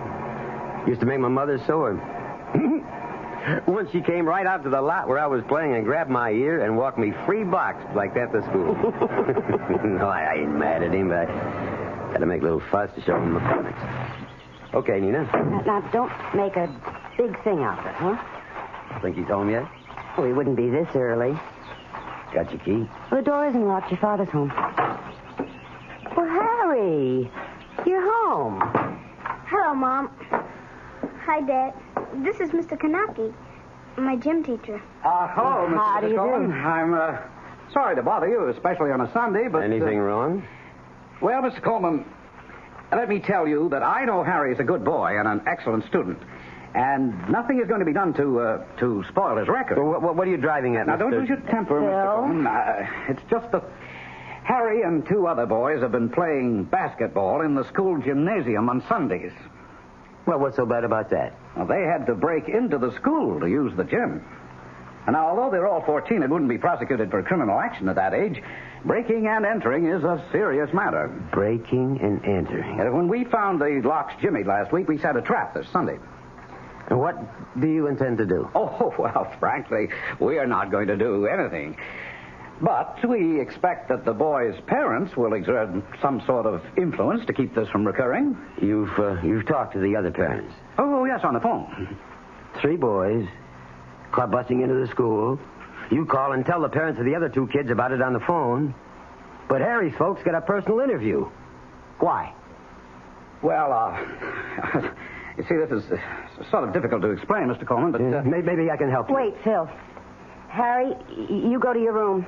No, he better stay right here. Sit down, Harry. Now, Mr. Kanaki, I'll tell you why you came here to talk to me, personal-like. You know the name Coleman for a long time, don't you?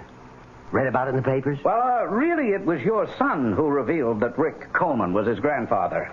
He turned in a theme last week to his English teacher, Mrs. Margolis, which rather shocked her. He used bad words? Oh, no, that wasn't it. He seemed proud of the accomplishments of his grandfather, extolled his talent, so to speak. Now, aren't you making a lot more out of this than is really there? Well, I told Mr. Gilchrist I didn't want to come here, but he insisted. It seems that he wanted to know about your father, Mr. Coleman. We understand that he's living with you. You think he's been a bad influence? Oh, I'm trying not to make any judgments, Mr. Coleman, but I expect you will. And now I think I've said enough. Please excuse me for spoiling your day. Goodbye. Keep your nose clean there, Harry. Bye, Mr. Kanaki. Go to your room, Harry. Yes, Dad. I got a lot of homework anyway. Well, what are you going to do, Phil? I don't know. But I'm going to start out with him. With Rick.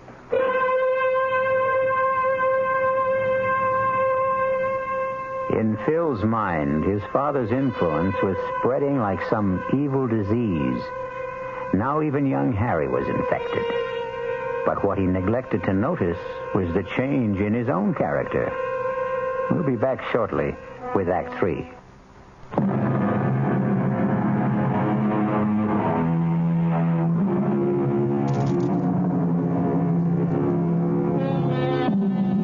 Despite Phil's resolve to speak to his father immediately, so many other matters converged on him that it was several days before he had time to get Rick alone for the soul-searching talk that he envisioned. Strangely enough, the conversation, when he finally got around to it, took an entirely different course. Come. Rick, you busy? Doing what? I've been expecting you for the last couple of days. Harry said you wanted to talk to me. Yeah, but I've been busy. I've got lots of troubles. I'm only one, huh?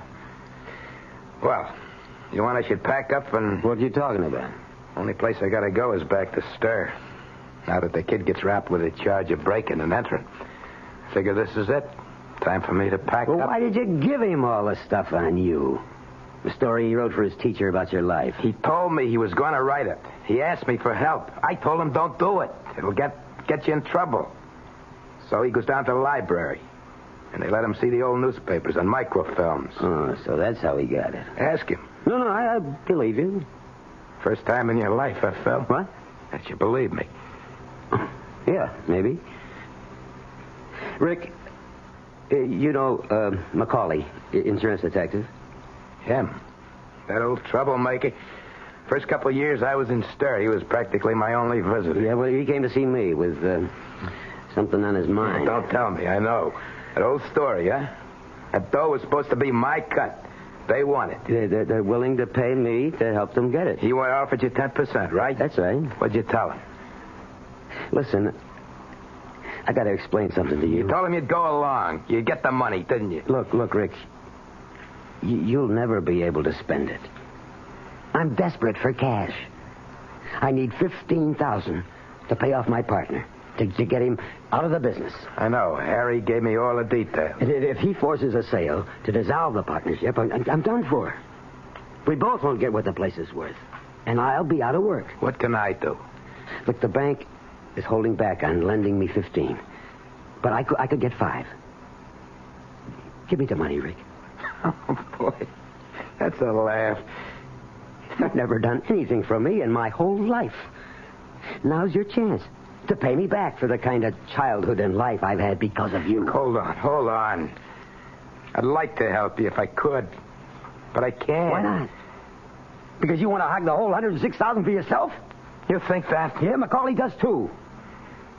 I haven't got the money. You know where it is? No. I said at the trial I didn't get my cut. They cheated me. Yeah, they said you were lying then. I told the truth. You're lying now. Okay. Suppose I'm lying. I'm not giving up that money because there ain't no money.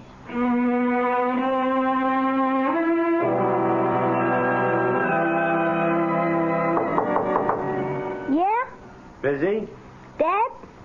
Come on in. I didn't want to bother you, Harry, if you're doing your homework. Nearly finished.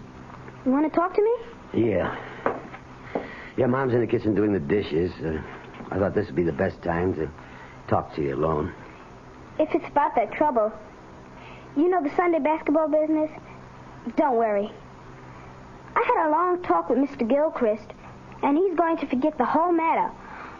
Also, in spite of the fact that Mrs. Margolis didn't like the subject matter of the theme, she gave me an A- for effort and research. Yeah? Yeah, that's good. I won't make stupid mistakes like that again, Dad. You can bet on it. Yeah. Look, what about Rick? What do you mean?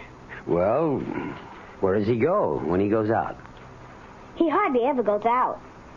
He sits around in his room most of the time. I asked him about it. You know something? He's been locked up for so long in a jail cell that he isn't used to having any freedom. He told me he doesn't feel safe outside. How do you like that? But when he does go out, where does he go? Once a month. He has to report to his parole officer. The office is over on Dean Street. I walked over there with him once. He wanted my company. Well, any other time? I mean, does he go out maybe when you're in school or nobody's home? He'll slip out, kind of secret-like? Why would he do that, Dad? Well, I'm just asking. You know, I'm responsible for him. I know, but you don't have to worry about Grandpa. He told me he doesn't want any more trouble in his life. He's a sick old man. Yeah, you're right. One thing, it's bothered him when he sort of let it slip out one time when we were talking. It bothered me, too. What was that? About the money? What money? Oh, you mean the money they think it's hidden? He doesn't have the money. He never had it. Yeah, that's what he told me. You don't believe him? Well, let's forget I ever brought it up, huh? If Rick convinced you, that's all that counts. That's what I was trying to tell you. That bothers him. You and Mom, you both call him Rick. Yeah? He's your father. Couldn't you... What do you want me to call him? Daddy? No, not that way. But just once, be nice to him. Make him feel like he belongs. Rick never done anything in his life for me.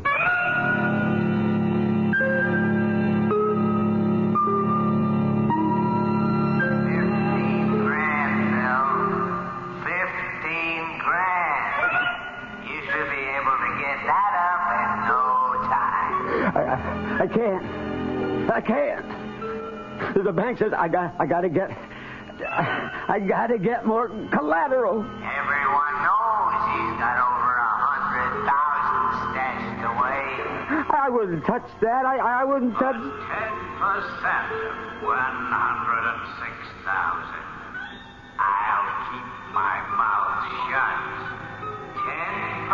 10%. That's fair. I wouldn't touch that dirty money. Take the money. All of it, Bill. It belongs to you.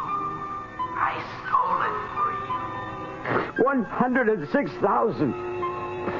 Rick earned the money. Phil, wake 10 up. years. Nearly 10 years. Phil, darling, you're having a bad dream. It's my money. Phil. It belongs to me. Darling, please, wake up. No, it's my money, all of it. Phil, open your eyes. You were having a bad dream. I could hardly wake you. Oh. Are you all right? Oh, yeah, I'm all right. Do you want a glass of water or something? No, I'm okay now. You were dreaming about that money, weren't you? You kept saying something about 106,000. And then you said, it's mine, it belongs to me. Oh, that's just a dream. Forget it. I'm getting up. Phil, it's 1 o'clock in the morning. You've only been asleep 2 hours. I'm getting up. Mind if I switch on the light? No. I'm going out, Nina. Out? At this hour? When will you be back? Later. I don't know. I don't want you to say anything to Harry about this. Or to anyone. Understand? No. But I won't say anything if you don't want me to. Well, I'd like to explain, but there's no time.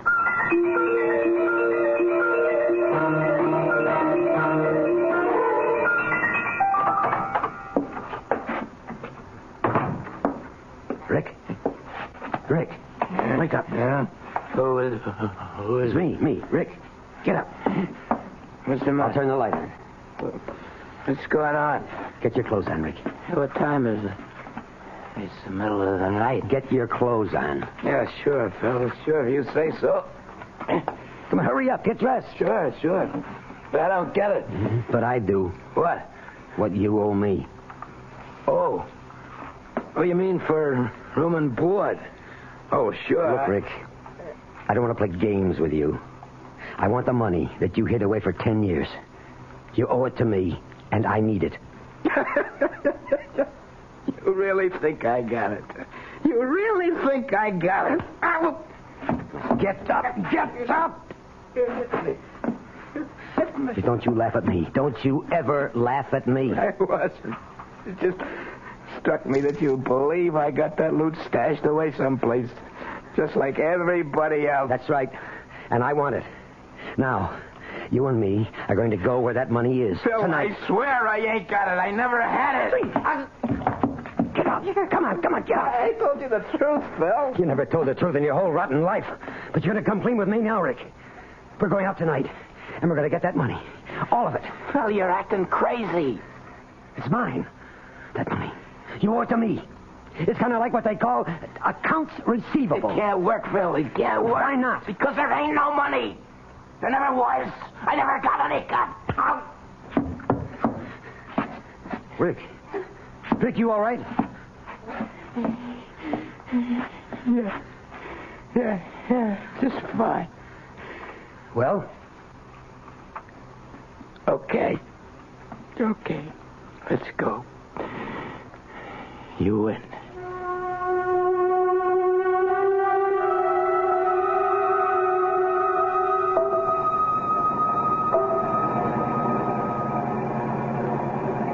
How much farther?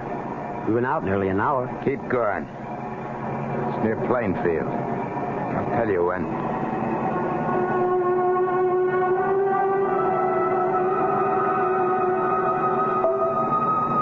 We're 5 miles past Plainfield. It's near here. I recognize it. I see it. Stop. Stop here. Okay. Now where? Here. See this here path? Up to the top of the hill. Wait till I get the shovels out. You feel all right? Sure. Let's go. It's not easy climbing up ahead. Keep going.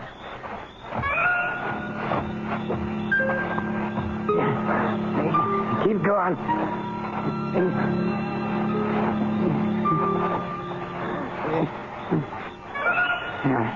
Here. This is it. Here, start digging.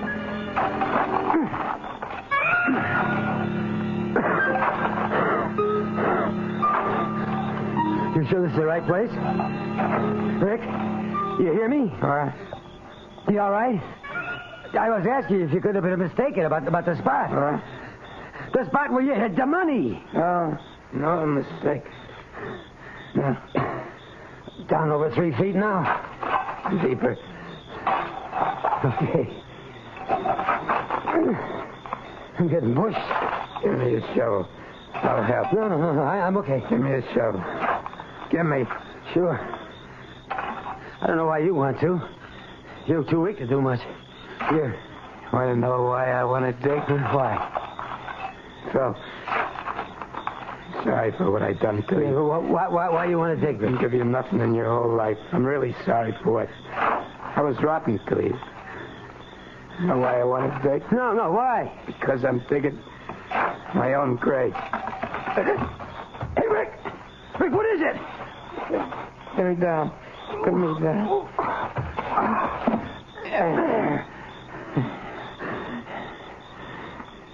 There ain't no money, Phil. Not a damn cent. No dough.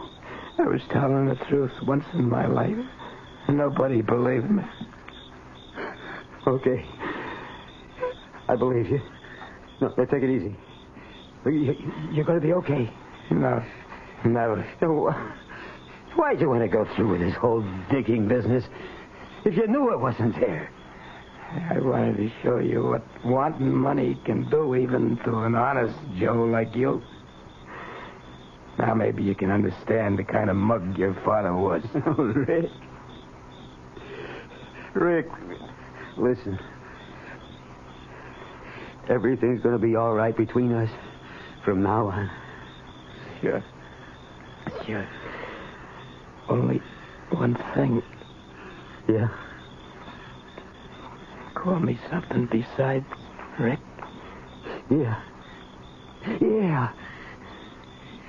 I've been wanting to. I've been wanting to. That easy for me to say it. Pa? get well. Don't die, Pa. Thanks, Phil. Thanks, son. Pa! Phil Coleman searched for a father all his life and lost him at the moment of finding him. I'll be back shortly.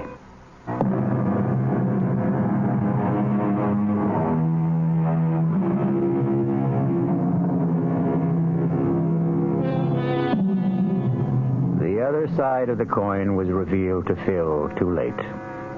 But in his heart was a new understanding of his father, of his son, and the meaning of love. Our cast included William Prince, Joseph Julian, Ralph Carter, Joan Lovejoy, Robert Dryden, and Ian Martin. The entire production was under the direction of Hyman Brown. Now, a preview of our next tale. I said, who are you? Tell me. Spencer. What are you doing here? Now, look, darling, if this is a... Oh, no. Oh, what am I doing If here? this is a joke, it's not in the best of taste. I'm afraid I don't know where I am or who you are. Where are you going? Home. This is your home, Spencer. Please, don't be alarmed, please. I hope I haven't frightened you. I'll leave this minute. You mean that after 23 years of marriage, you look at your wife one morning and you don't know who she is? This is E.G. Marshall inviting you to return to our Mystery Theater for another adventure in the macabre. Until next time, pleasant dreams.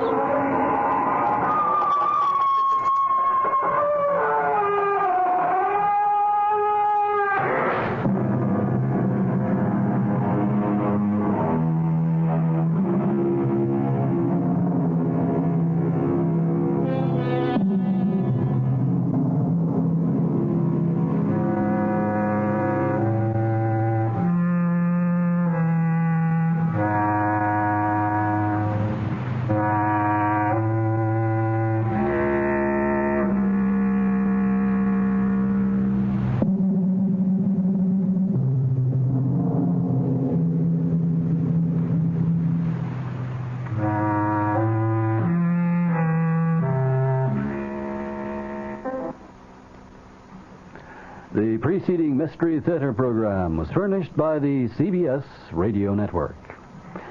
This is WOR New York, an RKO General Station, your station for news as it happens. Your dial is set for the latest international, national, and local news with John Scott reporting from the 710 newsroom. WOR New York, the time 8 o'clock.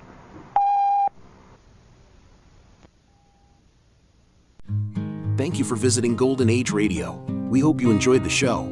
Stay tuned for more. Nowadays, with all the processed foods, we face difficult choices in the supermarket. The best option is to do it yourself so that you know what you are eating. That's why EL4E.com posts old-fashioned recipes on their blog. You can find thousands of traditional recipes, just like Grandma used to make, and best of all, they are all free. Visit EL4E.com. Enjoy the next show, starting now. Subscribe for more videos.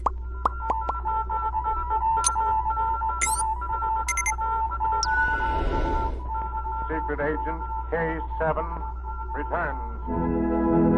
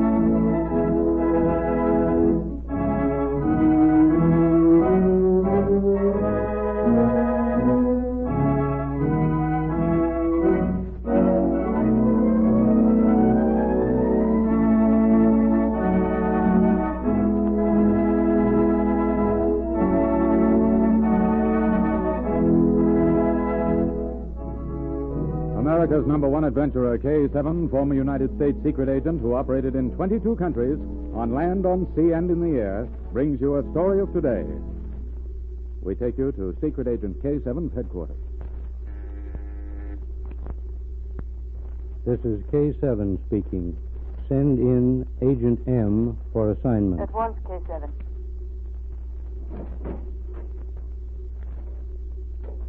Special Agent M, reporting for duty. Agent M, this city is the focal point of world trouble today. As you know, it formerly belonged to one nation and was made free after the World War to create a port for another country. Now the First Nation wants it back. As a result, the city is a hotbed of intrigue and threatens to become the torch that might ignite another world war. I have traced the famous spy, Andre Zerman, here. I want you to find out what he is plotting. Here is his photograph and all known facts. Keep me informed.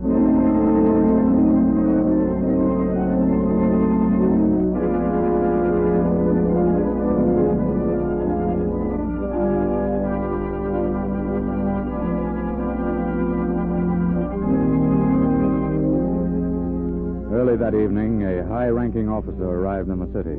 He visited Andre Zerman in the latter's rooms within an hour after his arrival. I'm glad to see you. I've been here 3 days. I thought you were not coming. I came as soon as my affairs were in order. Tonight is the embassy ball. I had to be here for that. Zerman, we are ready to act. I want you to listen to me carefully. The act tonight? Yes, Zerman. We are determined to seize the city. Our enemies have won sympathy here. Many of the population favor them. You are here to change that feeling. We must make the people of this city hate those who oppose us. Now, people already hold many important positions. They are not popular, Zerman. We have decided on a bold stroke.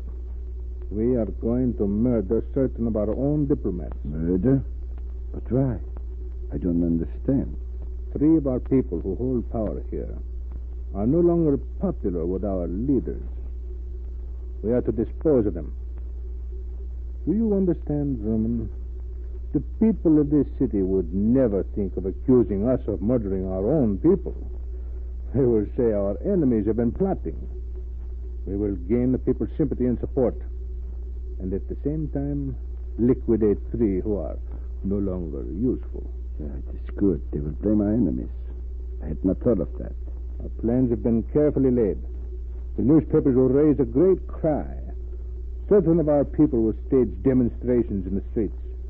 When the rioting has reached its peak, our troops will march into the city and restore order. And the free city will be ours.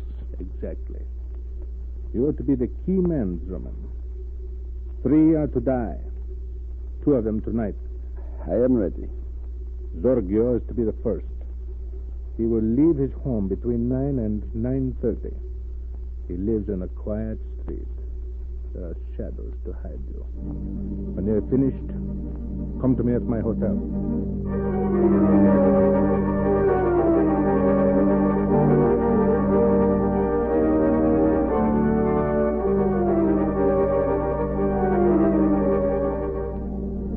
Three are to die. 2 of them tonight.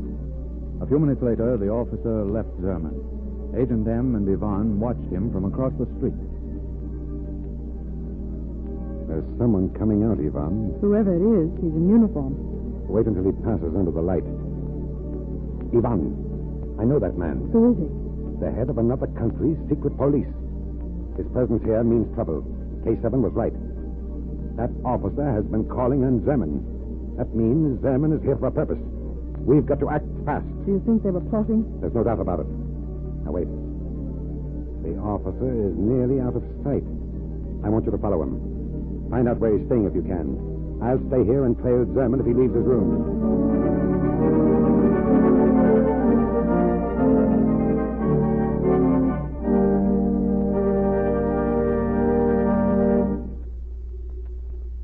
Yvonne stayed a few hundred feet behind the officer, and on the opposite side of the street. They'd hardly disappeared from sight before Zerman also left his room. He walked rapidly. A few minutes later, he stopped before the home of Zorgio, High Consular Representative. As he paused, M came to a stop in the shadows behind him. 1 minute to 9. Zorgio should be leaving soon. Yeah. His car is waiting. I see it ahead. A few minutes later, the front door of the diplomat's house opened, and a short, stocky figure stepped into the night.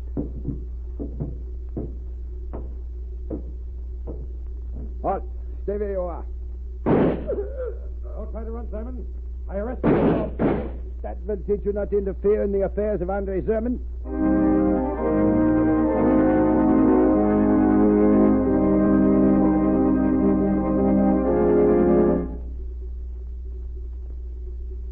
Ivan followed the officer from Zerman's rooms to a leading hotel.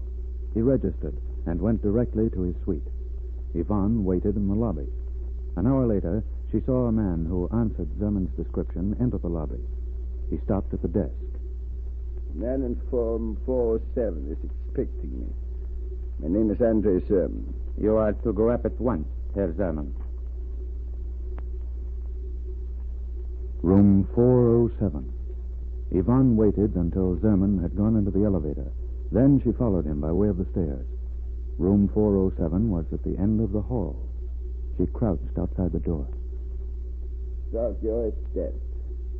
He came out of his home a little after 9 o'clock. He never reached his car. Good. You had no trouble then. It was also necessary to kill another. He followed me. Did not see him until after Zorgio was dead. Then he stepped in front of me. Who was he? A foreigner, an American, I think. I had to kill him. An American. Well, no matter. You are sure of Zorgio. There must be no slips. Zorgio is dead. Then we are ready to strike a second time. And who is to be next? The High Commissioner. He also goes to the embassy ball. But he has already left his home. It is nearly 10 o'clock. True. But you forget. I, too, am going to the embassy ball. Tonight at midnight, I will step out onto the south balcony. The High Commissioner will be with me. Somehow, I will get him in front of a window so his figure will be outlined against the light. You will shoot from the wall.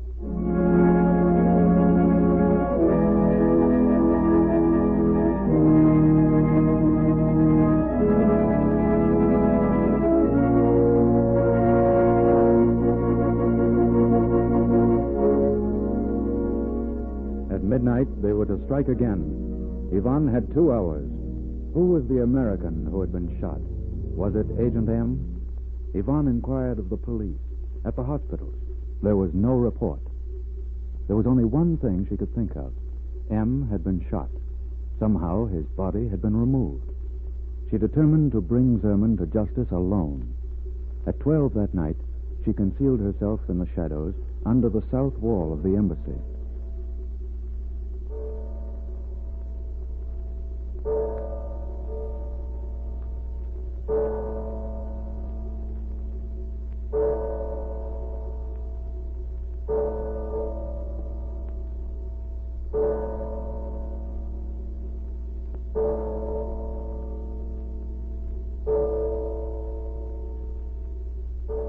As Ivan's eyes became accustomed to the darkness, she made out the figure of a man lying flat on the wall near her. Then the balcony doors opened. A figure was outlined in the darkness, but not against the lights of a window behind him. Instead, the bright rays of a flashlight were trained directly on him. If you move from the top of that wall, I'll kill you. I also have a gun. Don't try to jump. Oh. I warned you. You wouldn't listen. If Em is dead, I hope you die too. Ivan, is that you? Em, are you all right? Your head is bandaged. A man tried to kill me early in the evening, Ivan. His bullet grazed my head. A diplomat was killed. He was a close friend of the High Commissioner. I came to the ball to warn the Commissioner. I know the rest. I heard them plotting. The officer whom we saw leave Zerman's rooms was to bring the Commissioner out onto the balcony. Zerman was to shoot from this wall. It's too bad you didn't know in time to save his life. I did save his life, Ivan. I turned my searchlight on the officer. He is the one who died. Now his own police will track down his murderer. They won't have to, Em. What do you mean? Look there, in the shadows. I killed him. I thought he had shot you.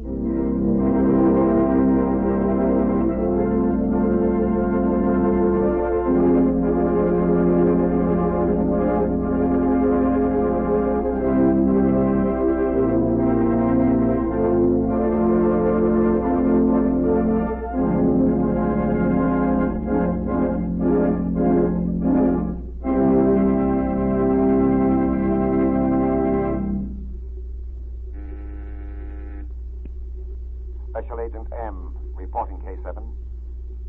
Andre Zaman is dead. He was working under the direct orders of the head of the secret police of the state that plotted against the Free City.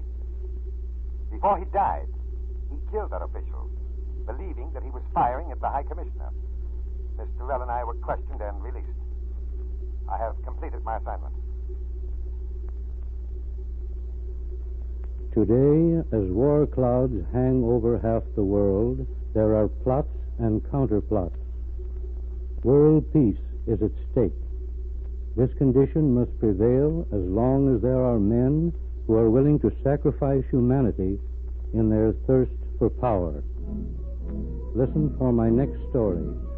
This is K7 speaking.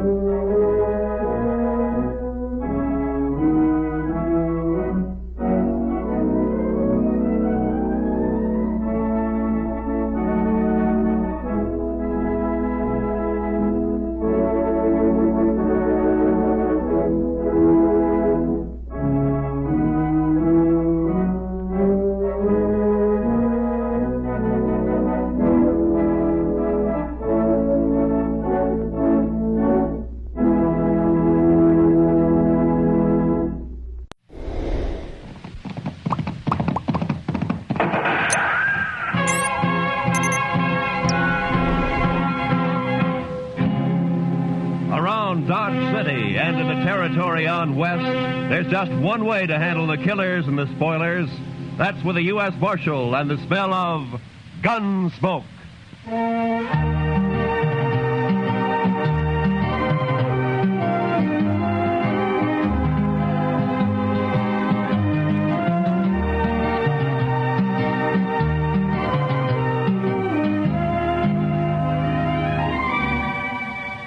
Gunsmoke, starring William Conrad. The story of the violence that moved west with young America. The story of a man who moved with it. Matt Dillon, United States Marshal.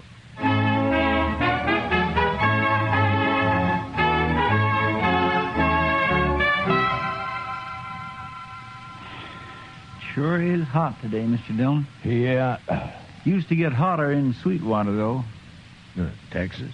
Yes, sir. But I wasn't there very long. No. What'd you do there, Chester? Oh, I was a salesman, Mr. Dillon. Salesman? Well, what'd you sell? Lightning rods. Lightning? Oh, Well, now, they're good things to have, Mr. Dillon. Why, I had a line of lightning now, rods don't that explain it to me, Chester. Too hot. Well, I'll go get us some beer. Maybe that'll help. I don't think I want any beer, Chester. Well, then, why don't you just go take a siesta, Mr. Dillon? I'll stay here in the office. Why don't you just leave me alone, huh? All right, Mr. Dillon.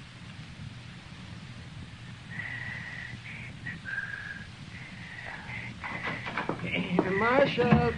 Yeah, what do you want, Doc? A couple of cowboys been feeling their liquor over at the Texas Trail. That's what saloons are for, isn't it? And they were giving Kitty a bad time. Oh? She got rid of them now. But they're down at the end of Front Street now, making remarks and pestering the town ladies. It just might lead to trouble. Well, I'm not going to walk down there in this heat just to lecture a couple of hard-nosed cowboys. I'll go, Mr. Dillon. Oh, good, Chester. You go, huh? Just tell them to take it easy and leave the ladies alone. Yes, sir, I will, Mr. Dillon.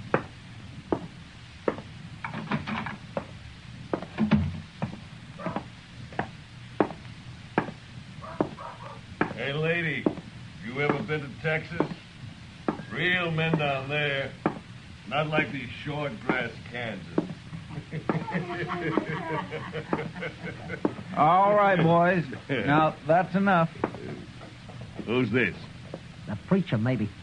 Boys, Marshal Dillon sent me down here. And we're going to send you right back, fella. Mr. Dillon said you can have all the fun you like, but to leave the ladies alone. That's the whole dang trouble, these Dodge ladies. They've been left alone too long. Yeah, what they need is a couple of big-handed Texas men. Look, now, why don't you go over there to the Alfaganza? I'll buy you both a beer. You will, huh? Well, that's mighty thoughty of you, mister. We just don't want any trouble, that's all. Sure we don't. And I got an idea how we won't have any. Wait till I get on my horse here. Stay with our friend a minute, Trevor. Hey, mister, I'll make a bet. What kind of bet? What do you mean? Any kind. You name it. Come on. Well, but I don't... I got him! He spilled his gun, Trevor. Pick it up and grab your horse. Get this rope off of me. Maybe it'll wear off, mister. You're going for a ride. Drag him, Tobo, drag him. Let's go!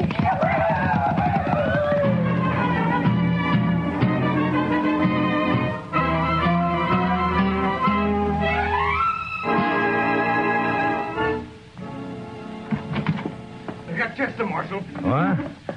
What? Who got Chester? A couple of cowboys. The ropemen dragged him out of town. Come on. Well, which way? West. I'm going with you. Hurry.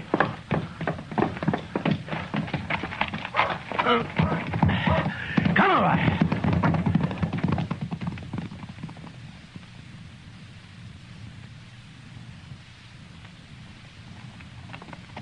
There they are, but they're not dragging anything. They must have cut him loose. There he is, by that sagebrush there.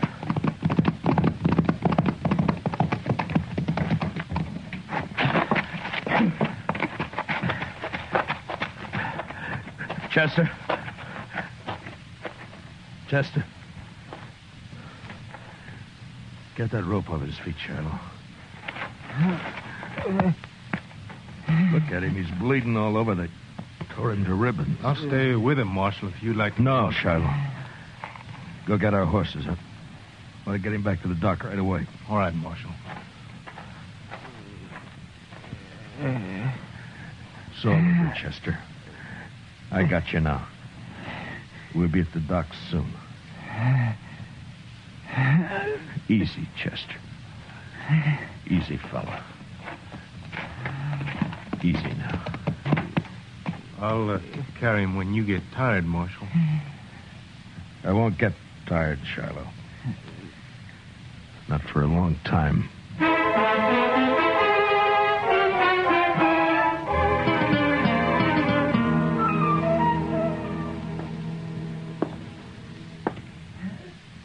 Well, Doc?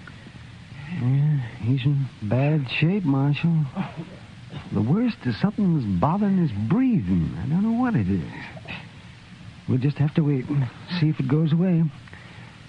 If he lives the next few days, he'll pull through. Oh, Doc. I know.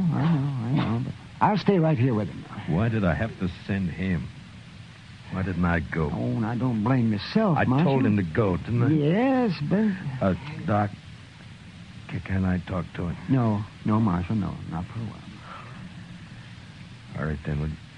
Would you tell him this for me? I'm going after those men. I'm going to bring them back. Alive. Or at least half alive.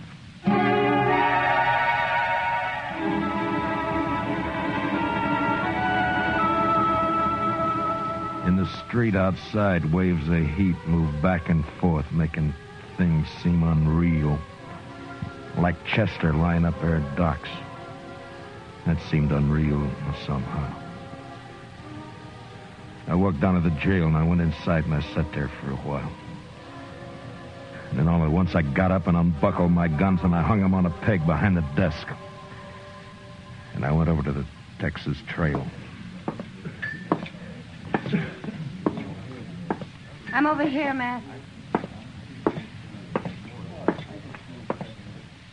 Sit down. Matt, I heard about Chester. How is he? Doc doesn't know for sure. Oh. They were in here bothering you. Who were they, Kitty? I never saw him before. One was a kind of weasel-faced man named Trevitt. And the other? Big man. Real brute. Named Stobo, I think. I see. What outfit, they say? Would it be the Crow Track? Yeah. The Crow Track's holding a herd up the river. Thank you, Kitty. Wait a minute, Matt. Yeah?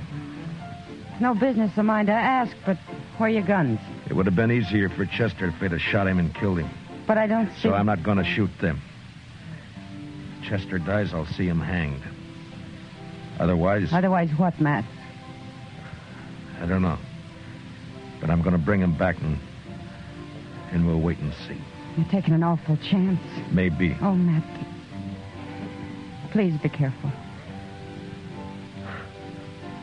Sure. Kitty? Yeah, Matt. Look in on Chester once in a while, will you? Maybe Oh, of course I will. Don't worry about him. Thank you, Kitty. So long. Hey, Marshal. What is it, Shiloh? I'll walk outside with you. Marshal, I want to ride after those cowboys with you. No, Shiloh, I'm going alone.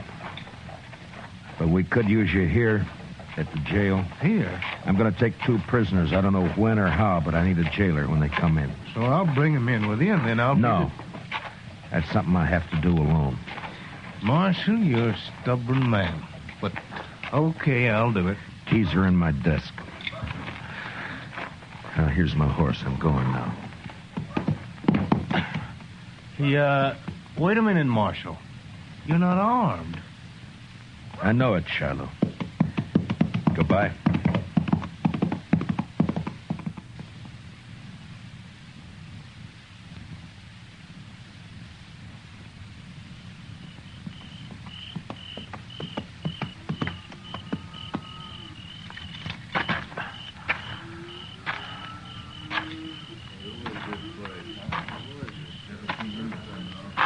Who's the trail boss here? Where is he? Here I am, and I don't need any rider. Maybe not, but you got 2 riders I need. How's that? Just what do you want, mister? That's the Crow Track outfit, isn't it? That's right. I'm looking for a couple of your men called Stobo and Trevitt. They ain't here, mister. And where are they? They come back this afternoon, picked up the gatherings, and left. Didn't even wait to get paid off. I'm telling you this just because they're no good, and I'm glad they're gone. Which way'd they go? I wouldn't tell you if I knew, mister. I didn't think you would. Who are you, anyway? I'm a U.S. Marshal on the Dodge. That's so? Well, I don't know what you want them for, and I don't care, but how you going to take them, Marshal? Put salt on her tail? You ought to at least take a club if you're going after that Stobo. He's mean, he's big. Besides being a Texan. We've hung Texans up here before, mister.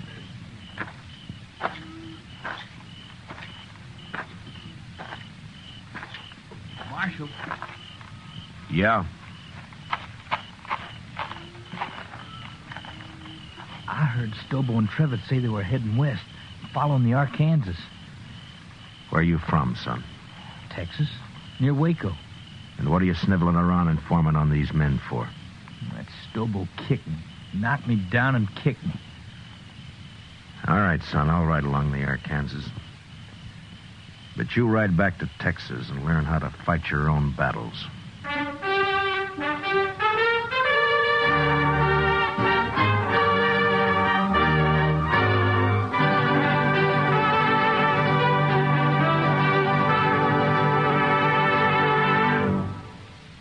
We will return for the second act of Gunsmoke in just a moment. But first, the conventions start next Monday when the Republican Party takes over Chicago.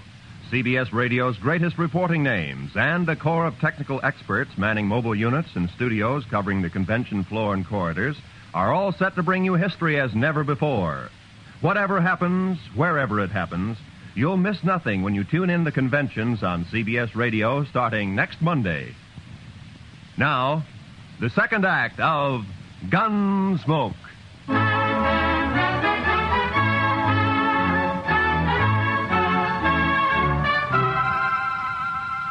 I cut straight down to the Arkansas and followed it west. I rode close to the water where I could use the sound of it for only my cover. After an hour or two, I spotted a hobbled horse alone. Stobo and Trevitt must have separated. I got down and followed the animal's tracks as best I could in the moonlight until I caught the dying coals of a campfire on the bank ahead. To one side, I could make out the huddled figure of a man asleep in his blanket. It took a long time to crawl to his head where I saw the weasel face of the man Trevitt. His gun belt lay on a saddle blanket in easy reach. I stood up and heaved it out into the river. And as Trevitt sat up with a snap, I kicked him back. Don't shoot! Don't shoot! You sit up again and I'll smash your skull, Trevitt. Don't kill me! Don't kill me! Shut up. Now, where's your rope? I told you to lie down. Now, where's your rope? Under my saddle there. You gonna lynch me? No. But you may hang legally if you live that long. Now, keep your arms in that blanket and lie still while I get you roped up here. Who are you, mister? Yeah, that'll do it. Let's just say I'm a good friend of a man you dragged out of Dodge this morning. Stobo was in on that, too. It was his idea. He did it. Don't worry. I'll find Stobo. You ain't gonna leave me like this? I'll be back.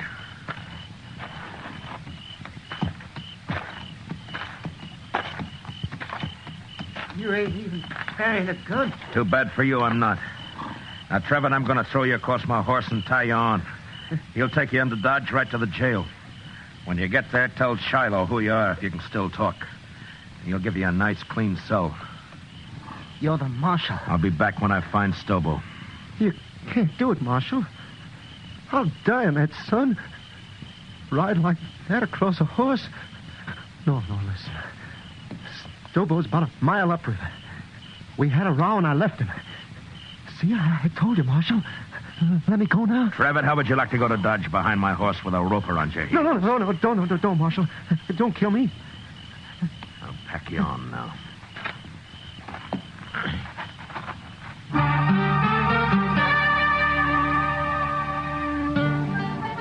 I tied Trevor across my horse and started him off in the direction of Dodge, and then I forgot about him. Stobo was next. I rode west on Trevitt's horse. Dawn was just breaking when I saw him, crouched behind a campfire, cooking breakfast. His horse was saddled and stood nearby. I rode straight up, got down, and walked over.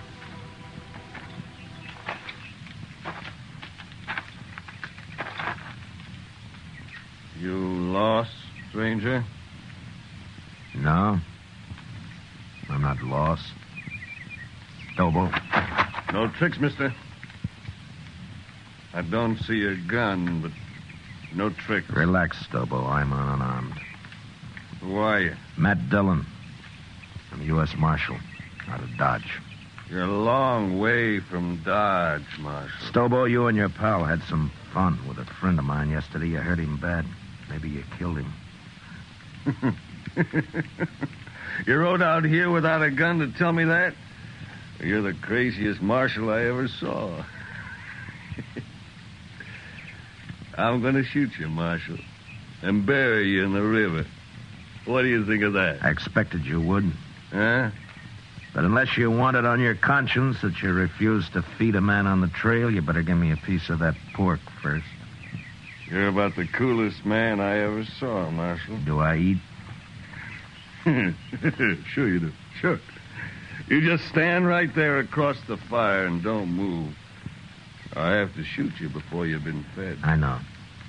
It's too bad I only got one dish for your last meal, Marshal. A man can keep sassy on meat alone, Stobo. Yeah, he sure can. Well, looks about done. At least this here piece says you can't... All right, I got your gun, Stobo, so don't try anything. You burned me! You burned me! Just a few coals that won't hurt you. Now shut up and get on your horse. I'll kill you for this, Marshal. You can't hurt me like that. On your horse! Come on now. Get up there. Now, you just sit there, Stobo. I'm going to throw a noose around your neck, so keep your hands down. There now. Now, you ride toward Dodge. And you do anything I don't like, and I'll jerk you off your horse and drag you the rest of the way. Now ride.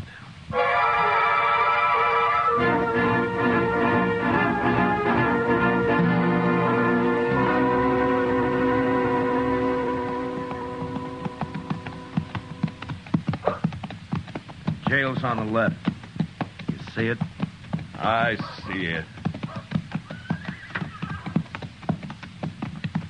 All right, pull up. Shiloh! Shiloh! Well, hello, Marshal. This other one? Yeah. Trevitt, get here. More dead than alive, but he's here. It was rough, Marshal. Real rough. Yeah. Shiloh, how about Chester? Tell me. Doc ain't sure yet, but he's alive. Lock Stobo up. I'm going over to Doc's. All right, you get down. And walk straight or I'll shoot you through both knees.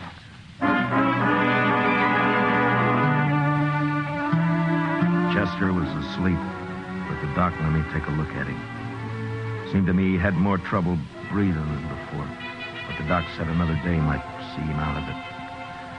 And there was nothing I could do. So I went up for a steak and some sleep. And the next morning I went back to the jail. Morning, Marshal. Everything all right, Shiloh? Doc looked over your prisoners. Trevitt's pretty sick yet, but Stobo's all right. Got a few burns is all. Nothing could hurt that moose. A hanging might. Sure, but what if Chester pulls through? You can't hold us in, Marshal. There's no law that says... I don't like the sound of your voice, Trevitt. But you can't Be quiet. Don't worry, Travis.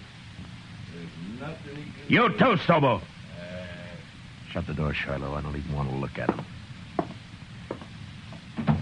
That Stobo's a mean one, but I feel kind of sorry for Trevor. And go cry about it someplace else. I don't feel sorry. Don't you take it out on me, Marshal. I didn't send Chester off to do my job. Yeah.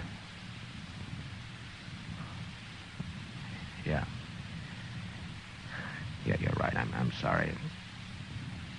Go get some breakfast, huh, Shiloh? I'll wait here now. I'll be back later.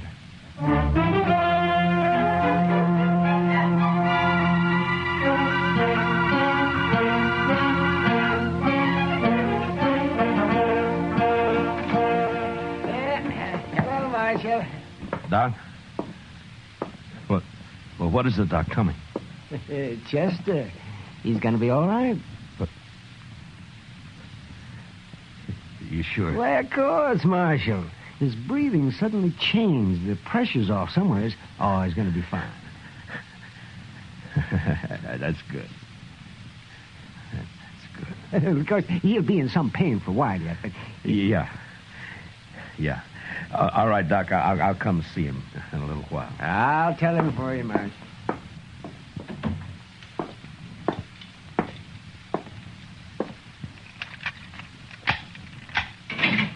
All right, come on, Trevor.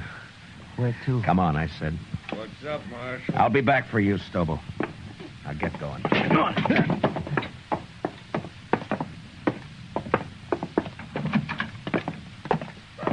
It was Stobo, did it? Not me. You can't do anything to me. Shut up. Trevitt, your horse is down at the National. Go get on it. You turning me loose? Get your horse and ride, and don't ever come back to Dodge, not while I'm alive. Now go on before I change my mind. Yeah, sure, I'll go.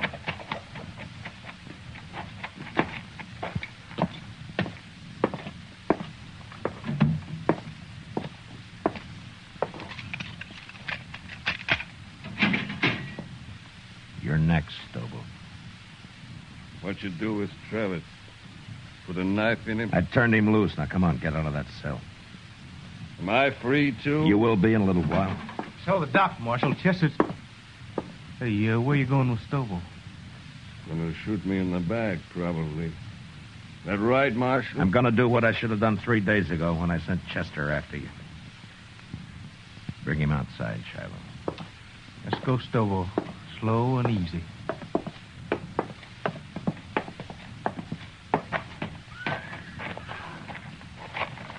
Bring him over here, Shiloh. You're gonna drag me, is that it? You try that. That's what you do, isn't it, Stobo? Don't try. Never mind. Shiloh, hold my guns. Here. What the... Oh, I get it. You're gonna fight me. Marshal, you're crazier than I thought. Why, I'll tear your throat out. If he wins, let him go, Shiloh. Maybe I will. I said you'll let him go. All right, Marshal, all right. Maybe you're crazy, but I guess this is your party. Come on, Marshal. I'll make it short for you. Real short. Stand back, everybody. Get back, do you hear? You're big, Stobo, but you're stupid. You're ugly stupid. Why, you... I'll kill you. I'll kill you.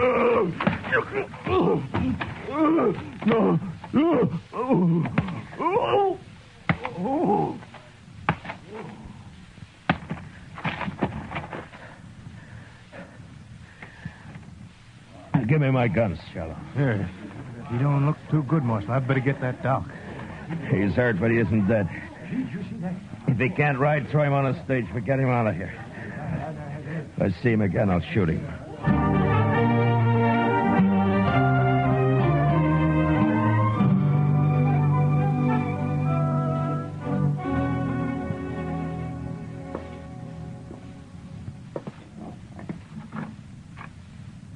Chester?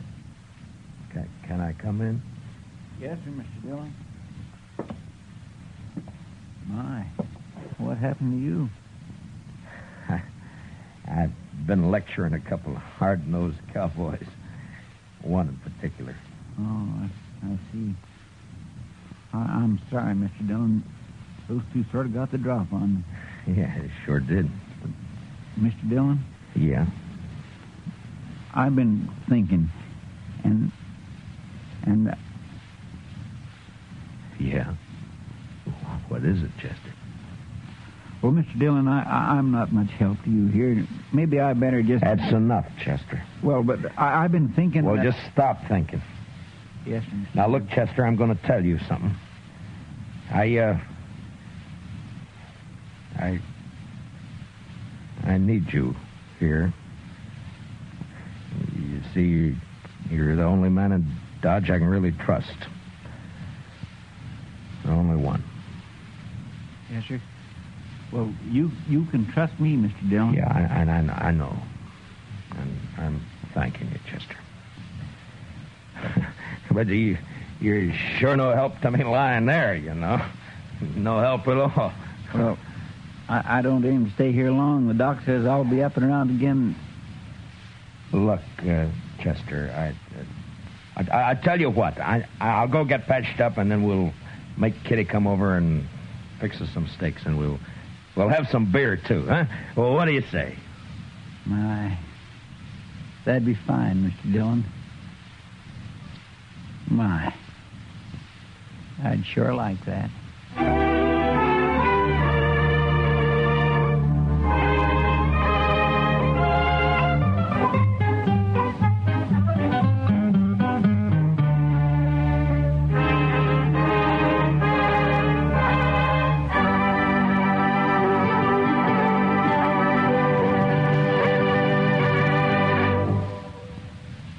Gunsmoke, transcribed under the direction of Norman MacDonald, stars William Conrad as Matt Dillon, U.S. Marshal.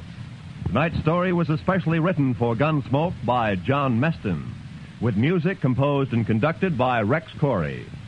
Featured in tonight's cast were Paul Dubov, Lou Krugman, and Georgia Ellis, with Don Diamond, Gil Stratton, and Jack Crucian. Parley Bear is Chester, and Howard McNear is Duck. Join us again next week as Matt Dillon, U.S. Marshal, fights to bring law and order out of the wild violence of the West in Gunsmoke.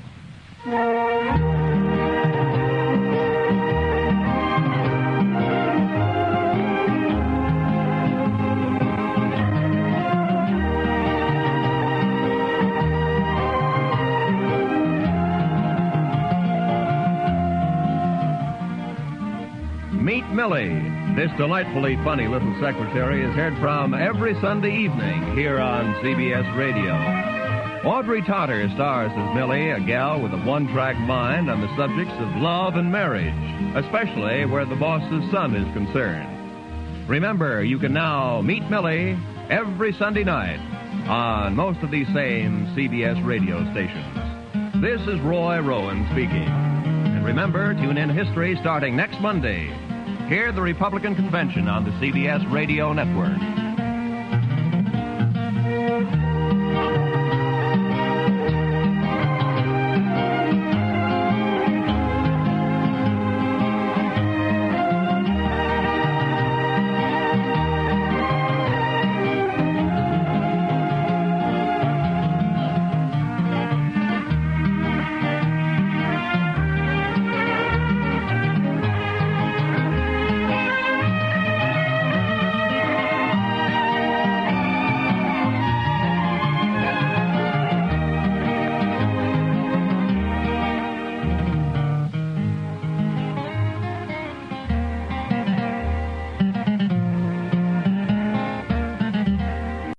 Thank you for watching Golden Age Radio.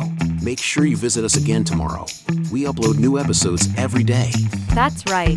Each day you'll get fresh new quality vintage radio programming to help you get through your day or night. Let us know what you think about the shows. Your feedback is important for us to provide the best quality entertainment to you. Visit G3PL.com if you need database support or training. Subscribe for more radio episodes like this. Click the notification and leave a like to help the channel. Here's another in NBC's great parade of new shows.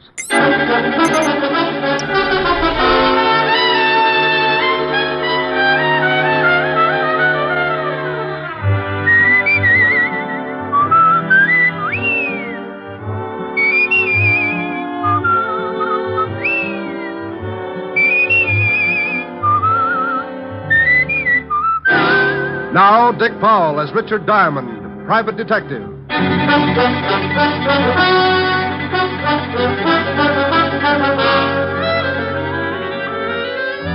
Hello there, this is Diamond. You know, if you've ever got a few idle minutes and you need a good chuckle to keep you going, just turn to the personals in any of the local papers. Now, I'm a guy with a strange sense of humor, and it really takes something right out of left field to get a spasm out of my funny bone.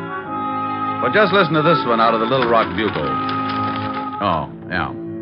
Bachelor, sincere young man, 4 feet 10, 190 pounds, handsome, out of work for a year, desires to meet woman who can straighten him out.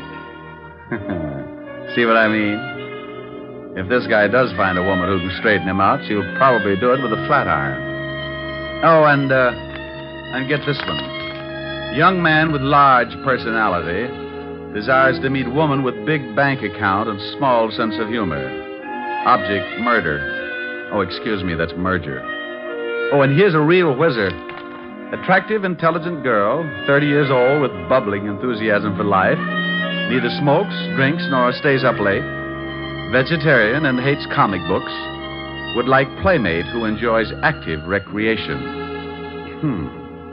There'll be a month of fasting after that one. Oh, yeah, I knew I had something else. That case I got mixed up in last week. If you think those personals are silly, wait till you hear about this. It all started about 11 o'clock one morning in my office. Mr. Richard Diamond, private detective? I was out with a hula dancer last night. Wait, I'll look in the mirror and tell you. Come on in so you can see, too. My name is Jerome J. Jerome. Well, I'm not going to ask you what the J stands for. You are Mr. Diamond, aren't you? It's my face, all right, but I'm sure the rest of me's on vacation. Don't you feel well? I don't feel at all. Ever danced the hula for 6 hours straight? I'm a past master of all forms of dancing. Care to waltz? What? Forget it. What can I do for you, Mr. Jerome? It's not what you can do for me, Mr. Diamond. It's what I can do for you. Well, that's a switch, but let's give it a whirl. What can you do for me, Mr. Jerome? I'm a millionaire, Mr. Diamond. Well, bless your little pointed head. I'm also a G-man. I knew this would jump the track sooner or later. Tell me, if you're a G-man and a millionaire, where do you work? The U.S. Mint? I write songs, too. By the light of the silvery moon, I want to... Mr. Jerome. Yes, did you like it? You didn't by any chance write Swanee River? No, I believe Stephen Foster wrote that. You don't say. Yes, he stole the melody from me. I think we'd better waltz after all. Oh, Mr. Diamond, that's ridiculous. I'm glad somebody noticed. But you take a good zippy foxtrot now. Oh, now, wait a minute. Hold it! Hold it! Oh, you follow beautifully. Oh, I went to Vassar. Now, slow down before I pick you up and stuff you into a bottle. Oh, I'm sorry. Yeah. Now, would you mind telling me how long you've been hiding out with the squirrels? Squirrels? Oh, I have a mink farm. You should do well. Look, Mr. Jerome, I think maybe you better go soak yourself in some hot tar or something. I came here to do you a favor, Mr. Diamond, and I do not intend to leave until you hear me out. Oh, wow. Okay, what is it? You need a bodyguard. Operator, give me Bellevue. Mr. Diamond, please, there's no need to call Bellevue. Oh, stop being so narrow-minded. They'll give you a nice, quiet room, all by a little old lonesome. Well, go ahead and call them if you want to, but it will do you no good. Why not? They'll just think you're crazy. I'm on the staff there. Oh, yes, I should have known. I think you're making fun of me. I came up here because I knew of your reputation as a detective, and I want to help you with your work. You get in trouble, don't you, all the time? Habitually. Well, I want to protect you. Now, that's nice, but I really don't need a bodyguard. Early stages of schizophrenia, also a slight persecution complex. Have you seen a good psychiatrist, Mr. Diamond? It's certainly a thought. Well, when do I start work? Well, you see, it's like this. I'm awfully sorry, but I have my own nutcracker. Oh, no. I mean as your bodyguard. I'm afraid the requirements are too tough. What are they? Well, first you have to find a freshly murdered corpse. It's kind of like a treasure hunt. Oh, I've got that. You got what? A freshly murdered corpse. That's one of the reasons I came up to see you. I thought you'd like to know. Oh, well, now, I'll tell you what you do. You go back and see if the corpse is still there. If it is, call me at once, okay? All righty. I'm off. Amen. Mr. Diamond? Yes? Remember, hopping hot toads have no hair. Oh, no. Mr. Diamond? Huh? Oh. I thought you'd better know something. I can only be your bodyguard for a week. I'm getting married. Congratulations. Who's the lucky girl? It's Miss America. But don't breathe it around. I want time to check her measurements. I'll send you a fruitcake. Just bring it in. You're invited. Goodbye. Diamond's Rest Home. We specialize in nervous disorders, ingrown scalps, and the world's largest bowling alley. Oh, don't laugh. If you'd seen what just walked out of here, you'd go back to yo-yos. Well, what did just walk out of there? I'm not sure, but he had lovely blonde hair. He did? Yeah, all over him. Rick, what in the world are you talking about? I'm talking about nothing in the world. Come on, tell Helen. Well, I've got to get it all straight first. If I figure it out, I'll come over and we can throw sesame seeds at each other. Oh, I'd love to. When will you be here? As soon as I shine up my elk's tooth and lock the office. Bye.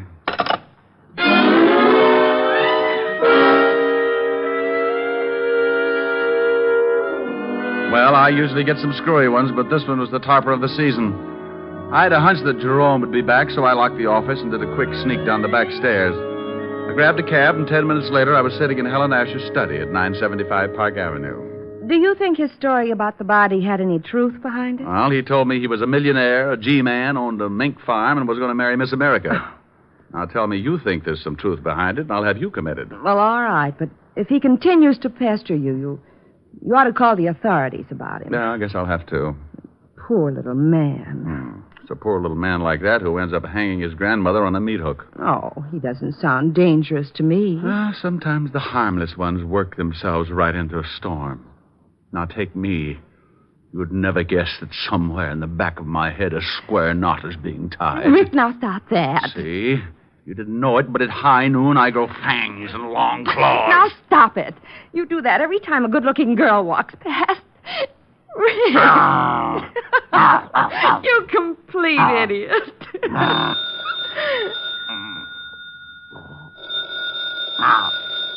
Rick, the phone's ringing. Oh, I hope it's happy. It might be something important. Oh, Rick, you're mussing my hair. Now, stop that and answer the phone. Oh, you woman are a fiend. Harold Appleknocker's Happy Home for Hogs. Rick. Who is this? What's the matter with you all? Ain't you got your ear trumpet tip right? I know it's you, Diamond. No, it ain't. This is old Harold Appleknocker. I'll let you talk to my gal, Lulabelle. Say hello to the lieutenant, Lulabelle. Howdy. Now, Diamond, you stop that. I just got back from my vacation, and things are already so confused I may turn in my badge before the day is over. Well, come on down to the hog ranch, and I'll cook you up some hocks. Now, come on, Diamond. I'm not in the mood for any of your wild humor. Oh, what's the matter with you, Walt? Did you catch any fish? Oh, wait till I tell you. I got one that was so big. Is that why you called me? Huh? Oh, no. Some guy's been pestering me for the last half an hour. Wants to know where you are. Says he's an old friend. Oh, his name wasn't Jerome J. Jerome, was it? Well, that was the first name he gave me. The last time he called, he said he was a G-man. That's Jerome. Want me to tell him where you are? You do it, I'll handcuff you to Sergeant Otis. Oh, don't say that name to me ever again. Why, Walt, you sound bitter. That hornet head worked nights just messing things up in homicide. Lieutenant Waldo was taking calcium shots. The chief has locked himself in his office. Won't even open the door for food. Well, if Jerome calls again, tell him I've joined the South Siberian Balloon Corps. Now, wait a minute. Well, what do you want now, bonehead? It's that Jerome guy. He wants Diamond again. Says he found the body right where he left it. What? Diamond! Now, you wait a minute, Walt. What are you doing? Oh, picking up my eardrum. You better watch that yelling. You'll have an office full of hogs. Keep Otis out of this. Then I'll yell if I want to. Now, you get down here and explain about this body. Walt, I don't know anything about the body. The Jerome guy is off his trolley. Yeah? Well, if there's the smallest possibility of a corpse turning up and you're involved, it'll turn up. Walt, you say it, but you don't mean it. I don't, huh? You get down here in 10 minutes, or I'll have a warrant out for you, and I mean that. Now, step on it. Now, by heaven, I'll forget modern police procedure and drag out the rubber hose. Why don't you use Sergeant Otis's tongue? You could beat an elephant to death with it. I'm not kidding. I've heard two words, diamond and body, and that means overtime in this department. Now, get down here. All right, but you're mean. Oh, and Diamond. Yes? Pick me up some bicarbonate on the way over, will you? I'll get you something, but don't spill it on your car. It'll take the paint off. Bye. Rick, what was that all about? Oh, Levinson's got heartburn again. That nut that wandered into my office told Otis about the body he says he's found. Oh, Walt didn't believe him, did he? Walt's been a cynic ever since we were introduced. I'll see you later this evening, honey. All right, Rick. What do you want to do? Helen. What? What you said.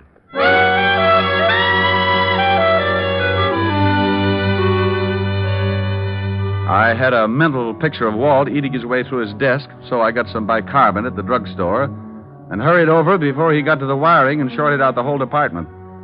As usual, the king of the forest met me in the squad room. Well, you're in Dutch, Shamus. I guess you're right, Sergeant Otis. How about lending me your wooden shoes? Oh, what do you mean, wise guy? They ain't wood. And why do you use a crowbar instead of a shoehorn? Very funny. You better go on in. Lieutenant's liable to start breaking things. I hope he doesn't use his bare hands.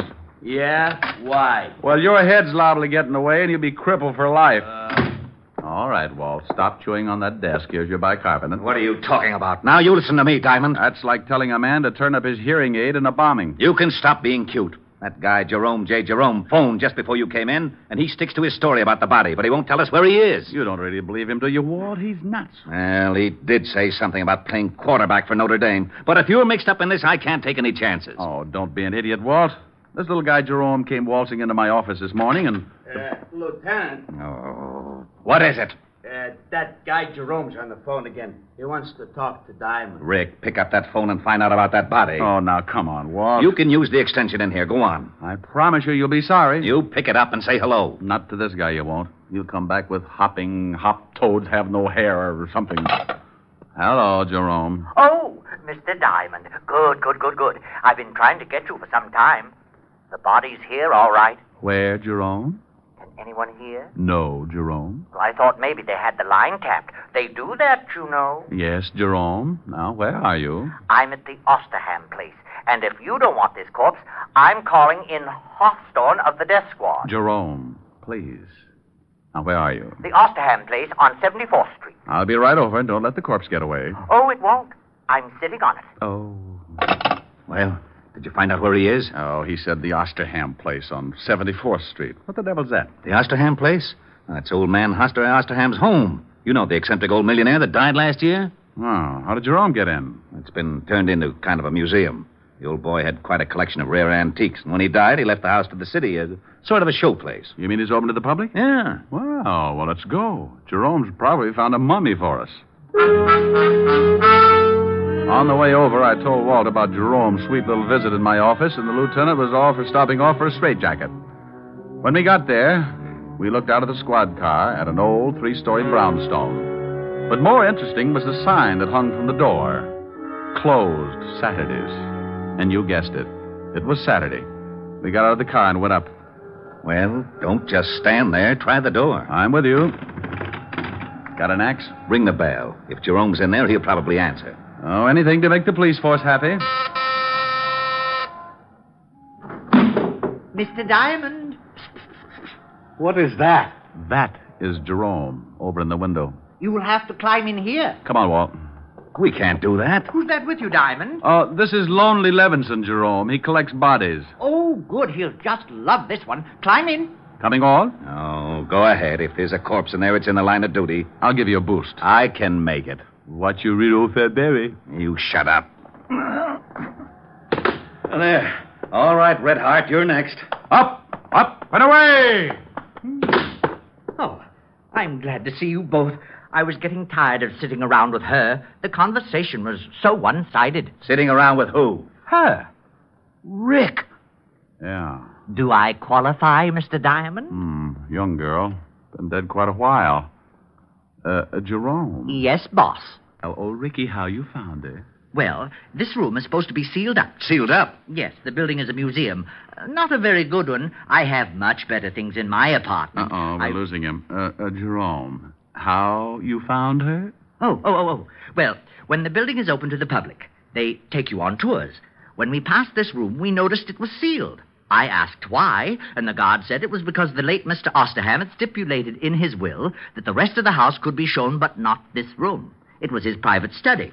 And he said if he ever wanted to come back, he didn't want a lot of people cluttering it up. Who broke it in? I did. You did? Don't they have burglar alarms in this museum? Mr. Diamond, Lonely Levinson has an extreme case of supersensitivity. Does he always snap like that? Only when he hasn't been fed. Why did you break in? You should be careful, Mr. Lonely Levinson. You'll bite someone. Have you been checked for rabies? Now you listen to me. Walt. Jerome, why did you break in? Well, it's perfectly obvious. When the guard told me the story, I played along with him. Of course, I knew it was just a trick to throw me off. Of course. Oh, would you mind turning your head? It's much better if you just chew on that curtain. Well, I waited until they closed the place. Then I came back, jimmied this window, and found the body. Then I came to you, Mr. Diamond. Simple? Oh, sure. Rick, what are you doing? Oh, just looking at the dead girl. Come here. Did you find something? Yeah. Got on an anklet. Name is, strike a match, will you? Oh, wait a minute. There. Oh, Adelaide. Looks like she's been dead quite a while. Yeah. Jerome, when you found... Hey, Jerome. What? He's gone. Oh, we're a couple of swell sleuths. He's not out on the street. Must have climbed out and run for it. I'll send out a general on him. Yeah, I would if I were you. A guy like that shouldn't be running around loose. He's liable to wind up on Stromboli. Well, Walt put out a general alarm on Jerome and then called in the rest of the experts to give him the dope on the dead girl. I didn't wait around because I had a hunch that Jerome would find me again. I was right, because at that moment he was sitting in my office behind my desk. Diamond Detective Agent, sir? Rick? Who is this? Oh, now stop clowning. This is Helen. Never heard of you. Why don't you dames leave me alone? By the light of the silvery moon. I guess I'll have to write some new lyrics. Oh, dear. Yes, what is it? Well, you sure got there in a hurry. Who is this? Now, you stop that, Diamond. You know very well who this is. What do you want, stupid? Stupid? Yeah, rhymes with Cupid. Could do a song on it. Like to hear my latest? I've been working on the railroad all the live long day. What kind of a song do you suppose I could write with stupid and Cupid? Oh, hello, Mr. Diamond. What's going on? Well, hello, Jerome. Taking my calls for me? Yes, and wait till you hear the pixie I've got on the line. Here. Thanks. Hello, Walt. Rick? Yeah, you were talking to Jerome. I just came in. I might have known it. Don't let him out of your sight. Of course not. Now, what did you find out? Oh, yeah. The dead girl is one Adelaide Smith. Had a record, blackmail artist. Been dead about 3 days. Working for a Patrick Mahaffey, attorney, on Pine Street. She was strangled. Blackmail artist, huh? Very smooth, or used to be. Any line on Mahaffey's background? We're checking into that now. Well, find out one thing more for me, will you? If I can, what? When that museum was open to the public. Well, that's easy. I'll call you back. Hold on to that Jerome guy. Oh, sure. Walt. Yeah? Jerome's gone again. What? Bye.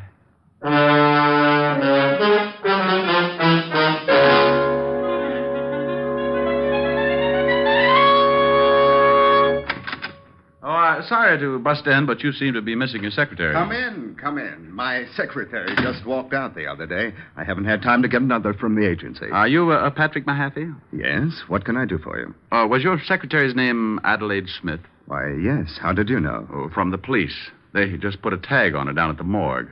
Good Lord. She isn't... She certainly is.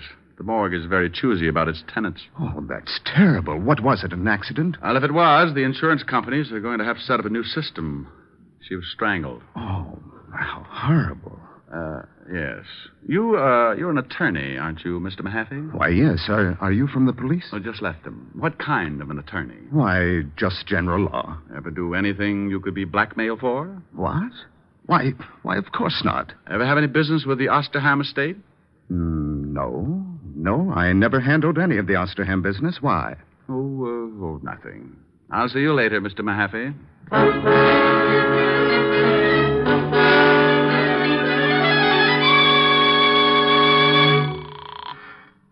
Homicide, Lieutenant Levinson. Walt Diamond. What did you find out about Mahaffey? Rick, there's something fishy. You got to stop going to these cheap restaurants. Oh, be serious. That Mahaffey guy was executor for the Osterham estate. What? Yeah, funny coincidence. Coincidence, my shoulder holster. I just left him, and he told me he'd never even heard of the Osterham estate. Now, why would he do that? He's certainly smart enough to know we could check. Maybe he wanted time enough to skip. You think he's mixed up in the killing? Oh. Did you find out when the museum was open to the public? Yeah, the city completed the alterations 2 days ago. And if it means anything to you, that room was sealed up on the last day. Oh, thanks, Walt. And something else. We checked in the dead girl's bank account. She had $22,000 in it. A lot for a secretary, huh? Yeah, but not too much for a high-class blackmailer. Do one more thing for me, Walt. Find out if Osterham had any heirs. Now, what good will that do? I want to find out just how many people would know about that sealed room before the public got wind of it. Okay, I'll have Mahaffey picked up right away. No. Don't do it yet. I want 10 minutes with him. Where's his house? I got it right here. 93rd Street, West End Avenue. But I don't see why you won't let me grab Mahaffey. We know he's lying. You just check on that will. I'm going to throw you a killer.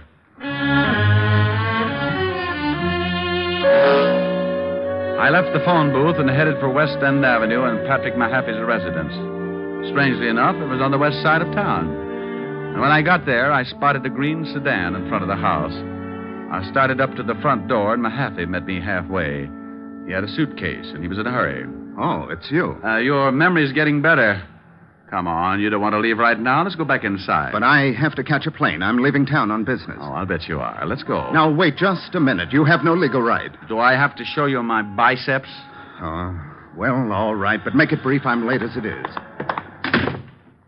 Now, just what is this all about? I thought you said you didn't have any business with the Osterham estate. Why, that's right. I checked. Oh. Just exactly what was your capacity? Well, I handled the incomes on the trust account. I was also the executor of the will. You wouldn't be handling it now, would you? When Mr. Osterham died and I executed his will, my job was done. Were there any heirs? 2. Neither of them were able to hear the reading. Who did hear it? Just an official from the city. Why weren't the heirs present? Because one of them couldn't be found. The other one was in a kennel. In a kennel? A cocker spaniel. He received $10,000. Oh, I bet he rolled right over on his back. Who was the other heir? Mr. Osterham's nephew. He hasn't been heard from in 10 years. He went to France to study hat designing, but hat jobs were very scarce, so he just vanished. He was rather eccentric. Oh. Now we come to the jackpot question. What you got in the bag? What? You look a little green. Open it up. Now, look, you can't do this to me. It's against the law. Where's your warrant? I got a fistful of them, see? Oh. All right. There. Dump it out. But I've got to catch a plane. If I dump all this... Dump it out. Well. Yes. It's a lot of money, isn't it? Sure is. Isn't it lovely? Well, I'm glad you like it. Go ahead. Take half. I was hoping you wouldn't say that. Why not? Because I'll hate myself for the next 2 years. Put it back in the bag and let's go. But I'm offering you $100,000. You must be a fool. Oh, this is a very elementary deduction. Come on, you can figure it out in Sing Sing. I don't think so. You should have looked in my pocket, too. Oh, I hope that's an old pipe you're pointing at me. I hate to disappoint you. It's a 38. Now you're turning green. Now, you better answer it. It's the police, and they know I'm here. All right, but you say one thing wrong, and I'll have to shut you up permanently. Yes? Is Diamond there? Yes. Let me talk to him. All right. You were right. It's for you. Go ahead, talk to him. But I warn you again. Hello? I'm getting tired of dialing. Everything all right? Just dandy. What did you find out? There were 2 heirs, and get this. One of them was a... Cocker Spaniel. Yeah, how did you know? What else? Well, that guy Mahaffey's a crook. We checked and found out that there's only about 10,000 left in the trust fund. The bank says Mahaffey had power of attorney, and he'd drawn out about 200,000. You got him there with you? Yeah, but it's all in the way you look at it. Oh, it's like that, huh? Let's see if you can stall him. There ought to be a prowl car nearby. Goodbye, Walt. Did you get the information you wanted? Yeah, you killed the girl. Probably because she found out you were dipping into the till. You paid her $10,000 and got her over to the museum and strangled her. I took the money, yes. But you're just guessing about the murder. No one else but you knew about the closed room until after it was sealed and the public was told. The girl was killed the day before the room was sealed. You figured she'd never be found, but a little guy named Jerome J. Jerome went in and found the body. And if I'm right, little Jerome is really the missing heir. Impossible. Wasn't the museum rigged with a burglar alarm? Yes. Well, we found Jerome inside and the window open. He'd climbed in, but the alarm hadn't gone off. Simple. A member of the family might still have a key. He found the alarm and disconnected it. I don't believe it. But you must, Mr. Mahaffey. What? No, it can't be. Oh. Well, you really throw a beautiful left jab, Mr. Diamond. Oh, thanks for turning his head, Jerome. Now, would you mind telling me something just to sort of clear things up a little? You mean, am I really cracked? No. Like Mr. Mahaffey said, just a little eccentric. You see, I found out the money was missing, so I looked up the girl. She told me for $20,000 she'd show me the thief. She told me to meet her at the museum that night and the thief would be there. When I got there, she was dead. Well, I knew I couldn't solve the case myself, and if anyone found out who I really was, I might be held. So I became Jerome J. Jerome and hired Richard Diamond. Correction, I was not hired. Correction again. You'll receive a very substantial check as soon as the estate is settled. And thank you. Thank you. Oh, you might do me one more favor. If you know anyone who would like to buy a hat, I have got some dillies. I'll speak to Hedda Hopper in the morning.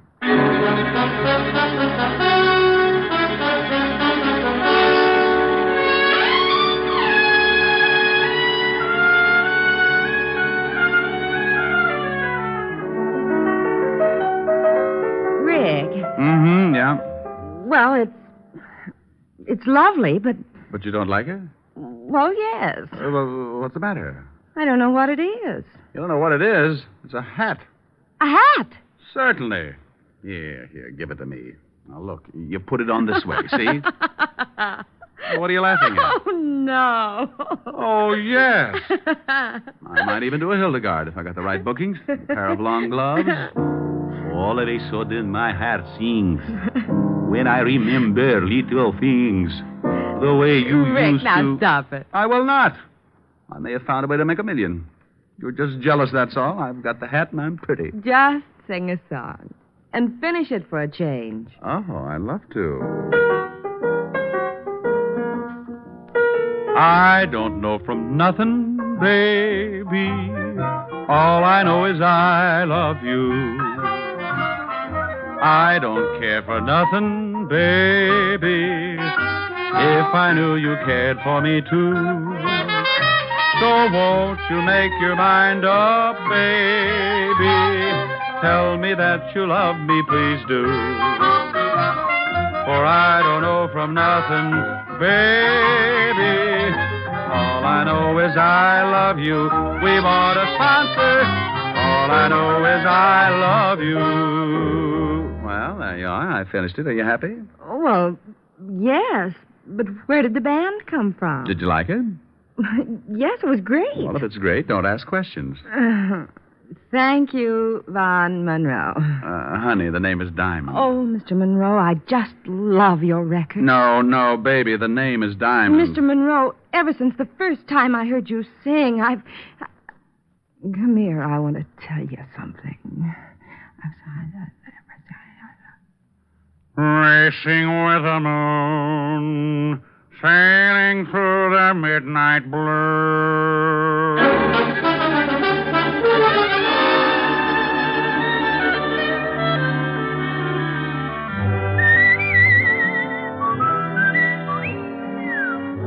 You have just heard Richard Diamond, Private Detective, starring Dick Powell. Helen was played by Virginia Gregg.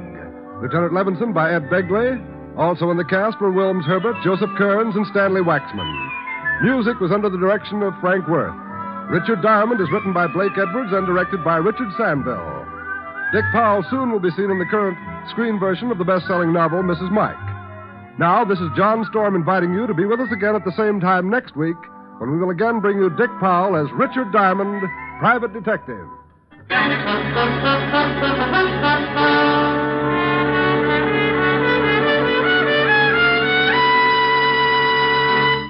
You don't have to go to Alabama. You don't have to eat ham hocks and butter beans. All you have to do is enjoy Phil Harris and his ever-loving wife, Alice Faye, when they return to NBC tomorrow. For 30 minutes of Southern Fried Joy, lend an ear to Phil Harris, Alice Faye Show, returning tomorrow on most of these same NBC stations. Your tune for the stars on NBC.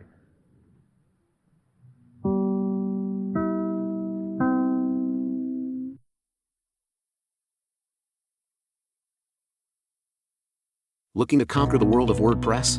At G3PL.com, we're your ultimate destination for WordPress support and training. Need help with a specific project? Facing a tricky plugin or theme issue? We've got your back. We will troubleshoot, customize, and fine-tune your site to perfection. So, why wait? Take the leap into WordPress greatness. Contact us today at WP@G3PL.com or give us a call at 615-420-2040. G3PL.com. Your WordPress success starts here.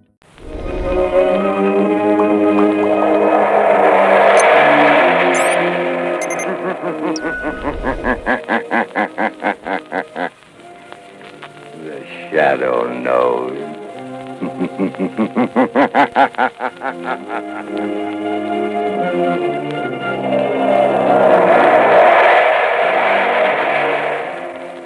Blue Coal presents The Shadow, the mystery man who strikes terror into the very hearts of shopsters, lawbreakers, and criminals. Today, the Society of the Living Dead. In just a moment, The Shadow's exciting adventure will begin. Meanwhile, I have an important message for all you homeowners. We are now in the midst of the most treacherous season of the entire year. But you can protect your family's health during this danger period by burning blue coal. For blue coal gives you clean, uniform, healthful heat all winter long. And its harmless blue coloring is your guarantee of better heat at less cost. So when you order fuel, insist on blue coal. It's Pennsylvania's finest anthracite. Your nearest blue coal dealer will be glad to send you a trial ton. Phone him tomorrow.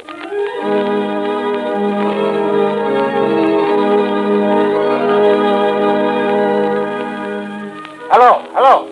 Daily Classic, City Desk. Yes, go ahead, Turner. Mr. and Mrs. Smith are being held in Holly military prison as spies. The Smiths are believed not to be American citizens. What? Yes. The Prime Minister was handed a note by American ambassador this morning. Yes, go ahead. American State Department reported investigating circumstance under which the Smith passports were issued. Good work, Turner. Keep feeding it. Yes, sir? Hold the presses for a new front-page story. London correspondent is on the wire. This phony passport racket is being uncovered.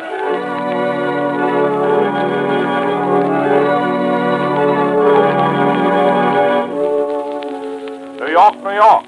More news on the Smith case. Mr. and Mrs. Smith are not citizens. A fake passport and identification ring is suspected. The name Schwartz was taken from tombstones to secure passports. More startling disclosures are promised by federal agents and local authorities who suspect widespread plot. Will you turn that radio All right, Margot. Well, this fake passport and identification racket interests me. With Scotland Yard in England, the State Department in Washington, and a whole New York police force working on that fake passport racket. Do you have to get mixed up in it? You see, Margot, it ties up with a case that interests me. You mean the suicide of your broker, Henry Adams? Yes. But, Lamont, what possible connection could there be? I don't see it. Well, I didn't see any connection either until today, although Adams never struck me as being the type of man who would commit suicide. His body was found 2 weeks ago, and they buried him right afterwards in the family vault in Kingland Cemetery. Seems to me that's what you might call a closed case. I don't agree, Margot. I noticed in one of the gossip columns the other day a remark that interested me very much. What is that? An item that said that Irene Adams, the orphan daughter of Henry Adams, was being courted by Ray Kelvin. Oh, Ray Kelvin was Henry Adams' partner, wasn't he? Yes, he was. But what interested me even more was another item which said that Ray Kelvin was very friendly with a man named Berger, who, according to all reports, is a very questionable character. I don't see the connection, Lamont. But much of the evidence points to Berger being mixed up in this business. Oh, you mean that fake passport and identification ring that we just heard about on the radio? Yes. Margot, I want you to call on Adams's orphan daughter. Her name is Irene. Pose as a reporter. Ask her about the rumors of her coming marriage with Kelvin and find out if she actually saw the face of her father at any time after his death. All right, Lamont.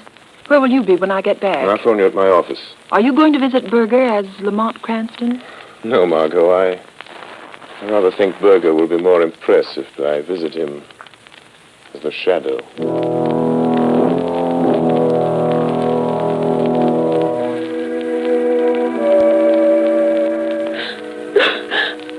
I'm so sorry, Miss Adams. I know it's hard to talk to a stranger about such personal things so soon after your father's tragic death.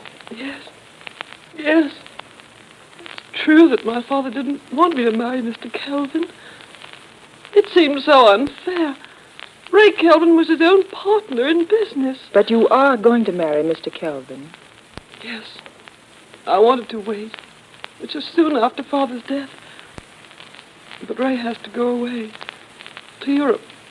He may be gone for years. It'll be a quiet wedding. Oh, I see. Mr. Kelvin's leaving the country. But isn't he indicted on a stock swindling charge? Yes. Oh, but he says he'll soon have proof that he didn't have anything to do with it. Miss Adams, don't you realize that Mr. Kelvin can only clear himself by proving that your own father was the swindler? No. Ray wouldn't do that. Did you ever see your father after they found his body in the river? No. Mr. Kelvin said I shouldn't. He said it would only upset me. Do you believe your father committed suicide, Miss Adams? No. I can't bring myself to believe that of Dad. What does Ray Kelvin think about your father's death? Ray said it was suicide. But Dad was worried over what would happen when they tried him on that stock swindle charge. But don't you see, Miss Adams, Kelvin, your fiancé, has been implying all along that your father is a swindler. That he's going to clear himself by pinning the guilt on your father. No, I can't believe that. That's why your father opposed your marriage to Kelvin. No. Why are you saying these things? You have no right. Please go. Yes, I am going, Miss Adams. I'm so sorry if I've hurt you, but I believe you're going to thank me for keeping you from marrying a treacherous thief. Perhaps even a murderer. What do you mean? Who you talking about? Your dead father's partner, your fiancé, Ray Kelvin.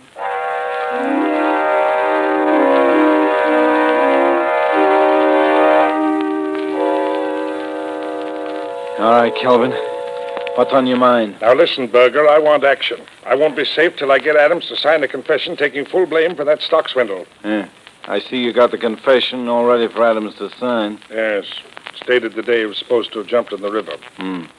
How are you going to account for not having produced the confession until now? That's easy. I'll just tell the authorities that in going over his papers, I've just found it. The government will have to dismiss the charges against me when I produce this confession signed by Adams. What are you going to do with Adams after he signs? That's where you and your man in the morgue come in. You've got the papers that were on the man who was buried in Adams' place.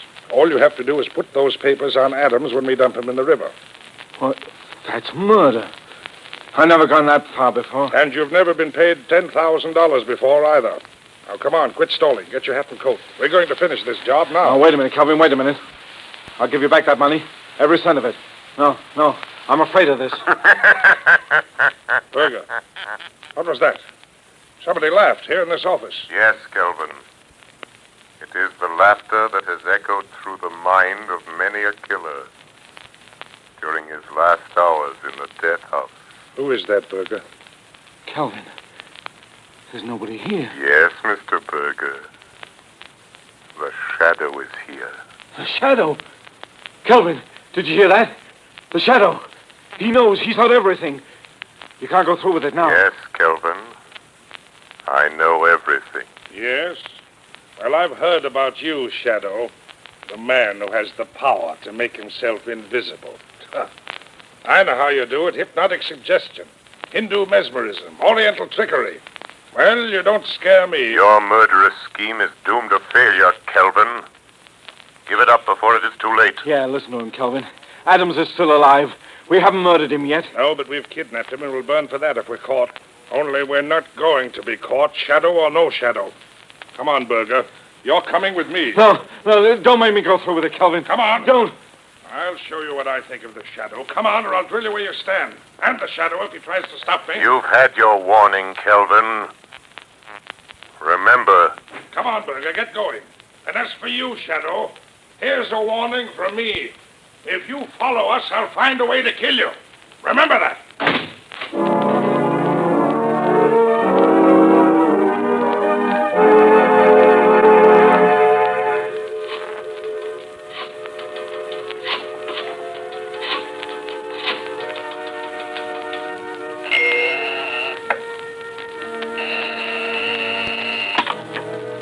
Hello, Lamont Cranston's office. Hello, Margot Lane. Lamont, I talked to Irene Adams. She never saw her father after he died. Henry Adams isn't dead, Margot. Oh, Lamont, are you sure? Where is he? I don't know, but Berger and Kelvin are on their way to the place where they're holding him, and I'm following them. Lamont, Kelvin is planning to marry Irene Adams and leave the country in a few days. Much can happen in a few days, Margot, even in a few hours. Lamont, let me meet you, go with you. Maybe I can help. You can help me most by standing by with a shortwave radio. Keep it tuned in on the band the Shadow always uses. All right, Lamont.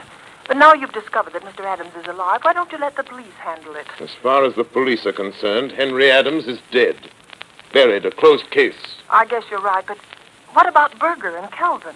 Do they know the Shadow is on their trail? Yes, and Kelvin has dared the Shadow to follow him. Lamont, it may be a trap, a trick to get you someplace where all your powers won't save you, where you'll be helpless.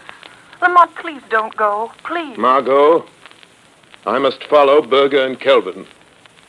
If they lead me to Adams, I may need help. Stand by, Margot. Stand by until you hear from the Shadow.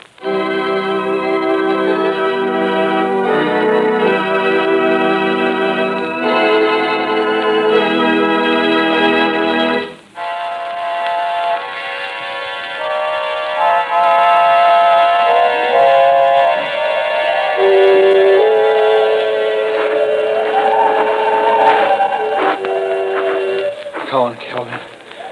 Let's get this over with. What's the matter with you, Berger? You jumpy as a cat. I know. It's the Shadow. I'm scared. If you had any sense, you'd be scared, too. Oh, forget the Shadow. Yeah? But suppose he's trailed us. Here. To Kingland Cemetery. Now, listen to me, Berger. Your job is to make Adams sign that confession. The Shadow has developed superstitious fear in the underworld by means of his magician's tricks. He's dealing now with intelligent people who don't believe in hocus pocus. Why, there isn't one chance in 1,000 the Shadow's been able to follow us here. What'll you do if he has? Huh? What can you do? You leave the Shadow to me. I'll deal with him if he comes. It's the Adams grave vault just ahead, isn't it? Yeah. It's that underground vault on the left. You got the keys to the vault? Yeah, right here. Well, get the vault door open. Yeah. Give me a hand with this door. Oh, it weighs a ton. Now be careful Adams doesn't get out. Where's your flashlight? Right here. There's Adams on the floor in the corner. What'd I tell you? I bet he's so weak he can't crawl, much less run. Berger, he looks like he's dead. If he is, the whole scheme's ruined. I warned you to be careful. He ain't dead. I know a dead one when I see one. He's just sleeping, that's all. Wake him up, and we'll see if he's ready to listen to reason. He'll listen. Come on, Adams. Come on. Wake up. Hey, snap out of it. What?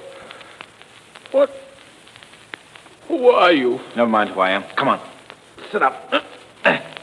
Are you going to take me out of this tomb? Are you? Yeah, you're going to get out. All you have to do is sign your name to a piece of paper. Huh? Water. Give me a drink. All I've had for days is the moisture on the stones. And nothing to eat. Nothing. Here. I got something better than water.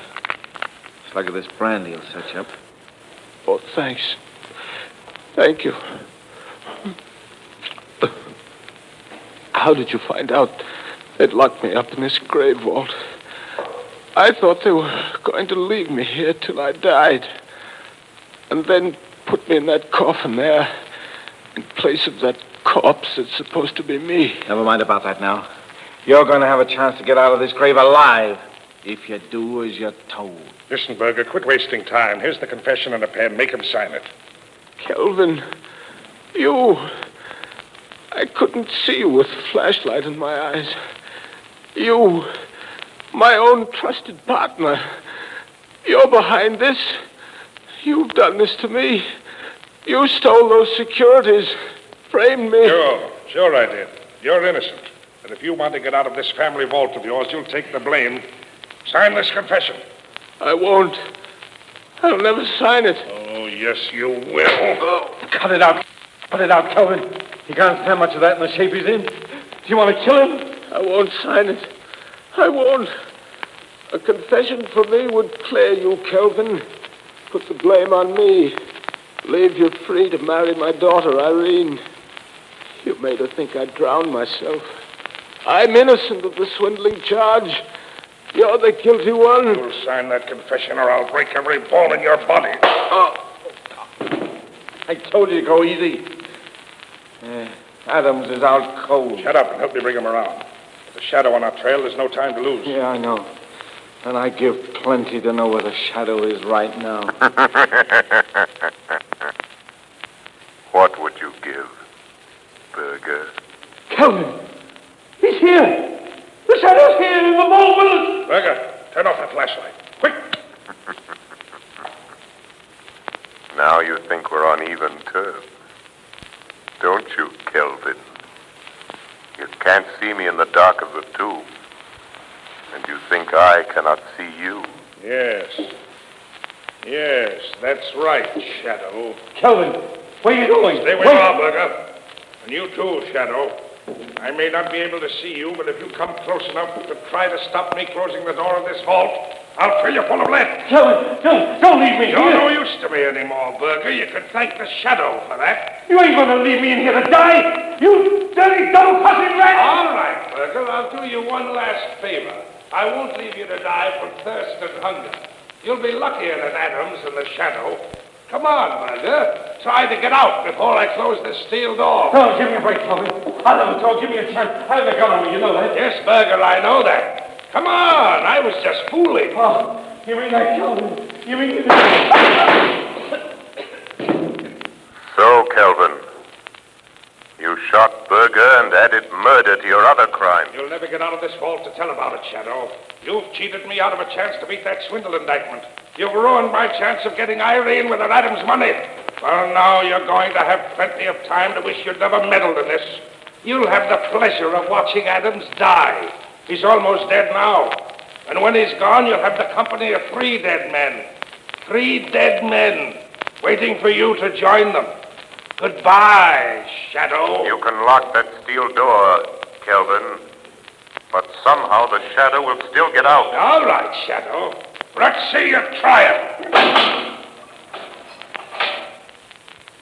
Shadow. Shadow. Kelvin double-crossed me. I'm done for, all right. What about you? Can you get out of this place like you said? The police will be here in a few minutes. You told them to come here, you mean? No, but I'm going to. Right now. Margot Lane. Notify Commissioner Weston to pick up Ray Kelvin. Have him send a squad of men to Kingman Cemetery. Have them open the grave vault of Henry Adams. Adams is alive, but in the critical condition. Margot, don't come into the cemetery yourself. Kelvin is at large. Notify Police Commissioner Weston at once. So, Shadow, you're calling the cops. Shadow, it's Kelvin. He's at that air vent at the top of the vault. He heard you calling the cops. Yes, I heard you, Shadow. And if you think the police are going to get here in time to save you, you're mistaken. Every minute you waste in gloating brings you nearer the electric chair, Kelvin. Don't waste your sympathy on me, Shadow. I wonder what you look like when the cops find you with Berger and Adams. All of you drowned like rats in a trap. Because that's what's going to happen to you. You're going to drown like rats in a trap. Listen. Water! He's going to fill the vault full of water, Shadow! Yes, right up to the top. And it won't take long. Too bad for you I found a fire hose in the groundkeeper's shed. Now let the police come. They're welcome to anything they can get out of any of you when they get here. So long, Shadow. Let's see you get out of that spot. Shadow. He's gone. Water. Water. Here's water. Water. Shadow. The water's an inch deep on the floor already. Yes, and it's rising every minute. Our only hope is that the police will get here in time. Use that radio of yours. Tell them what's happened. Tell them to hurry. The radio transmitter is wet, useless. Except the last appeal for help. Help me, Shadow. Help me. You deserve no help, Berger. You left Adams here to die. Oh, Calvin made me do it. I never did anything like this before. I ran a fake passport and identification racket, that's all. I never killed anybody. I swear to Shadow. Water. It's getting deeper. Deeper. Water. Water. There's only one high place in this tomb. One high place. On top of the casket. The casket of the man you buried and made the world believe was Henry Adams. Oh, lift me up there. I was drowned here on the floor. Irene. No, Berger, no. Help me. I won't lift you up. Adams is too weak to stand. There's only room for one on top of that coffin. And if anyone is to have a few extra minutes of life, Adams will get it. Oh, what are you going to do? Put Adams on top of the coffin. His life is worth a dozen like yours. Irene. Irene. Forgive me. I was afraid you were going to marry Kelvin. I knew he was treacherous. A thief. Coward. Shadow. In God's name, help me up. Help me on my feet. Lay me against the wall. Oh, do that much for me. Yes, Berger. I'll do that much for you. That's all I can do. Thanks.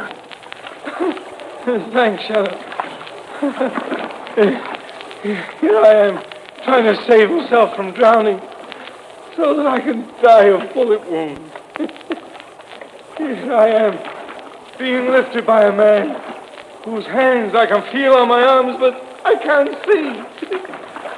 Maybe it isn't happening. Maybe it's a dream. Maybe this is death. No, Berger, this is not death. This is real. You're still alive, and I am here, and Adams is here. The water is rising all around us. Up to our waists now. What about you, Shadow? I've heard queer things about you that you couldn't be killed. Can't you get out of here, huh? Even though I have the power of invisibility, I cannot walk through solid stone walls. There are no windows, no other opening but that door. Try it. Try it just once. Maybe it didn't lock when Kelvin closed it, huh? Maybe. Oh, try something, Shadow. Try anything. Yes, Berger, there might be a chance. A faint chance. But it's only a chance. I'm going to try to break down the door.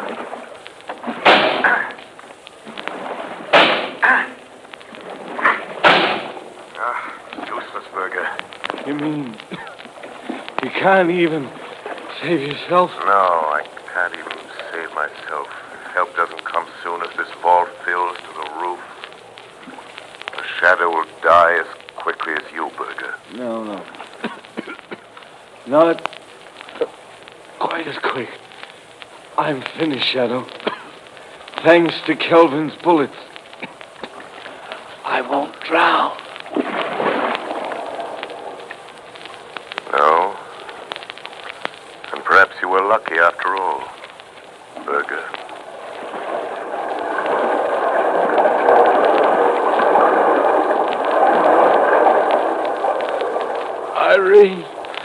Irene, help me. Help me. Listen to me. Listen to me, Henry Adams. Listen. Help is coming. But it will be too late unless you help yourself. Kelvin is filling this tomb with water. It's up to the top of the coffin you're lying on. Listen to me, Henry Adams. You must get up. Hold on to me or you will drown. I can't. My strength is gone. You must. You must, for Irene's sake. Who are you? What are you doing here? I am the Shadow. I came here to save you, but I'm afraid I failed. Shadow? A shadow? It doesn't matter who or what I am. Shadow, are you still there? Still alive? So, Kelvin, the fascination of murder has drawn you back to the scene of your crime. I just wanted to make sure of you, Shadow. In that case, you'd better wait a few minutes longer, Kelvin. Who is that? Who is that talking? It sounds like Kelvin. Irene, don't do it. Don't marry Kelvin. She'll marry me. With you and Berger and the Shadow out of the way, she'll never know, Adams. She'll never know. Kelvin, do you hear that? You hear that, Kelvin? It's the police. Run for your life, Kelvin, or better still, fight them off. They're cheating you out of your triumph of death.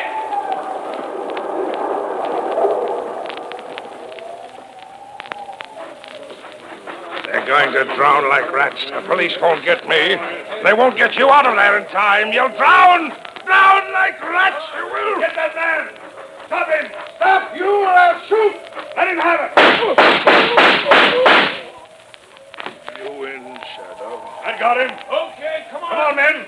Get the door of that vault open, see what's going on here. Here are the keys I got from the watchman at the cemetery gate, Commissioner. All right. Get that door open. Right. Commissioner, there's water spurting out around the sides and bottom of the door. Good heavens. The vault's been flooded. Commissioner, there's a street flushing hose attached to the hydrant. It's pouring water into that vault. Shut it off, quick. Okay. Sergeant, open that door. Yes, sir. Look out, Sergeant. Good heavens! The vault must have been filled with the roof. Quick. Throw your flashlight on the vault. Yes, sir. Commissioner, there's a man lying on top of that castle. Come on, that man isn't dead. He's trying to get up. Here. Come on, here. Give me a hand with it. Right. Come on. This must be Adams. It is. Adams. Henry Adams. Commissioner Weston. Shadow. It's the Shadow again. Yes, Commissioner, it's the Shadow. You were just in time. So I see. What's back of all this? Henry Adams committed suicide 2 weeks ago. He was buried in this vault. If this man is Adams, who's in that sealed casket? Just one of the many unidentified men and women who find their way into the morgue, Commissioner. Foreign spies and secret agents pay big prices for passports issued in the names of those unidentified men and women. Good heavens, Shadow. But, Commissioner, the fake identification ring is smashed. And Berger, the leader, was killed. Commissioner, this is the end of the Society of the Living Dead.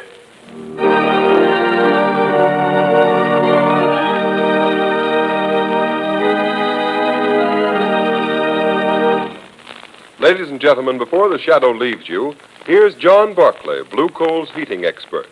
Ladies and gentlemen, Mr. Barclay. Thank you, Ken Roberts. Good evening, friends. Tonight I have some news for all you homeowners. When you buy Blue Coal, you're entitled to the free John Barclay service. At your request, a John Barclay serviceman will be sent to inspect your heating plant. No matter what your problem may be, he can solve it for you. And his valuable advice is yours, free of charge. Thousands of families are profiting by the John Barclay heating service. For instance, a woman in Roxbury, Massachusetts writes, I'm truly grateful for the valuable information given me by your John Barclay serviceman. I've learned more about saving coal and looking after my furnace this year than ever before. And friends, that's only one of the many expressions of satisfaction I receive every day. So for the very best results, I earnestly recommend that you burn blue coal in your heating plant and take advantage of the free John Barclay heating service. Phone your nearest blue coal dealer tomorrow. And here's another suggestion for you homeowners. Either write me in care of this station or send to Blue Coal, 120 Broadway, New York City, for my valuable free booklet, How to Reduce the Cost of Heating Your Home. Thank you. Thank you, Mr. Barclay. And friends, write to John Barclay or Blue Coal, 120 Broadway, New York City, and get your free copy of How to Reduce the Cost of Heating Your Home. You have just heard a dramatized version of one of the many copyrighted stories which appear in the Shadow magazine. All the characters and all the places named are fictitious. Any similarity to persons living or dead is purely coincidental.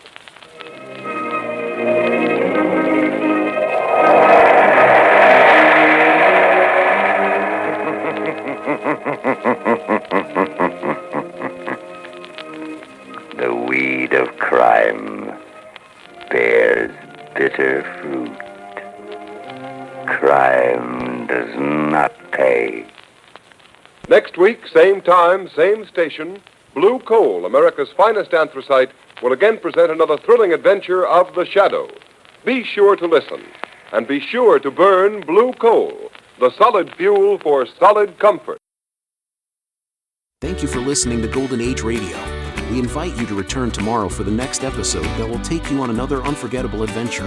When I was a child, my grandmother used to make the best ice cream with a hand crank. Now you can find her recipe book online, el4e.com. Don't turn your dial because the next installment of timeless tales and captivating narratives is just around the corner. Stay tuned for another dose of vintage radio magic that will transport you to a bygone era of entertainment like never before. The Kraft Foods Company brings you The Adventures of the Falcon, starring Les Damon. Hello? Yes, this is the Falcon speaking. Oh, Carol. I'm glad you called. Hey, you'll have to count me out tonight, Angel. I've got a date to learn all about gambling. Mm-hmm. Some boy's going to show me how to play a long shot and make myself a killing.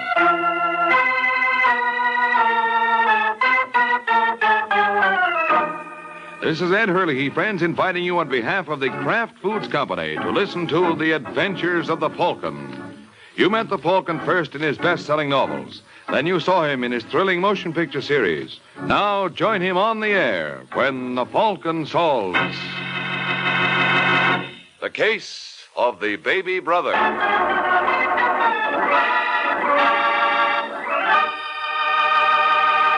Miracle Whip. Has a flavor so pleasing. Miracle Whip. Tastes so lively, so teasing. Miracle Whip. Only one of its kind. Miracle Whip. Best salad dressing you'll find. Miracle Whip is the only one of its kind because it's a different type of salad dressing made from a secret craft recipe. Miracle Whip combines the best qualities of old-fashioned boiled dressing and fine mayonnaise, so it's truly distinctive and delicious, with a flavor millions of folks call just exactly right. Try it, won't you? One taste will tell you why it's America's favorite salad dressing, the one and only Miracle Whip.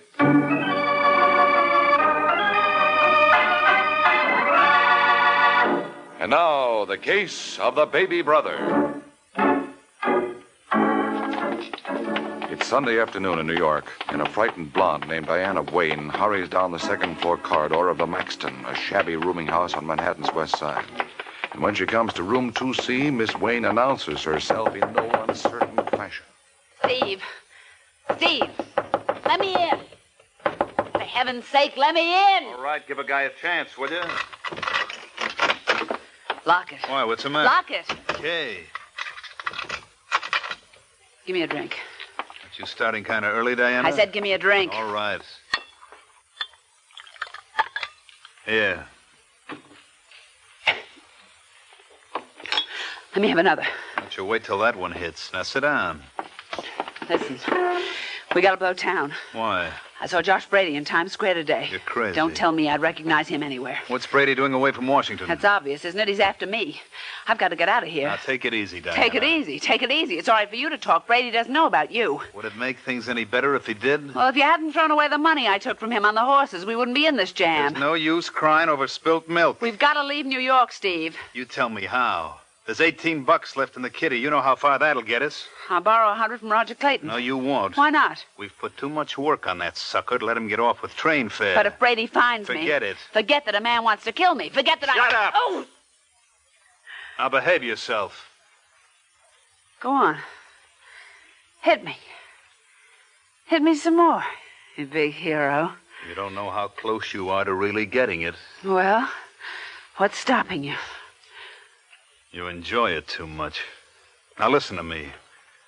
We've still got a chance to wind up with a bundle, but you gotta work fast. You gotta take Roger into camp tonight. No, I can't. It's the only way. We haven't got time to string him along. You said the guy's nuts about you already. But There are no buts about it. You want to get out of New York, don't you?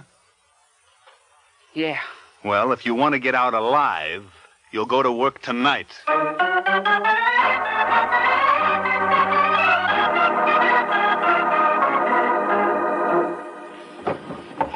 Now, where the devil did I put that thing?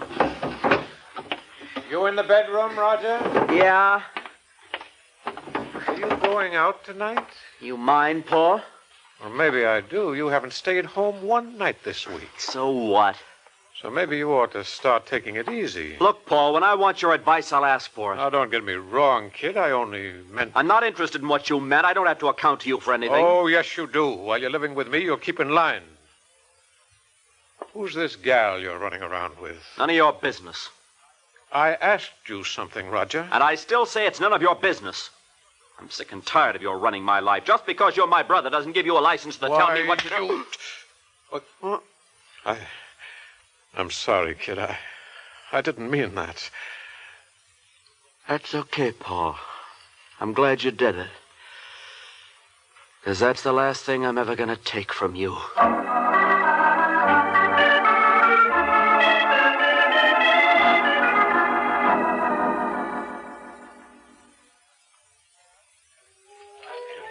Well, what do you say, Roger? I suppose I'm not very bright, Diana, but...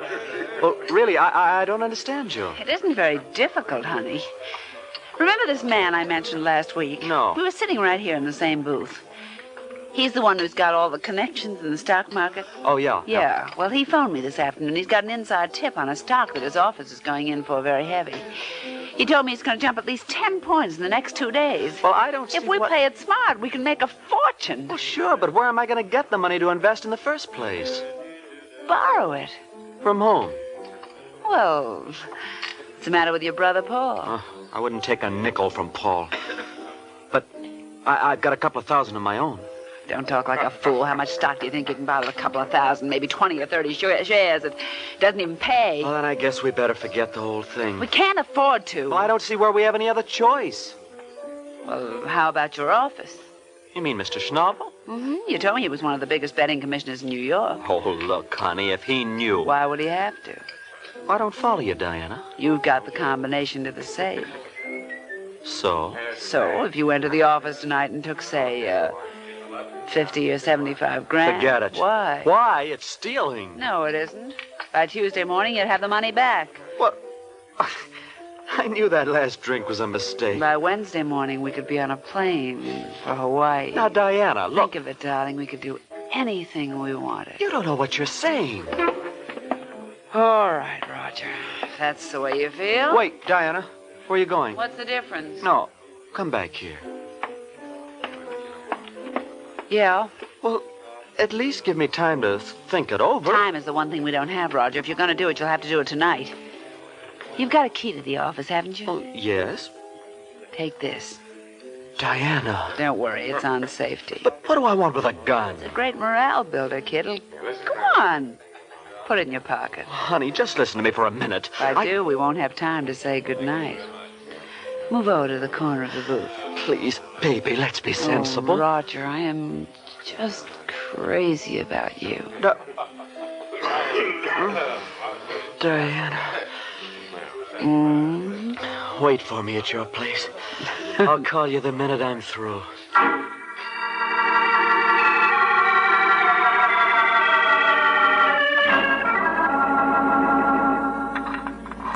$47 right, 51 left, 38 right. What the devil's the matter with this thing? Obviously, you have made a mistake. What? It must be very difficult working with only a flashlight. Allow me. Mr. Schnabel. Well. I suppose I ought to apologize, Roger, for inconveniencing you. Listen, Mr. Schnabel. You're probably wondering why I came back to the office. It was sheer destiny. For the first time in a year, I forgot my medicine. Now, why do you suppose it happened tonight, of all nights? Please. It makes you think, doesn't it? Now, a cynic might ascribe it to coincidence, but I prefer to... Oh, operator, would you be so kind to get me police headquarters? Put on that phone. I am sorry, Roger. What do you say? Put on that phone. 98th Precinct, Sergeant Corbett. Oh, Sergeant, my name is Walter Schnabel. I have an employee No, Mr. in Schnabel. my office who I... No! You... Roger... I told you to put it down. Hello, Mr. Schnabel. I told you to put it down.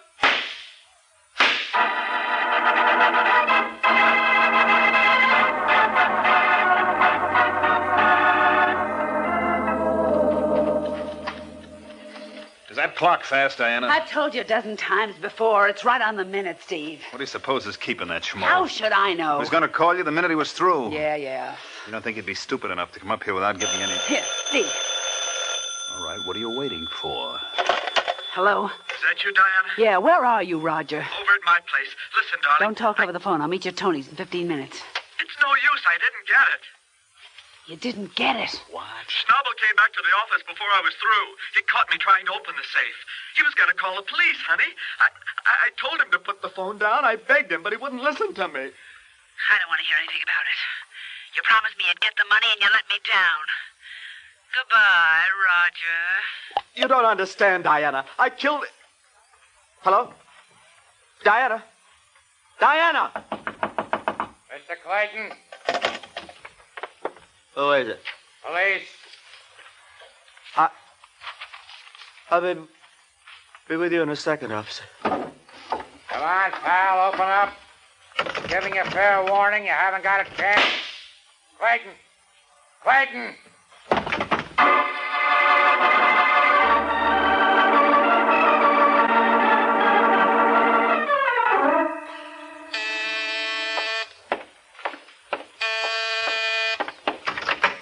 Yes? I'm looking for a Mike Waring, the Falcon. I didn't know what the good book says. Seek and ye shall find. Come in. Thanks. Nice place you got here. I'm glad you approve. Sit down. I suppose I should introduce myself. It's customary. My name's Clayton, Paul Clayton. Oh, wait a minute. Didn't I read something? Yeah, it was my kid brother Roger who committed suicide yesterday. Oh, yes, I'm sorry. Why? He was a dead duck anyway. He killed the man he worked for. Well, that's one way to look at it. Well, that's the kind of a guy I am. I've always believed in an eye for an eye. I hear tell the Falcon is the best private dick in New York. You want me to deny it? No, I just want you to prove it. Take a look at this picture. Not bad. Who is she? That's what I expect you to find out. She's the gal who got my brother in this mess. What makes you so sure? I found that picture in his wallet. Doesn't prove anything. It does to me. All right, Clayton. Assuming this is the girl, and assuming I find her, what then? What do you think? I think you intend to kill her. Now, where did you get that idea? Now, look, Clayton. I know how you must feel about your brother. Never mind the pretty speeches. Will you find her for me? No. Okay. I guess there must be other private detectives in New York. Look, if anything happens to this girl... You'll yell copper. Yes. I wouldn't do that, fella. Because after I take care of her, I could drop back and take care of you. It's been nice seeing you, Waring. Let's both hope it doesn't happen again.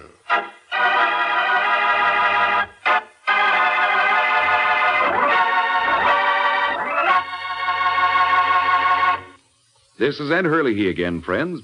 I have a little suggestion for you ladies who wonder what you're going to do for some interesting menu ideas. And my suggestion is this. Just get a 2-pound loaf of Kraft smooth melting pasteurized processed cheese food, Velveeta. You can melt Velveeta for smooth, delicious cheese sauce that'll add extra goodness to vegetables or seafood or rice or just plain toast for a fine main dish. And it's such an easy sauce to make. All you do is melt a 1/2 pound of Velveeta in the top of your double boiler. Notice how smooth it melts without any lumps at all. Then slowly stir in 1/4 cup of milk, season to your taste, and there you have it. A delicious cheese sauce with a wonderful, rich, yet mild cheddar cheese flavor. A flavor that everyone, the youngsters and Grandma included, will enjoy often. And it's a wholesome dish, because Velveeta is so rich in important food values from milk. So whether you melt Velveeta for a swell cheese sauce or slice it thick for hearty sandwiches, you'll find Velveeta is a mighty handy helper, Mother. Get a 2-pound loaf tomorrow, won't you?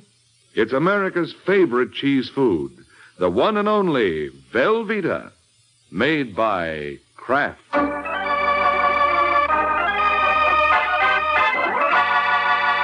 Now, back to the adventures of the Falcon. An hour has passed since Mike Waring was approached by Paul Clayton to hunt down the girl who was responsible for his brother's death. And now we find the Falcon. He's in a cheap dive, doing a little hunting on his own. Hello, Eddie. Oh, hiya, Mike. Sir, can I have 60 seconds of your valuable time? Well, I'm talking to this gentleman here, right? Right. It's very important. No, this is too. He was buying. So will I. That is, if you don't mind. No, go right ahead, sir. I'll try my luck at the slot machine till you get through. Thanks a lot. Don't mention it. Listen, Eddie, I need your help. You said something about buying. Oh, yeah. Bartender, give Eddie a refill. And leave the bottle, Jack. Eddie, you want to watch it? Oh, I haven't touched this stuff in weeks, Mike. I'm just trying to break up a cold. Now, what can I do for you? Take a look at this picture. Where'd you get that? And you recognize her, huh? No, why should I? Because you know every grifter who blows into New York. Sometimes I think they register with you. Well, I don't know this dame. You're lying, Eddie. Now listen, Mike. Come on, spill it. Who is she? Her name's Diana Wayne. Diana Wayne? Yeah. I can't get over it. Can't get over what? I guess they're right when they say truth is stranger than fiction. See that guy I was talking to when you busted in? He wanted to know where he could find Diana, too. Oh, it certainly is a small world, huh? Yeah. Let's have a drink on it. Hold it, Eddie. What's his name? Who? The man you were talking to when I busted in. Oh, Josh Brady. What does he want with Diana Wayne? Why don't you ask him? That's a good idea.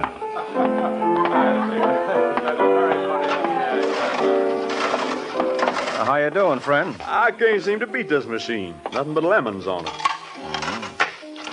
Eddie tells me your name is Josh Brady. Uh-huh. I'm Mike Waring. Oh, I'm glad to know you, sir. Ain't that the limit? Those lemons again. You new in New York, Brady? Yeah, I'm from Washington. That where you met Diana? I beg your pardon? Diana Wayne. Well, just what business is it of yours, mister? I just thought maybe we could join forces. I'm looking for her, too. Oh, how much did she take you for? Enough. Well, if I ever get my hands on her, I'll wring her neck. You're going to have to stand in line. Not me. When did you meet her? Oh, about a month ago. You're a liar, Mr. Waring. Huh? Diana only left Washington a couple of weeks back. Now, look, Brady. Go on, Waring. Peddle your papers elsewhere. Look, suppose we sit down and have a little talk. I'm not interested.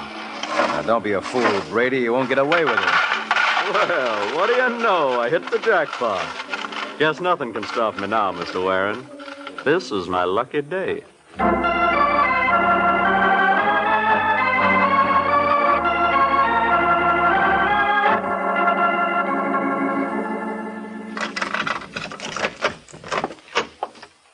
Come on in, Steve. Huh? What's the matter, honey? Did I frighten you? No, I just thought you'd be out, Diana. Lucky I got back in time. There was a man here asking for you. Who? He didn't leave his name. Just left this envelope. Oh, thanks. Well, aren't you going to open it? It's nothing important. And why are you making such a mystery out of it? What are you babbling about?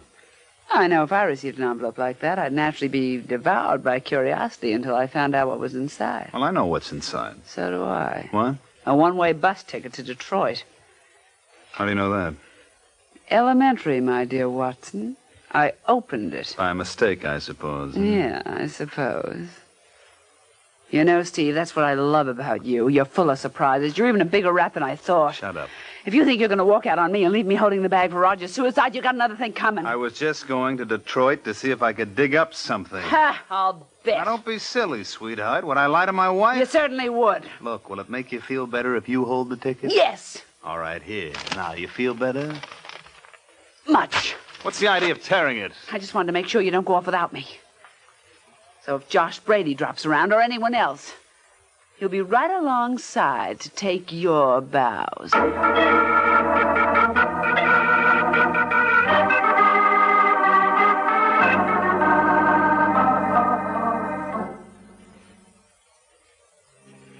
that's when I figured I better phone you, Sergeant. That was very sweet of you, Mike, but I still don't see why. You don't see why? 2 men have threatened the life of this girl in the past 24 hours. I only have your word for that.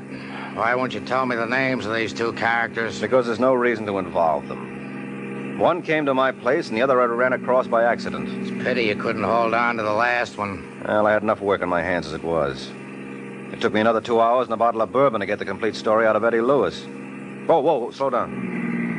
621, 623, must be the next house. Yeah, here we are. What a dump. What floor does she live on? Second. You better brief me before we storm the heights. Well, according to my informant, this girl, Diana Wayne, is working a racket all over the country. She work by herself? No, she's married to a boy named Steve. What does he do? Picks out the suckers and spends the money. I understand he's got a system to beat the horses. That probably explains why they're living in a dive like this. Oh, wait a minute. 2A, B. Must be the last one down the hall. You know, there's nothing we can actually hold her on. I know that, Sergeant. All I'd like you to do is just throw a big enough scare into her so she'll leave town. Suppose she won't scare? Well, she will if you tell her the two gentlemen are looking for her with murder as their objective. I still got a feeling you haven't told me everything. You don't think I'd hold out on the police? Yeah, I do. How do I know? Uh-oh. Oh, don't tell me. Yeah, it's open. I get a guess what's inside? Go right ahead. A dead blonde named Diana Wayne. You're doing fine, Mike. Keep it up. What do you mean? Well, having supplied us with a body, I'm going to have to insist you supply us with the name of the party who done it. Oh, now look, Come Sergeant. on, pal. Start talking. You better if you want to save your own hide. Well, how do you figure that? Well, there are some people around who might think you were responsible. What? Now, I'm not saying I'm one of them. Oh, thanks. I'm keeping an open mind. Now, convince me you're innocent. I dare you.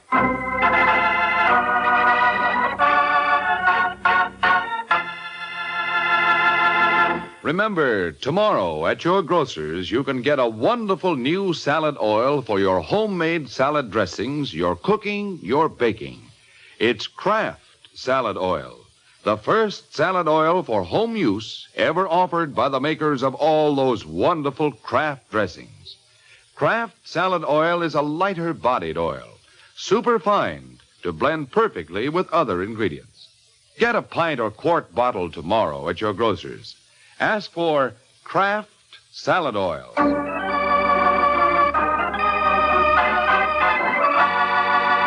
Now, back to the adventures of the Falcon. Just a few minutes have passed since the discovery of Diane Wayne's body. And how much to the Falcon's surprise, Sergeant Corbett regards him with a jaundiced eye. All right, Mike, let's start with page 1. You knew this girl was murdered before we walked in here. Oh, you're being ridiculous, Sergeant. Well, who do you work for? No one. What about that guy who came to your place and asked you to find her? You mean Paul Clayton? How would I know his name? You wouldn't tell it to me before. There was no reason before. He's the brother of the kid who committed suicide a couple of nights back. Because of her? Yes. Well, guess that takes care of everything. Don't you think Clayton strangled her? Don't you? What do you think a jury would say to that? You tell me. They'd acquit him in a minute. It's too pat. Look, if you're going to murder someone, you don't go around telling the world all about it. So where does that leave us? Well, I told you there was another boy Diana trimmed. Oh? A lad from Washington named Josh Brady. And what about husband Steve? What about him? Well, don't you think it would be advisable to find out where he disappeared to? You're certainly there with the questions, aren't you?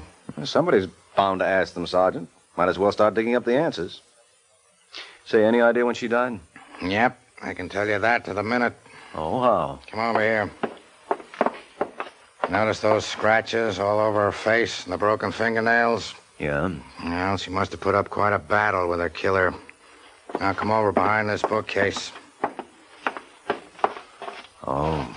Yeah, in the battle, they knocked over the electric clock. So she must have died at 25 minutes past 8. Yep. Say, is that clock broken or just disconnected? Well, let's try. Here's the outlet. Oh, you blew a fuse. Thanks. I never would have known it. Well, that answers one of our questions. Now, let's see if Paul Clayton can clean up the others.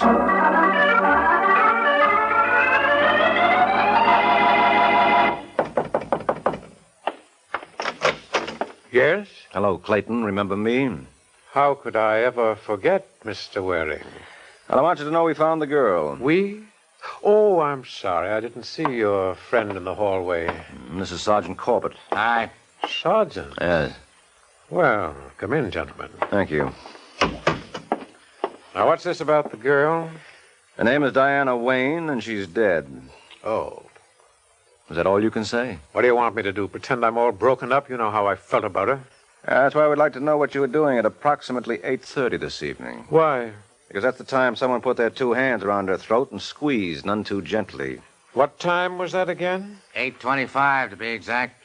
Well, then that lets me out, because from 7 to 10 I was in a bar near Times Square called Jack's. Can you prove that? Sure, by the proprietor. I was waiting for a man named Eddie Lewis. What did you want with him? I was told he could put me in touch with a girl. What happened? Well, he didn't show, and I got tired waiting.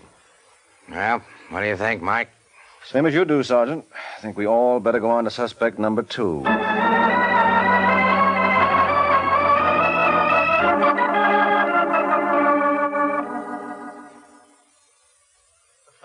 I still don't see what all you gentlemen want with me. Well, I don't know about the sergeant and Waring, but I came along to congratulate you.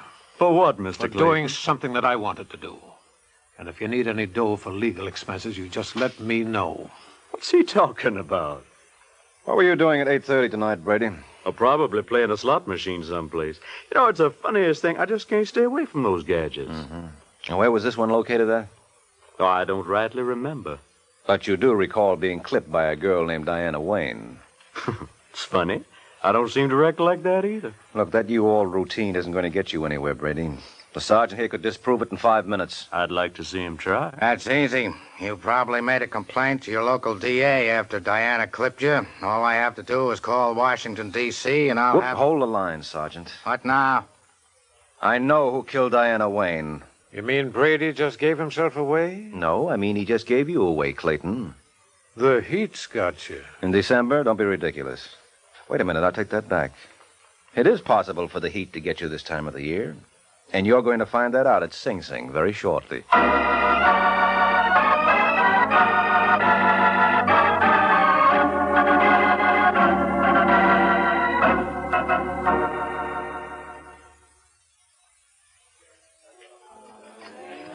Got time for one more, Mike? No, got to run, Sergeant. No, you don't. A couple of questions I want to ask you first. No? Well, while we're on the subject, there's one I want to ask you. Did you pick up Steve Wayne? Yeah, in Detroit. Lucky the bus driver remembered him. Steve gave him a ticket that had been torn up and glued together. It was like you suspected. He ran out and the missus. Sweet kid. So you left Diana alone to face the music, huh? Yeah, but what gets me is how you knew that said music was provided for by Paul Clayton. Well, first of all, he had an alibi for 8:30, whereas Josh Brady didn't. What kind of logic is that? Oh, the best kind in a case like this, Sergeant. Because when Clayton was so ready with his alibi, it occurred to me that maybe Diana wasn't murdered at the time we originally thought. What about that electric clock? Just a prop supplied by the killer. Never could have belonged to Diana. How do you know that? Well, an electric clock works only on alternating current. And in that section of New York... Yeah, sure. There, they only have DC, direct current. Mm-hmm. Remember how you blew a fuse when you tried to get it going? Well, as a matter of fact, the medical examiner now says that Diana was killed around 6:45. But what gets me is how you knew that. I didn't. All I knew was that the clock never belonged to Diana. How?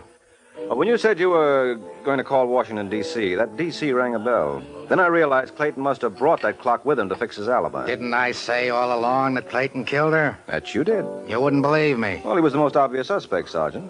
And we've all been conditioned by those mystery stories to believe that the most obvious suspect is always innocent. That'll teach you. Yeah, it's taught me a lot of things.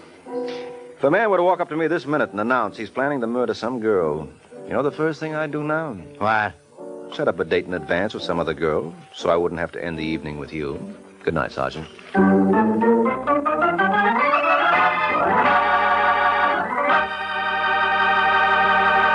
There comes a time in the life of every homemaker when she has to fix a dinner fast, and that's when Kraft Dinner is such a help.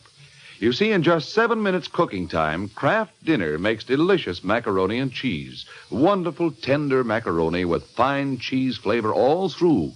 Just like I said, in only 7 minutes cooking time. That's because every package of Kraft Dinner gives you a special quick-cooking macaroni and just the right amount of Kraft grated for that grand cheese flavor. So tomorrow, get a couple of packages of Kraft Dinner.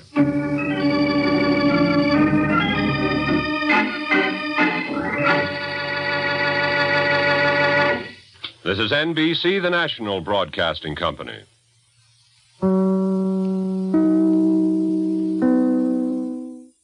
Looking to conquer the world of WordPress? At G3PL.com, we're your ultimate destination for WordPress support and training. Need help with a specific project? Facing a tricky plugin or theme issue?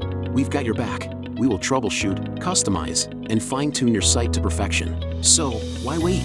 Take the leap into WordPress greatness. Contact us today at WP@G3PL.com or give us a call at 615-420-2040. G3PL.com. Your WordPress success starts here. Ladies and gentlemen, the secret word tonight is door. D-O-O-R. Really? You bet your life.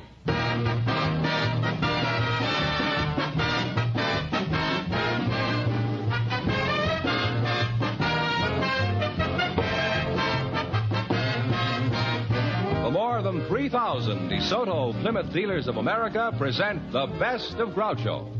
Yes, friends, it's a Groucho summertime. By popular demand from your letters, from rating histories, and the acclaim of critics, the DeSoto Plymouth dealers bring you selected shows from You Bet Your Life, the comedy quiz series produced and transcribed from Hollywood. Groucho Marx is on vacation, friends, and will return in the fall.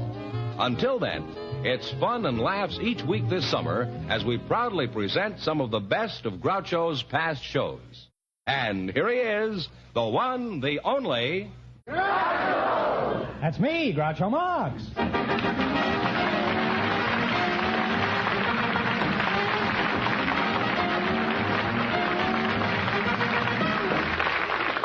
Well, here I am again with $1,500 for one of our couples tonight, George. Who's first to try for it? Couple of newlyweds, Groucho, selected by our studio audience just before we went on the air. Mr. and Mrs. Robert Holzhauer, right? Right. Meet Groucho Marx, folks. Welcome, youngsters, for the DeSoto Plymouth dealers. And if you say the secret word while we're talking, you'll divide $100 between you. It's a common word, something you'll find around the house. Robert, you're a newlywed, eh? That's right, sir. Where are you from? I'm from Dayton, Ohio. Mm-hmm. And your name is Arlene? That's right. You're a newlywed, too, huh? Oh, yes. You're a very pretty girl, you know that? Thank you. Did you know that? Oh, I've heard it, to be honest. You don't have to be honest with me, you know. I don't propose to be honest with you. Where are you from, Arlene? I'm a native daughter. I was born right here in Los Angeles. Uh-huh. How old are you, Arlene? 22. And how old are you, Bob?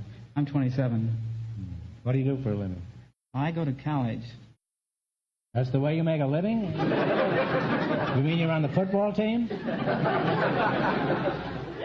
Are you working, Arlene? No, I go to college, too. Oh, you mean you're both on the team, eh? What are you taking in college besides Bob? I'm taking a major in medicine. You're taking a major in medicine, huh? Is your husband aware of this? No, I mean a major, like Are you taking him for everything he's got? Or just... No, it's the line of study you pursue in order to get your degree. You pursue the major, right? Who are you taking in college, Bob? A lieutenant in the wax? No, I'm studying law.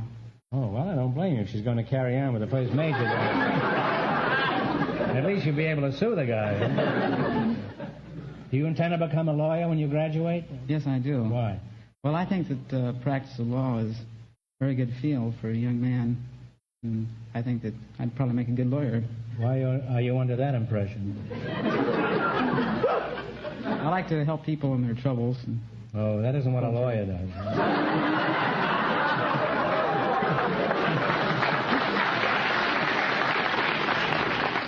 What do they teach in law school besides ambulance chasing and jury bribing?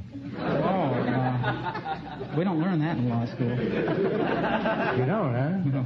Well, then you won't get any of my business, huh? Well, what do you learn in law school? Well, we study several courses as evidence and criminal procedure and domestic relations. Don't you learn any legal terms? Let me hear you talk like a lawyer. I mean, give me some shyster talk. You know? We don't talk shyster. I can give you some terms such as I like a lawyer that gets disbarred quickly. Huh? You have terms like what? Well, there's habeas corpus and nolo contender. Nola contender. I knew her well. No, nolo a little Spanish girl. I wonder where she is tonight. Huh? Well, nolo contender actually means that there's. What does it mean? It means there's no fight, there's no contest. That's Nola, all right.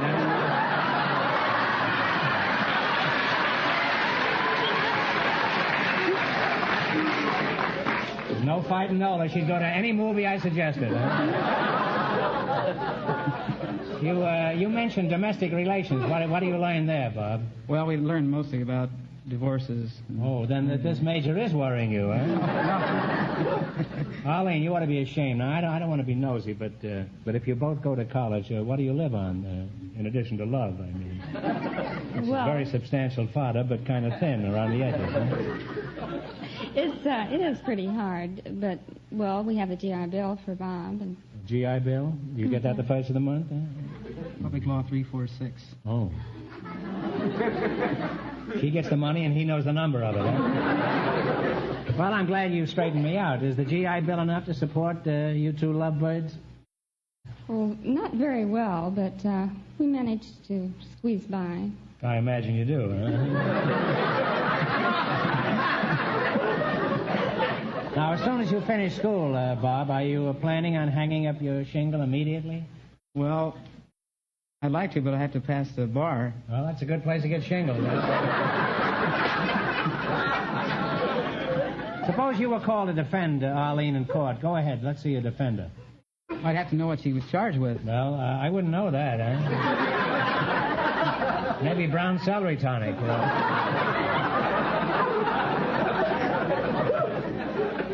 How long did you say you've been married? We've been married now about a month. Would you say that Bob is a perfect husband, Arlene? Well, yes, he is. Suppose he told you he had to stay after school some night, and the next day your best friend told you she saw him dancing to Charleston with a dazzling redhead at Ciro's. What would you say to that? I'd say that couldn't be my husband. Why not? He's a man, isn't he? Yes, but he doesn't dance the Charleston.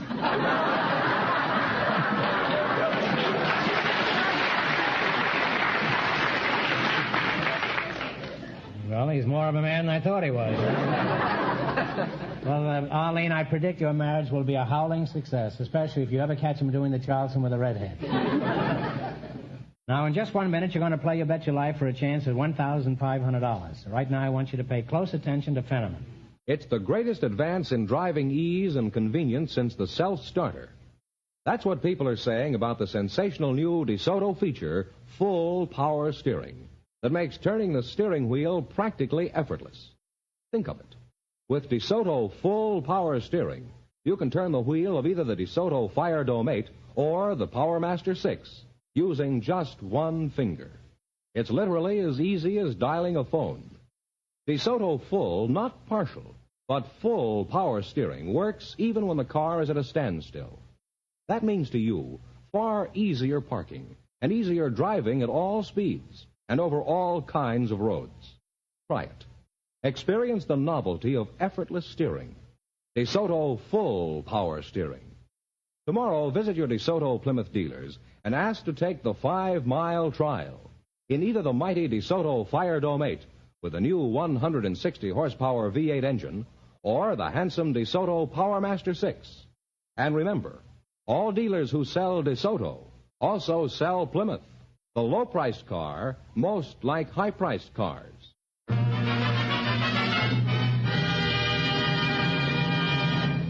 Now, let's see if you two will get a chance at the $1,500. Fenneman, explain the rules. All right, each of our three couples has $20. They bet as much of that 20 as they want on each of 4 questions.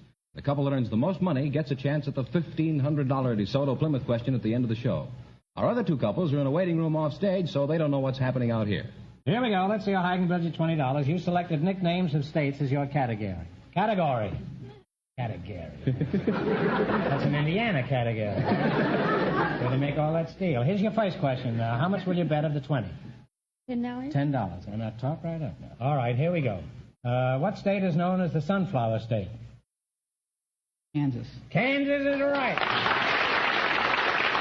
And your kids are on their way. You have $30. All right, remember, you're going for $1,500. Now, how much of the 30 will you try? Let's try. Talk it up, kids. 25. Talk it up. 25. Okay. 25. What state is known as the Empire State? New York. New York is right.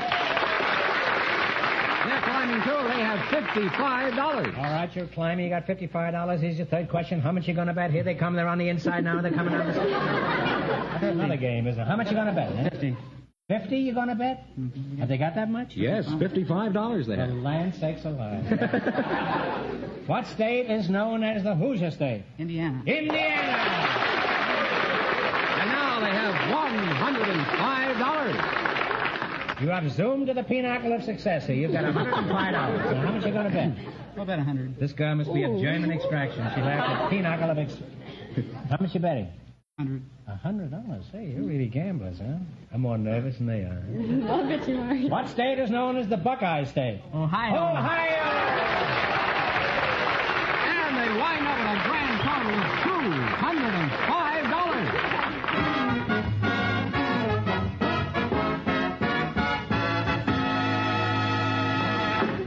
Thanks and good luck from the DeSoto Plymouth dealers. Now, don't you kids go too far away because you may get a chance at the big question later on in the show. Thank you very much. Groucho, our next couple has been off stage. They have. So they don't know the secret word is door. Maybe they'll say while they're out here talking to you. We invited some florists to the program tonight, and just before we went florists? No, florists. Oh, florists. I Fellas said forests. Yeah. I wonder how we're going to get some trees in there. Huh? The studio audience selected of these florists that we invited to the show, Mr. Jack Dortonak. His partner is a housewife from the studio audience, Mrs. Mary Fraternic. Come on in here, folks, and meet Groucho Marx. Right over here. Welcome, kiddies, to You Bet Your Life. And if you say the secret word, you'll split $100 between you. It's a common word, something you'll find around the house. Jack Dortonac, huh? What kind of a name is that, Dortonac? Well, that's French. Oh, it is, huh? That's French. How would you pronounce it over there? In France, Dortignac. Dortignac, yeah. Well, Dortignac yourself, huh? And Mrs. Mary Patanic, huh? That's right. Is that a Greek Patanic, or is it, It doesn't say anything about that here. No.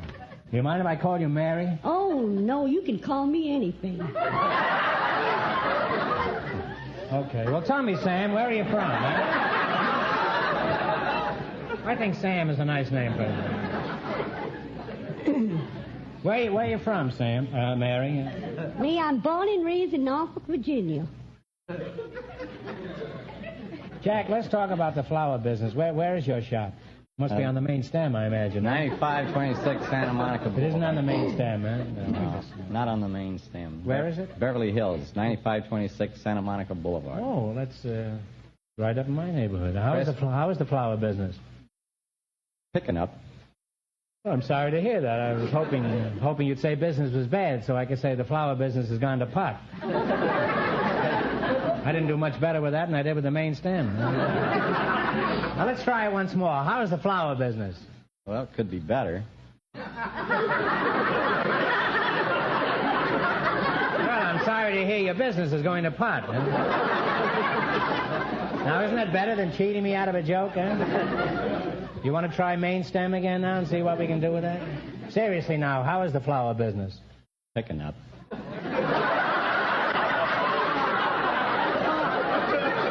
Oh, no, we're not going to go through that again. Does your husband ever bring you flowers, Mary? Oh, no, I'm allergic to flowers. I sneeze. I can't stand flowers. Now, what about the flowers on your hat if you're allergic to flowers? Well, he's a phony. Don't pay no attention to these. Jack, what's the most popular flower? Roses.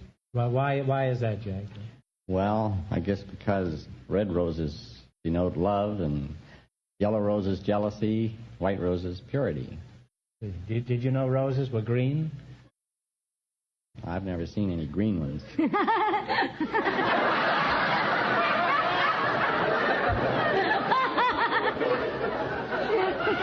Well, I happen to know that roses are green. I see him hanging on our line every Monday. That's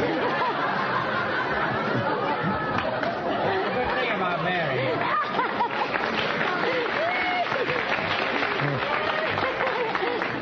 You know, it's comforting to have Mary on the show. She laughs before every joke.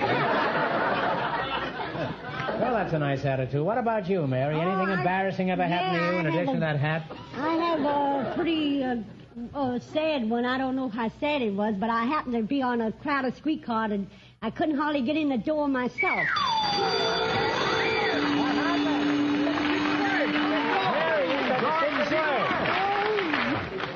And you and Mr. Jack Tortinac, you're going to split $100 here between you, huh? Oh, thank you very much. Don't forget, Jack gets 50 of that, right?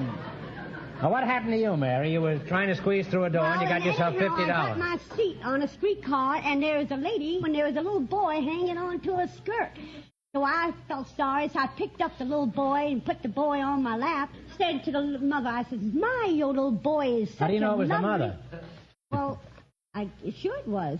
I said, What makes you so sure? Can a woman get on a streetcar with a kid without being the mother of it? Well, that's possible, but this happened to be, I know now, if you let me tell my story. But you didn't know then, did you? Well, I think... Where were you in the night of January 9th?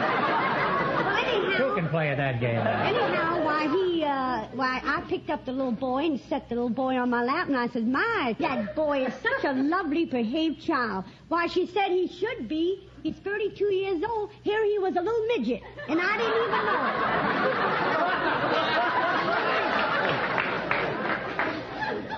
know. Well, at least you got him on for half fare. Mary, that's a very cute little story. Now, tell us another one, huh? Oh, I want to tell you about the hat. Now, you ain't heard nothing yet. I can believe that, huh? No, but really, one of my girlfriends died, you see, and you know... That's pretty funny, huh? That was a good joke on her, too, huh? I happen to have this flower hat hat on, you know, so I rushed to the store and I bought an all-black hat. And I happened to be at the funeral parlor, and I put this hat on a chair, and someone accidentally put it on the coffin.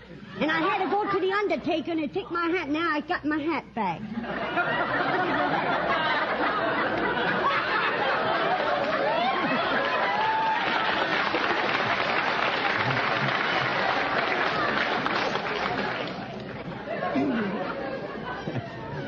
Well, going around stealing hats from a stiff is a pretty low Now, let's see how well you two make out in the battle for the $1,500. You've got to work together as a team and run your $20 into more than our other couples. I can't tell you how much our first couple won, but Fenneman is going to remind our listeners. The newlyweds won $205. Let's see how high I can build you $20. You select the sections of cities of the world. Is that right? Now, you have $20. Here's your first question. How much of the 20 will you try? Talk up, kids. How much? $5. $5. All right. In what city do you find the Back Bay region? Back Bay region. Boston? Boston is right. And they're on the way. They have $25. Remember, you're going for $1,500. Now, how much of the 25 will you try? 15. 15, okay. In what city do you find the left bank? Memphis? One answer now. I'm sorry, it's Paris. You should have known that. It's a pretty easy question. Yeah? They now have $10, Groucho. These are the cities of the world, you know. This is not That's necessarily the United States. All right, now you're down to how much? $10. $10. Here's your third question. How much will you bet of the 10? $5. $5. In what city do you find the Bowery? New York. New York is right. They're on the way. They only have $15 now. Here's your last chance to beat the other couples. How much of the 15 will you try? No, then you'll be out of luck. $10. Now, in what city do you find Nob Hill? San Francisco. San Francisco. And they wind up with a grand total of $25.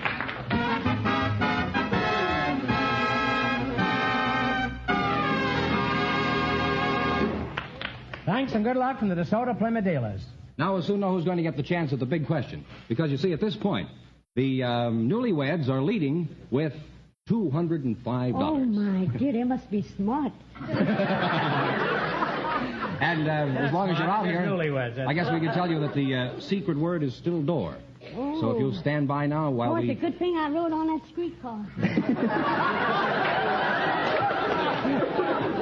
Yes, the secret word is still door, and our other contestants, of course, have been off stage, so they don't know what it is. You can bring them in now, fellas, please. We invited some veterans of the Spanish-American War to the show tonight, and also some American Army draftees of this war. I'd like you now, Groucho, to meet Clyde Black and Roosevelt Gray. Come on in here, fellas, and meet Groucho Marx, please.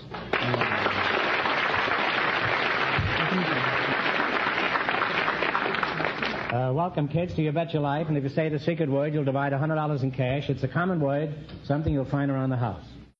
Spanish-American War vet, Clyde Black, huh?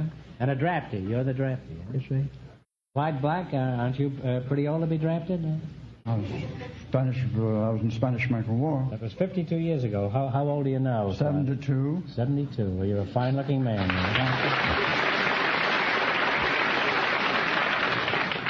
If I didn't know that you'd been in the Spanish-American War, I'd take you for about 60. Thank you for the compliment.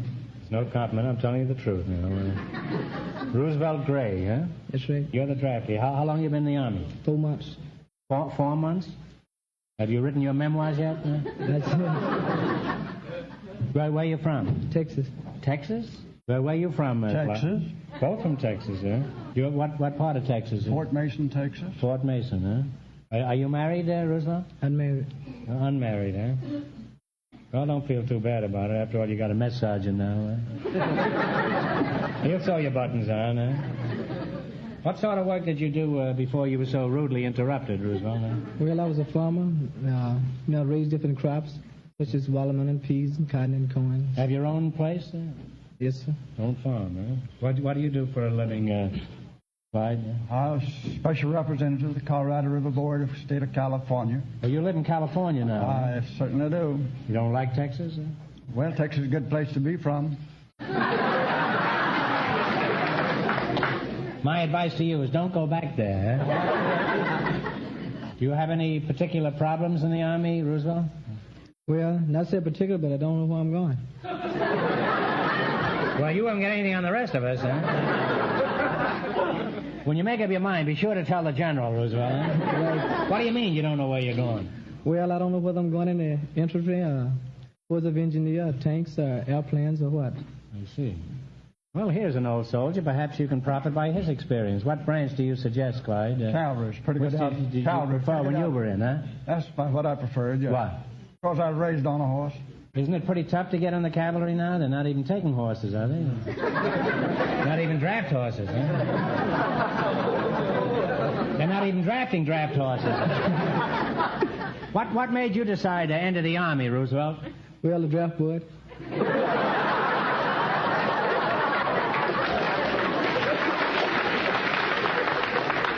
Now, come now, Roosevelt. It's not that easy. You must know somebody on the draft board.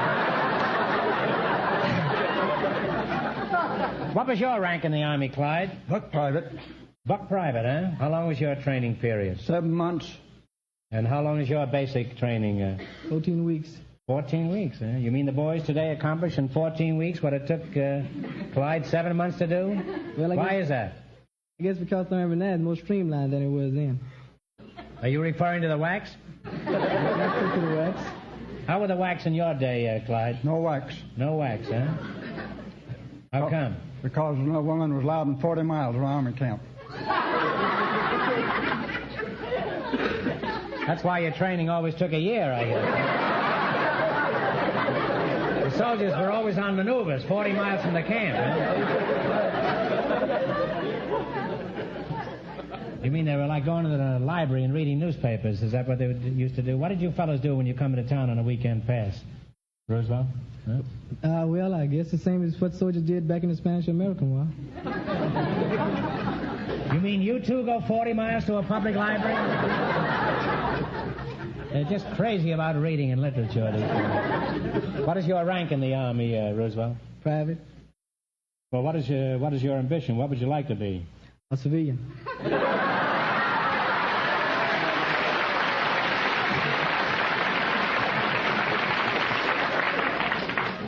I'm sorry, but we're all full up, eh? But leave your name at the front office, and if anything turns up, we'll give you a ring, eh? Well, if you're the type the Army's taking, I'd say our future's in pretty safe hands, Roosevelt.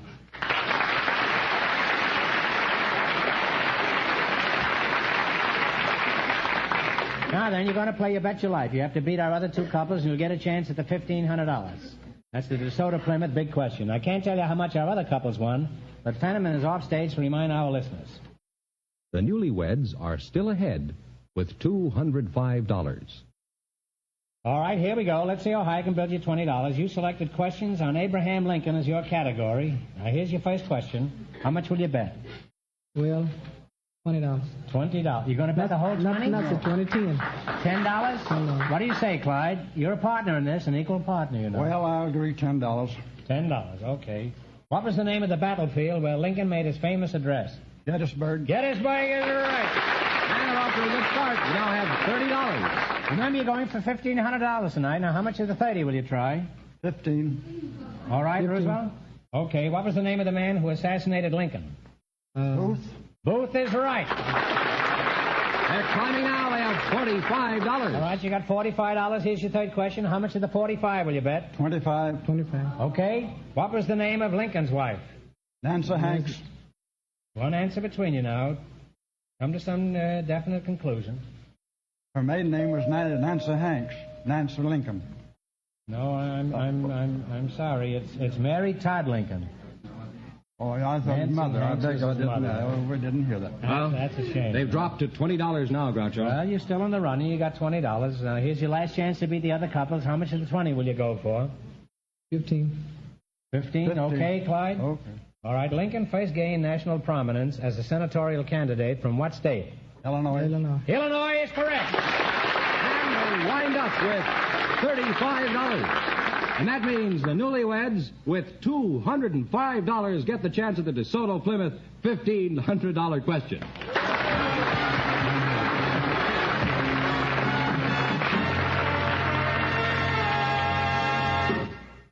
Friends, when you're in the market for a used car, one of the first things to consider is where to buy it. The reputation and experience of the dealer is very important, to assure you of a good value. You'll find your DeSoto Plymouth dealer is a good man to do business with. He has a wide selection of popular makes and models to choose from. And when you buy from him, you can count on getting a reliable used car that'll give you plenty of top service. You see, a DeSoto Plymouth dealer has a reputation to uphold, a reputation for fair and square dealing. So, for a good used car at a fair price and easy terms, be sure to visit your DeSoto Plymouth dealers. And when you do, tell them Groucho sent you.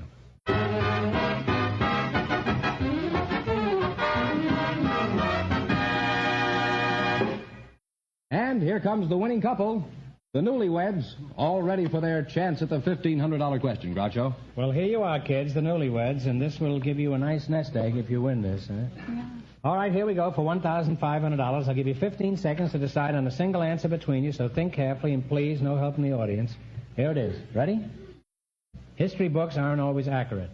Remember that and tell me, on what hill was the Battle of Bunker Hill actually fought?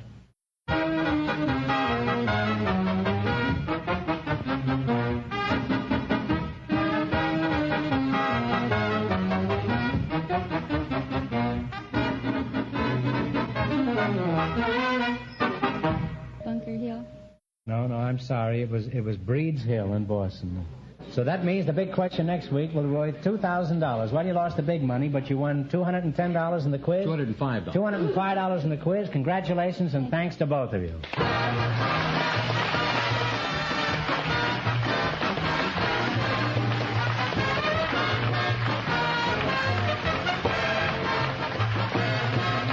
Be sure to tune in again next Wednesday night at this same time for the Best of Groucho from the You Bet Your Life series. Don't miss the Best of Groucho on television, too.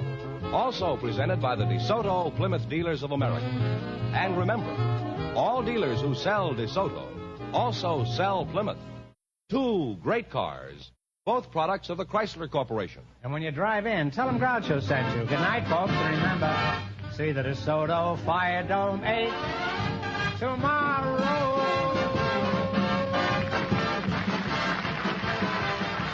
Folks, here's a reminder from the National Safety Council. Don't stick your neck out in traffic. You Bet Your Life, transcribed from Hollywood, is produced by John Goodell. Directed by Robert Dwan and Bernie Smith. Music by Jerry Fielding. This is George Fenneman signing off for the more than 3,000 DeSoto Plymouth dealers from coast to coast.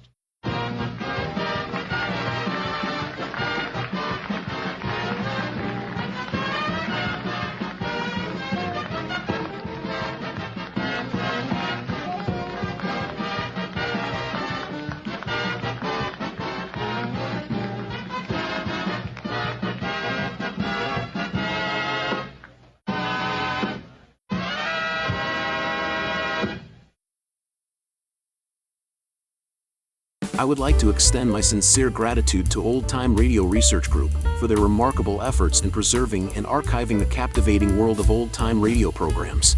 Their dedication to safeguarding these precious audio gems ensures that future generations can relish the enchanting stories, music, and entertainment of the past. Their invaluable contribution allows us to step back in time and experience the magic of radio history firsthand. Their link is in the description below.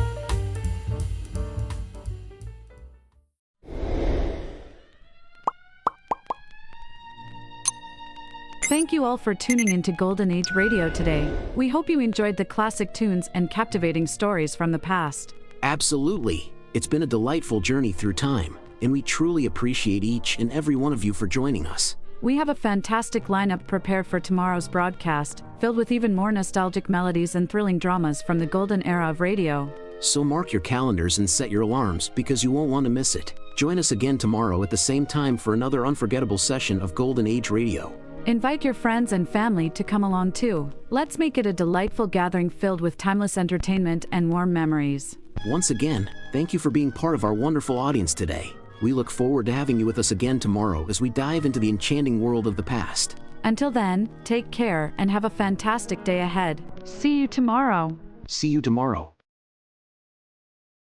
Attention all business owners and aspiring database wizards. If you want to take your data management to the next level, G3PL.com is your ultimate destination for expert Microsoft Access support and training. That's right. G3PL.com believes that every successful database journey starts with a dedicated individual guiding you to success. That's why we're proud to introduce G3PL.com, a Microsoft Access expert. Whether you're just starting or looking to enhance your access skills, G3PL.com's personalized training will set you on the path to mastery. G3PL will be with you every step of the way, providing hands-on guidance and real-world examples. But don't just take our word for it. Hear what a satisfied client has to say. Thanks to G3PL.com, I've become a Microsoft Access Pro. The personalized training was exactly what I needed.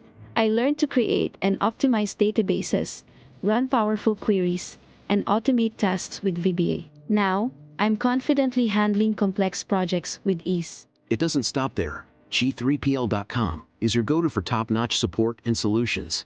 Exactly. If you're struggling with your existing database, G3PL will troubleshoot, optimize, and fine-tune it to perfection. G3PL.com designed a custom database that transformed our business operations. We needed a streamlined system to manage our services and customer data. Their expertise delivered a tailor-made solution that exceeded our expectations. I can't thank them enough. G3PL.com understands that every project is unique, and we're here to offer individualized attention to your specific needs. So, why wait? Take the leap into the world of Microsoft Access Excellence with G3PL.com. Contact G3PL today and embark on your database journey with an access expert. Send an email to db@g3pl.net or call 615-420-2040 and ask for Mark to learn more and get started.